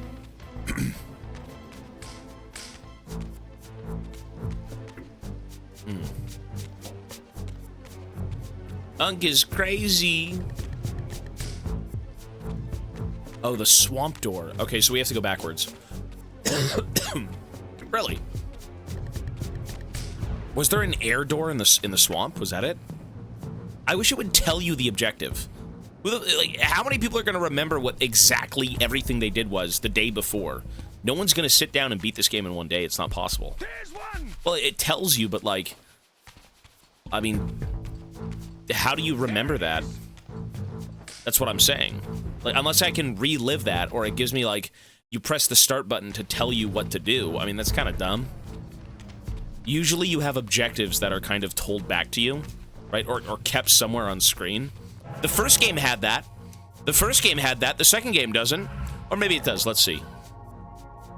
Nope, doesn't.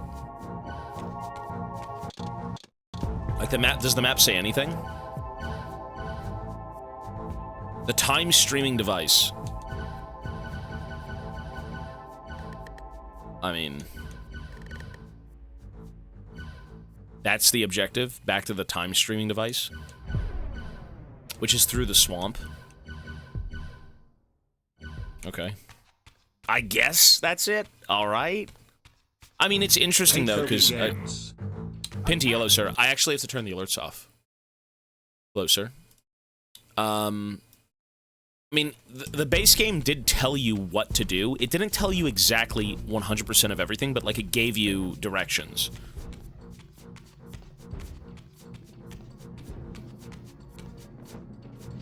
Or sorry, it didn't give you directions, but it told you vaguely what to do.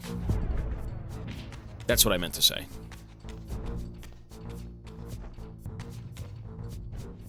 How do I get up here? Here? Oh.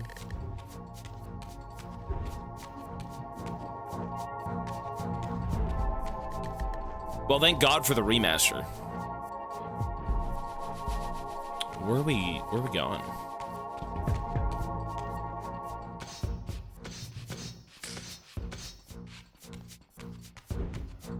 Just this way.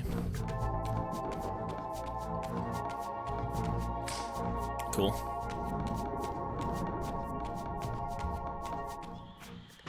I mean, to be fair, though, you know, for the sake of these old games, a lot of things were overlooked. They really were. Okay, so we gotta go find the door in here, right? We're now in the swamp, so... We gotta find the time streaming device. The door. The air door.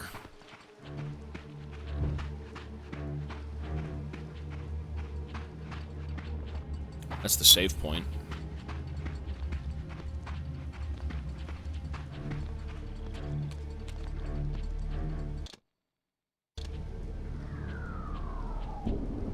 It kind of looks like the Reaver, no? That big white thing.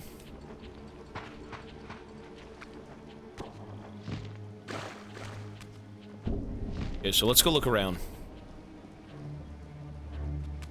It is here somewhere. Read as you played.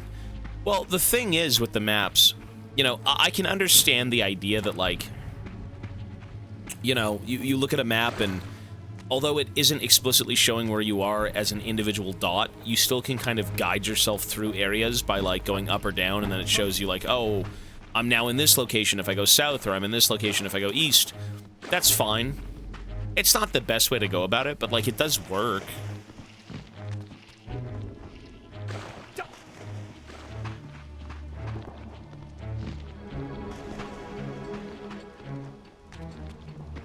I will say, though, this game is better than the first game, 100%.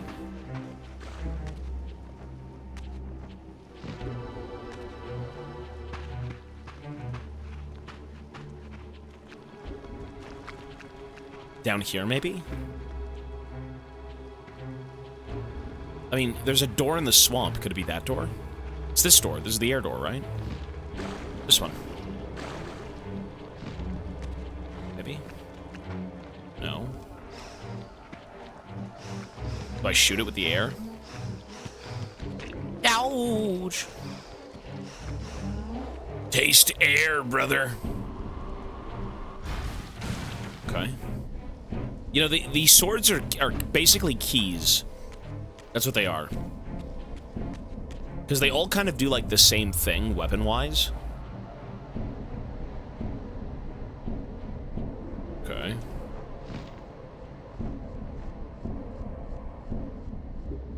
Ooh, look at that.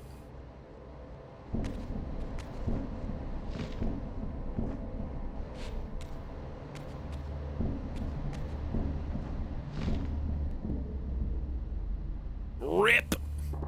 Ay-ya-ya! Oops.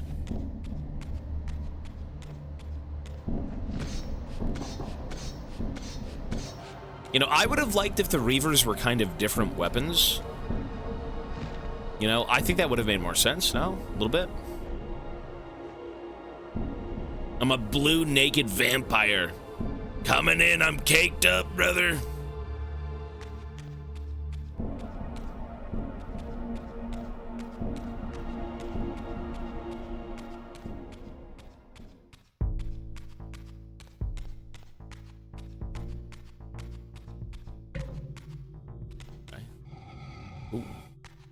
There it is, the time streaming device.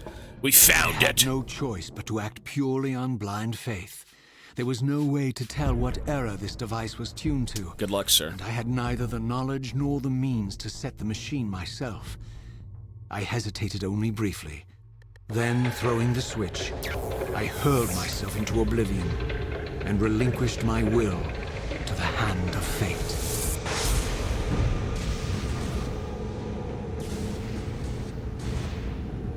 So where are we now? Aren't we supposed to be going back in time, not forward?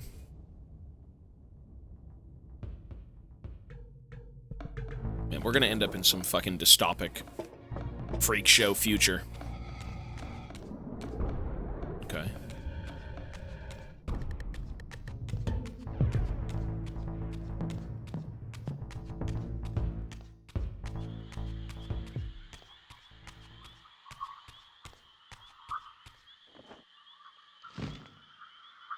I wonder what the outside looks like. I feel like I'm glad this isn't some sort of multiverse game.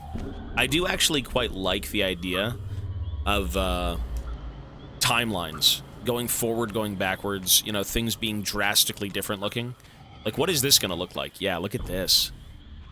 Beyond all hope and against all probability, it seemed that the device had unerringly delivered me to the era I sought.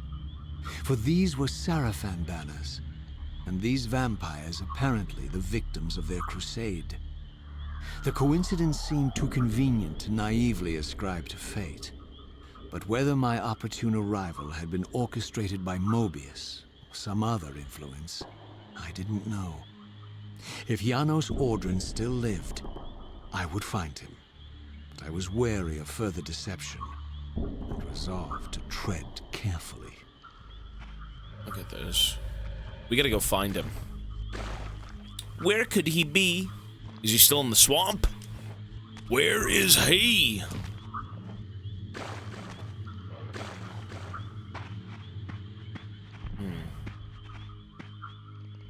Maybe up here?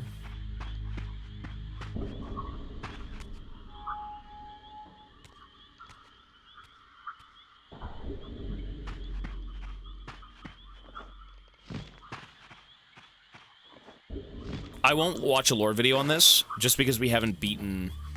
I probably will go back and play the third game, to be honest, so I don't want to watch a lore video. But we can't do that this weekend.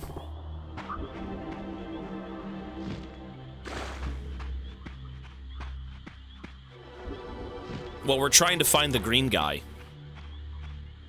Green man!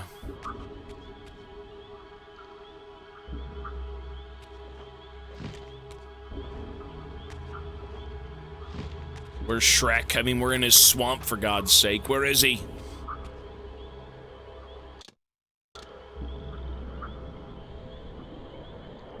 Well, I'm not going to play the game anytime soon. Yeah, we'll see. We'll see, man. We'll see.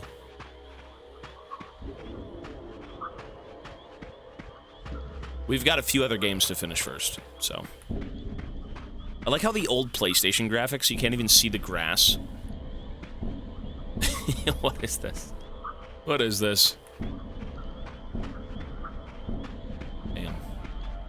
For Jesus, all the a massacre. Of Mobius's crusade, this massacre was somehow more chilling.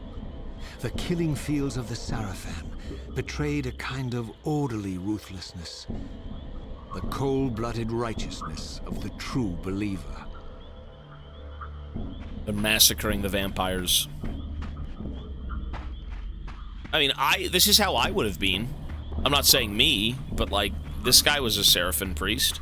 He believed in all this shit, no?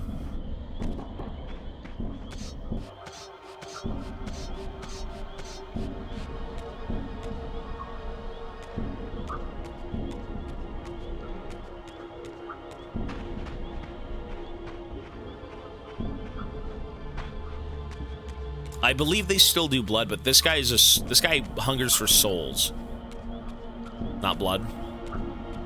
Yeah. Okay, so now we're up here.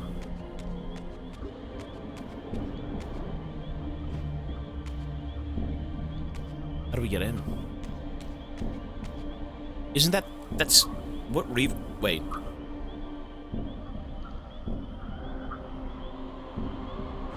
That is not the Wind Reaver. The Air Reaver. I mean, we are where we need to be, but like we have to get in here. That's the question. How do we get in here?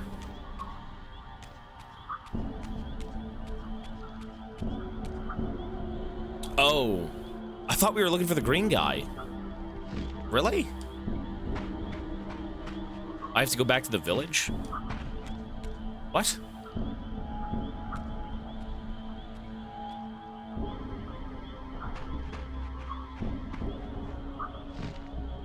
Kind of a strange...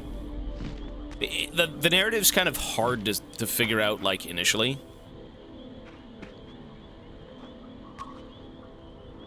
Yeah, I am looking for the green guy, yeah. Oh, the green guy told you about. Janos. The Janos. Okay.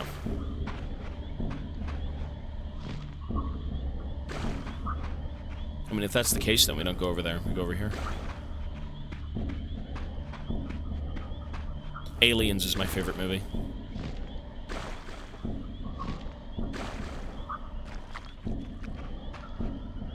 So, how do we get there? Still certainly this way.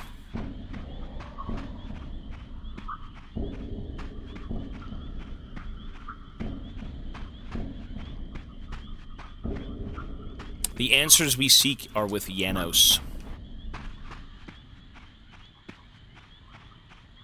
What is my destiny? What is my fate? What is going on here?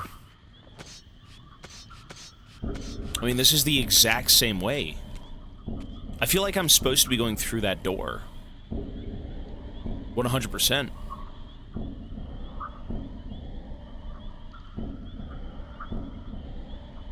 Oh. That was the way through initially, so we gotta get we have to go over there again? But how do you do it?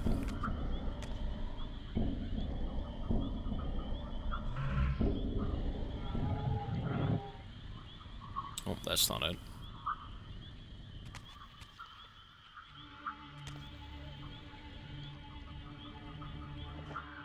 How do we get up there?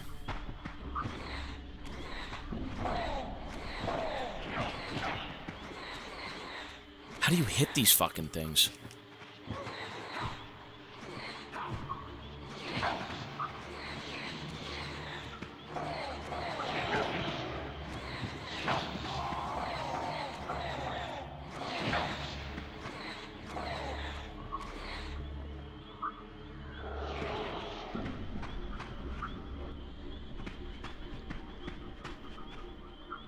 So that right there is the way we have to go.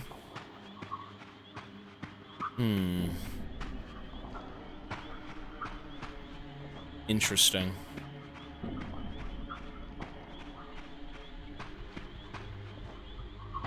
We gotta cross back over into the material plane. We gotta leave the warp. These are the warp beasts. They're chaos.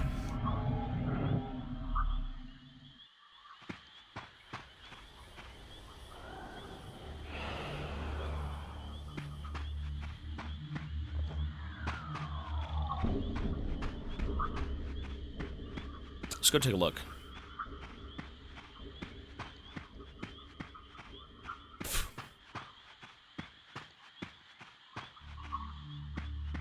So where was it again?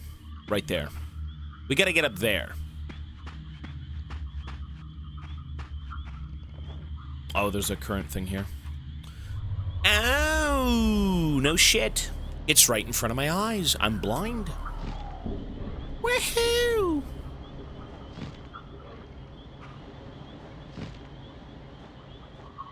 God bless. God bless the Air Reaver.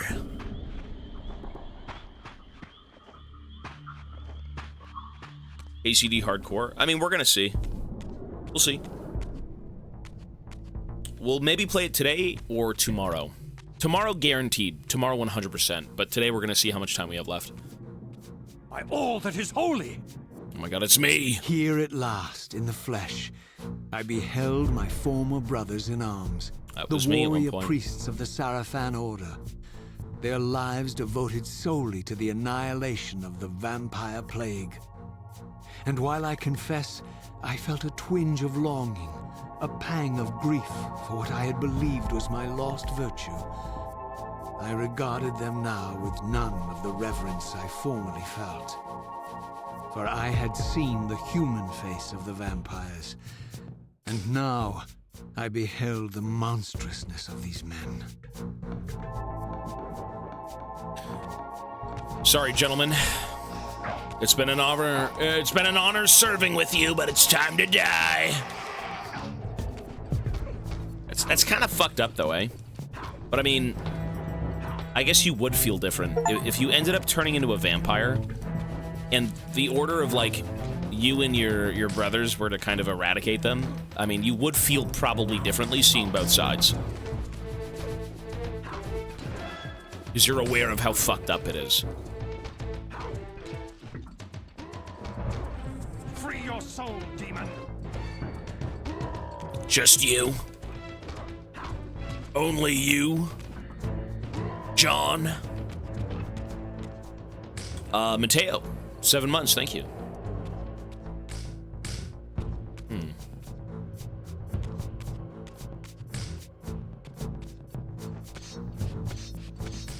Wagwan. Wagwan.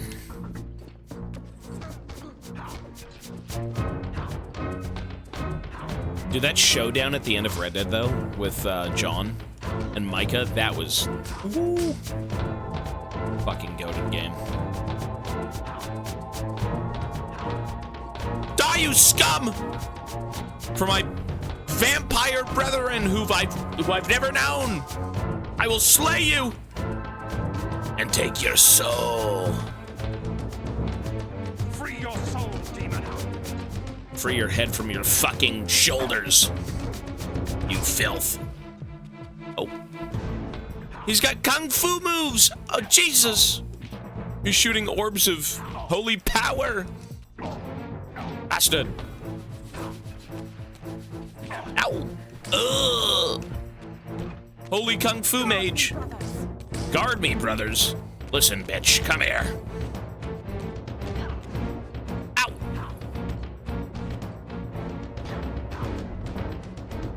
They're crazy! Ow! That's what you get for being bold. Return to hell!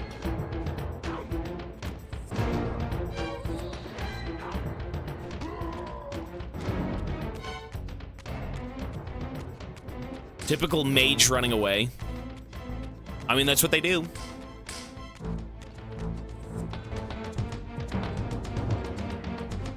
You know, you don't even have to... There's so many of them. See, it is CBT, but the problem with this game, it is inherently flawed when you can kind of run through combat and it doesn't matter. The only reason to do combat... Why would I sit here and fight everyone? Like, you spend 10 hours dying? What? I'll take this guy on.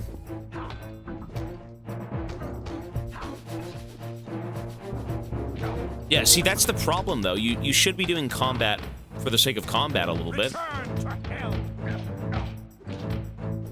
There should be a motivator for combat. I mean, this story isn't about being a pacifist, but I mean, you are trying to uncover what's been going on, you know? And if people do get kind of in your way, you're gonna take them out, but the fact that you only kill them for health is kind of strange, right? That's a bit weird. We have to go up.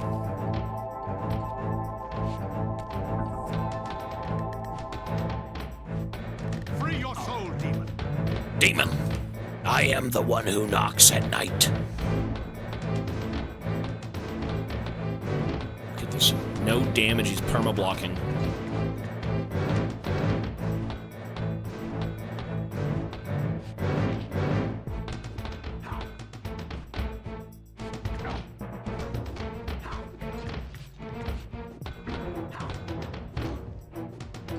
The demons were cool. Yeah, that was different. See, they should have... There's a lot... It's crazy, but there actually is quite a bit to say about this game. It is a relic, but, like, some stuff works really well, some stuff kind of doesn't, you know?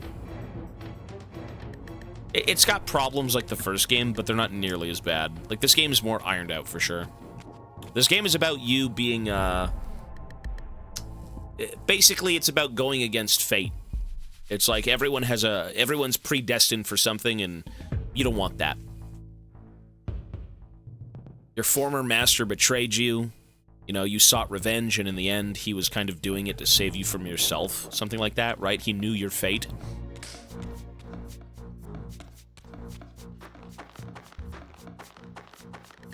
It's an interesting story from what I've gathered.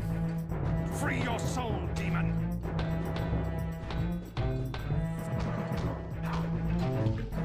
Free your soul, demon. This is an old game, though.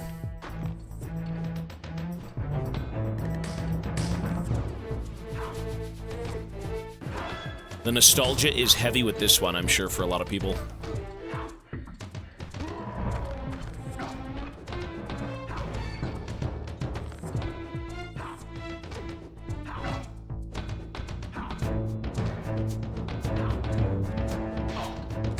Well, he did, yeah, no, it was there for sure, but I mean, the thing is, this game is about you, right? And kind of what's been going on. Like, it is, Kain is very important. Kain's really, really important.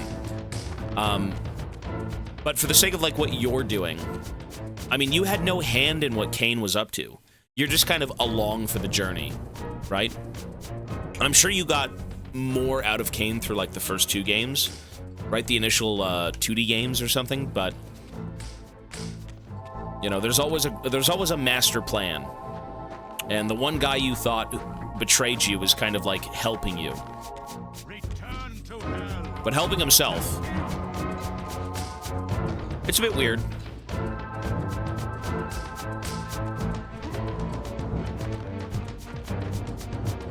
This game's older than me. It's 2001.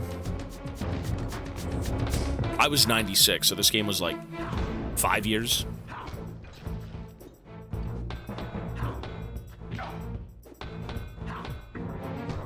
It's cool to see that people still wanted to make games. You know, people are, for the sake of gaming, I mean, it's a medium for storytelling or just anything more than sometimes, you know, pressing buttons. There is a lot more going on, you know. Gaming isn't so shallow.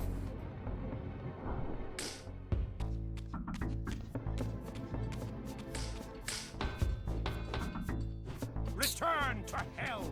Fuck.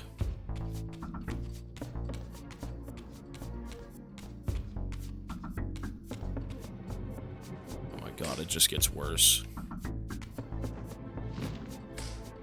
It's all frozen over. The snow! Are we in Canada? Fuck.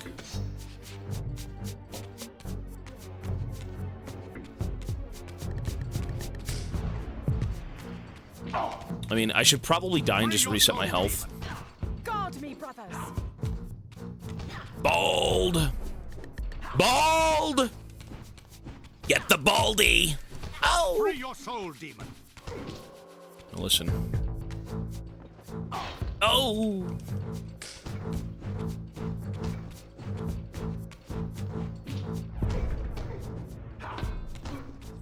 I mean, I'm gonna die here, man. I can pull out the Reaver, but I can't use it without losing the soul.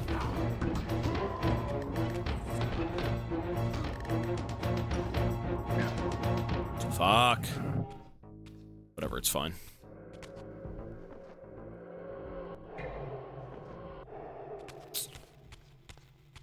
How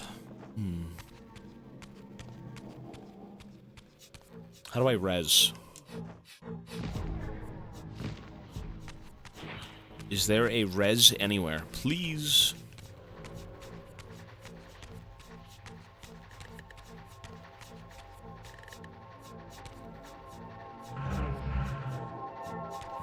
I mean, you can't climb anything in the spirit realm. So how do you res here? Maybe up here?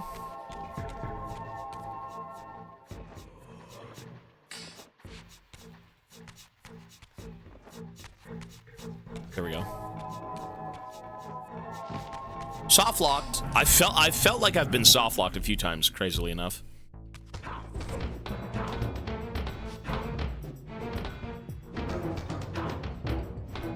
Fuck.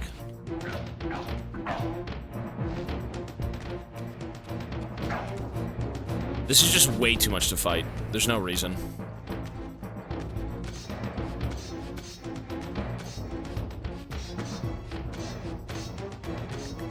Wow. You fucking serious?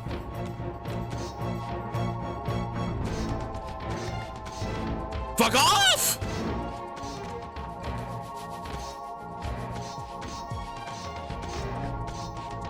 Bastard. There's one. I mean, I need a weapon. There we go, there's a weapon. I like that you can pick up the enemy weapons, though. That's sick.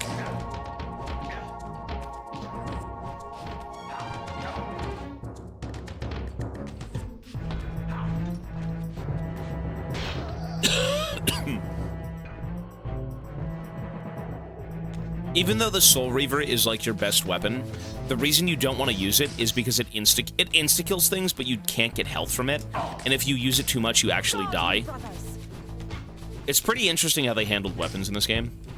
I think it's aight.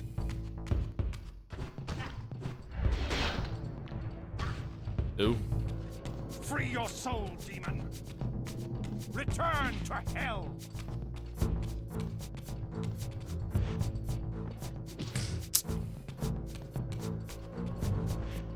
I can't do this.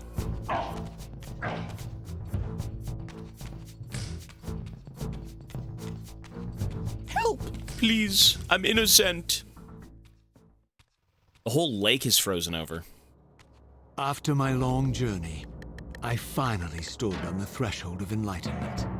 For here was Janos Audrin's mountain retreat, intact and unblemished. The upheaval that would one day topple this ancient edifice had not yet occurred. And while I had no certainty that Janos still lived, this scene boded well, for I presumed that the collapse of the retreat must have followed the ancient vampire's demise. There was only one obstacle: how to reach the balcony suspended at that maddening height, so far beyond my reach. For this was the architecture of winged creatures. The tattered ruins of my wings were of no use. I would need to devise some other means into that mountain. Yeah, so how do you get in there? Can I swim? Is that water? Oh, hang on. Hang on, son. I got a plan.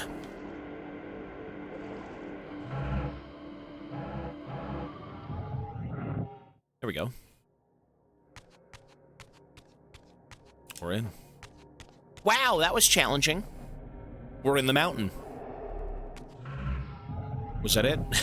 Was that it? Surely it wasn't it, no?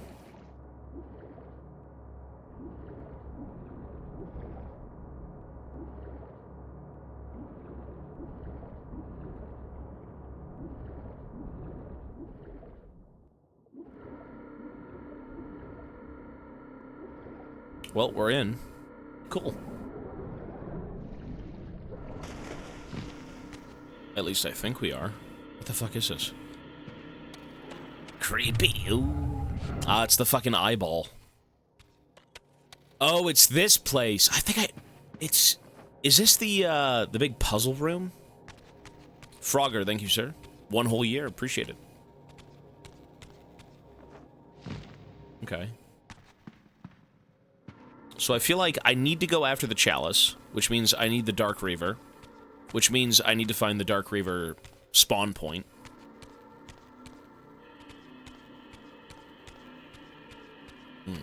Okay. I mean, everything seems... Okay, there's the Dark Reaver, so this doesn't seem so bad. Oh, that's the Air Reaver. It's not the Dark Reaver.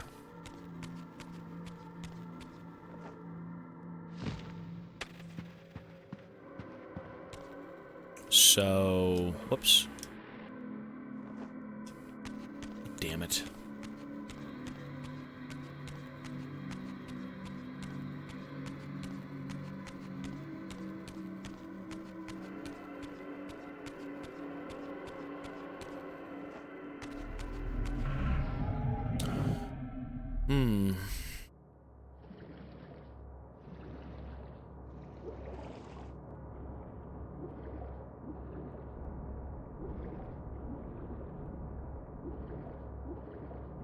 How long is this game? Well, we're almost at the tail end of the second game.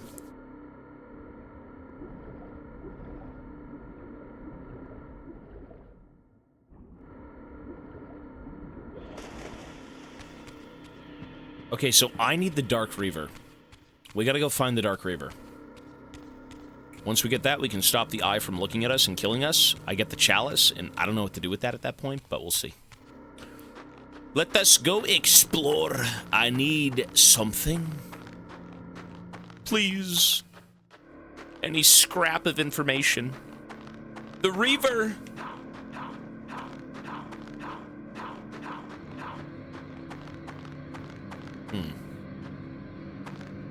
Okay, so no clue what this is. I hope everything is isolated. I really don't want to fucking go back to like 50 different areas to do them all. Like, everything should be in this one area, I think. So the Air Reaver. What can we do with that? Shoot a gem.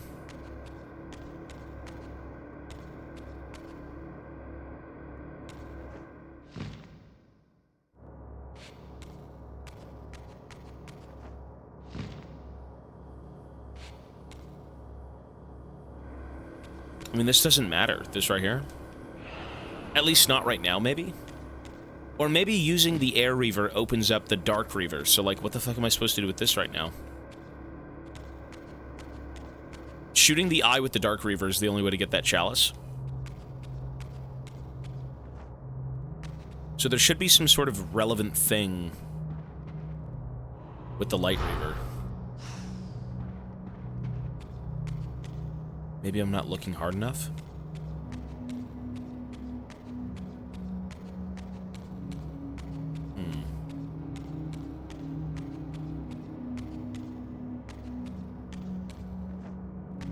Cyberpunk, or That's Not My Neighbor. It just depends on how long this game takes.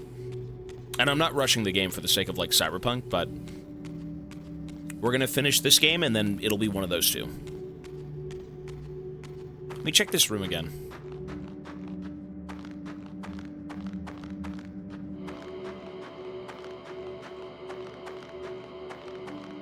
The Air Reaver.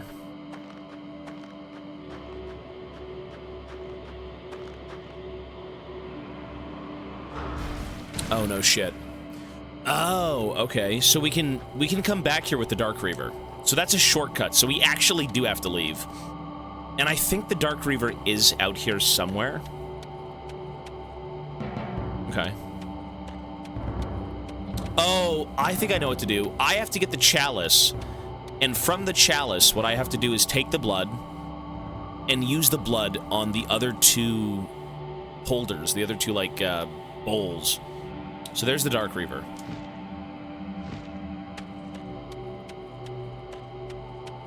I think that's what I'll probably have to do. How do we get up here, though?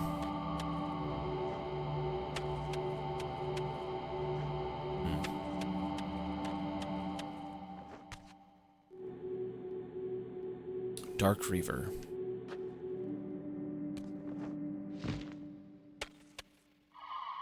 How do you get up there?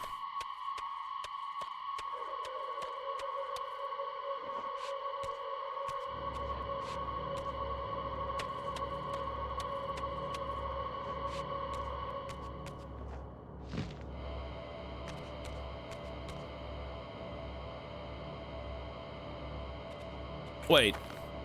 Am I stupid? I think I'm just dense. Wait, I'm just dumb. Wait, am I dumb?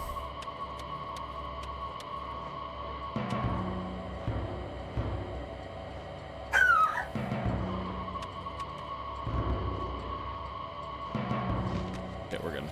I can't believe I didn't just walk over here and do this initially. I'm so stupid.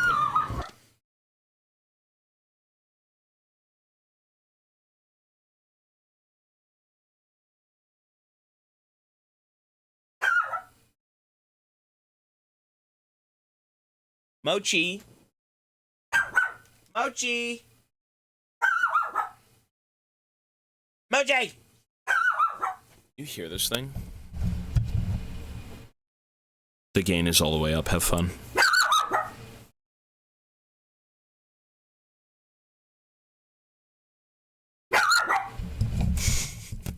Mochi, stop! Hey! Mochi! Hang on. Let me go see him. What are you doing? What? He hears something outside. He hears something outside. He's fine. He's being a baby! Okay, we're good. Oh! Ow! Okay, now that we have the Dark Reaver, we just go back inside, we take the chalice, we then take the chalice with the blood, or whatever that is, I think it's blood, and we use it elsewhere, right? We fill the other goblets, or the bowls. Sunus, 13 months, thank you, sir. He's keeping you safe, he's trying to. That's what dogs do when they bark. Get away from my father. Okay. What an easy game, bro. Easy game. Cool. See, now that we have the chalice, we probably go sip up the blood. Yes! Let me go deliver it to every other bowl. I think there's only one, though. The blood bowl. The blood bowl.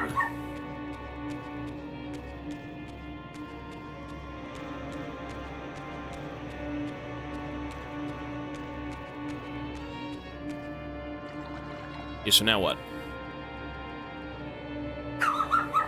It's red. Ooh. Okay, easy. So we gotta go all the way to the top of the tower doing these puzzles. Mochi! Mochi! Hey!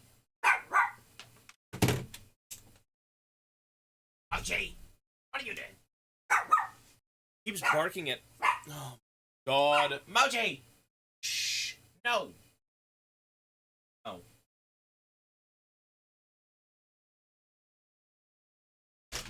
All right. He's barking at people outside.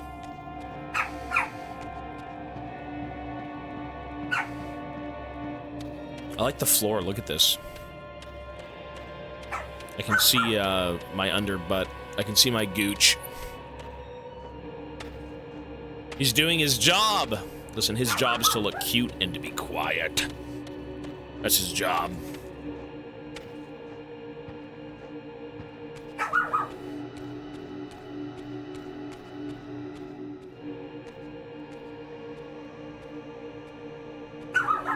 The blue vampire the gooch. Interior was Jesus, good luck. And graced with soaring architecture unique to its creators. As with the outer facade, these balconies and galleries could only be reached by those gifted with flight. With only my ruined wings to carry me, this towering labyrinth seemed impassable. While the object of my quest lay just beyond my grasp. It's right there. For here, suspended at the apex of the chamber, was the threshold that surely led to the great vampire himself. I didn't know whether Janos Audron was the monster depicted in the stronghold, or one of the noble creatures memorialized among the ruins of the ancient vampires. And I didn't care. Demon or angel, he alone held the key to my destiny. My true destiny. What am I destined for? Why? Why does Kain want this? Bastard Kain. Bastard. Okay, so let's take a look. So we've got chalices and eyeballs, maybe. Okay. Blood. Blood begets blood. So we gotta start filling up. Mochi! Mochi! Stop! No! Bad, Mochi, no. No, Mochi, that's bad. No. No. No. Shh.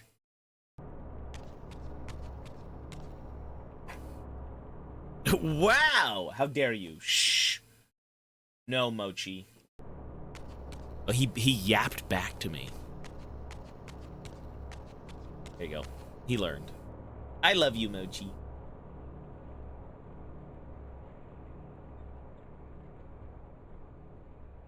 Just looking at the window. Your brain will grow an inch after you're done with this franchise. The puzzles are pretty good.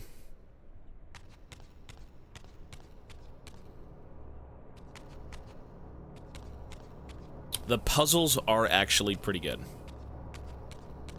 Okay, so this chalice I don't think even matters right now. Hang on.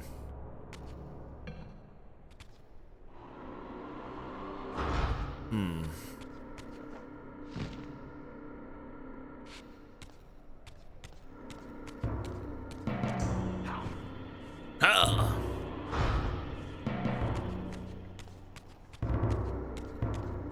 Is that the empty one? Okay, so we gotta get the blood over here. How do we do that? The blood needs to be right there. So maybe we have to activate stuff, right? Like these things. Those require the light.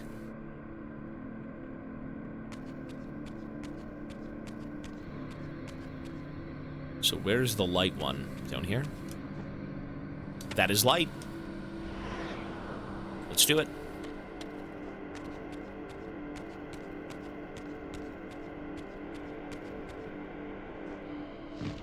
I think maybe we can, like, long shot them from over here. There we go. Cool. And then in there, there's a key. The key to open the door on the right, correct? Yeah, okay. Pretty easy. All right. It's a lightsaber.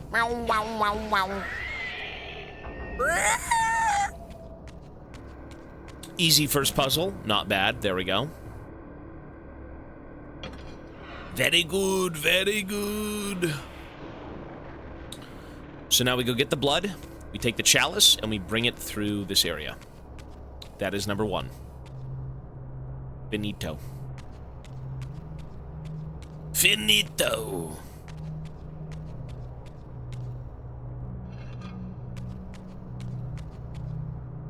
Sounds like Mochi.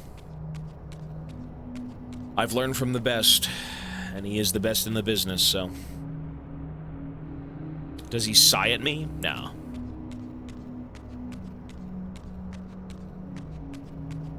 Okay, so we should be getting a blood pathway or something maybe with this, right? Let's see.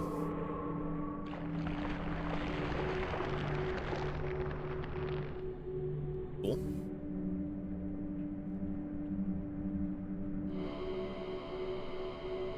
And there's another one for the lightsaber. The air saber.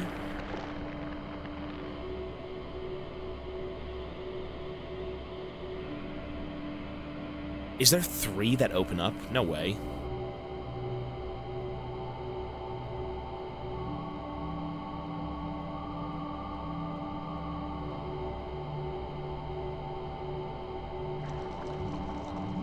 What the fuck?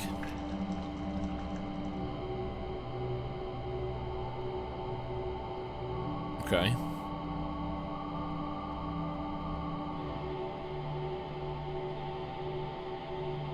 So we need to basically keep getting blood to go up and up and up and up. Oh, this doesn't seem too bad. Okay, so what we do is we get the lightsaber. Oop. I say lightsaber, it's the air saber. I'm a fucking Jedi at this point. Get the air one. We get the chalice full of blood after I activate this, right? Activate it.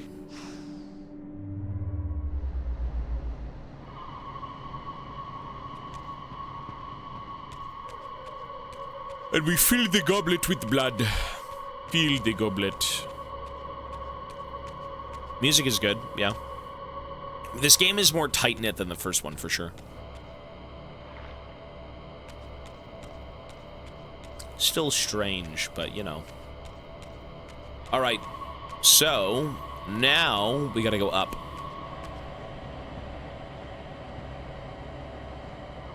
Oh, really? So we can't fly that way. Let's walk.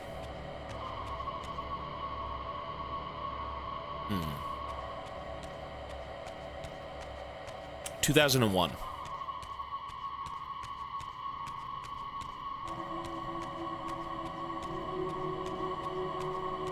But this is the remaster, so it did look different initially.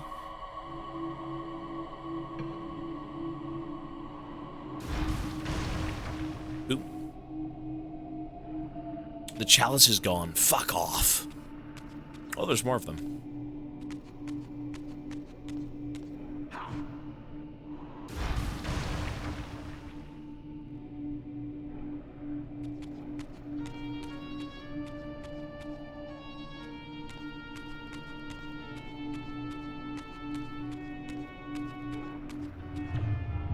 Oh. Okay. Kind of annoying, but not terrible. Annoying, though, for sure.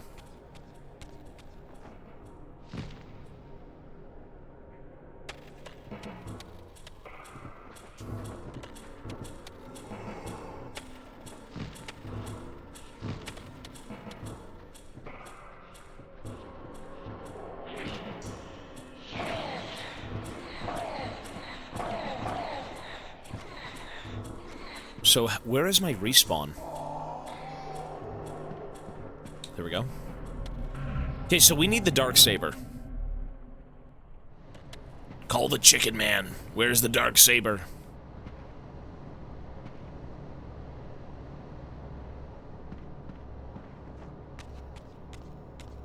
Isn't the Darksaber all the way back in the other room? There's no way you gotta go back there, right?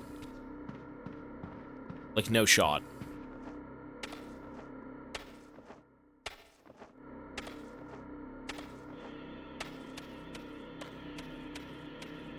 Wait, no way, no way, no way, no way.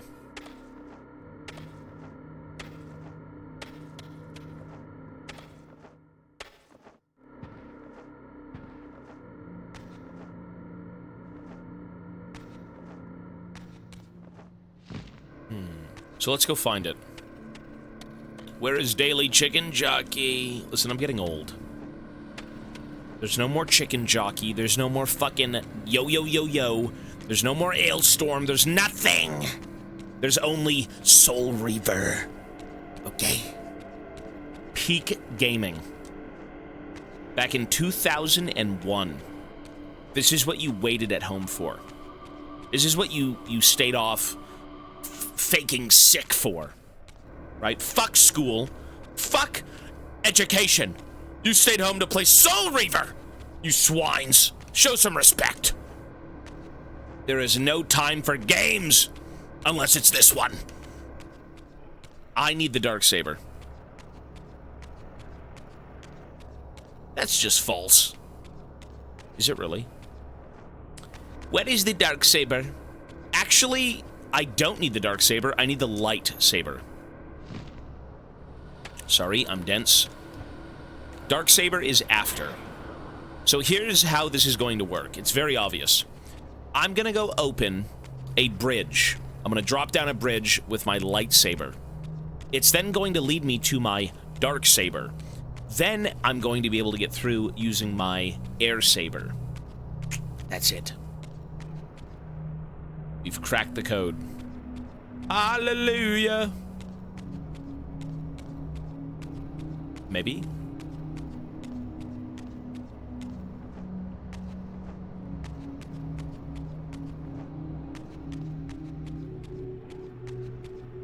So the lightsabers should be able to put me through using those. Yep. No, this is, you could do this in 5 minutes. This is not a hard puzzle. This is not hard.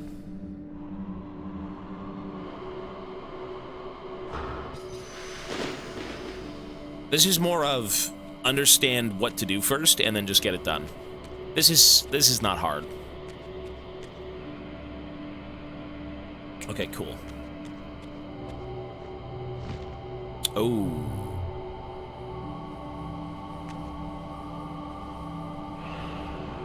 Okay.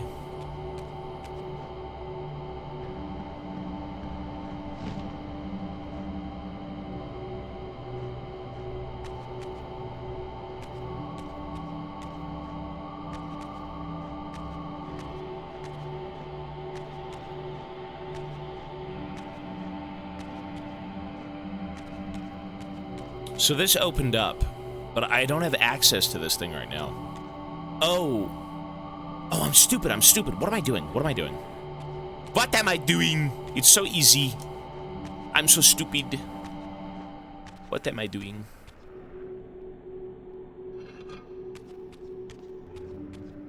You need to understand what you need to do and do it.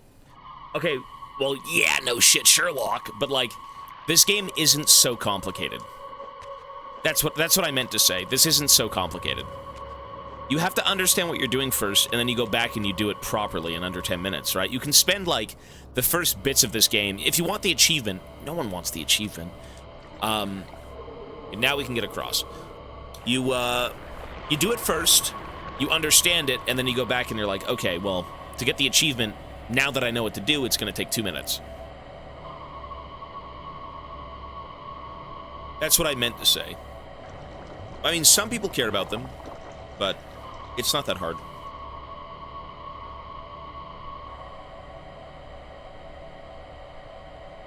Okay.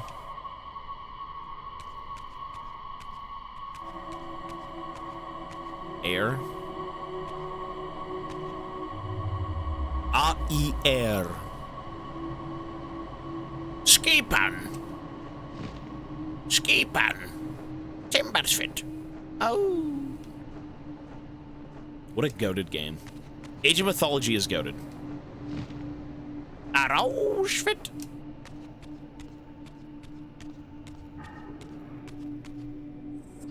Skipan. Prostigma.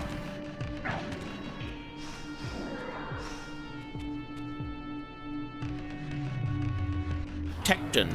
Dude, it's so memorable. You can hear, every time you quote that, or every time you think of, like, Age of Mythology, you can hear those voice lines. It is so memorable.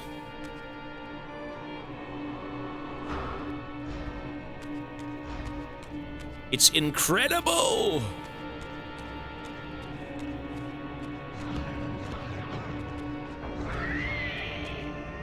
Yow! I've played Warcraft. Been a while, but I've played it.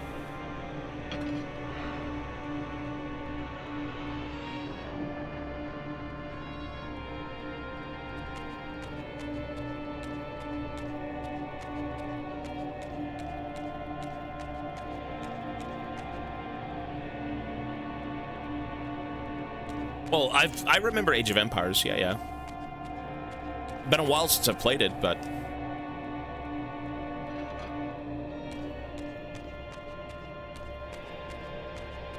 Okay, so get the blood, and go over, and we're done. One more floor.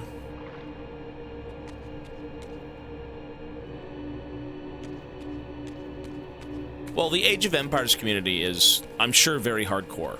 Like, very, very hardcore, for sure. Cool. It's just such a classic game. You know, everyone's played Age of Empires, or everyone's seen Age of Empires. Streaming 12 hours a day for legit 172 days. No, it's been awesome, man. Hey, I'm putting the hours in. Like, the support I've gotten during this event, I'd have it no other way. You guys have given me so much, and I'm giving you back, you know, all of it. So, that's what the event was. I still think I could be doing more, but, you know, for what it is and for what we have going on right now, it's good. Wow. Nice! There is a list of games, yeah. So the next game we are going to be playing after this... Okay, so if we get this game done... Again, I'm not rushing. No game will I rush through. The next game is going to be Cyberpunk, or That's Not My Neighbor. So if this game ends up being a little bit too long, in terms of, like, today's time frame, we will start Cyberpunk tomorrow. If this game ends in a few hours, we should be able to play Cyberpunk today. So that's the goal. No, one of those two things.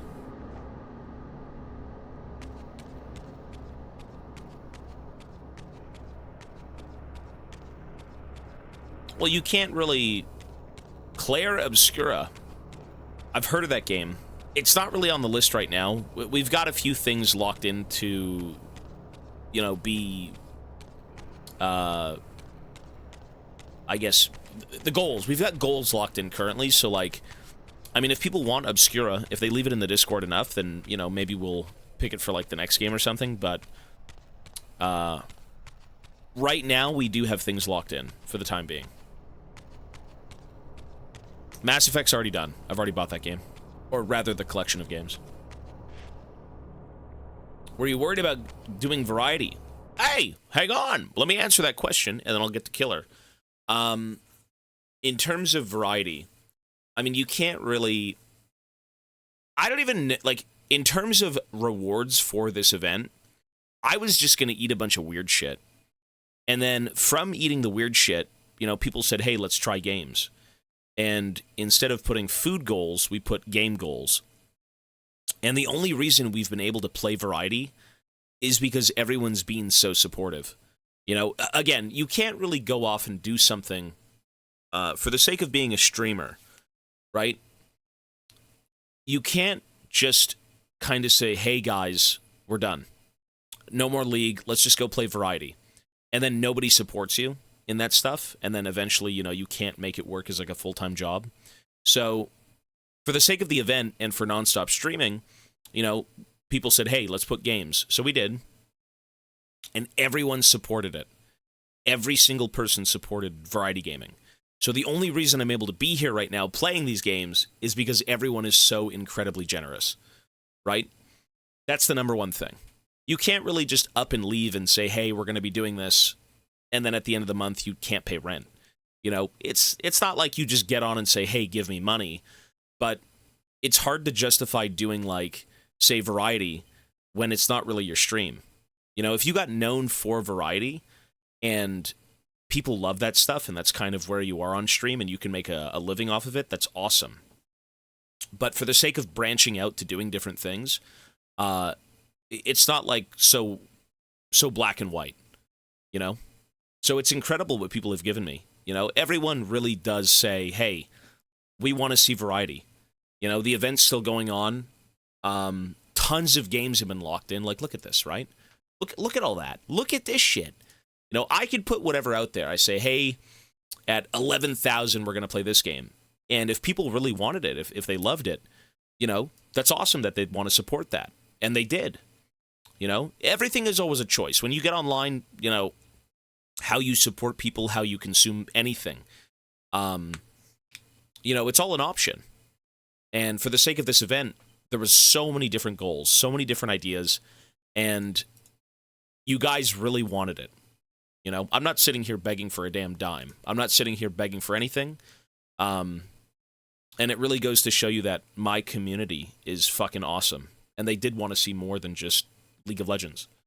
And food eating, for God's sake. You know, like chicken feet and chicken hearts and all that stuff. That's interesting.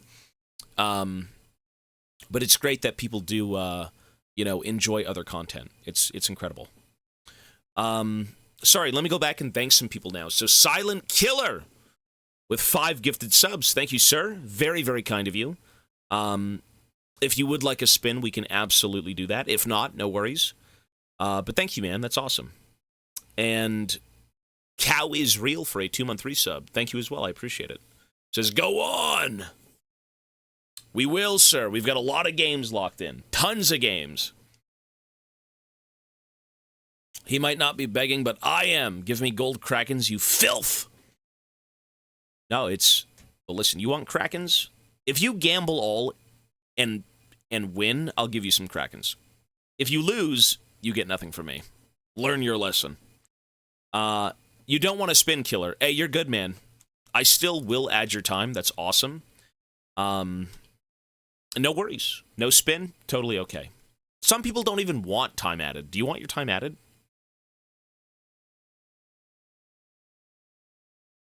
Some people say no. If you don't want to spin, maybe you don't even want time added.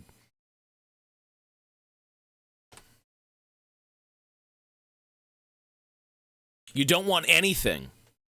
Hey, I appreciate the support, man. Thank you. Fine by me, dude. You know, see, it's... Again, it's awesome that people want to support me in any way. Event, no event, whatever it may be, it's great, you know? Hell yes! Destiny doesn't like time. No, he doesn't want time added. No spin, do a backflip. Buddy, I can't even do a fucking sit-up. I can't do anything.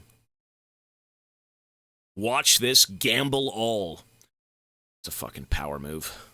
That's a power move. Spurdash did win. Okay, so how do I give you Krakens? Give Spurdash.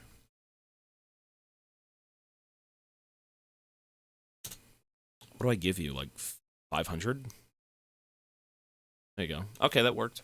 500 Krakens. That's all I can afford. Fuck off. You clown. Go beg somewhere else. I'm a busy man. You get 500. That's it. Let's do, you know what? Now let's do Gamble All. Jeez, look at that. I'm feeling generous. Hey, let's give Spurdash another couple of Krakens. Give Spurdash. Listen. There you go, sir. Enjoy. Dinner's on me. 20? I think that's very generous, no? It could have been 0. Listen, it's the thought that counts. Acting like a real-life billionaire. Buddy, that is... 20? You think Krakens grow on trees? You're insane. You could turn trees into Krakens. You could. Technically. You could sell wood.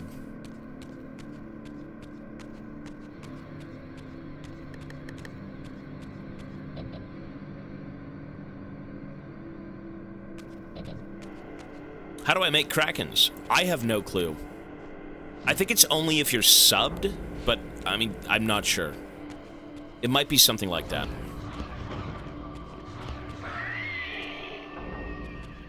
It's like an AFK currency. If you do Gamble All right now, you may have Krakens. I don't think you have to be subbed. I don't think so. Like, that shit was set up ages ago. I can't remember any of it. Gamble. Look at these gambling addicts. Get a life. Calm down.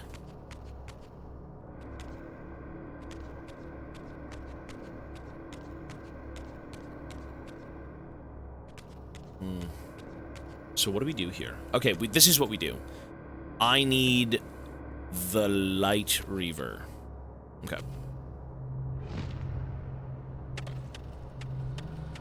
I am the light Reaver.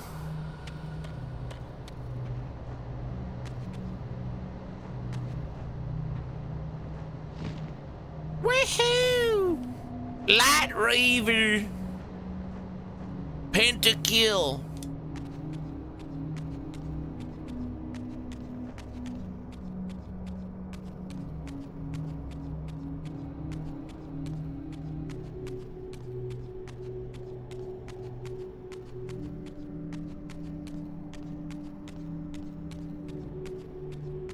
Okay, this is what we do now.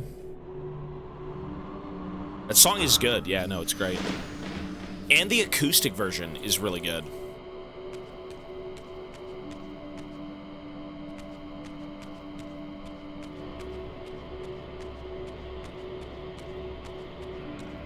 Yeah, Reavers aren't anything in this game. They're literally just keys. It's kind of lame.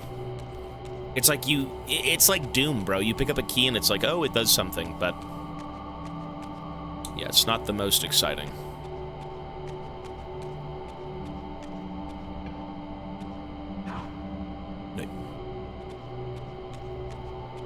Yo, Sturdy Pex is gifting a sub. Thanks, man.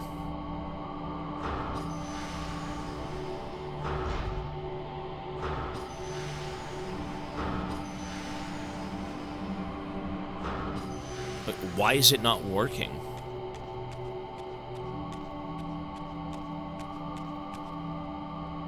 Oh.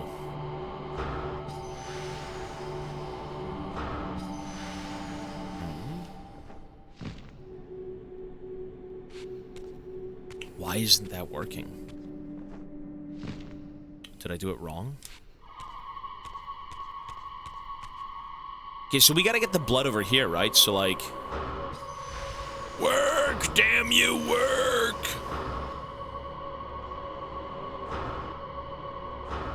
Look at this.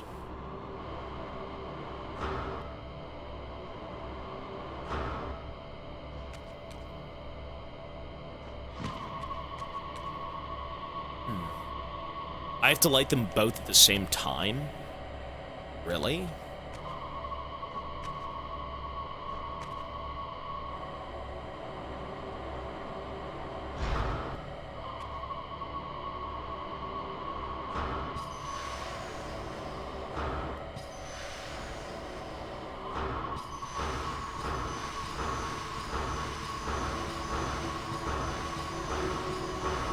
Bastard!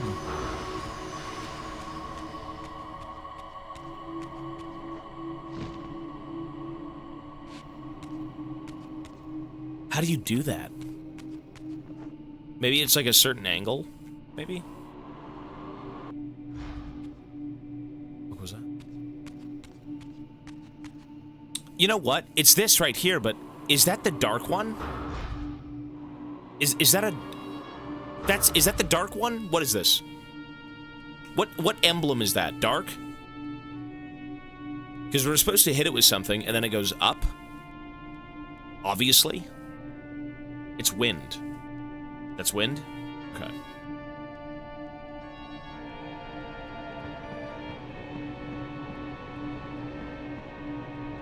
Where's the Wind Reaver? Second tier? There it is, okay.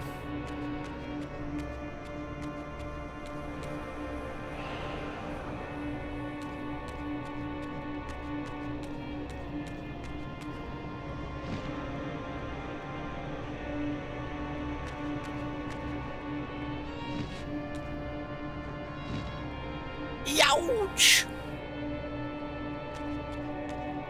So we gotta go up one more level. One more level! This way. I mean, look, if you want to go back and achievement hunt, I think that's cool. But I don't think I'd ever care about achievements anymore. The last time I did was on 360. You buy a 360 game, you love it, you play every one of the fucking... every mission thoroughly, you do every single, you know, nook and cranny have been explored. You watch Rooster Teeth, that's one of them. I remember Pan Atwood. I remember this guy. I met him 32 years ago at a motorcycle rally. I was part of the gang. That never happened. Pan Atwood, as well, with 5 gifted subs. Hey, Pan, thank you so much. That is a fabricated story. I don't get out much. Dude, thank you so much, man, for the 5 subs. Maple Mart, buddy, what? Dude, if you would like a spin, you let me know. If not, I will add your time regardless. Thank you. Support is crazy right now. Dude, it's everyone has done so much for me, man. It's incredible. I only wish that I could be doing more. And I feel like I can do more, but I need to plan it out and do it reasonably with what's going on with life right now behind the scenes. So, I have a lot I want to do, and I hope we can. And again, Pan, thank you so much. You say, scam time. Hey, you're going to get one, buddy. It's just not a scam. You're going to get a spin. And Legend is at a 2-month resub. Thank you so much. Welcome back. All right. You're not getting a scam. You're getting a spin. Two different things. So, where would you like your spin? Not a scam. Your spin. Where would you like the spin? Could be my choice, your choice, wherever you'd like. Start from the blue nothing. You got it, buddy. Right here. Yeah! I've got the muscles. This pathetic wheel will bend to my will. It will be a win, I promise you. I've subdued it.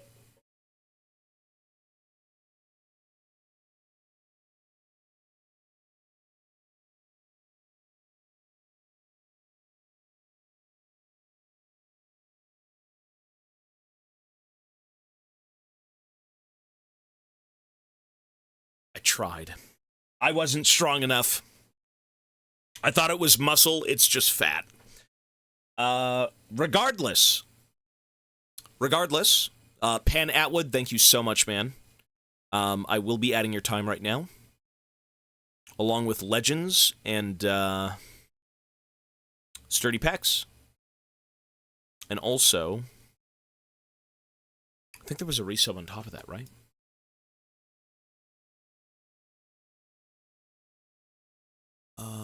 Cow. So that's 1, 2, 3, 4, 5, 6. That's 16 minutes. Fraud! Listen, it is a 50-50, folks. You know it is. 16 minutes, 2 seconds. I need to add 960 seconds. 960. There we go. It has been added. Listen, I'm sure for a lot of people who spin the wheel, regardless, you get your time. And regardless of what it is, I'm sure you still just want to support me for the sake of supporting me. Or maybe not. Maybe you don't care about me. You're just like, I want to spin the wheel. Let me spin the wheel. But you know what, man? 50-50. Doing this until New Year's? I said I would keep doing it for whatever's on that timer. Yeah. We have been here for 6 months. We have been here for 6 months almost. I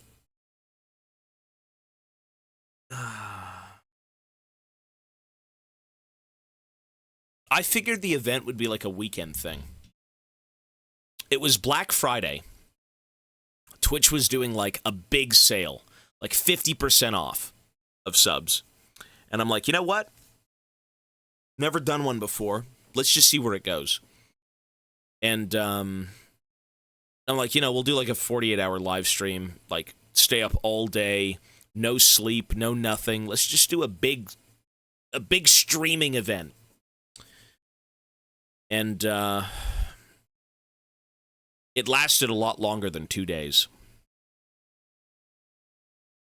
2 days turned into 6 months, which then also turned into chicken feet eating, chicken heart eating, 90 games. It's a lot different from what it initially was. That's all I gotta say. It was supposed to be like non-stop weekend streams, and it turned into like 6 months of streaming. So, you know how many hours it's been? Well, we've been streaming from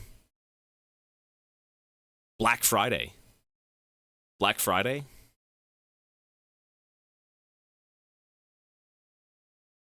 So Black Friday was, let's say it was November.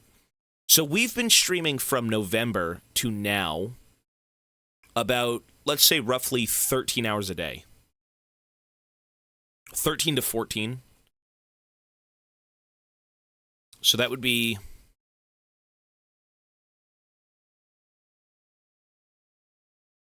How many hours is that?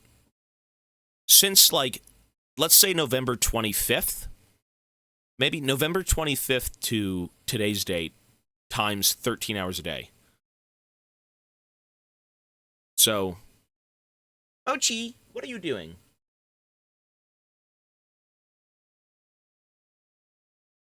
What are you looking at, little buddy? He's looking at me. He's just staring into my eyes. What's up? That's your babies. What are you doing? What are you thinking? Oh, he walked away. 2,158 hours. So maybe like 22-ish hours, 2,200 hours.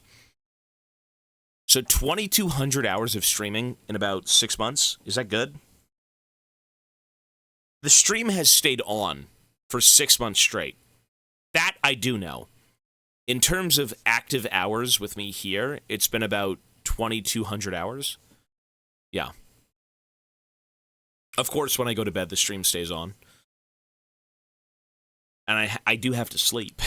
I can't stay awake for 6 months straight.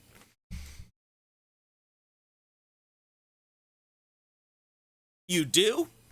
I gotta sleep? All right, let's continue, folks. Oh, and again, thank you so much for the subs, everyone. You could have if you truly cared. That's true. I hate you all. I hate every one of you. I could stay up for 6 months straight, you're right, but I choose not to. You're not worth it. You're not. You're the boogers on my shoe. It's true. We hate you too. I'm pretty sure if you stayed up for like a month straight, you'd die. I think people have done that, right? There's been experiments and shit like that where like it's sleep tests and all this weird crap, and I mean, you just go insane. Like you can't, your brain dies. You can't do that. Like you'll die, right? A lot less? Yeah. That's crazy. Okay, here we go.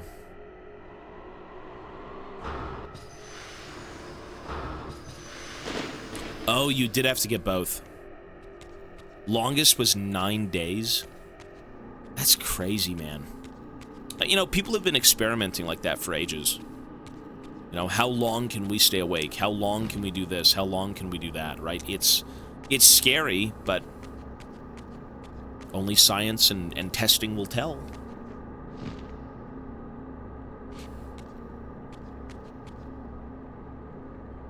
Black spots. Yeah, no, I'm good at... I have no interest in doing that to myself. So. Okay, we're missing one thing. So those are done. How do we get up here?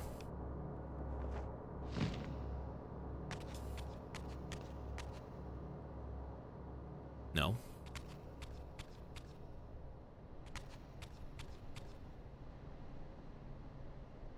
We're missing one thing.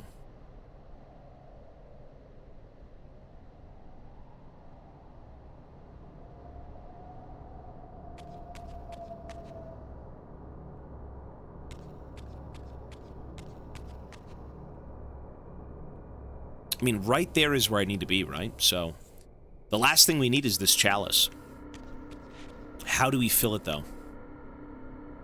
You can't take the, you can't take those if you have the chalice in your hands, so that's not gonna happen, but...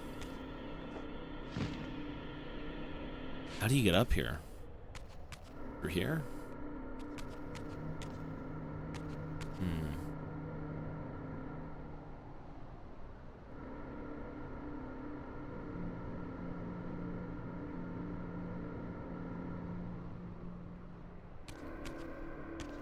I mean, all of these are done.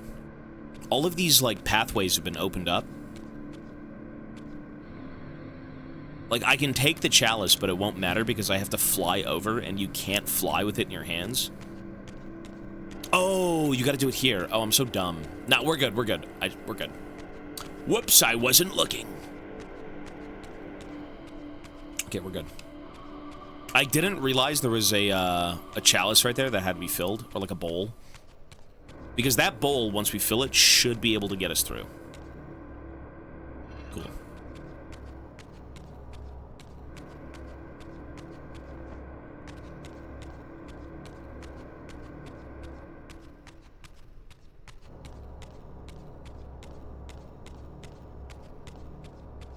I don't have blood.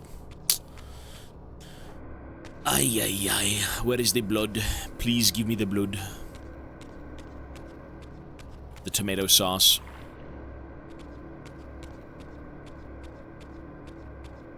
You know, I still don't believe that children beat this game. If I'm struggling as a damn near 30-year-old man, how the hell did children do this? Is this even fun for children? Like doing puzzles? Don't kids want action?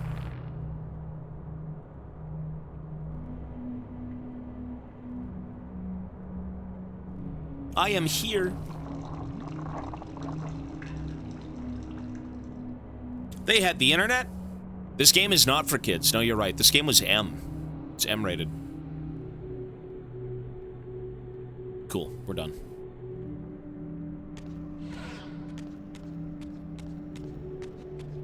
I finished this when I was 8 years old. Really? Well, I mean, I've enjoyed RTS games when I was young. Was I good at them? Not really. I just like seeing people run around in, like, giant mobs of, you know, dudes. In terms of puzzle games as a child, I mean, I've given up on a few, for sure.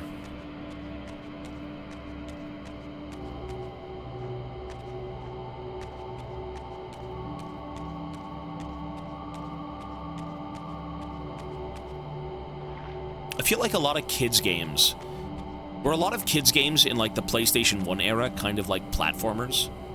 Was Spyro considered a platformer at the time? We're done now, we just beat the puzzle. Yeah, there we go. And now we're in his lair. The lair of the beast. Should be, yeah. There we go.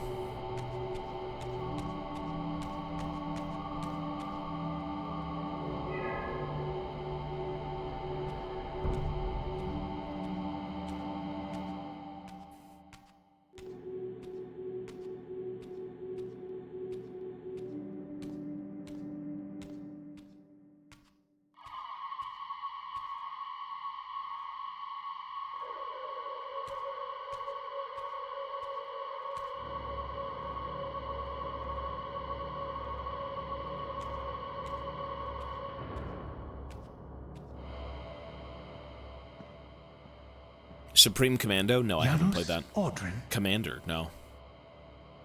It is heartening after all these years to hear my name spoken without contempt.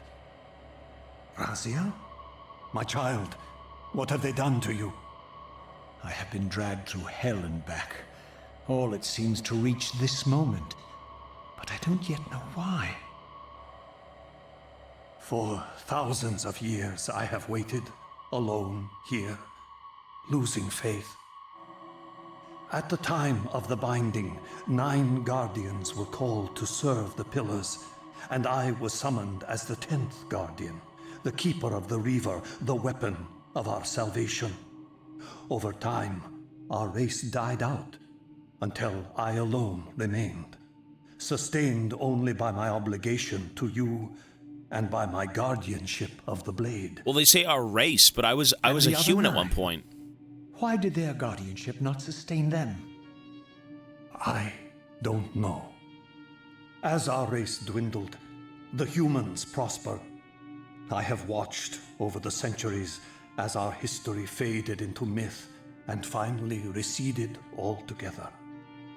The humans have forgotten us entirely and claimed the pillars for themselves, wholly ignorant of their true purpose. To them, I am merely a devil, the origin of their vampire plague. Why would the pillars summon human guardians then, if they are meant to be served by vampires? The pillars choose their guardians from birth, Raziel, and vampires are no longer born. This is the crux of our dilemma, and this is the terrible irony. With their vampire purge, the members of the Circle have assaulted the very architects of the pillars they are sworn to protect. They have embarked on a treacherous path.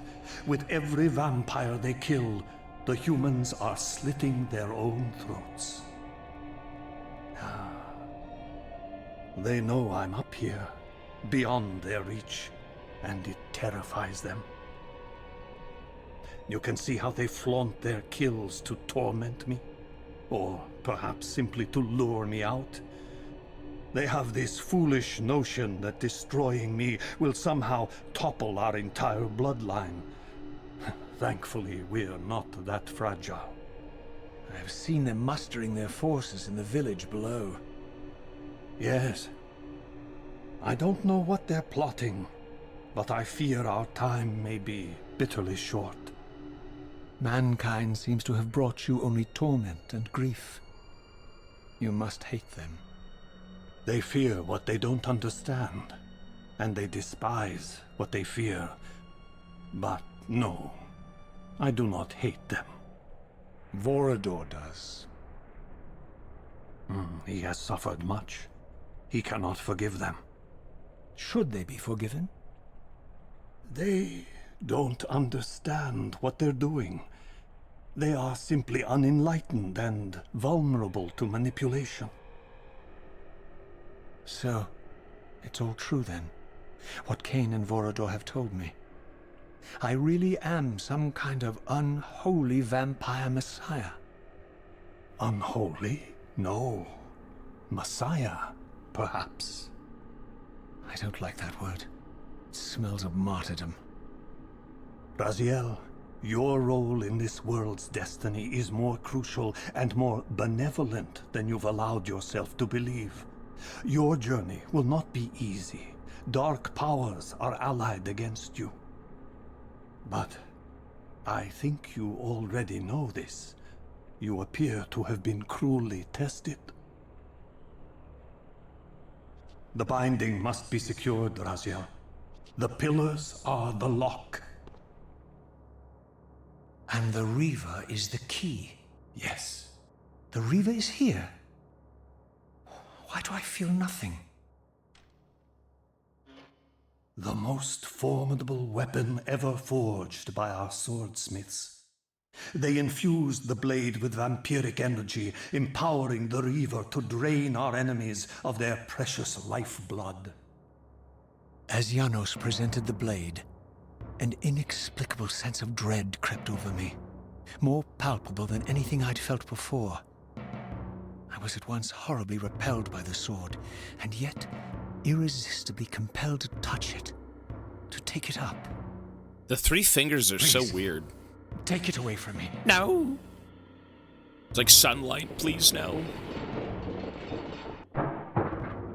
Shit. The humans! I fear you have been followed.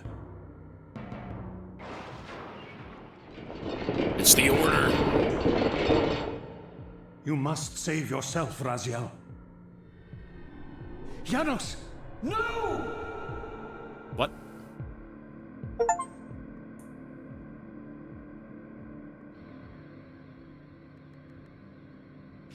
My surroundings whirled sickeningly, and I found myself transported safely away from the ambush to an adjacent chamber.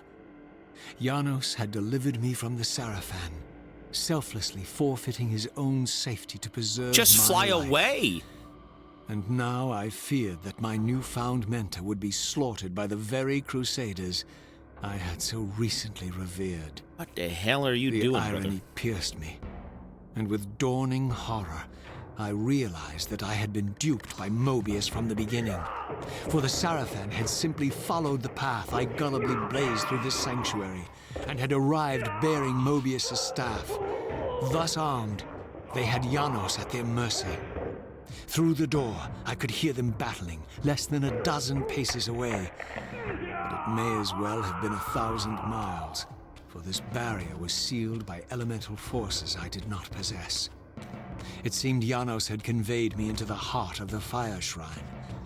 I thought perhaps if I could galvanize the forge and imbue the Reaver in time, I might have a slim chance of saving Janos from his grisly fate. Another puzzle. This smells like Endgame. Everything is just a puzzle. It actually is just a giant puzzle. Everything in this game is a puzzle. Like, look at this. Look at this. Oh my god, it's puzzles! Okay.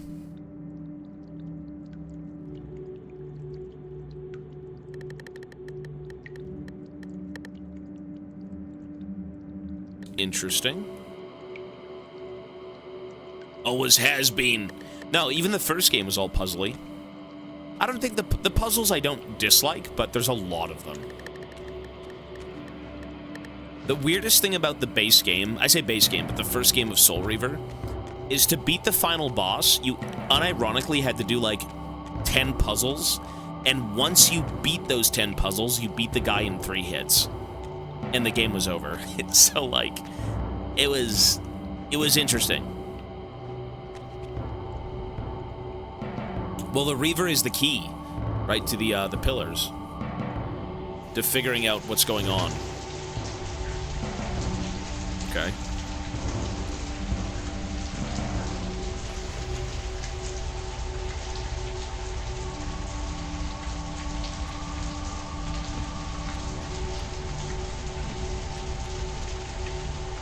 Running the marathon.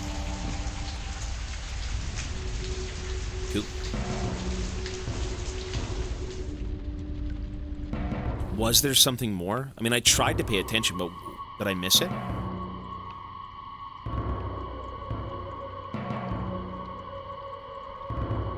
I mean, you gotta watch a lore video on this game, right? Like, this ain't no... I don't think people get this shit first time around. You know, typically you'd go back and probably want to see a lore video or two, which every game I think can benefit from.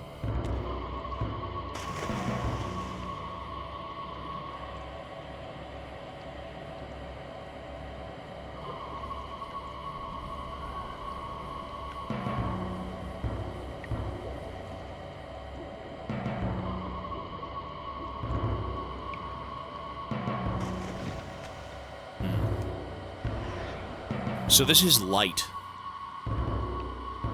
What do we do with light? Do we light the way? So I need the air ones, because there's 2 lifts here with air. 3 of them, actually.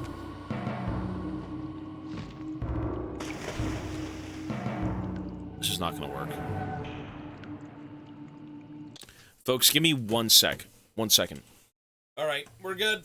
Yow! We're here. Sorry. Okay. So we gotta figure out how to use the lightsaber. Not like Luke Skywalker.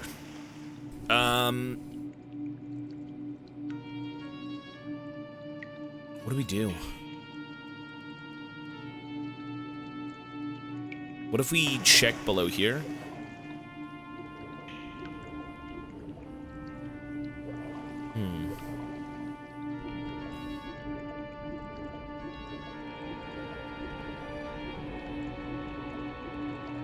I mean, it's got something to do with,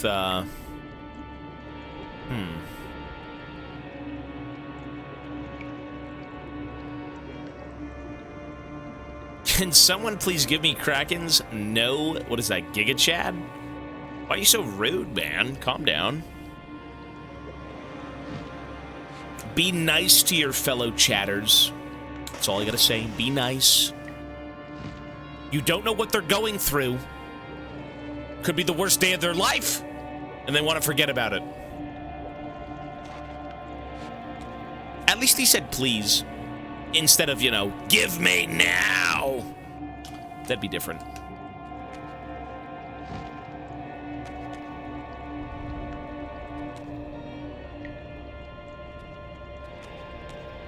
Do we have to go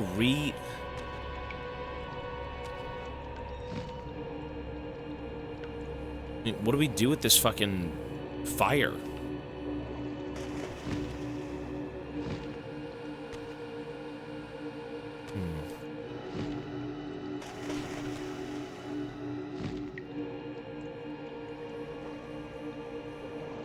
Gamble all.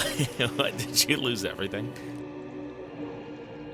I didn't play them ever. Everything as a kid is usually a lot scarier. I gave up on a Men in Black game within the first 5 minutes. I remember renting it from Blockbuster, and all you had to do was walk down a scary alleyway at night as the opener. There was fog, and, you know, you heard noises. I took 2 steps, and I said, fuck this! Fucking close the game, put it back in. We gotta go to Blockbuster! Fucking cram that thing in the little slot. Hell no, I ain't playing that fucking game. No chance. I was a pussy. So, you know. I mean, what if we have to just swap realms, maybe?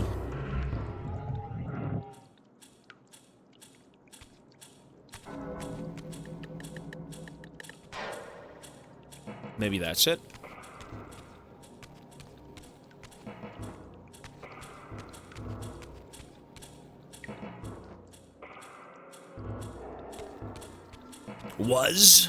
I mean, it was scary.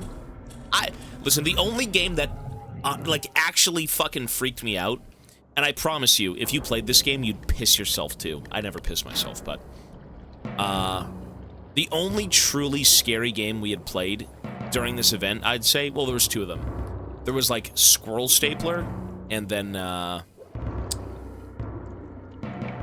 Visage. Visage is horrible, bro. That is such a demonic aura. When you walk into the first bits of that game, fuck, it's creepy. Fuck, it is depressing. It is so awful. Yeah, we gotta figure out what to do. Sorry, I'm yapping. I wish the VODs were available. Yeah, Visage is gone, unfortunately. But that game was like oppression. Every single turn was just oppressive as fuck. Horrible atmosphere. In, like, all the right ways. What am I supposed to do? There's no VOD for Squirrel Stapler. It's a very short game, though. You can see other people play it. It's a creepy game.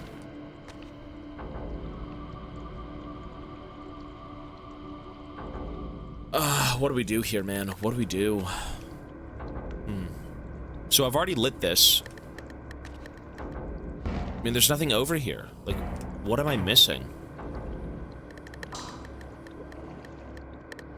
Well, I don't see any light. Like, I don't see where I'm supposed to be shooting. Like, you have to do something with the light sword, right? The light Reaver. But what are you shooting?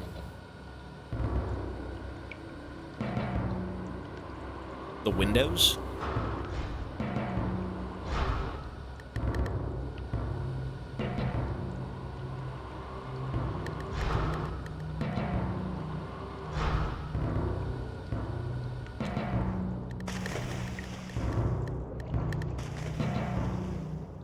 Dummy chicken, hello, sir.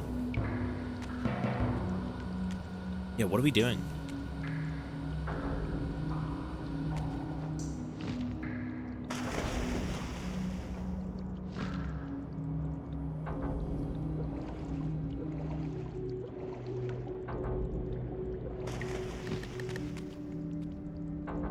Is it this? No.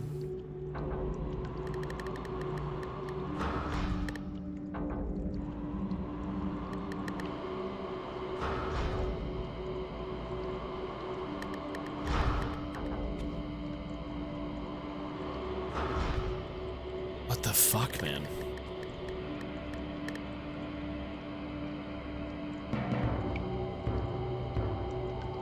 Well, there is no room, though. Bring the fire to the other rooms? I mean, what rooms? You see rooms anywhere?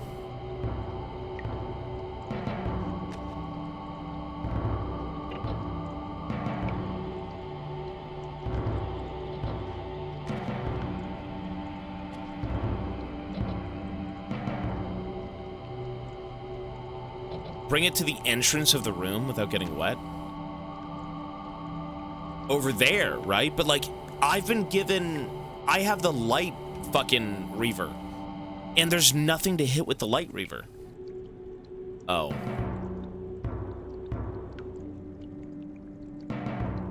Is that it?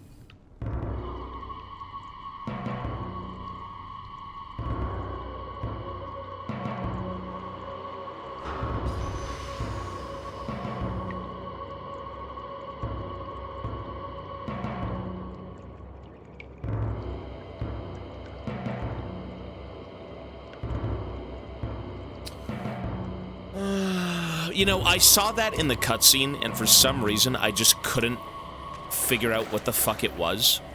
I don't know why. It was in the cutscene.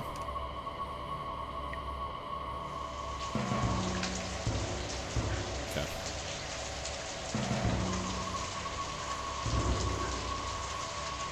Oh, super easy. Okay, now I get it. Now it's so easy. Right, okay. Zush, hello, sir.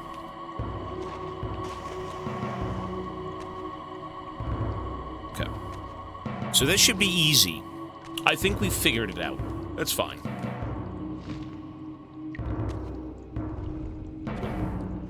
Wait.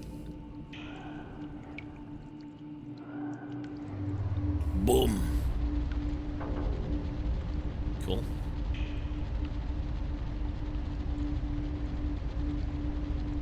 So easy proceeds to stay stuck for 20 minutes.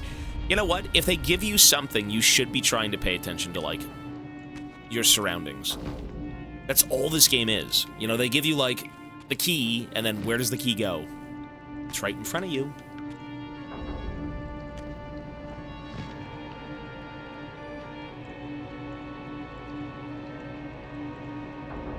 Challenging! Whoa! You just got to observe a bit more, which I certainly don't do enough of. Cool. And now what?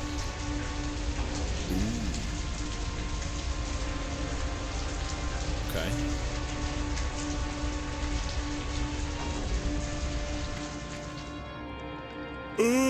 Okay.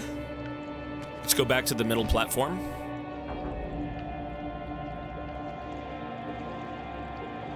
Let's go see.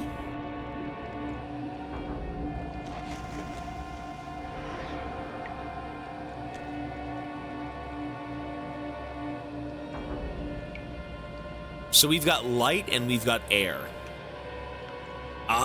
Air.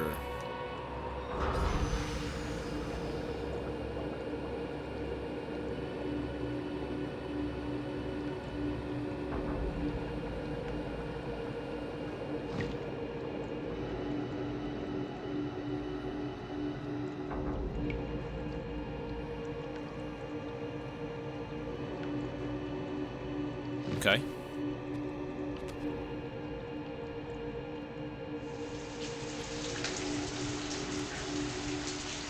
Oh, wow.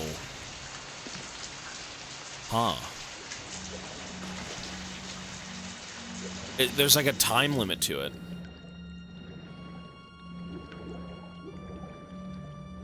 Well, let me fucking hit the save point, first of all.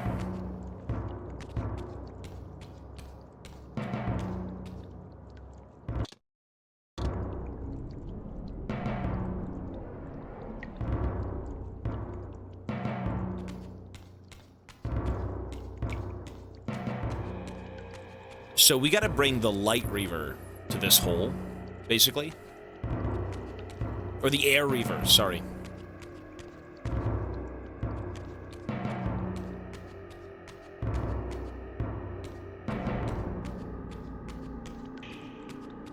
So...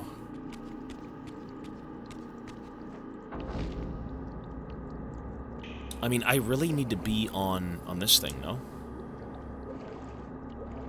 We gotta get up here. Here we go.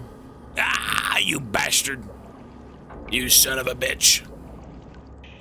Can I stand on it? Is that a thing?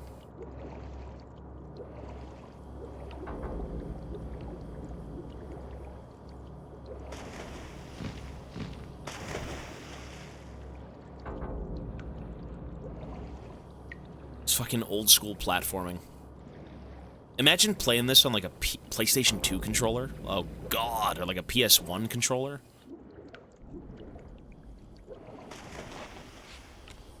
I don't know if they hold up well, but like, oi, oi, oi.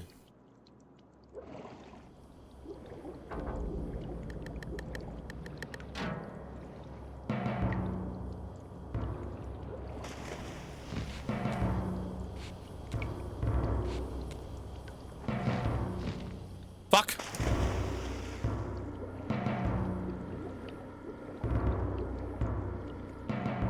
Without analog stick. Yeah, good luck. But analog sticks only showed up for like what? Was it PS2? Didn't PS1 have an analog stick at one point? I think it did, no? Well, this game was PS2, but I'm talking about the first one, right? Okay, what do we do here?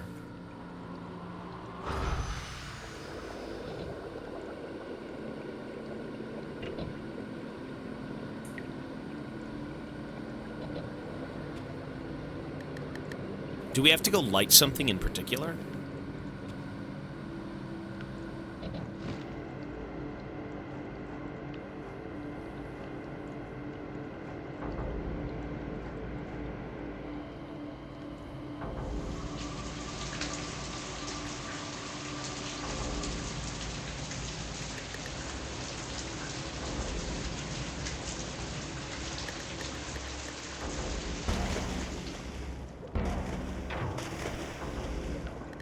I mean, we need to get to the fucking, the air Reaver in the middle, but how do we do that? How do you get that thing? So, like, we know that this will actually pull the blood down.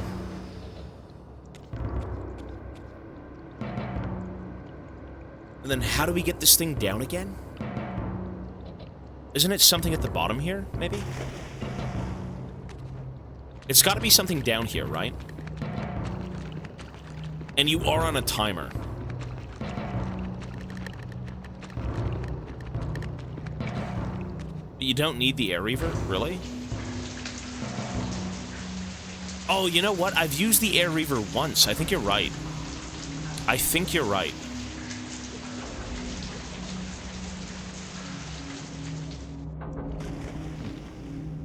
So what would we do then? Just like... Oh, do this. Do this. Do this. And now you... go. Maybe you're right.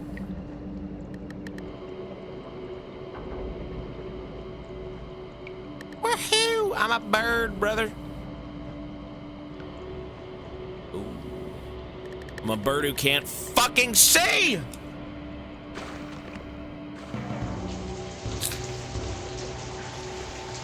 Oh, and then you use the fire at the very end. Oh.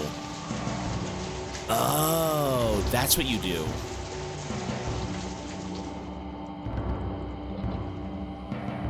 I understand. I get it, I get it.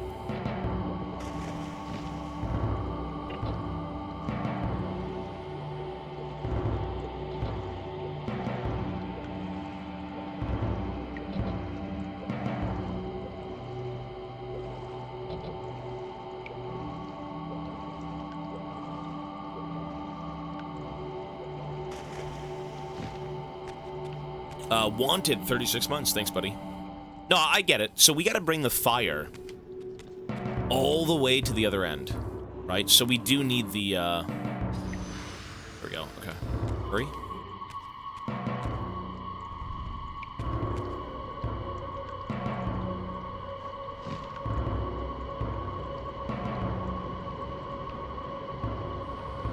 Huge.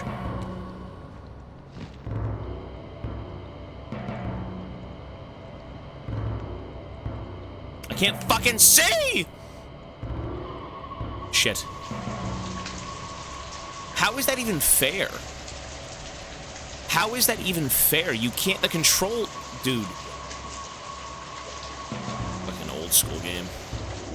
They've never been fair. Life is never fair. Okay. So...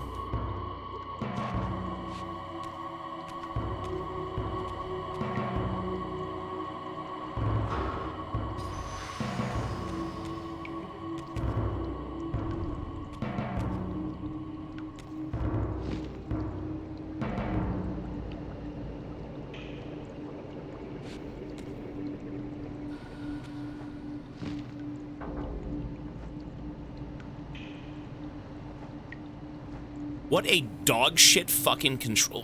Fuck! It's annoying. Dude, you go one way, and then the controls are like... And then it throws you in a completely different direction. It's so dumb. It's so dumb.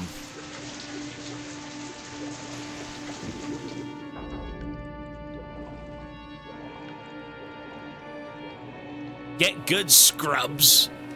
It really is just some sort of, like, ancient, sticky, like, weird... It's just jank. It's just jank. Like, look at this dog shit. What is this? Yeah, bro. I'm glad we're no longer in the PlayStation 2 era. That's all I can say. You know, we had bangers back then, PS2. Excellent fucking console, but, like, this shit is rough. It's the camera, it is. Cool. Good. Look at, what the fuck? Am I good? We're good. This way, this way. Yes! Home free, baby! Tell me that's not the worst camera, though. Bro, I'm going this way. I want to go this way. The camera's looking up here. It's looking over there. It's like, where? I don't know. Oh, wait, it's gone. Oh my god, I lost it. You don't control the camera. No, wherever you move, the camera kind of like pans to.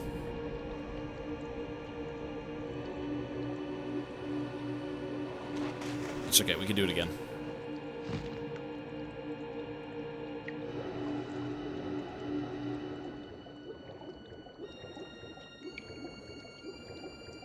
Cool.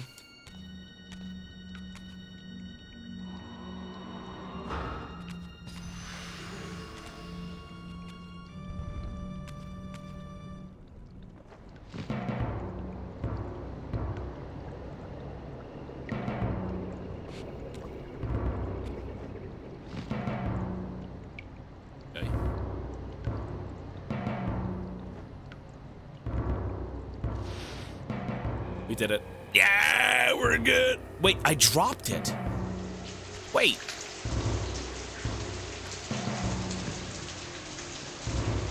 Is it because I go through the blood? Is that why? Really? Dude, so what do you do? Okay. That's fine.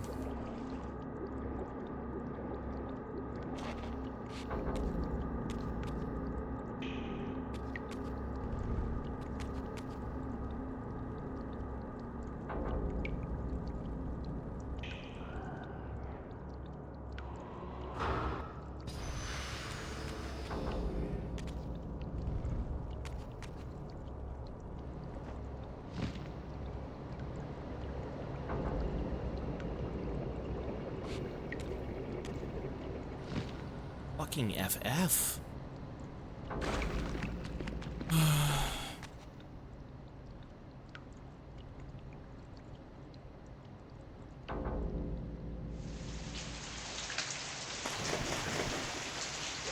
It's so frustrating. This is, you know, The puzzles are the best part of this game, but, like, good God, this one's not fun.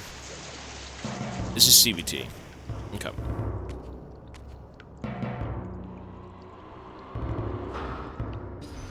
Cool. This is CBT! You know what?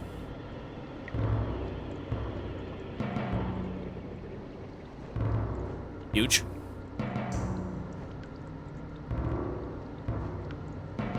Oh.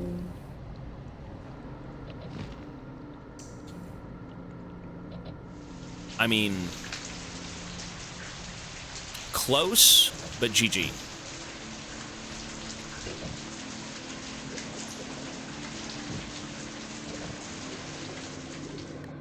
Disgusting. Why no music? Well, I can't play music anyways. I'm streaming a variety game.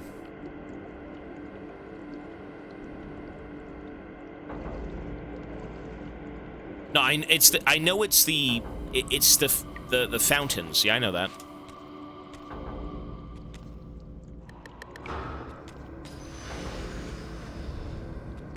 The problem is the camera's so garbage that, like, it kind of doesn't matter. The camera sucks. Okay, we have to go through the blood. Let's go this way. Ooh-hoo-hoo. We did it! We did it! Home free, baby! Wow, look at that. Clean. Sheesh.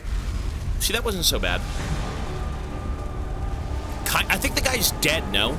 We had to get back into that room to save him. I think he's just dead. I think it's been about an hour.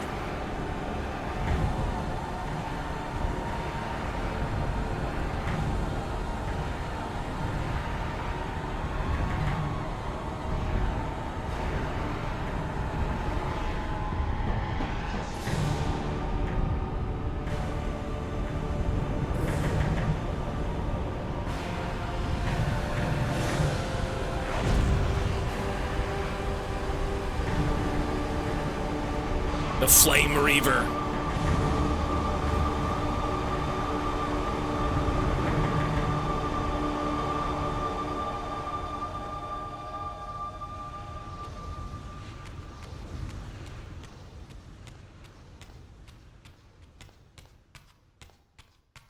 I mean, is it open? It's open. Wait, I need the Flame Reaver. Is it a Flame Reaver? I mean, it's all... Yeah, what the fuck?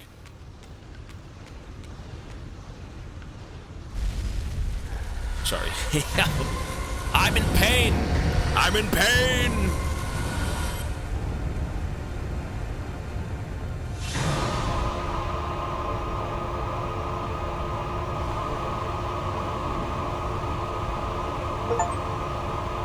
The Fire Reaver. Look at that, holy shit. That's cool looking. Plunge the Reaver into that furnace and forge the blade with elemental fire. With the Reaver thus imbued, I was now armed to unlock the elemental barrier and rescue Janos from his executioners.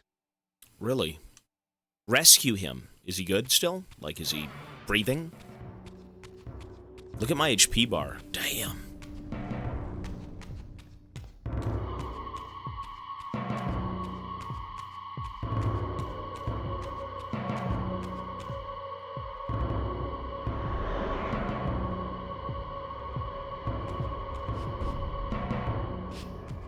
I'm coming, buddy!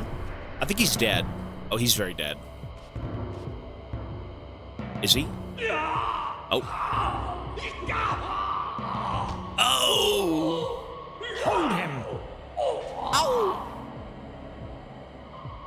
These guys look like freaks. Oh, they're cutting open his chest. Yeah! Oh! Jesus. Look at his black heart. How it still beats. Oh my god, what the hell, that boy? That's very MK. Wait, is that me? That's me! The fiend intends to bury us alive. That's me! Raziel, We must Yeah, get what out the of fuck? here. That's right. Yeah, I was gonna say, that's me. Remember the sword! What the fuck? Whoa. I just realized that. I'm like, wait, I've seen that guy somewhere.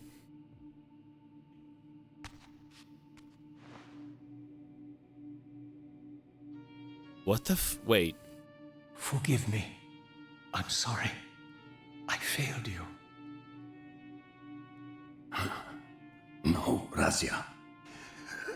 Perhaps this was my true purpose. It was his destiny. Simply to save your life this once. While I have taken yours.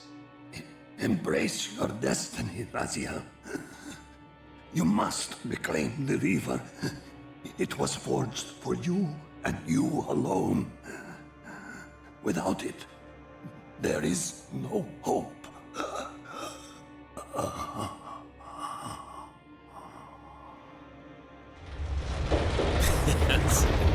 I mean, poor guy. Poor guy.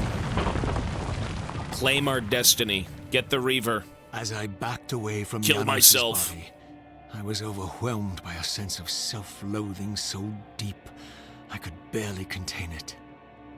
In that instant, I rejected all that I ever was and embraced the role Janos had safeguarded for me so patiently throughout the centuries. I knew then what I had to do, the task for which I was uniquely prepared. I would pursue the Sarafan dogs to their loathsome fortress and avenge Janos Audrin's murder. Mobius would pay dearly for his treachery, and my Sarafan brethren would reap the horrors they had sown. I would retake the stolen Reaver, which was rightfully mine. And finally, when all these debts had been paid, I would reclaim Janos Audrin's heart from their filthy, unworthy hands. We saw this scene in the first game. Was truly imbued with the power to restore vampiric unlife, its highest purpose was clear to me. I would restore the heart to Janos, and thus undo the vile crime committed by my abominable former self. Wait, if this is my destiny, though... Wait.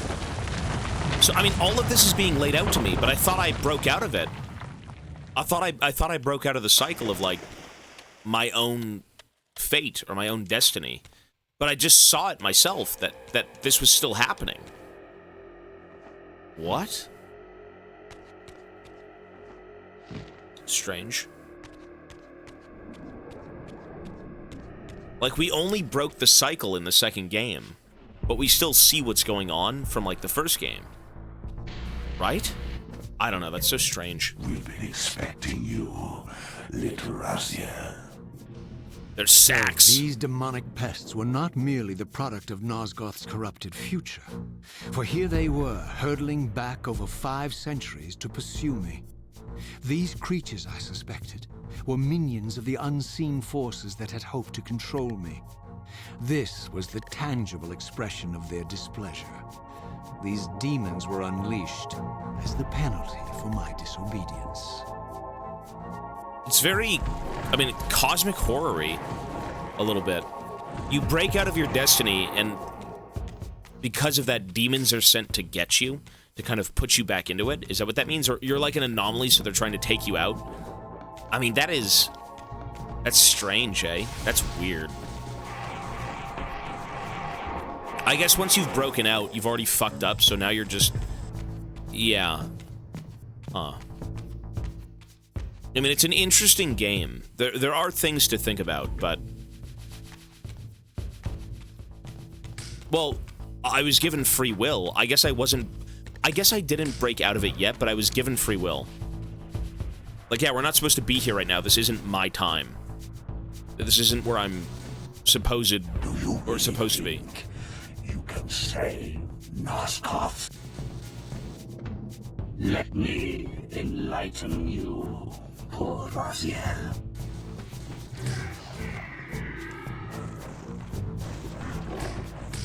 I mean, it is an interesting story. It is.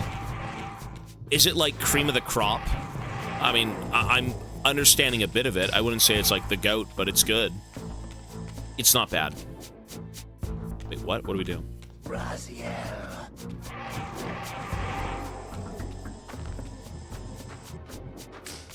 Yeah, this is 2000, exactly. That is cool.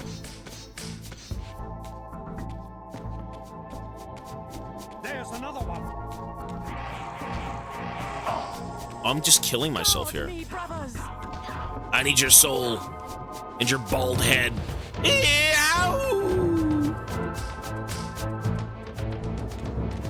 Well, with the Reaver, you one-shot people, yeah. With the Reaver, you pretty much insta-kill people, but you lose their souls so you can't heal. That's the trade-off.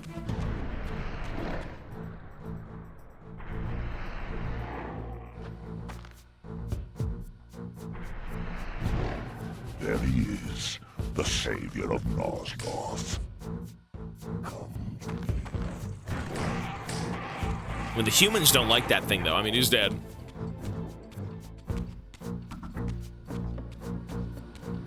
Return to hell. Free your soul, demon.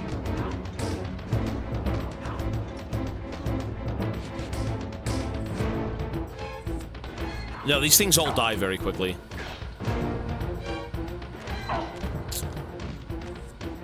Dude. Bastard.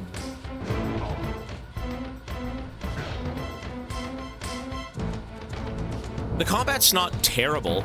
Well, the number one thing about the combat in this game is it's got a bit of nuance because you can pick up different weapons and you have a dodge system. You can actually, like, block and dodge. There's a little bit of nuance, but it really isn't something thought about thoroughly, I think. It's okay. Yeah, nothing amazing, though, but it's fine.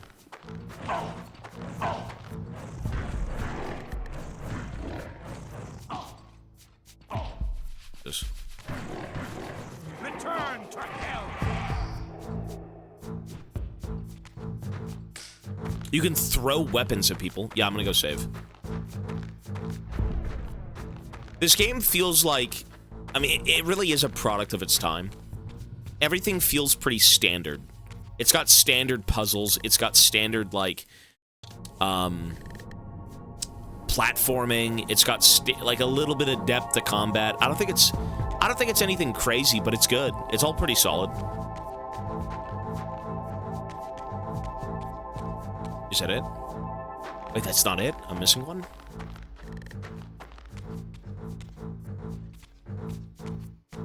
Well, everything is better in this game than, like, the PS1 game, for sure. This game is better than the first game in every way. It is better in every way.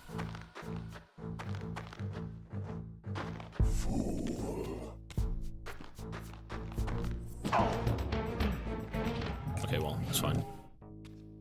Isn't he still gonna be here because he's a demon? Yeah.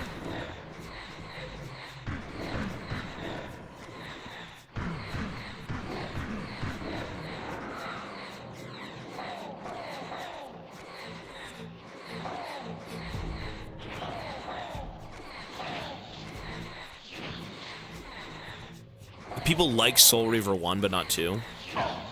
Soul Reaver 1, I mean, I don't know. Everything about this second game is just better. Subjectively, of course.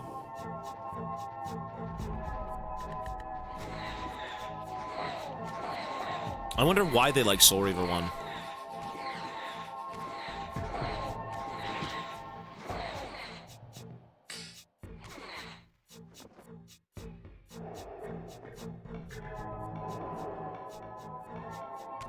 It's a little bit more open. It is in the first game.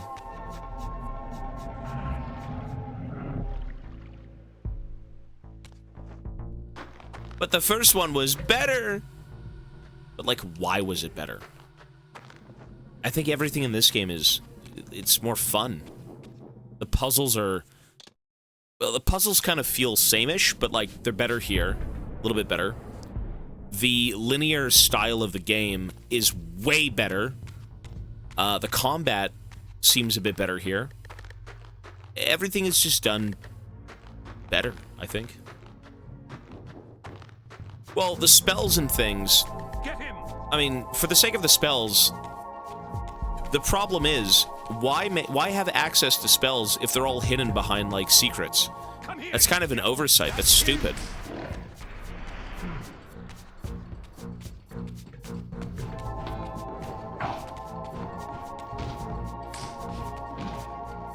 Like, I guess you are trying to find out what's been going on in the world since you've died, right? And it's been like 1,000 years. That makes sense. I get it. But I feel like the #1 problem with this game... Well, you know what? Let's beat it first, then we'll talk about it. But I do have a decent... gun. Well, for the sake of the powers, I mean, you do gradually get them throughout the game.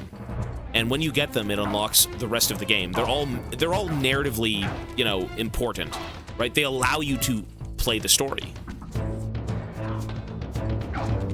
This is so miserable.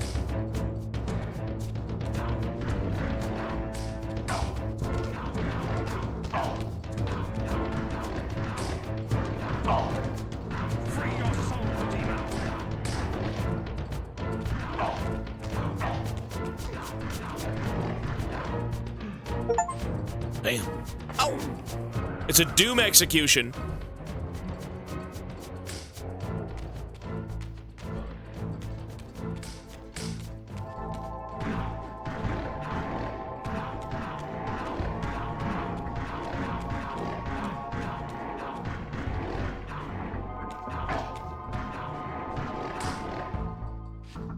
Look at that. Oh, shit. Well, I never rushed through the game, though. That's the thing. I played it as standard as possible. If there are secrets in the game, I mean, depending on how hard they are to find, I mean, a standard playthrough, you'll never find them all. You'll go back and maybe see them, and, you know, oh, I didn't check here at one point, so let me go see. But this game, it needed to be linear. The first and second game needed to be more linear, that's all I gotta say.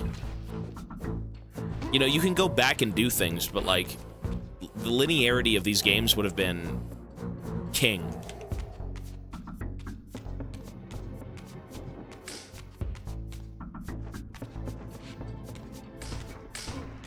Well, this game is linear, but its exploration kind of dumps on that.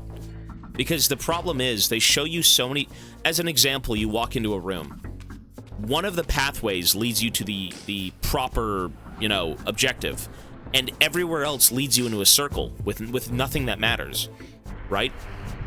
Older games, I feel like, would do a better job at kind of explaining a story. Come closer, Raziel. With, like, enticing gameplay, if it really was kind of a corridor with, you know, set dressing. You know, you wandering around over and over and over again, or walking in circles...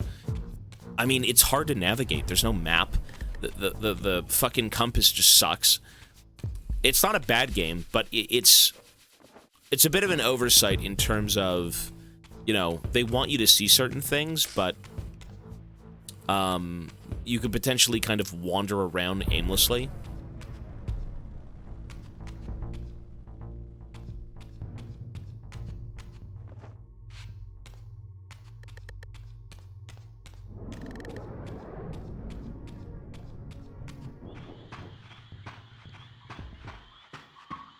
Okay, we're back here. So now we gotta go all the way to the castle, right?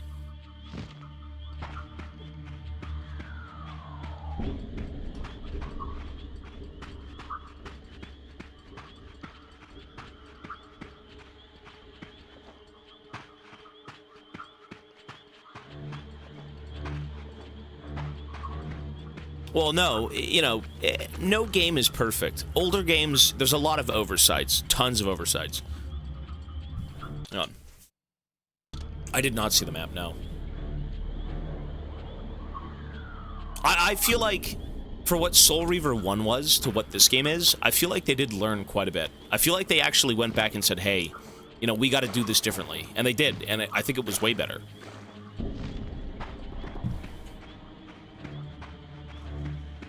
It is more linear, but there still is kind of a sense of you getting lost in certain areas. Because everything kind of looks the same. You know, you enter the swamp and it's like, well, where do I go? You know, you wander around and you're like, oh.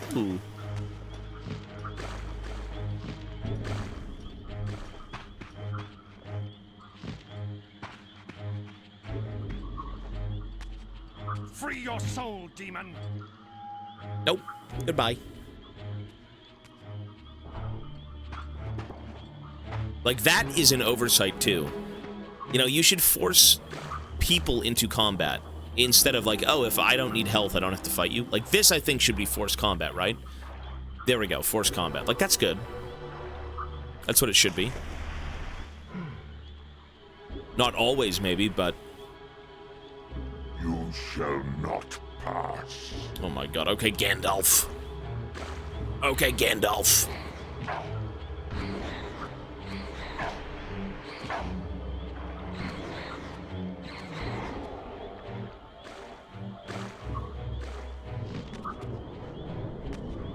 He said the line. Cool.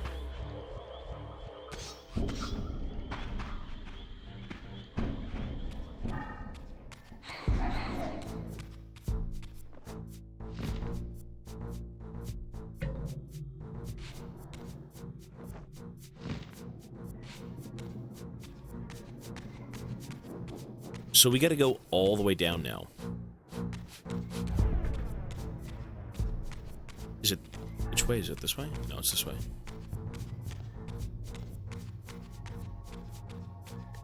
Lord of the Soul Reaver. Reavers.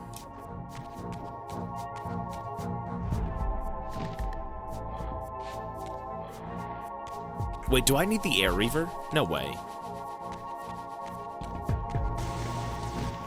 There it is. Okay, we're good.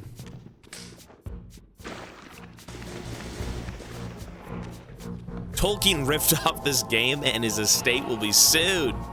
True.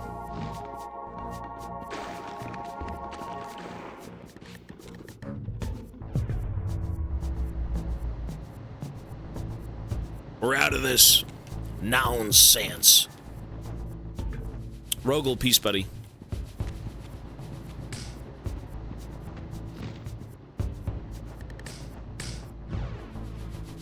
Excellent.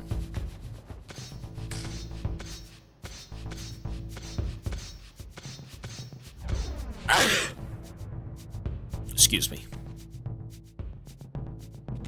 So what do we do now?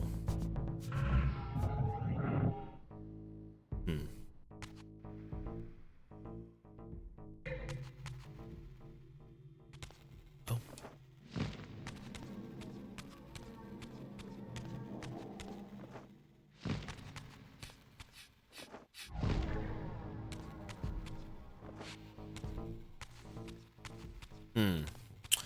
Yeah, I'm blind. I did not see that, so we have to go all the way back down.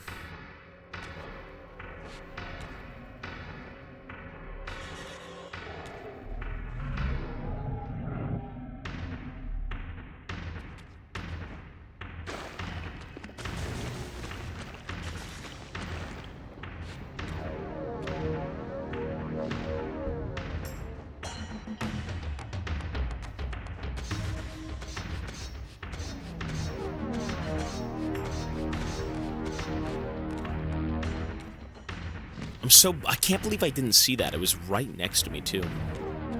Oh, well.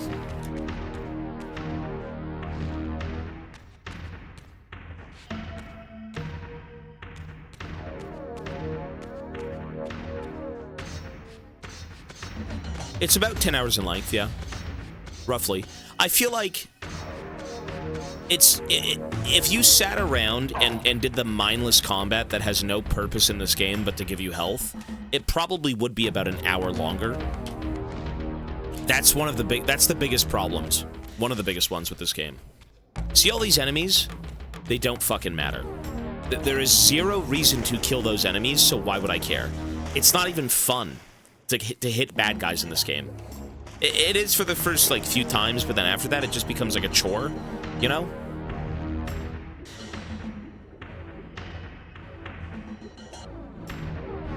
Okay, we're back home.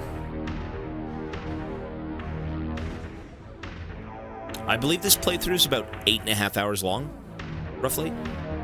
I'm assuming we're pretty much near the end of the game, though, right? Once we get back to the Citadel.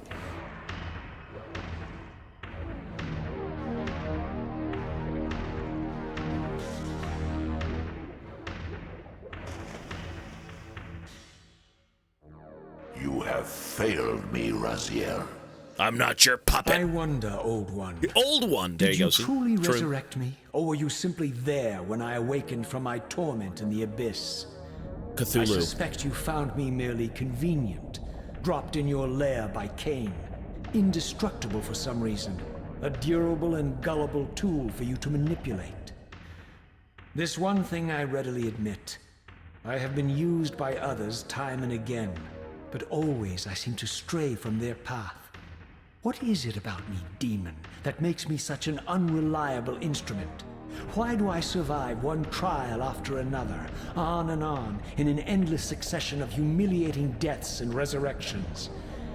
It seems there is much more to my destiny and my history than I know. Perhaps more than you know as well. You know, there is a very Lovecraftian vibe to some of this game. The big squid, the deep ones when you end up in the spirit realm. In the first game, you had aliens. The voice acting is incredible, yeah. It's good. Rajang, thank you, sir.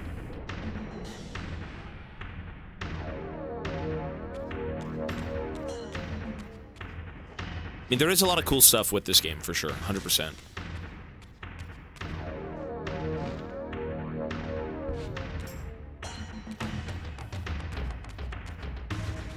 Expedition 33, maybe. I'm gonna say never, but for right now, no. Unless it's left in the Discord and we look over it a bit more. Right now, no, sir. No. Not right now.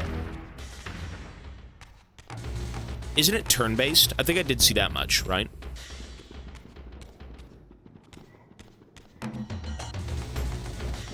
Why does this matter? Look at this. Look at they spawn in 900 enemies, but why would you sit there and fight them all? It's so pointless.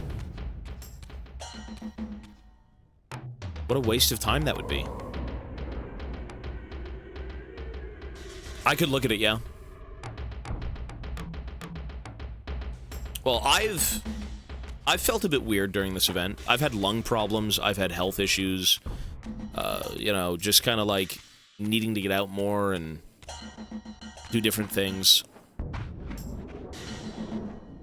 Well, you like to fight, but the combat is so tedious sometimes. Like, the combat doesn't serve a purpose. That's the issue. The only purpose me killing these creatures does for me is healing me. That's it. That's all it does.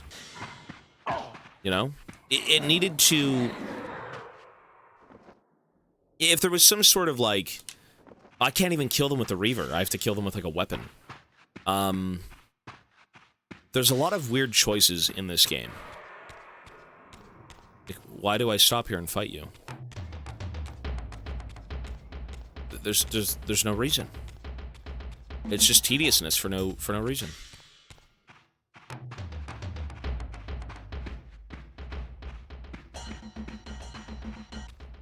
Like, you're not even speedrunning it, you're just walking.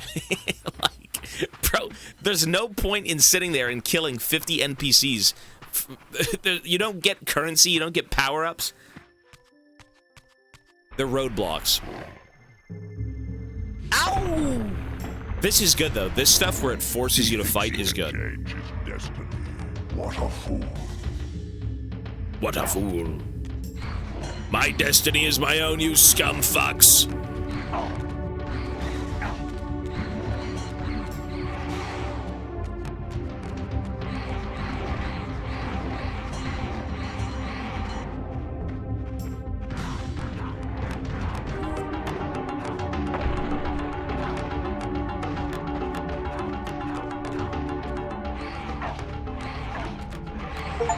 There we go.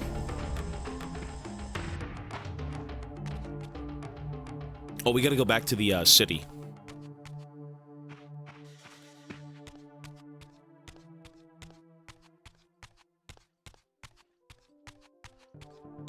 There's another one. No, there isn't. I don't think the lady's there. I think she's gone. Yeah, she's not here.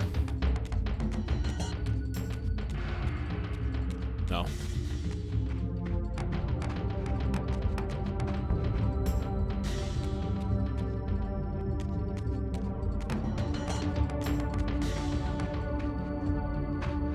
Oh, the pillars are, I mean, Jesus. Into space is where they go.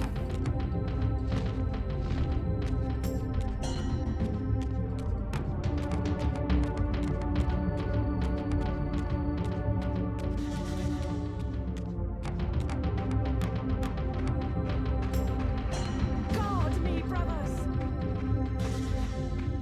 I'm not fighting you. I don't care. It's headache. Heartache.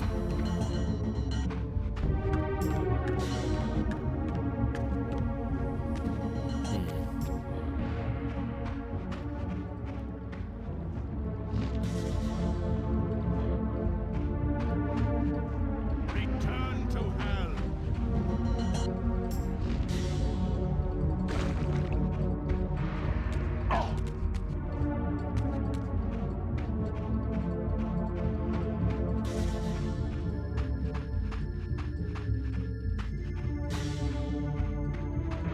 Where are we supposed to go again?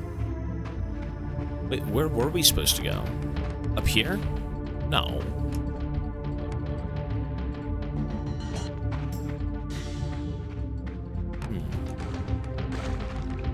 Up here? No. Do I need the Wind Reaver? Really? Maybe. Oh, right here. Okay, we're good. Right! And then we go up.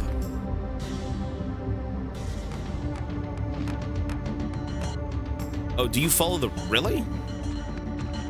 You sure? I mean, I kind of want to go up there, though. I just want to go see what's up here.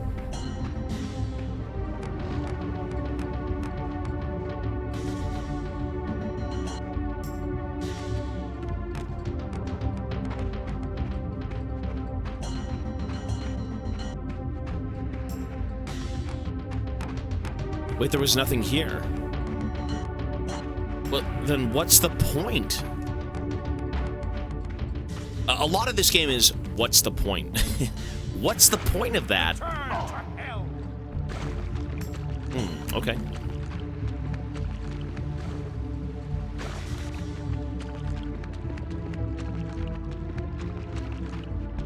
Well, you can backtrack, sure. But the fire one would be dope. Hang on.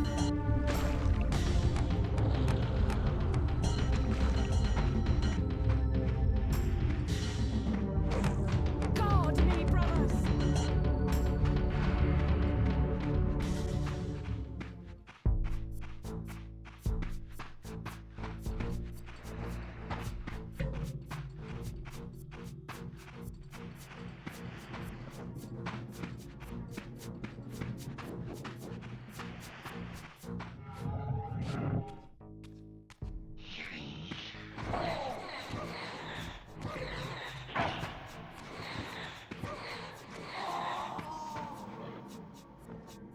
Yum!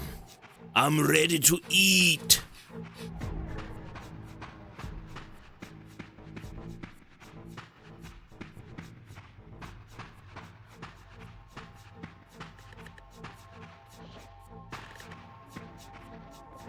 What the fuck is that? It's a gremlin. I'm sucking them dry. Come here, you gremlins. 2 arms. You're about to lose your fucking arm, lady. Ow! That's pretty gruesome. I am not gonna lie, that's a bit gruesome.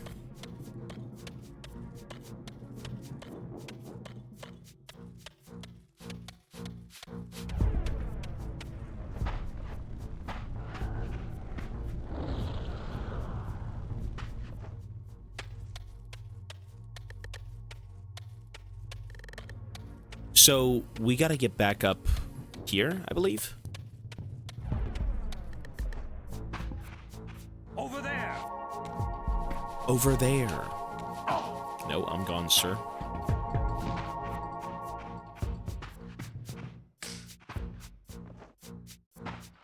But what do we do now?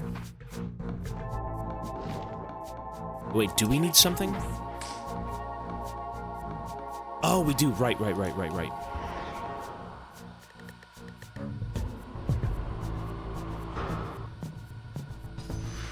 How does that open, though, if it's frozen shut? Yeah, you can't even open it. Oh, you have to burn the lake. Oh, you gotta unthaw the ice. Okay.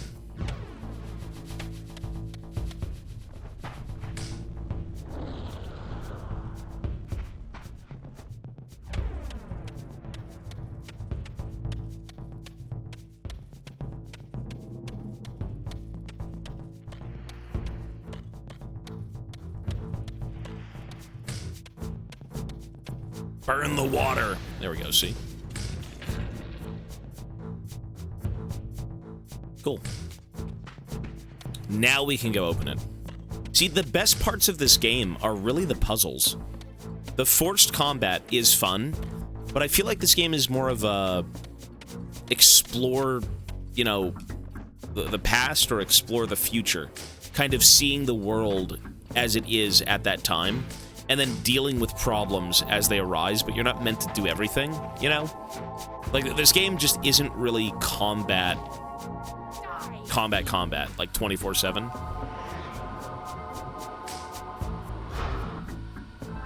Like, the main game, the first game, the final boss is 3 hits. It's a puzzle. So, you know, whenever there's combat in this game, it's kind of like, some of it's fine, but... Seize him. But, you know. There's one. There's one.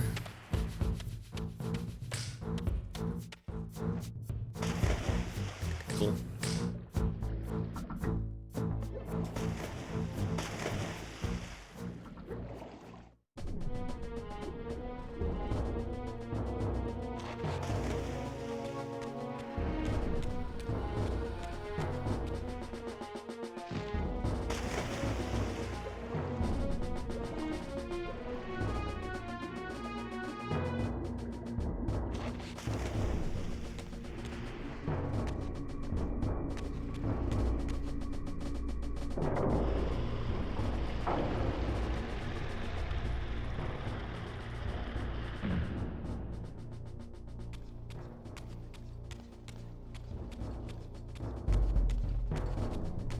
This just has no purpose in the game.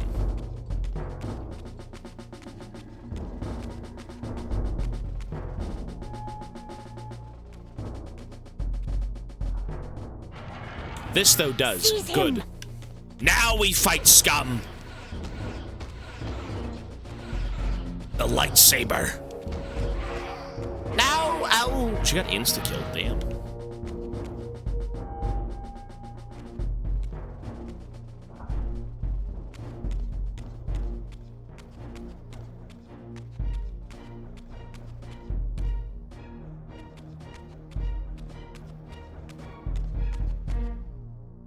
It's blocked.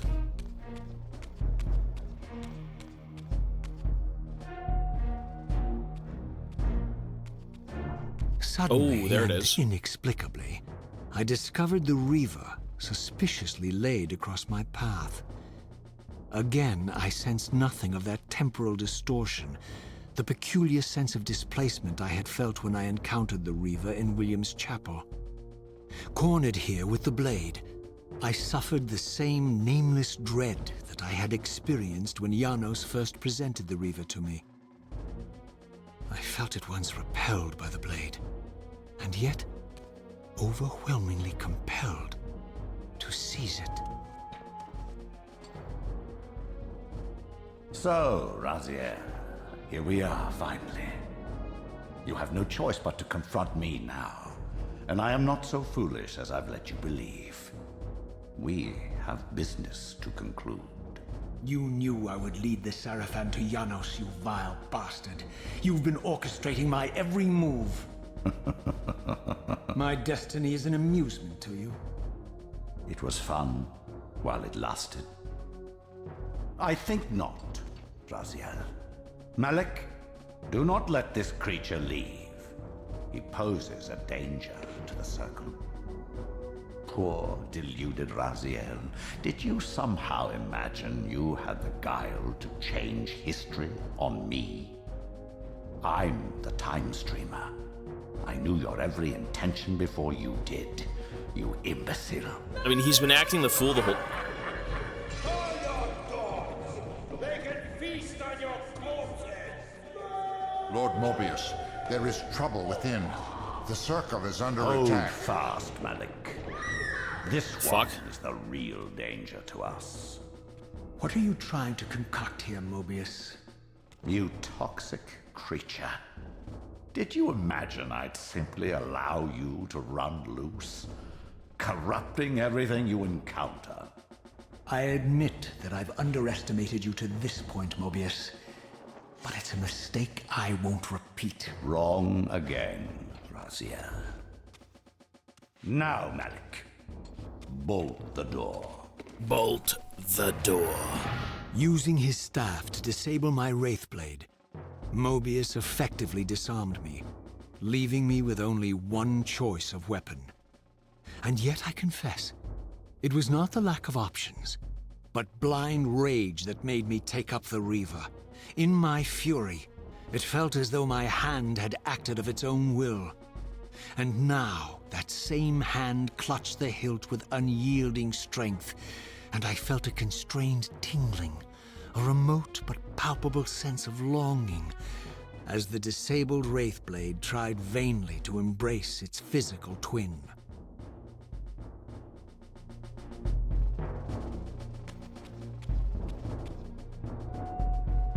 Thank God they bolted the door over there, but not this way.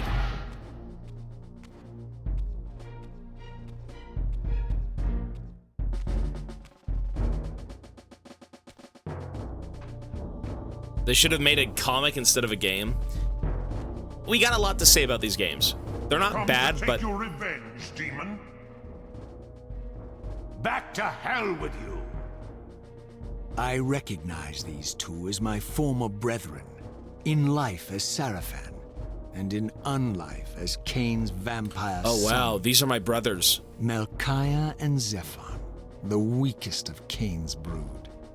These bastards had no idea what future lay in store for them, how they would become the very thing they so despised. Yeah, that's kind of fucked up, eh? The Reaver hummed with ravenous anticipation. Janos had called it a vampiric blade, endowed with the power to drain its victims of their lifeblood. I was eager to see what the Reaver would do to these two. I mean, that's kind of fucked up, though. Wait, so did I wait. That means I've killed everyone, no? The tomb where we all lie, we're all dead in there because of me. Wait, what the fuck? Whoa. That's fucking weird, eh? I mean, the story is good here. The story is actually good. And it's like, oh fuck, really? Everything kind of like comes together. No, my brother! Not my brother! Bastards.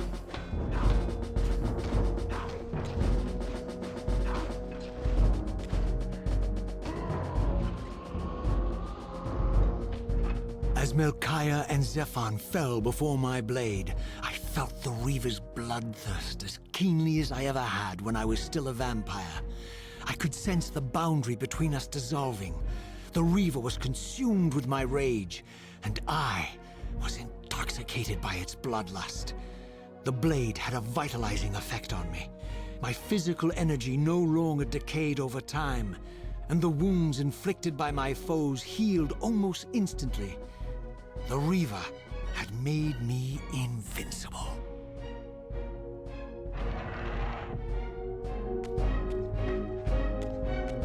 My poor brothers.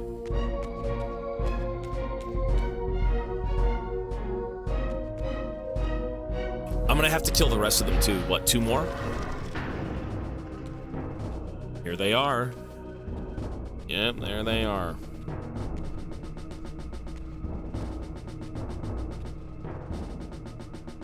Have you come to reclaim the monster's black heart? You'll have to get through us first. My former brethren, Duma and Rahab, confronted me next.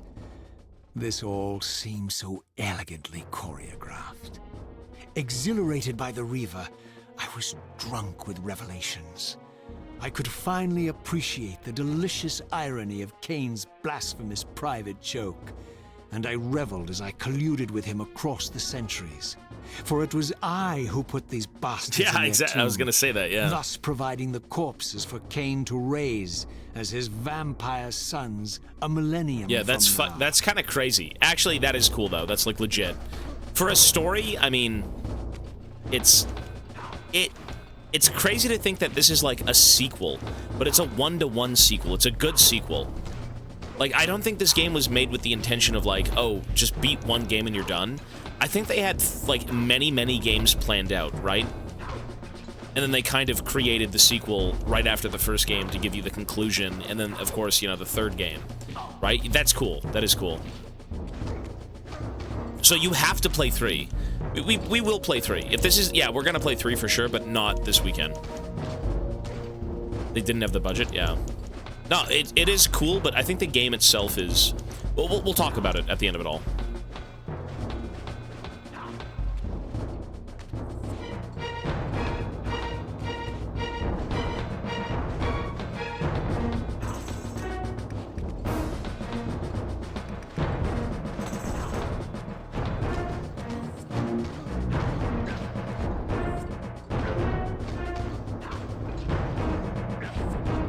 I mean, I'm invincible, son. I'm invincible, son.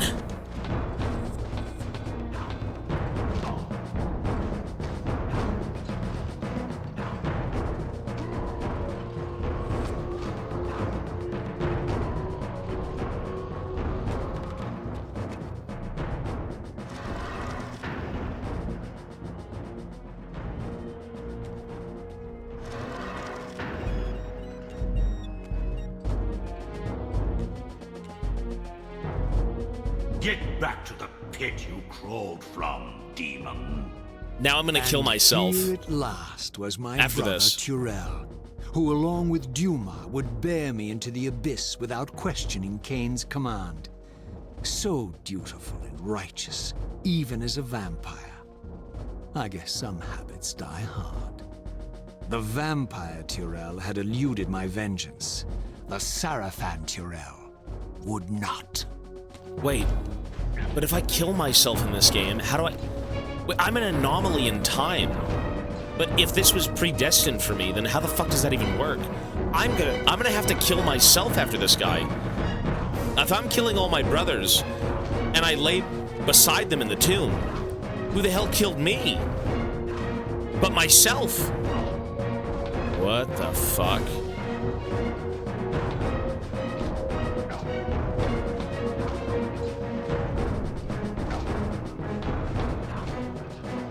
I want to see that. That's I don't know.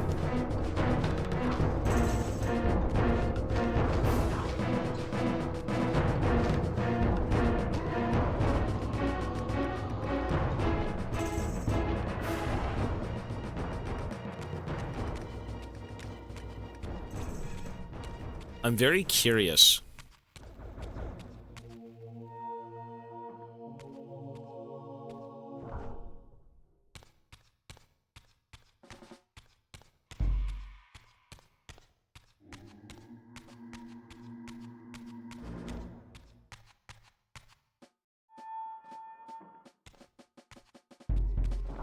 Dude, now I gotta kill myself, watch.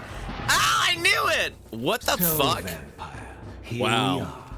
You've destroyed my brethren, and now you've come for me. You'll find I'm not such easy prey. I don't want to kill you, but I will if I must. Return the heart to me, and we can end this now. So, you've come to avenge that filthy parasite and reclaim his foul heart. You're a righteous fiend, aren't you? Apparently I am. I can change the No, graphics. Vampire. This is where it ends, but you won't be leaving this room. It doesn't know. Let's finish this. I'll make it mercifully quick. As you did for Janos?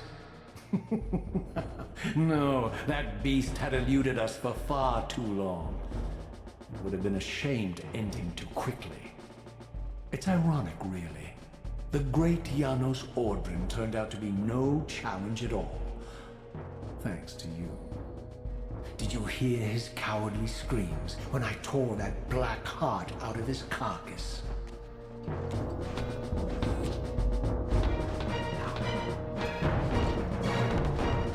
Holy fuck, I'm ending myself here. Ow, you son of a bitch! If only you knew. If only you knew!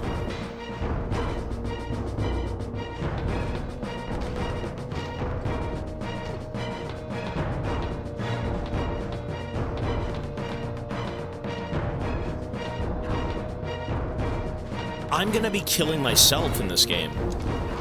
Wait, how the hell does this even work, though? What the fuck?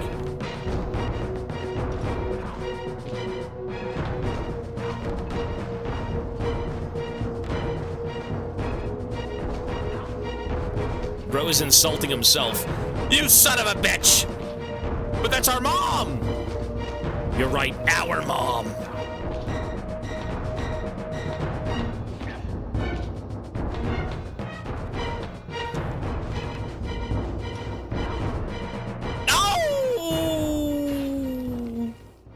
I renounce you. No.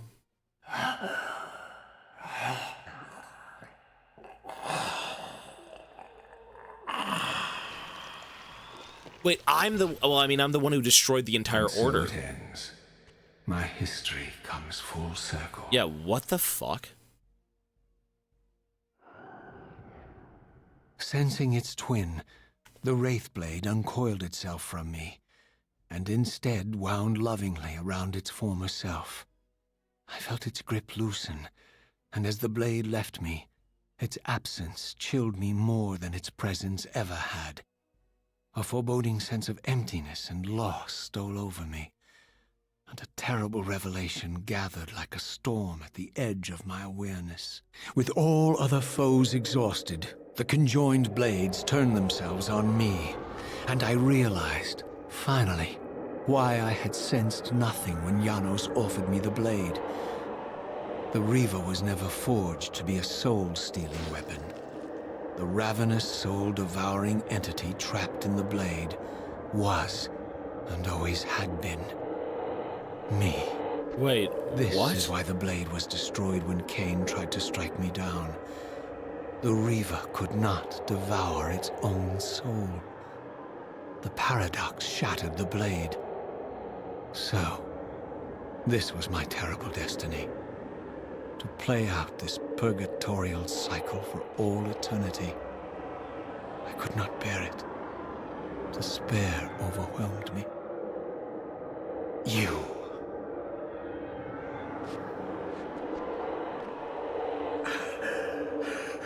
Are you enjoying this, Kain? Don't fight it, Raziel. Give into it. Was this your destiny for me all along? Trust me. I felt myself weakening, unable to hold on any longer. The Reaver was too strong. The compulsion to simply let go, too great. And then, a growing sense of vertigo and the familiar displacement. The paradoxical moment when my twin soul hovered both outside and inside the Reaver blade. This was the instant, the glimmer of temporal distortion Kain had been counting on all along. He was the sword because he killed him and stole his soul. Of the I coin, get it now. I the minute realize, yeah, okay. flicker of probability upon which Kain had gambled everything.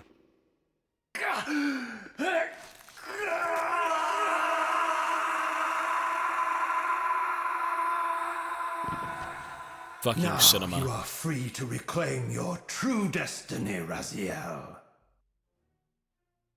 Behind Kain's eyes, I could see new memories blooming and dying as history labored to reshuffle itself around this monumental obstruction. And I could see by the dawning horror on his face that perhaps we had strained history too far this time, that by trying to alter my fate, he may have introduced a fatal paradox. My God. The Hilden. What? We walked right into their trap. Raziel, Janos must stay dead. But Kain's warning was lost as I slipped into the spirit realm, too weak to maintain my physical form. And there, waiting for me as always, was the Reaver, the Wraithblade, my own soul, twinned and bound eternally to me. And I realized that I could never escape my terrible destiny. I had merely postponed it. History abhors a paradox.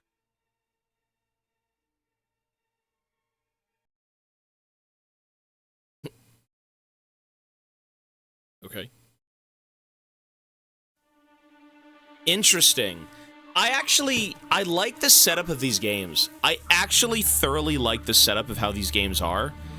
You know what? Because because it's supposed to be one giant story. It's supposed to be one big story. One sec, sorry. Ivana messaged me.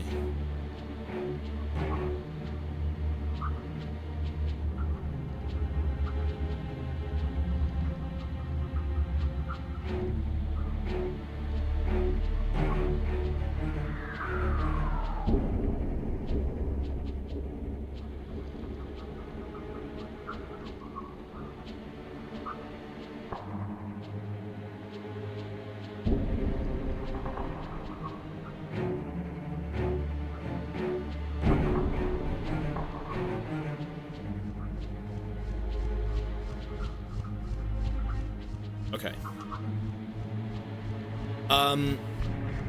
This game is actually cinema. No, this game is cinema. This game is cinema. I gotta say, this game is cinema.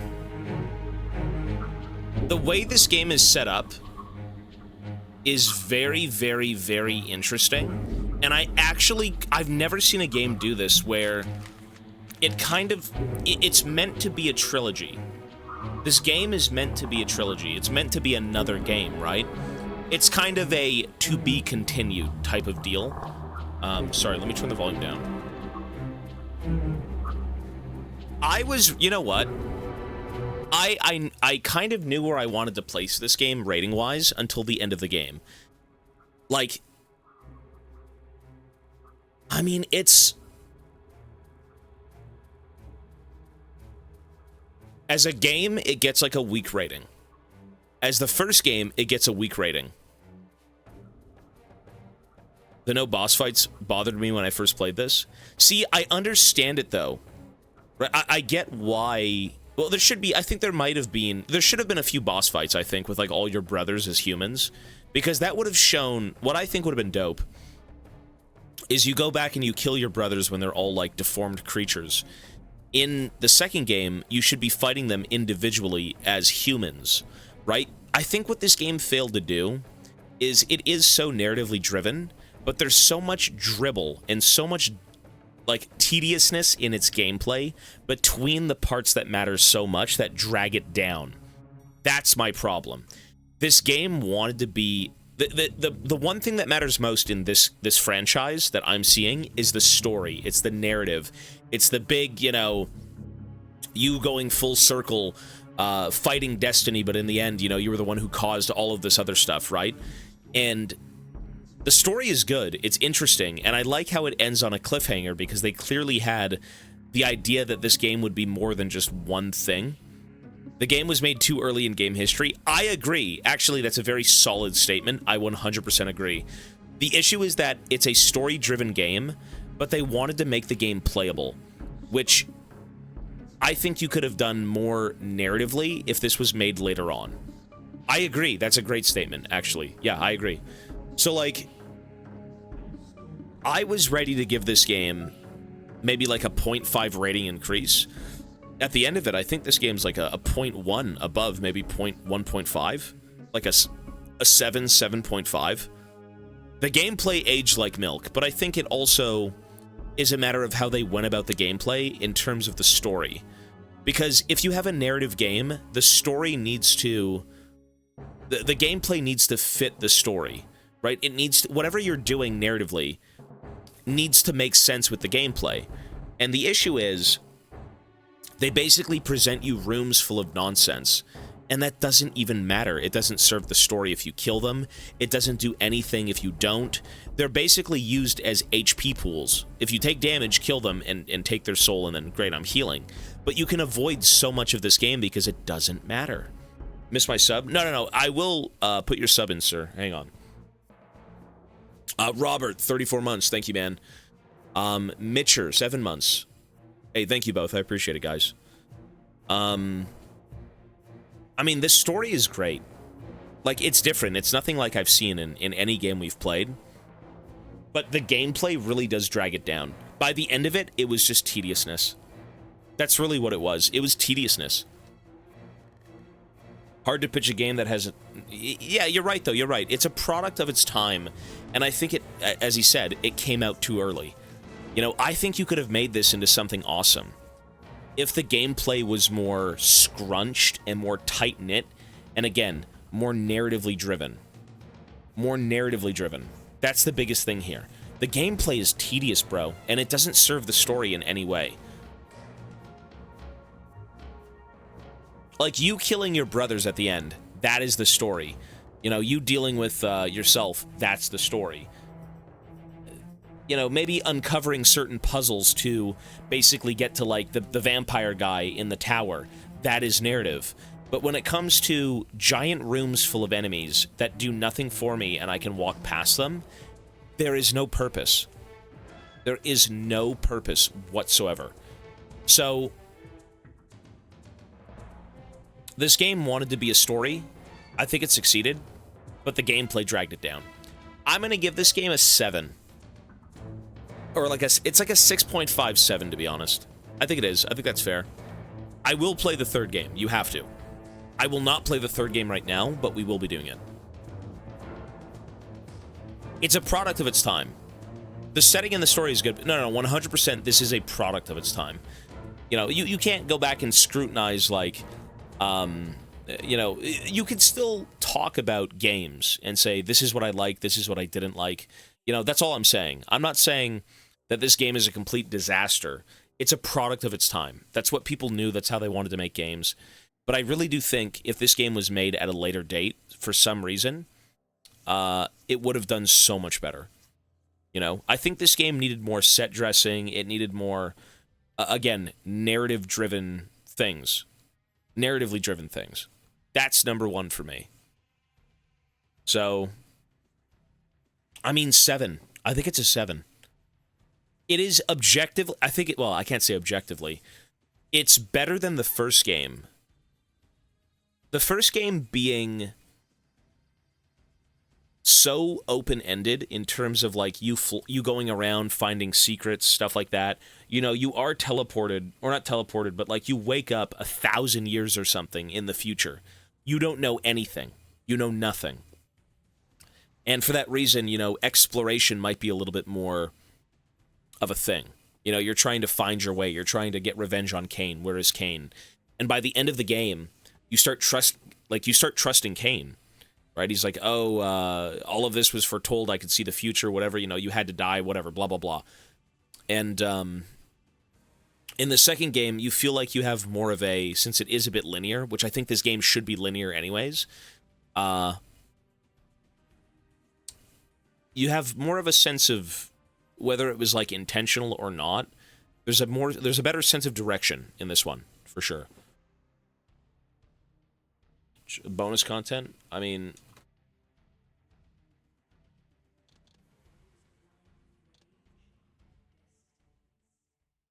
Is that it? Galleries. Fan art. I mean, that looks cool. Yeah. Oh, this is fan art, though, right? You know, as... I don't really like the designs of the vampires, subjectively. But I do think they stand out. They kind of remind me of like that Gargoyles show way back when. They kind of have that vibe. Cosplay. Cosplays. The feet, bro, the feet. This was, I think, only 6 people cosplayed in the entire history of this game. Cool. Concept art. It's pretty fucking good concept art, damn. It's really good. It's crazy that concept art, for the sake of, like, the remaster, like, look at this. Look how good this looks. Holy shit. They went in. Villages of Nosgoth, and then with, like, what you end up seeing, I mean, it's, yeah. If this game had a budget and was made today, I mean, this shit would be pretty damn cool. This would be pretty fucking cool. Like, imagine the graphics looking like that. Totally on board. Totally.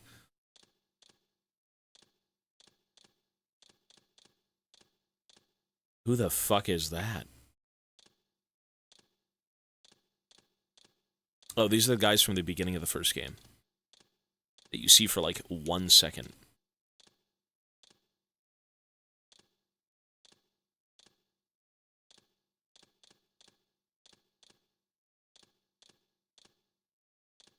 It's cool. I like this. I thought it was great. I think it's, you know, again, it's a little bit of a product of its time. This is the Elder God. This is so Cthulhu, right? This is like something knowing your destiny, the wheel of time ever present and moving, right? Like, this thing is creepy, man. The Elder God. I mean, it is an old one. That's a fucking old one. You've got deep ones as enemies too, right? This guy looks like a Goosebumps villain.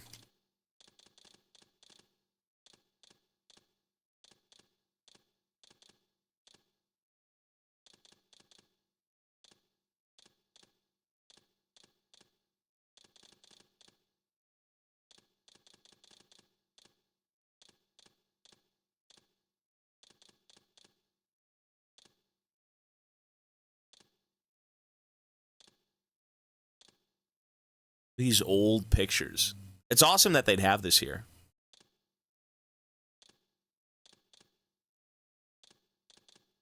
Special thanks. This is a nice touch to have all this stuff in the game. Storyboards are always cool. This game would have done so much, man. How would you have made this game in 2000? How would you have pitched a narrative in 2000 and had it be more of a storied game? I don't think it would work, right? What would you do?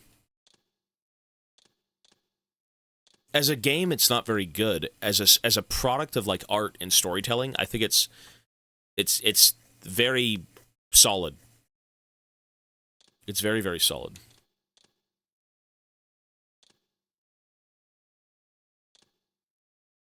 Has to be indie made. For the time, the game was great. For the time, sure.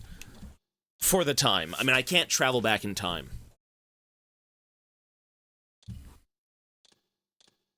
This game is, like, rightfully... You know what this game is? It's a bit of a gem in terms of its story. Historical timeline, look at this. They actually added it. The nobleman Kain is assassinated.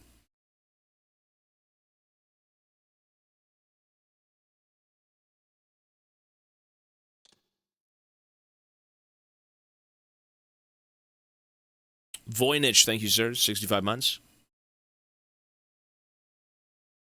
No, if this game had a proper budget, I mean, the story here is very cool. The story here actually, crazily enough, has a lot of, like, what the fuck moments. You know? There are key bits of the story that you're like, oh, really? In the first game, it was finding out that you were part of an order and you were resurrected by Kain. In this game, it was finding out that you were the one who killed your brothers. Essentially, you killed them twice. And then you killed yourself. And the Soul Reaver was you because it was your soul. Right? The voice acting was good. The voice acting is great. 100%. I think it's written pretty damn well. The gameplay is the weakest thing. But the gameplay is a product of its time.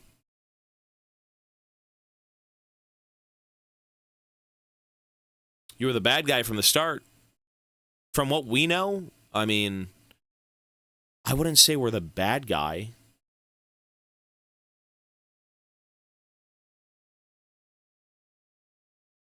I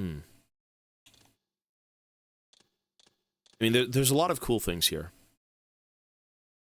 I mean, we can play the third game at a later date, or we could watch a video on it.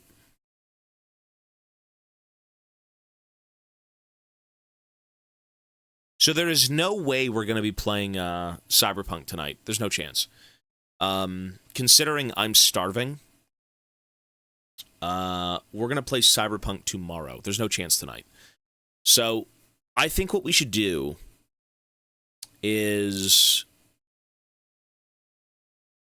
watch the video. It's an iffy port. I think that might be better. I'm kind of down to watch the video.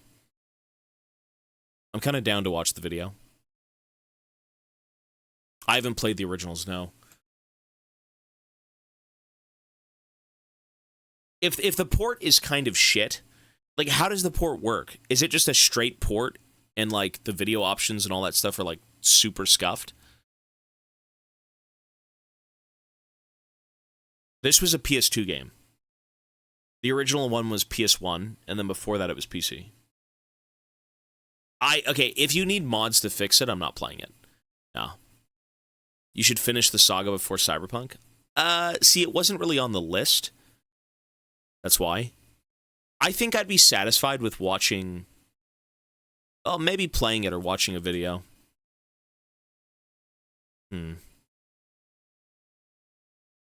Well, because I have to record the game. Shade, hello. I'm very good, thank you. I'm starting Cyberpunk tomorrow. It's already... I'm not doing it today.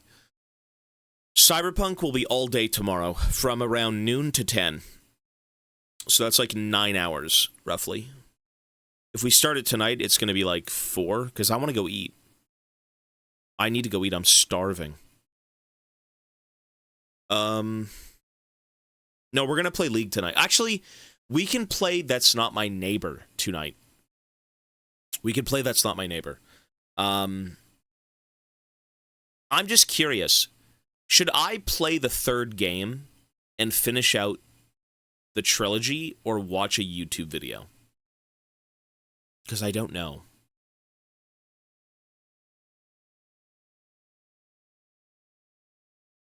I don't want to start Cyberpunk tonight. I don't want like 4 hours, dude. I don't want 4 hours. I feel like I should play it.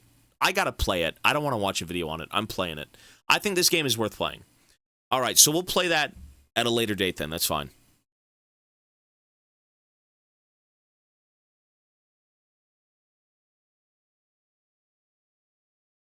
The gameplay is the same in the last game. The gameplay was the weakest part of this game, for sure.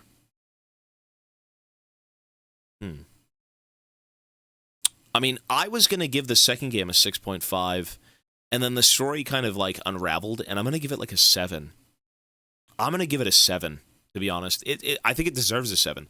The first game really doesn't let you know anything. If you jumped in to Soul Reaver 1, you're fucking lost. You know, there's a few things that do kind of happen that you're like, oh, okay, sure. But it really is meant to be a trilogy, and that's why they don't feed you a lot of information. You have to play the sequel. You have to play the sequel, like 2 games afterwards, to kind of get the whole story. So it's like DMC. That's cool. I mean, I would say this game is worth finishing. The trilogy is worth finishing, 100%. Well, I have to go eat. It's about... When I come back, it's going to be around 6. Roughly before 6. And then at that point, we have 4 hours for Cyberpunk, which is not anything. Blood Omen is. Yeah, but... It's a long game. Is Raziel in the original games? Is he in the original ones?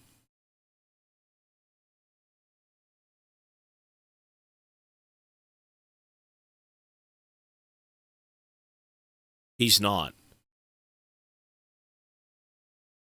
So the story of Raziel is this game, Soul Reaver Kain. So you don't necessarily know nothing. It's just you know nothing as the character, which it's supposed to be telling you the tale of this guy, no?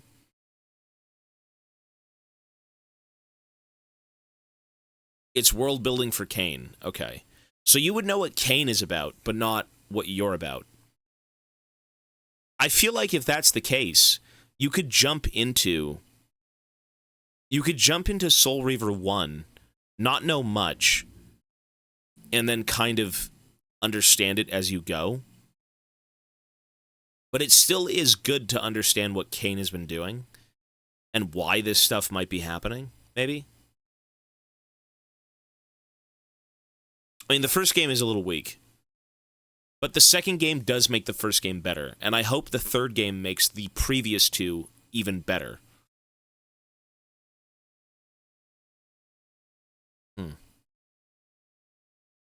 Interesting. I mean, this game is it's like a weird gem. It's not like The GOAT, but the story is worth your time. It's different. All of this like weird timeline skipping. It's not the multiverse. It's not the multiverse at all. You can read Blood Omen 1 right here. Kain discovers the Soul Reaver within Avernus Cathedral and claims it for his own. Kain joins forces with King Otmar's Army of Hope to confront the legions of the tyrant Nemesis. The armies of Hope are decimated. Kain activates the time-streaming device and is propelled nearly 50 years back in time. Kain returns to present-day Nosgoth and discovers the assassination... Wait, what? Assassinating William 50 years ago triggered a renewed vampire purge. Vordor is executed. Kain is the only surviving vampire in Nosgoth. Kain confronts and kills Mobius, the Guardian of Time. Kain confronts Mortanius, the final Guardian, at the Pillars. Mortanius is destroyed. I'm just gonna watch a video on this. I don't care about this right now. It doesn't matter. I'd rather watch a video after beating the third game to then fully understand everything. I think it's worth it. I think it's worth it. Like, you don't need to know the history of everything. It's like, if you play 40K, well, the Horus Heresy did happen, but you don't need to know the Horus Heresy. Just know that brother on brother turned, and it led to a giant conflict that fucked the galaxy. So, you know, for the sake of stories, I mean, if you do want to see how things started out and where they end, I would say that a video is better. I don't want to read that stuff. The video, after I beat the third game, we'll go back and you know, watch a video on, like, the originals.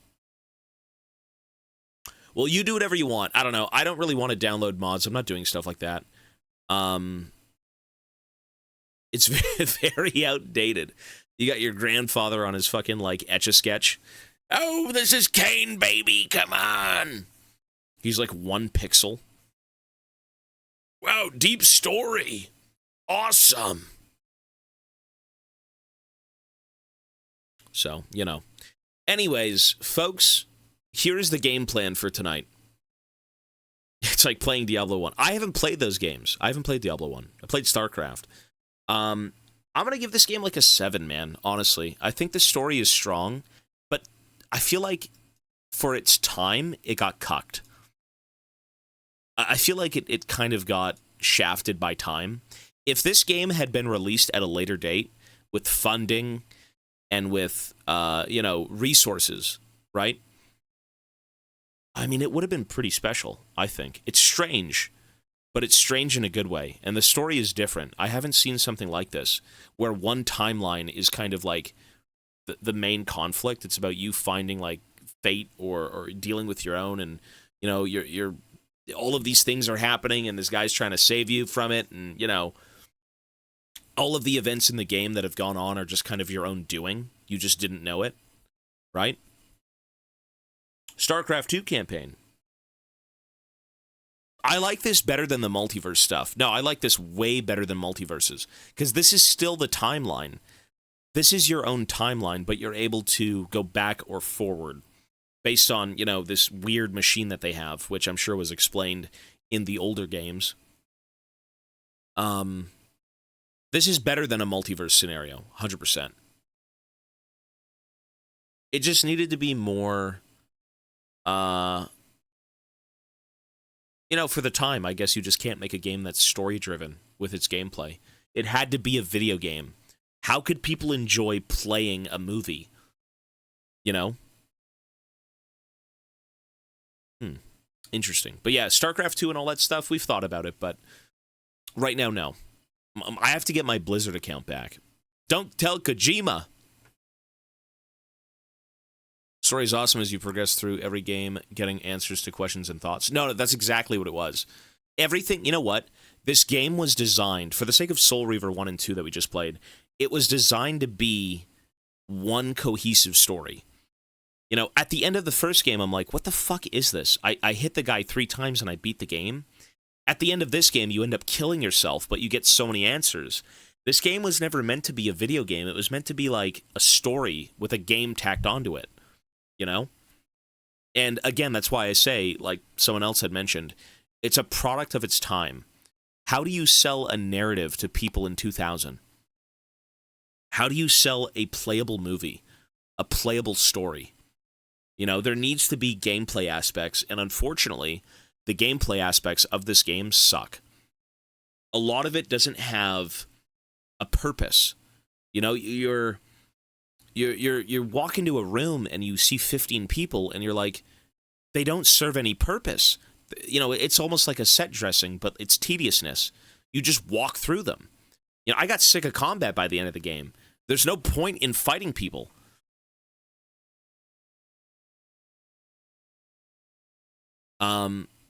You're overthinking it. This game was made by a very small studio and it was already outdated by the time it came out. The story isn't outdated, though. The story is... I'm not overthinking anything. I think it's mainly just... the way that this game is, there's a lot of gameplay aspects that don't do anything for the point of the game. You know what I mean? If this game was to sell a narrative and a story, and by the time you finish the first game, it set up the second game, but in a very cinematic way, I mean, a lot of the gameplay aspects in this game are tediousness. They're boring. They don't serve a purpose. That's what I'm saying. The puzzles are good. You know, you have to climb a tower, fulfill a puzzle. You have to, you know, get answers, go back in time, whatever, right? Stuff like that. And there's a lot of things in these games that are great. But between those great things is tediousness. It's dribble. It's like dragged on, dragged through the mud combat that you don't even need to deal with. So, you know, I mean, even for the first game was a bit odd. And again, it's a product of its time. All I'm doing is explaining it as I feel. I mean, it's everyone's own opinion as to how things are. But I think this game would have done better if it was more linear. Focus on that story and just try and make, you know, parts of the gameplay matter more for the narrative. Instead of, here is a room full of enemies. You know, some of the coolest narrative stuff was when the demons started showing up. When you became an anomaly in the timeline, right? Why am I here? And the demons came to kind of enact that, right? Like, or not enact it, but deal with you. Deal with the anomaly. And you saw the demons fighting all the human beings and shit like that. Like, that's awesome. That is storytelling. That's like the narrative. But when you walk around path after path after path, and you've got like 5 people, there he is! And the only reason they're there is to give you health. I mean, you just don't even have to kill them. You just walk the fuck through them. So, the big beats of that game, the big beats of these games are great. The cinema moments, you know, something that serves the story. That's great. Those things are great. But the in-between portions feel like a chore. They don't feel like they're fun. There's no narrative behind killing people. right? And it's not that it needs one exactly, but, you know, these enemies are just kind of like there. They don't do anything. It's kind of like for the gamer brain, you know, I gotta go kill people, but like, why am I doing it? What's the purpose? But yeah, great game. Otherwise, great game.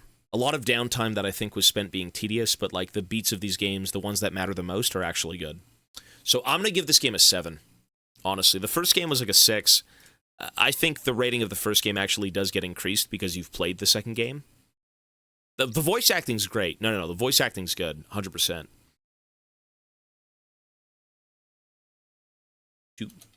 7. I think it's a 7, honestly. You know, it's interesting because, like, The Last of Us 2, I don't want to compare a fucking 2001 game to, like, The Last of Us. Making games has changed. But, like, you know, when you're presented with a room full of people in The Last of Us, you have an option to get through them with force or without force. And you do have that option in this game, but they really don't serve any purpose. The purpose of enemies in The Last of Us was to be a roadblock for you getting revenge. You know, every life you take is something you shouldn't be taking. It's your own personal fucked up journey. In this game, it's just kind of like people exist, and if you want health, you have to kill them. I don't know. I wish the NPCs in this game, between going to, like, location to location, I wish it would have mattered. Everything else is good. Everything else is good. I'm fine for the other stuff. It's awesome. And I think the second game actually improved on a lot of stuff from the first game. It made it more linear. It made it more tight-knit. There was more cinema. It answered all the questions you wanted from the first game, which, again, is part of the story. It's like, play the first game, I'm clueless. Play the second game, oh, it answers the first game. Play the third game, it answers the second game. It's good. That's awesome.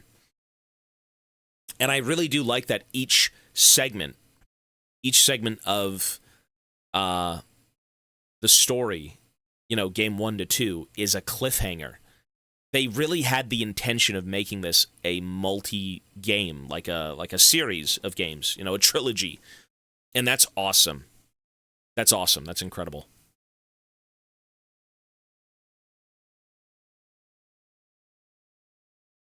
But the fighting, you know what? The fighting was a chore. I think there was you know, the coolest mechanic in terms of fighting was the dodge system. The dodge system, the way you interacted with weapons and the environment, and there was a bit of nuance there, but it needs a purpose. Why is there combat in a game? What is the point of it? If you're going to set the combat up, it's more so there are roadblocks, and I have to get through those roadblocks to get to my goal, right? I have to get to this tower, and I've got 50 people in my way, but I can walk through them, so they don't matter. You know what I mean? It's interesting. Essentially, you could walk through this whole game, and it doesn't matter, you know?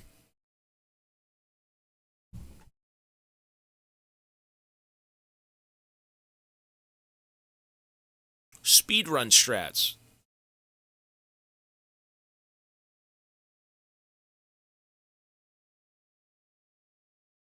How would you reason it in lore? They aren't prepared for you? Well, they'd want to stop you. And it's just more so how... I guess that's a good question, though. How would you make that part of the story? How would you make the dribble combat part of your journey? Again, for the sake of the combat in The Last of Us, a game that also gives you options, but the options are actually something that matter, you know? Like, do I want to fight these people? These people who all have families and they have reasons for being here, and, you know, they're not all bad. When I'm only after one person. I'm only after Abby. But instead, you know, if they get in my way, I have to kill them. You know, the goal of The Last of Us is to avoid conflict and to get to that place in time. Here, I mean, is the game, are you supposed to avoid conflict and you know, find the towers, find the secrets of, like, the game and Kain and what's going on. Because you were kind of a bad person. I mean, you were part of the Seraphim Order, who were out killing vampires and stuff. Were the vampires bad? I don't know. Maybe. I think they were cursed, right? So not really. But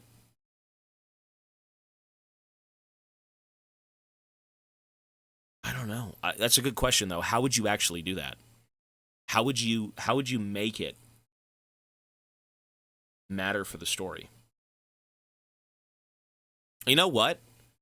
Maybe a stealth aspect. Maybe actually just going the route of, like, something The Last of Us did, where you have one goal in mind, and that goal is to kind of find out your destiny, like what's going on. Every person you talk to, he's like, well, go talk to this guy, he'll tell you more. And you don't really have an option to stealth through areas. If they made the combat more, you know, the dodge system is interesting. The dodge system is awesome. Like, it's cool for its time. But there's only a few fights in that game that matter. That wasn't really the mindset 20 years ago. I know, exactly. So you're yapping at the wind at this point, but it's just how I feel. I think it's okay to analyze games, but you have to be wary of, like, the time that these games came out in. 20 years ago, I think the gameplay was so much more important to get people on board than something like, you know, hey, we've got a story and we want to make the gameplay akin to the story. We want to make it make sense. You know, you need gameplay in these games. It just sucks that the gameplay doesn't matter. No, The Last of Us is amazing. The Last of Us 2 is a great fucking game. I think it worked, bro. I really like The Last of Us 2. It's going to take a week at least. Hey, we'll see. We're going to get there. I don't know. The Last of Us was done really well. There was a lot of decisions in the game that were kind of bizarre, but the overall story and what was going on, I mean, you couldn't let go of that. People can't sometimes let go. It's a very, like, human thing is what The Last of Us is. That's Not My Neighbor is going to be tonight. The old God of War games told the story so fast. What I remember from the old games is, like, you're like, ah! And then you fucking run around, die, you fucks! And the whole game is you just killing things, right? It's just a hack and slash, and then you've got, like, a few bits of story, right?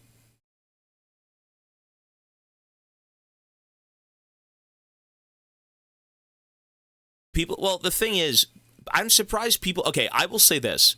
Abby's arms are huge. Abby's arms are pretty big. I have nothing wrong with a giant built woman in a game, and it actually made sense. Maybe not to the degree that she was at, but, like, she had access to a gym. She had access to protein, to food. She was always out doing stuff.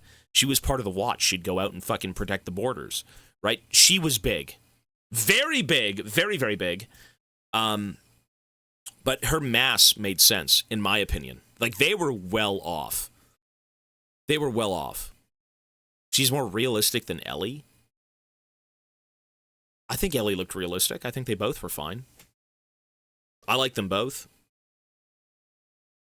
I mean, Ellie is some sort of punk kid who knew nothing that lived in a QZ zone. Abby had quite the support system with her, right? Like, she had the friends, and she had that community and everything, and she was a part of... was she a wolf? Is that what she was? Like, she had so much more access to actual things that, like, will take care of you. Food, people, medical, like, the gym. Everything. Everything was structured. Everything was taken care of, right? Was it a Firefly? It was the Fireflies, right? Something like that. She was big, though. No, for sure. She was maybe a tad too big, but I think having a built woman like that makes complete sense. I wasn't really pulled out of it. And dedicated to her goal of getting revenge on Joel. Yeah, you know, for her father. I think it was good. The Last of Us, I think, I mean, we're talking about Legacy of Kain, but, you know, some things I think get too much hate for no reason. But there is something to say about that game. You know, I'm not going to say like, oh, Abby looking like the Hulk walking around makes sense. She could have been a little bit smaller, just slightly. But I mean, she was based off someone, you know. Ellie was great. All those characters were great. By the end of it, I mean, what Abby did was justified. Let's just say that. What she had every right to do what she did in that story. Every right. There isn't 1 second that goes by where you'd think otherwise. What she did was justified. What Ellie did in her own way was justified. That's what being human is, right? We all have our own ideas of like what is right and what is wrong and what we believe in. And some people take that to their grave, right? Some people don't understand how to move on. Some people don't, you know, you've been given so many chances and you stay in the past. You stay hooked on one thing.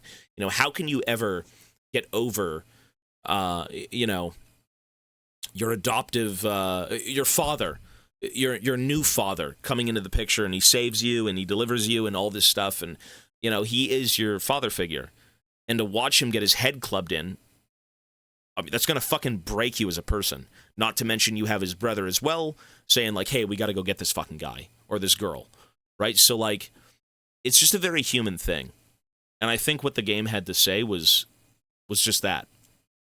Some people can't let go. Despite having so many chances, you know, you destroy yourself through, you know, trying to avenge someone.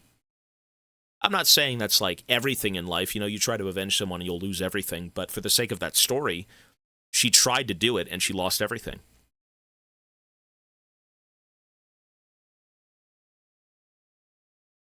Well, the zombies are kind of boring.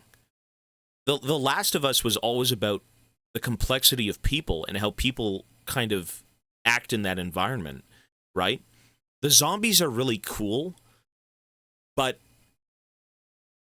their existence is what forces people to act in that way. That's what makes the stories so interesting. You know, like they're cool, don't get me wrong. Don't get me wrong. Like the infected of The Last of Us are very interesting, but you want to see less of them. So when you do see them, it's as impactful as ever. When you have 1 billion zombies running around 24/7, they lose their magic. They lose their touch. You know, it's the people and their struggles and how one group interacts with another. And, you know, even though the world is so fucking far gone and you've got zombies running around, you know, God forbid they should be the worst thing, but instead humans are. Like, the infected are great, but they're not like the main focus of the game. They caused everything. The only reason Joel is the way he is because of the infected. The only reason anyone in that world is the way they are is because of the fucking outbreak, right? The world plunging into chaos with the fungus. So even though they caused everything, I mean, it isn't a quest to stop the fungus.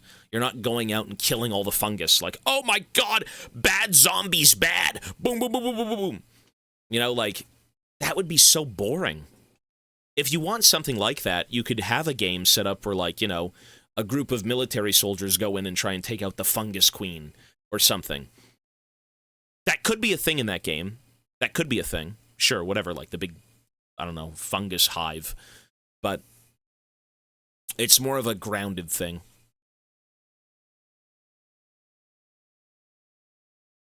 No, everyone has their own reasons, exactly. Everyone did something that in their own way was justified.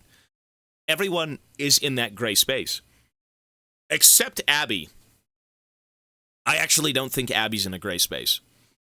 I think Abby was like the most justifiable person in that game, despite, you know, other people going through trauma. Like, Abby, you'd want revenge for your father's killer, right?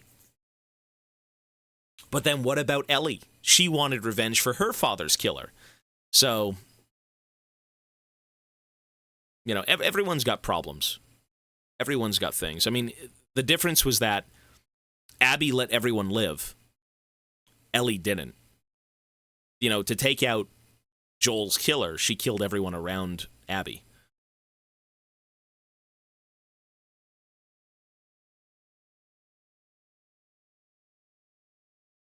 Well, her everything was her father. Well, not really.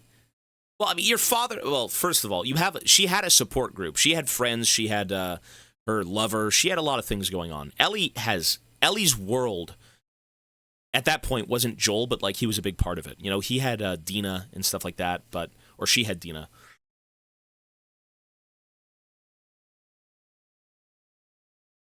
Sorry. Anyways, YouTube, we are done. Legacy of Kain gets a 7 out of 10. We probably are going to be playing the third game. Right now, though, we will be back for That's Not My Neighbor. All right? Eddie Rigg, 2 months. Thank you, sir. Hi, Mochi. I got to take a break. My brain hurts. Folks, I got to take a break. I want to go eat food. I will be back before 6 o'clock, okay? It didn't have DLC. Abby were to kill Ellie. I mean, it had to happen. The number one thing that had to happen is Joel's death. He had to die for the game to succeed. For the game to go anywhere, he had to die. Or else they would have just lived in, you know, peace and happiness. And, oh, we're in a city. We're happy. We got fungus people outside, but we're safe. So, anyways, that's it, folks. We are done. When I come back, we are going to be playing That Is Not My Neighbor. All right. See you soon, YouTube. Take care.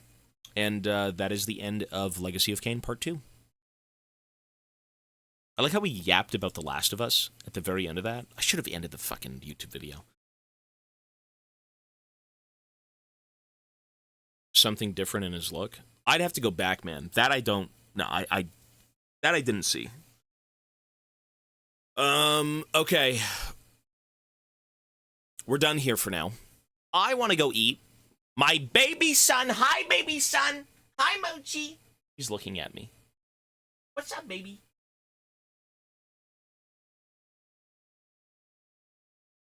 So cute. Folks, I will be back. Well, Cyberpunk's tomorrow. It's not tonight. There's no reason for it to be tonight.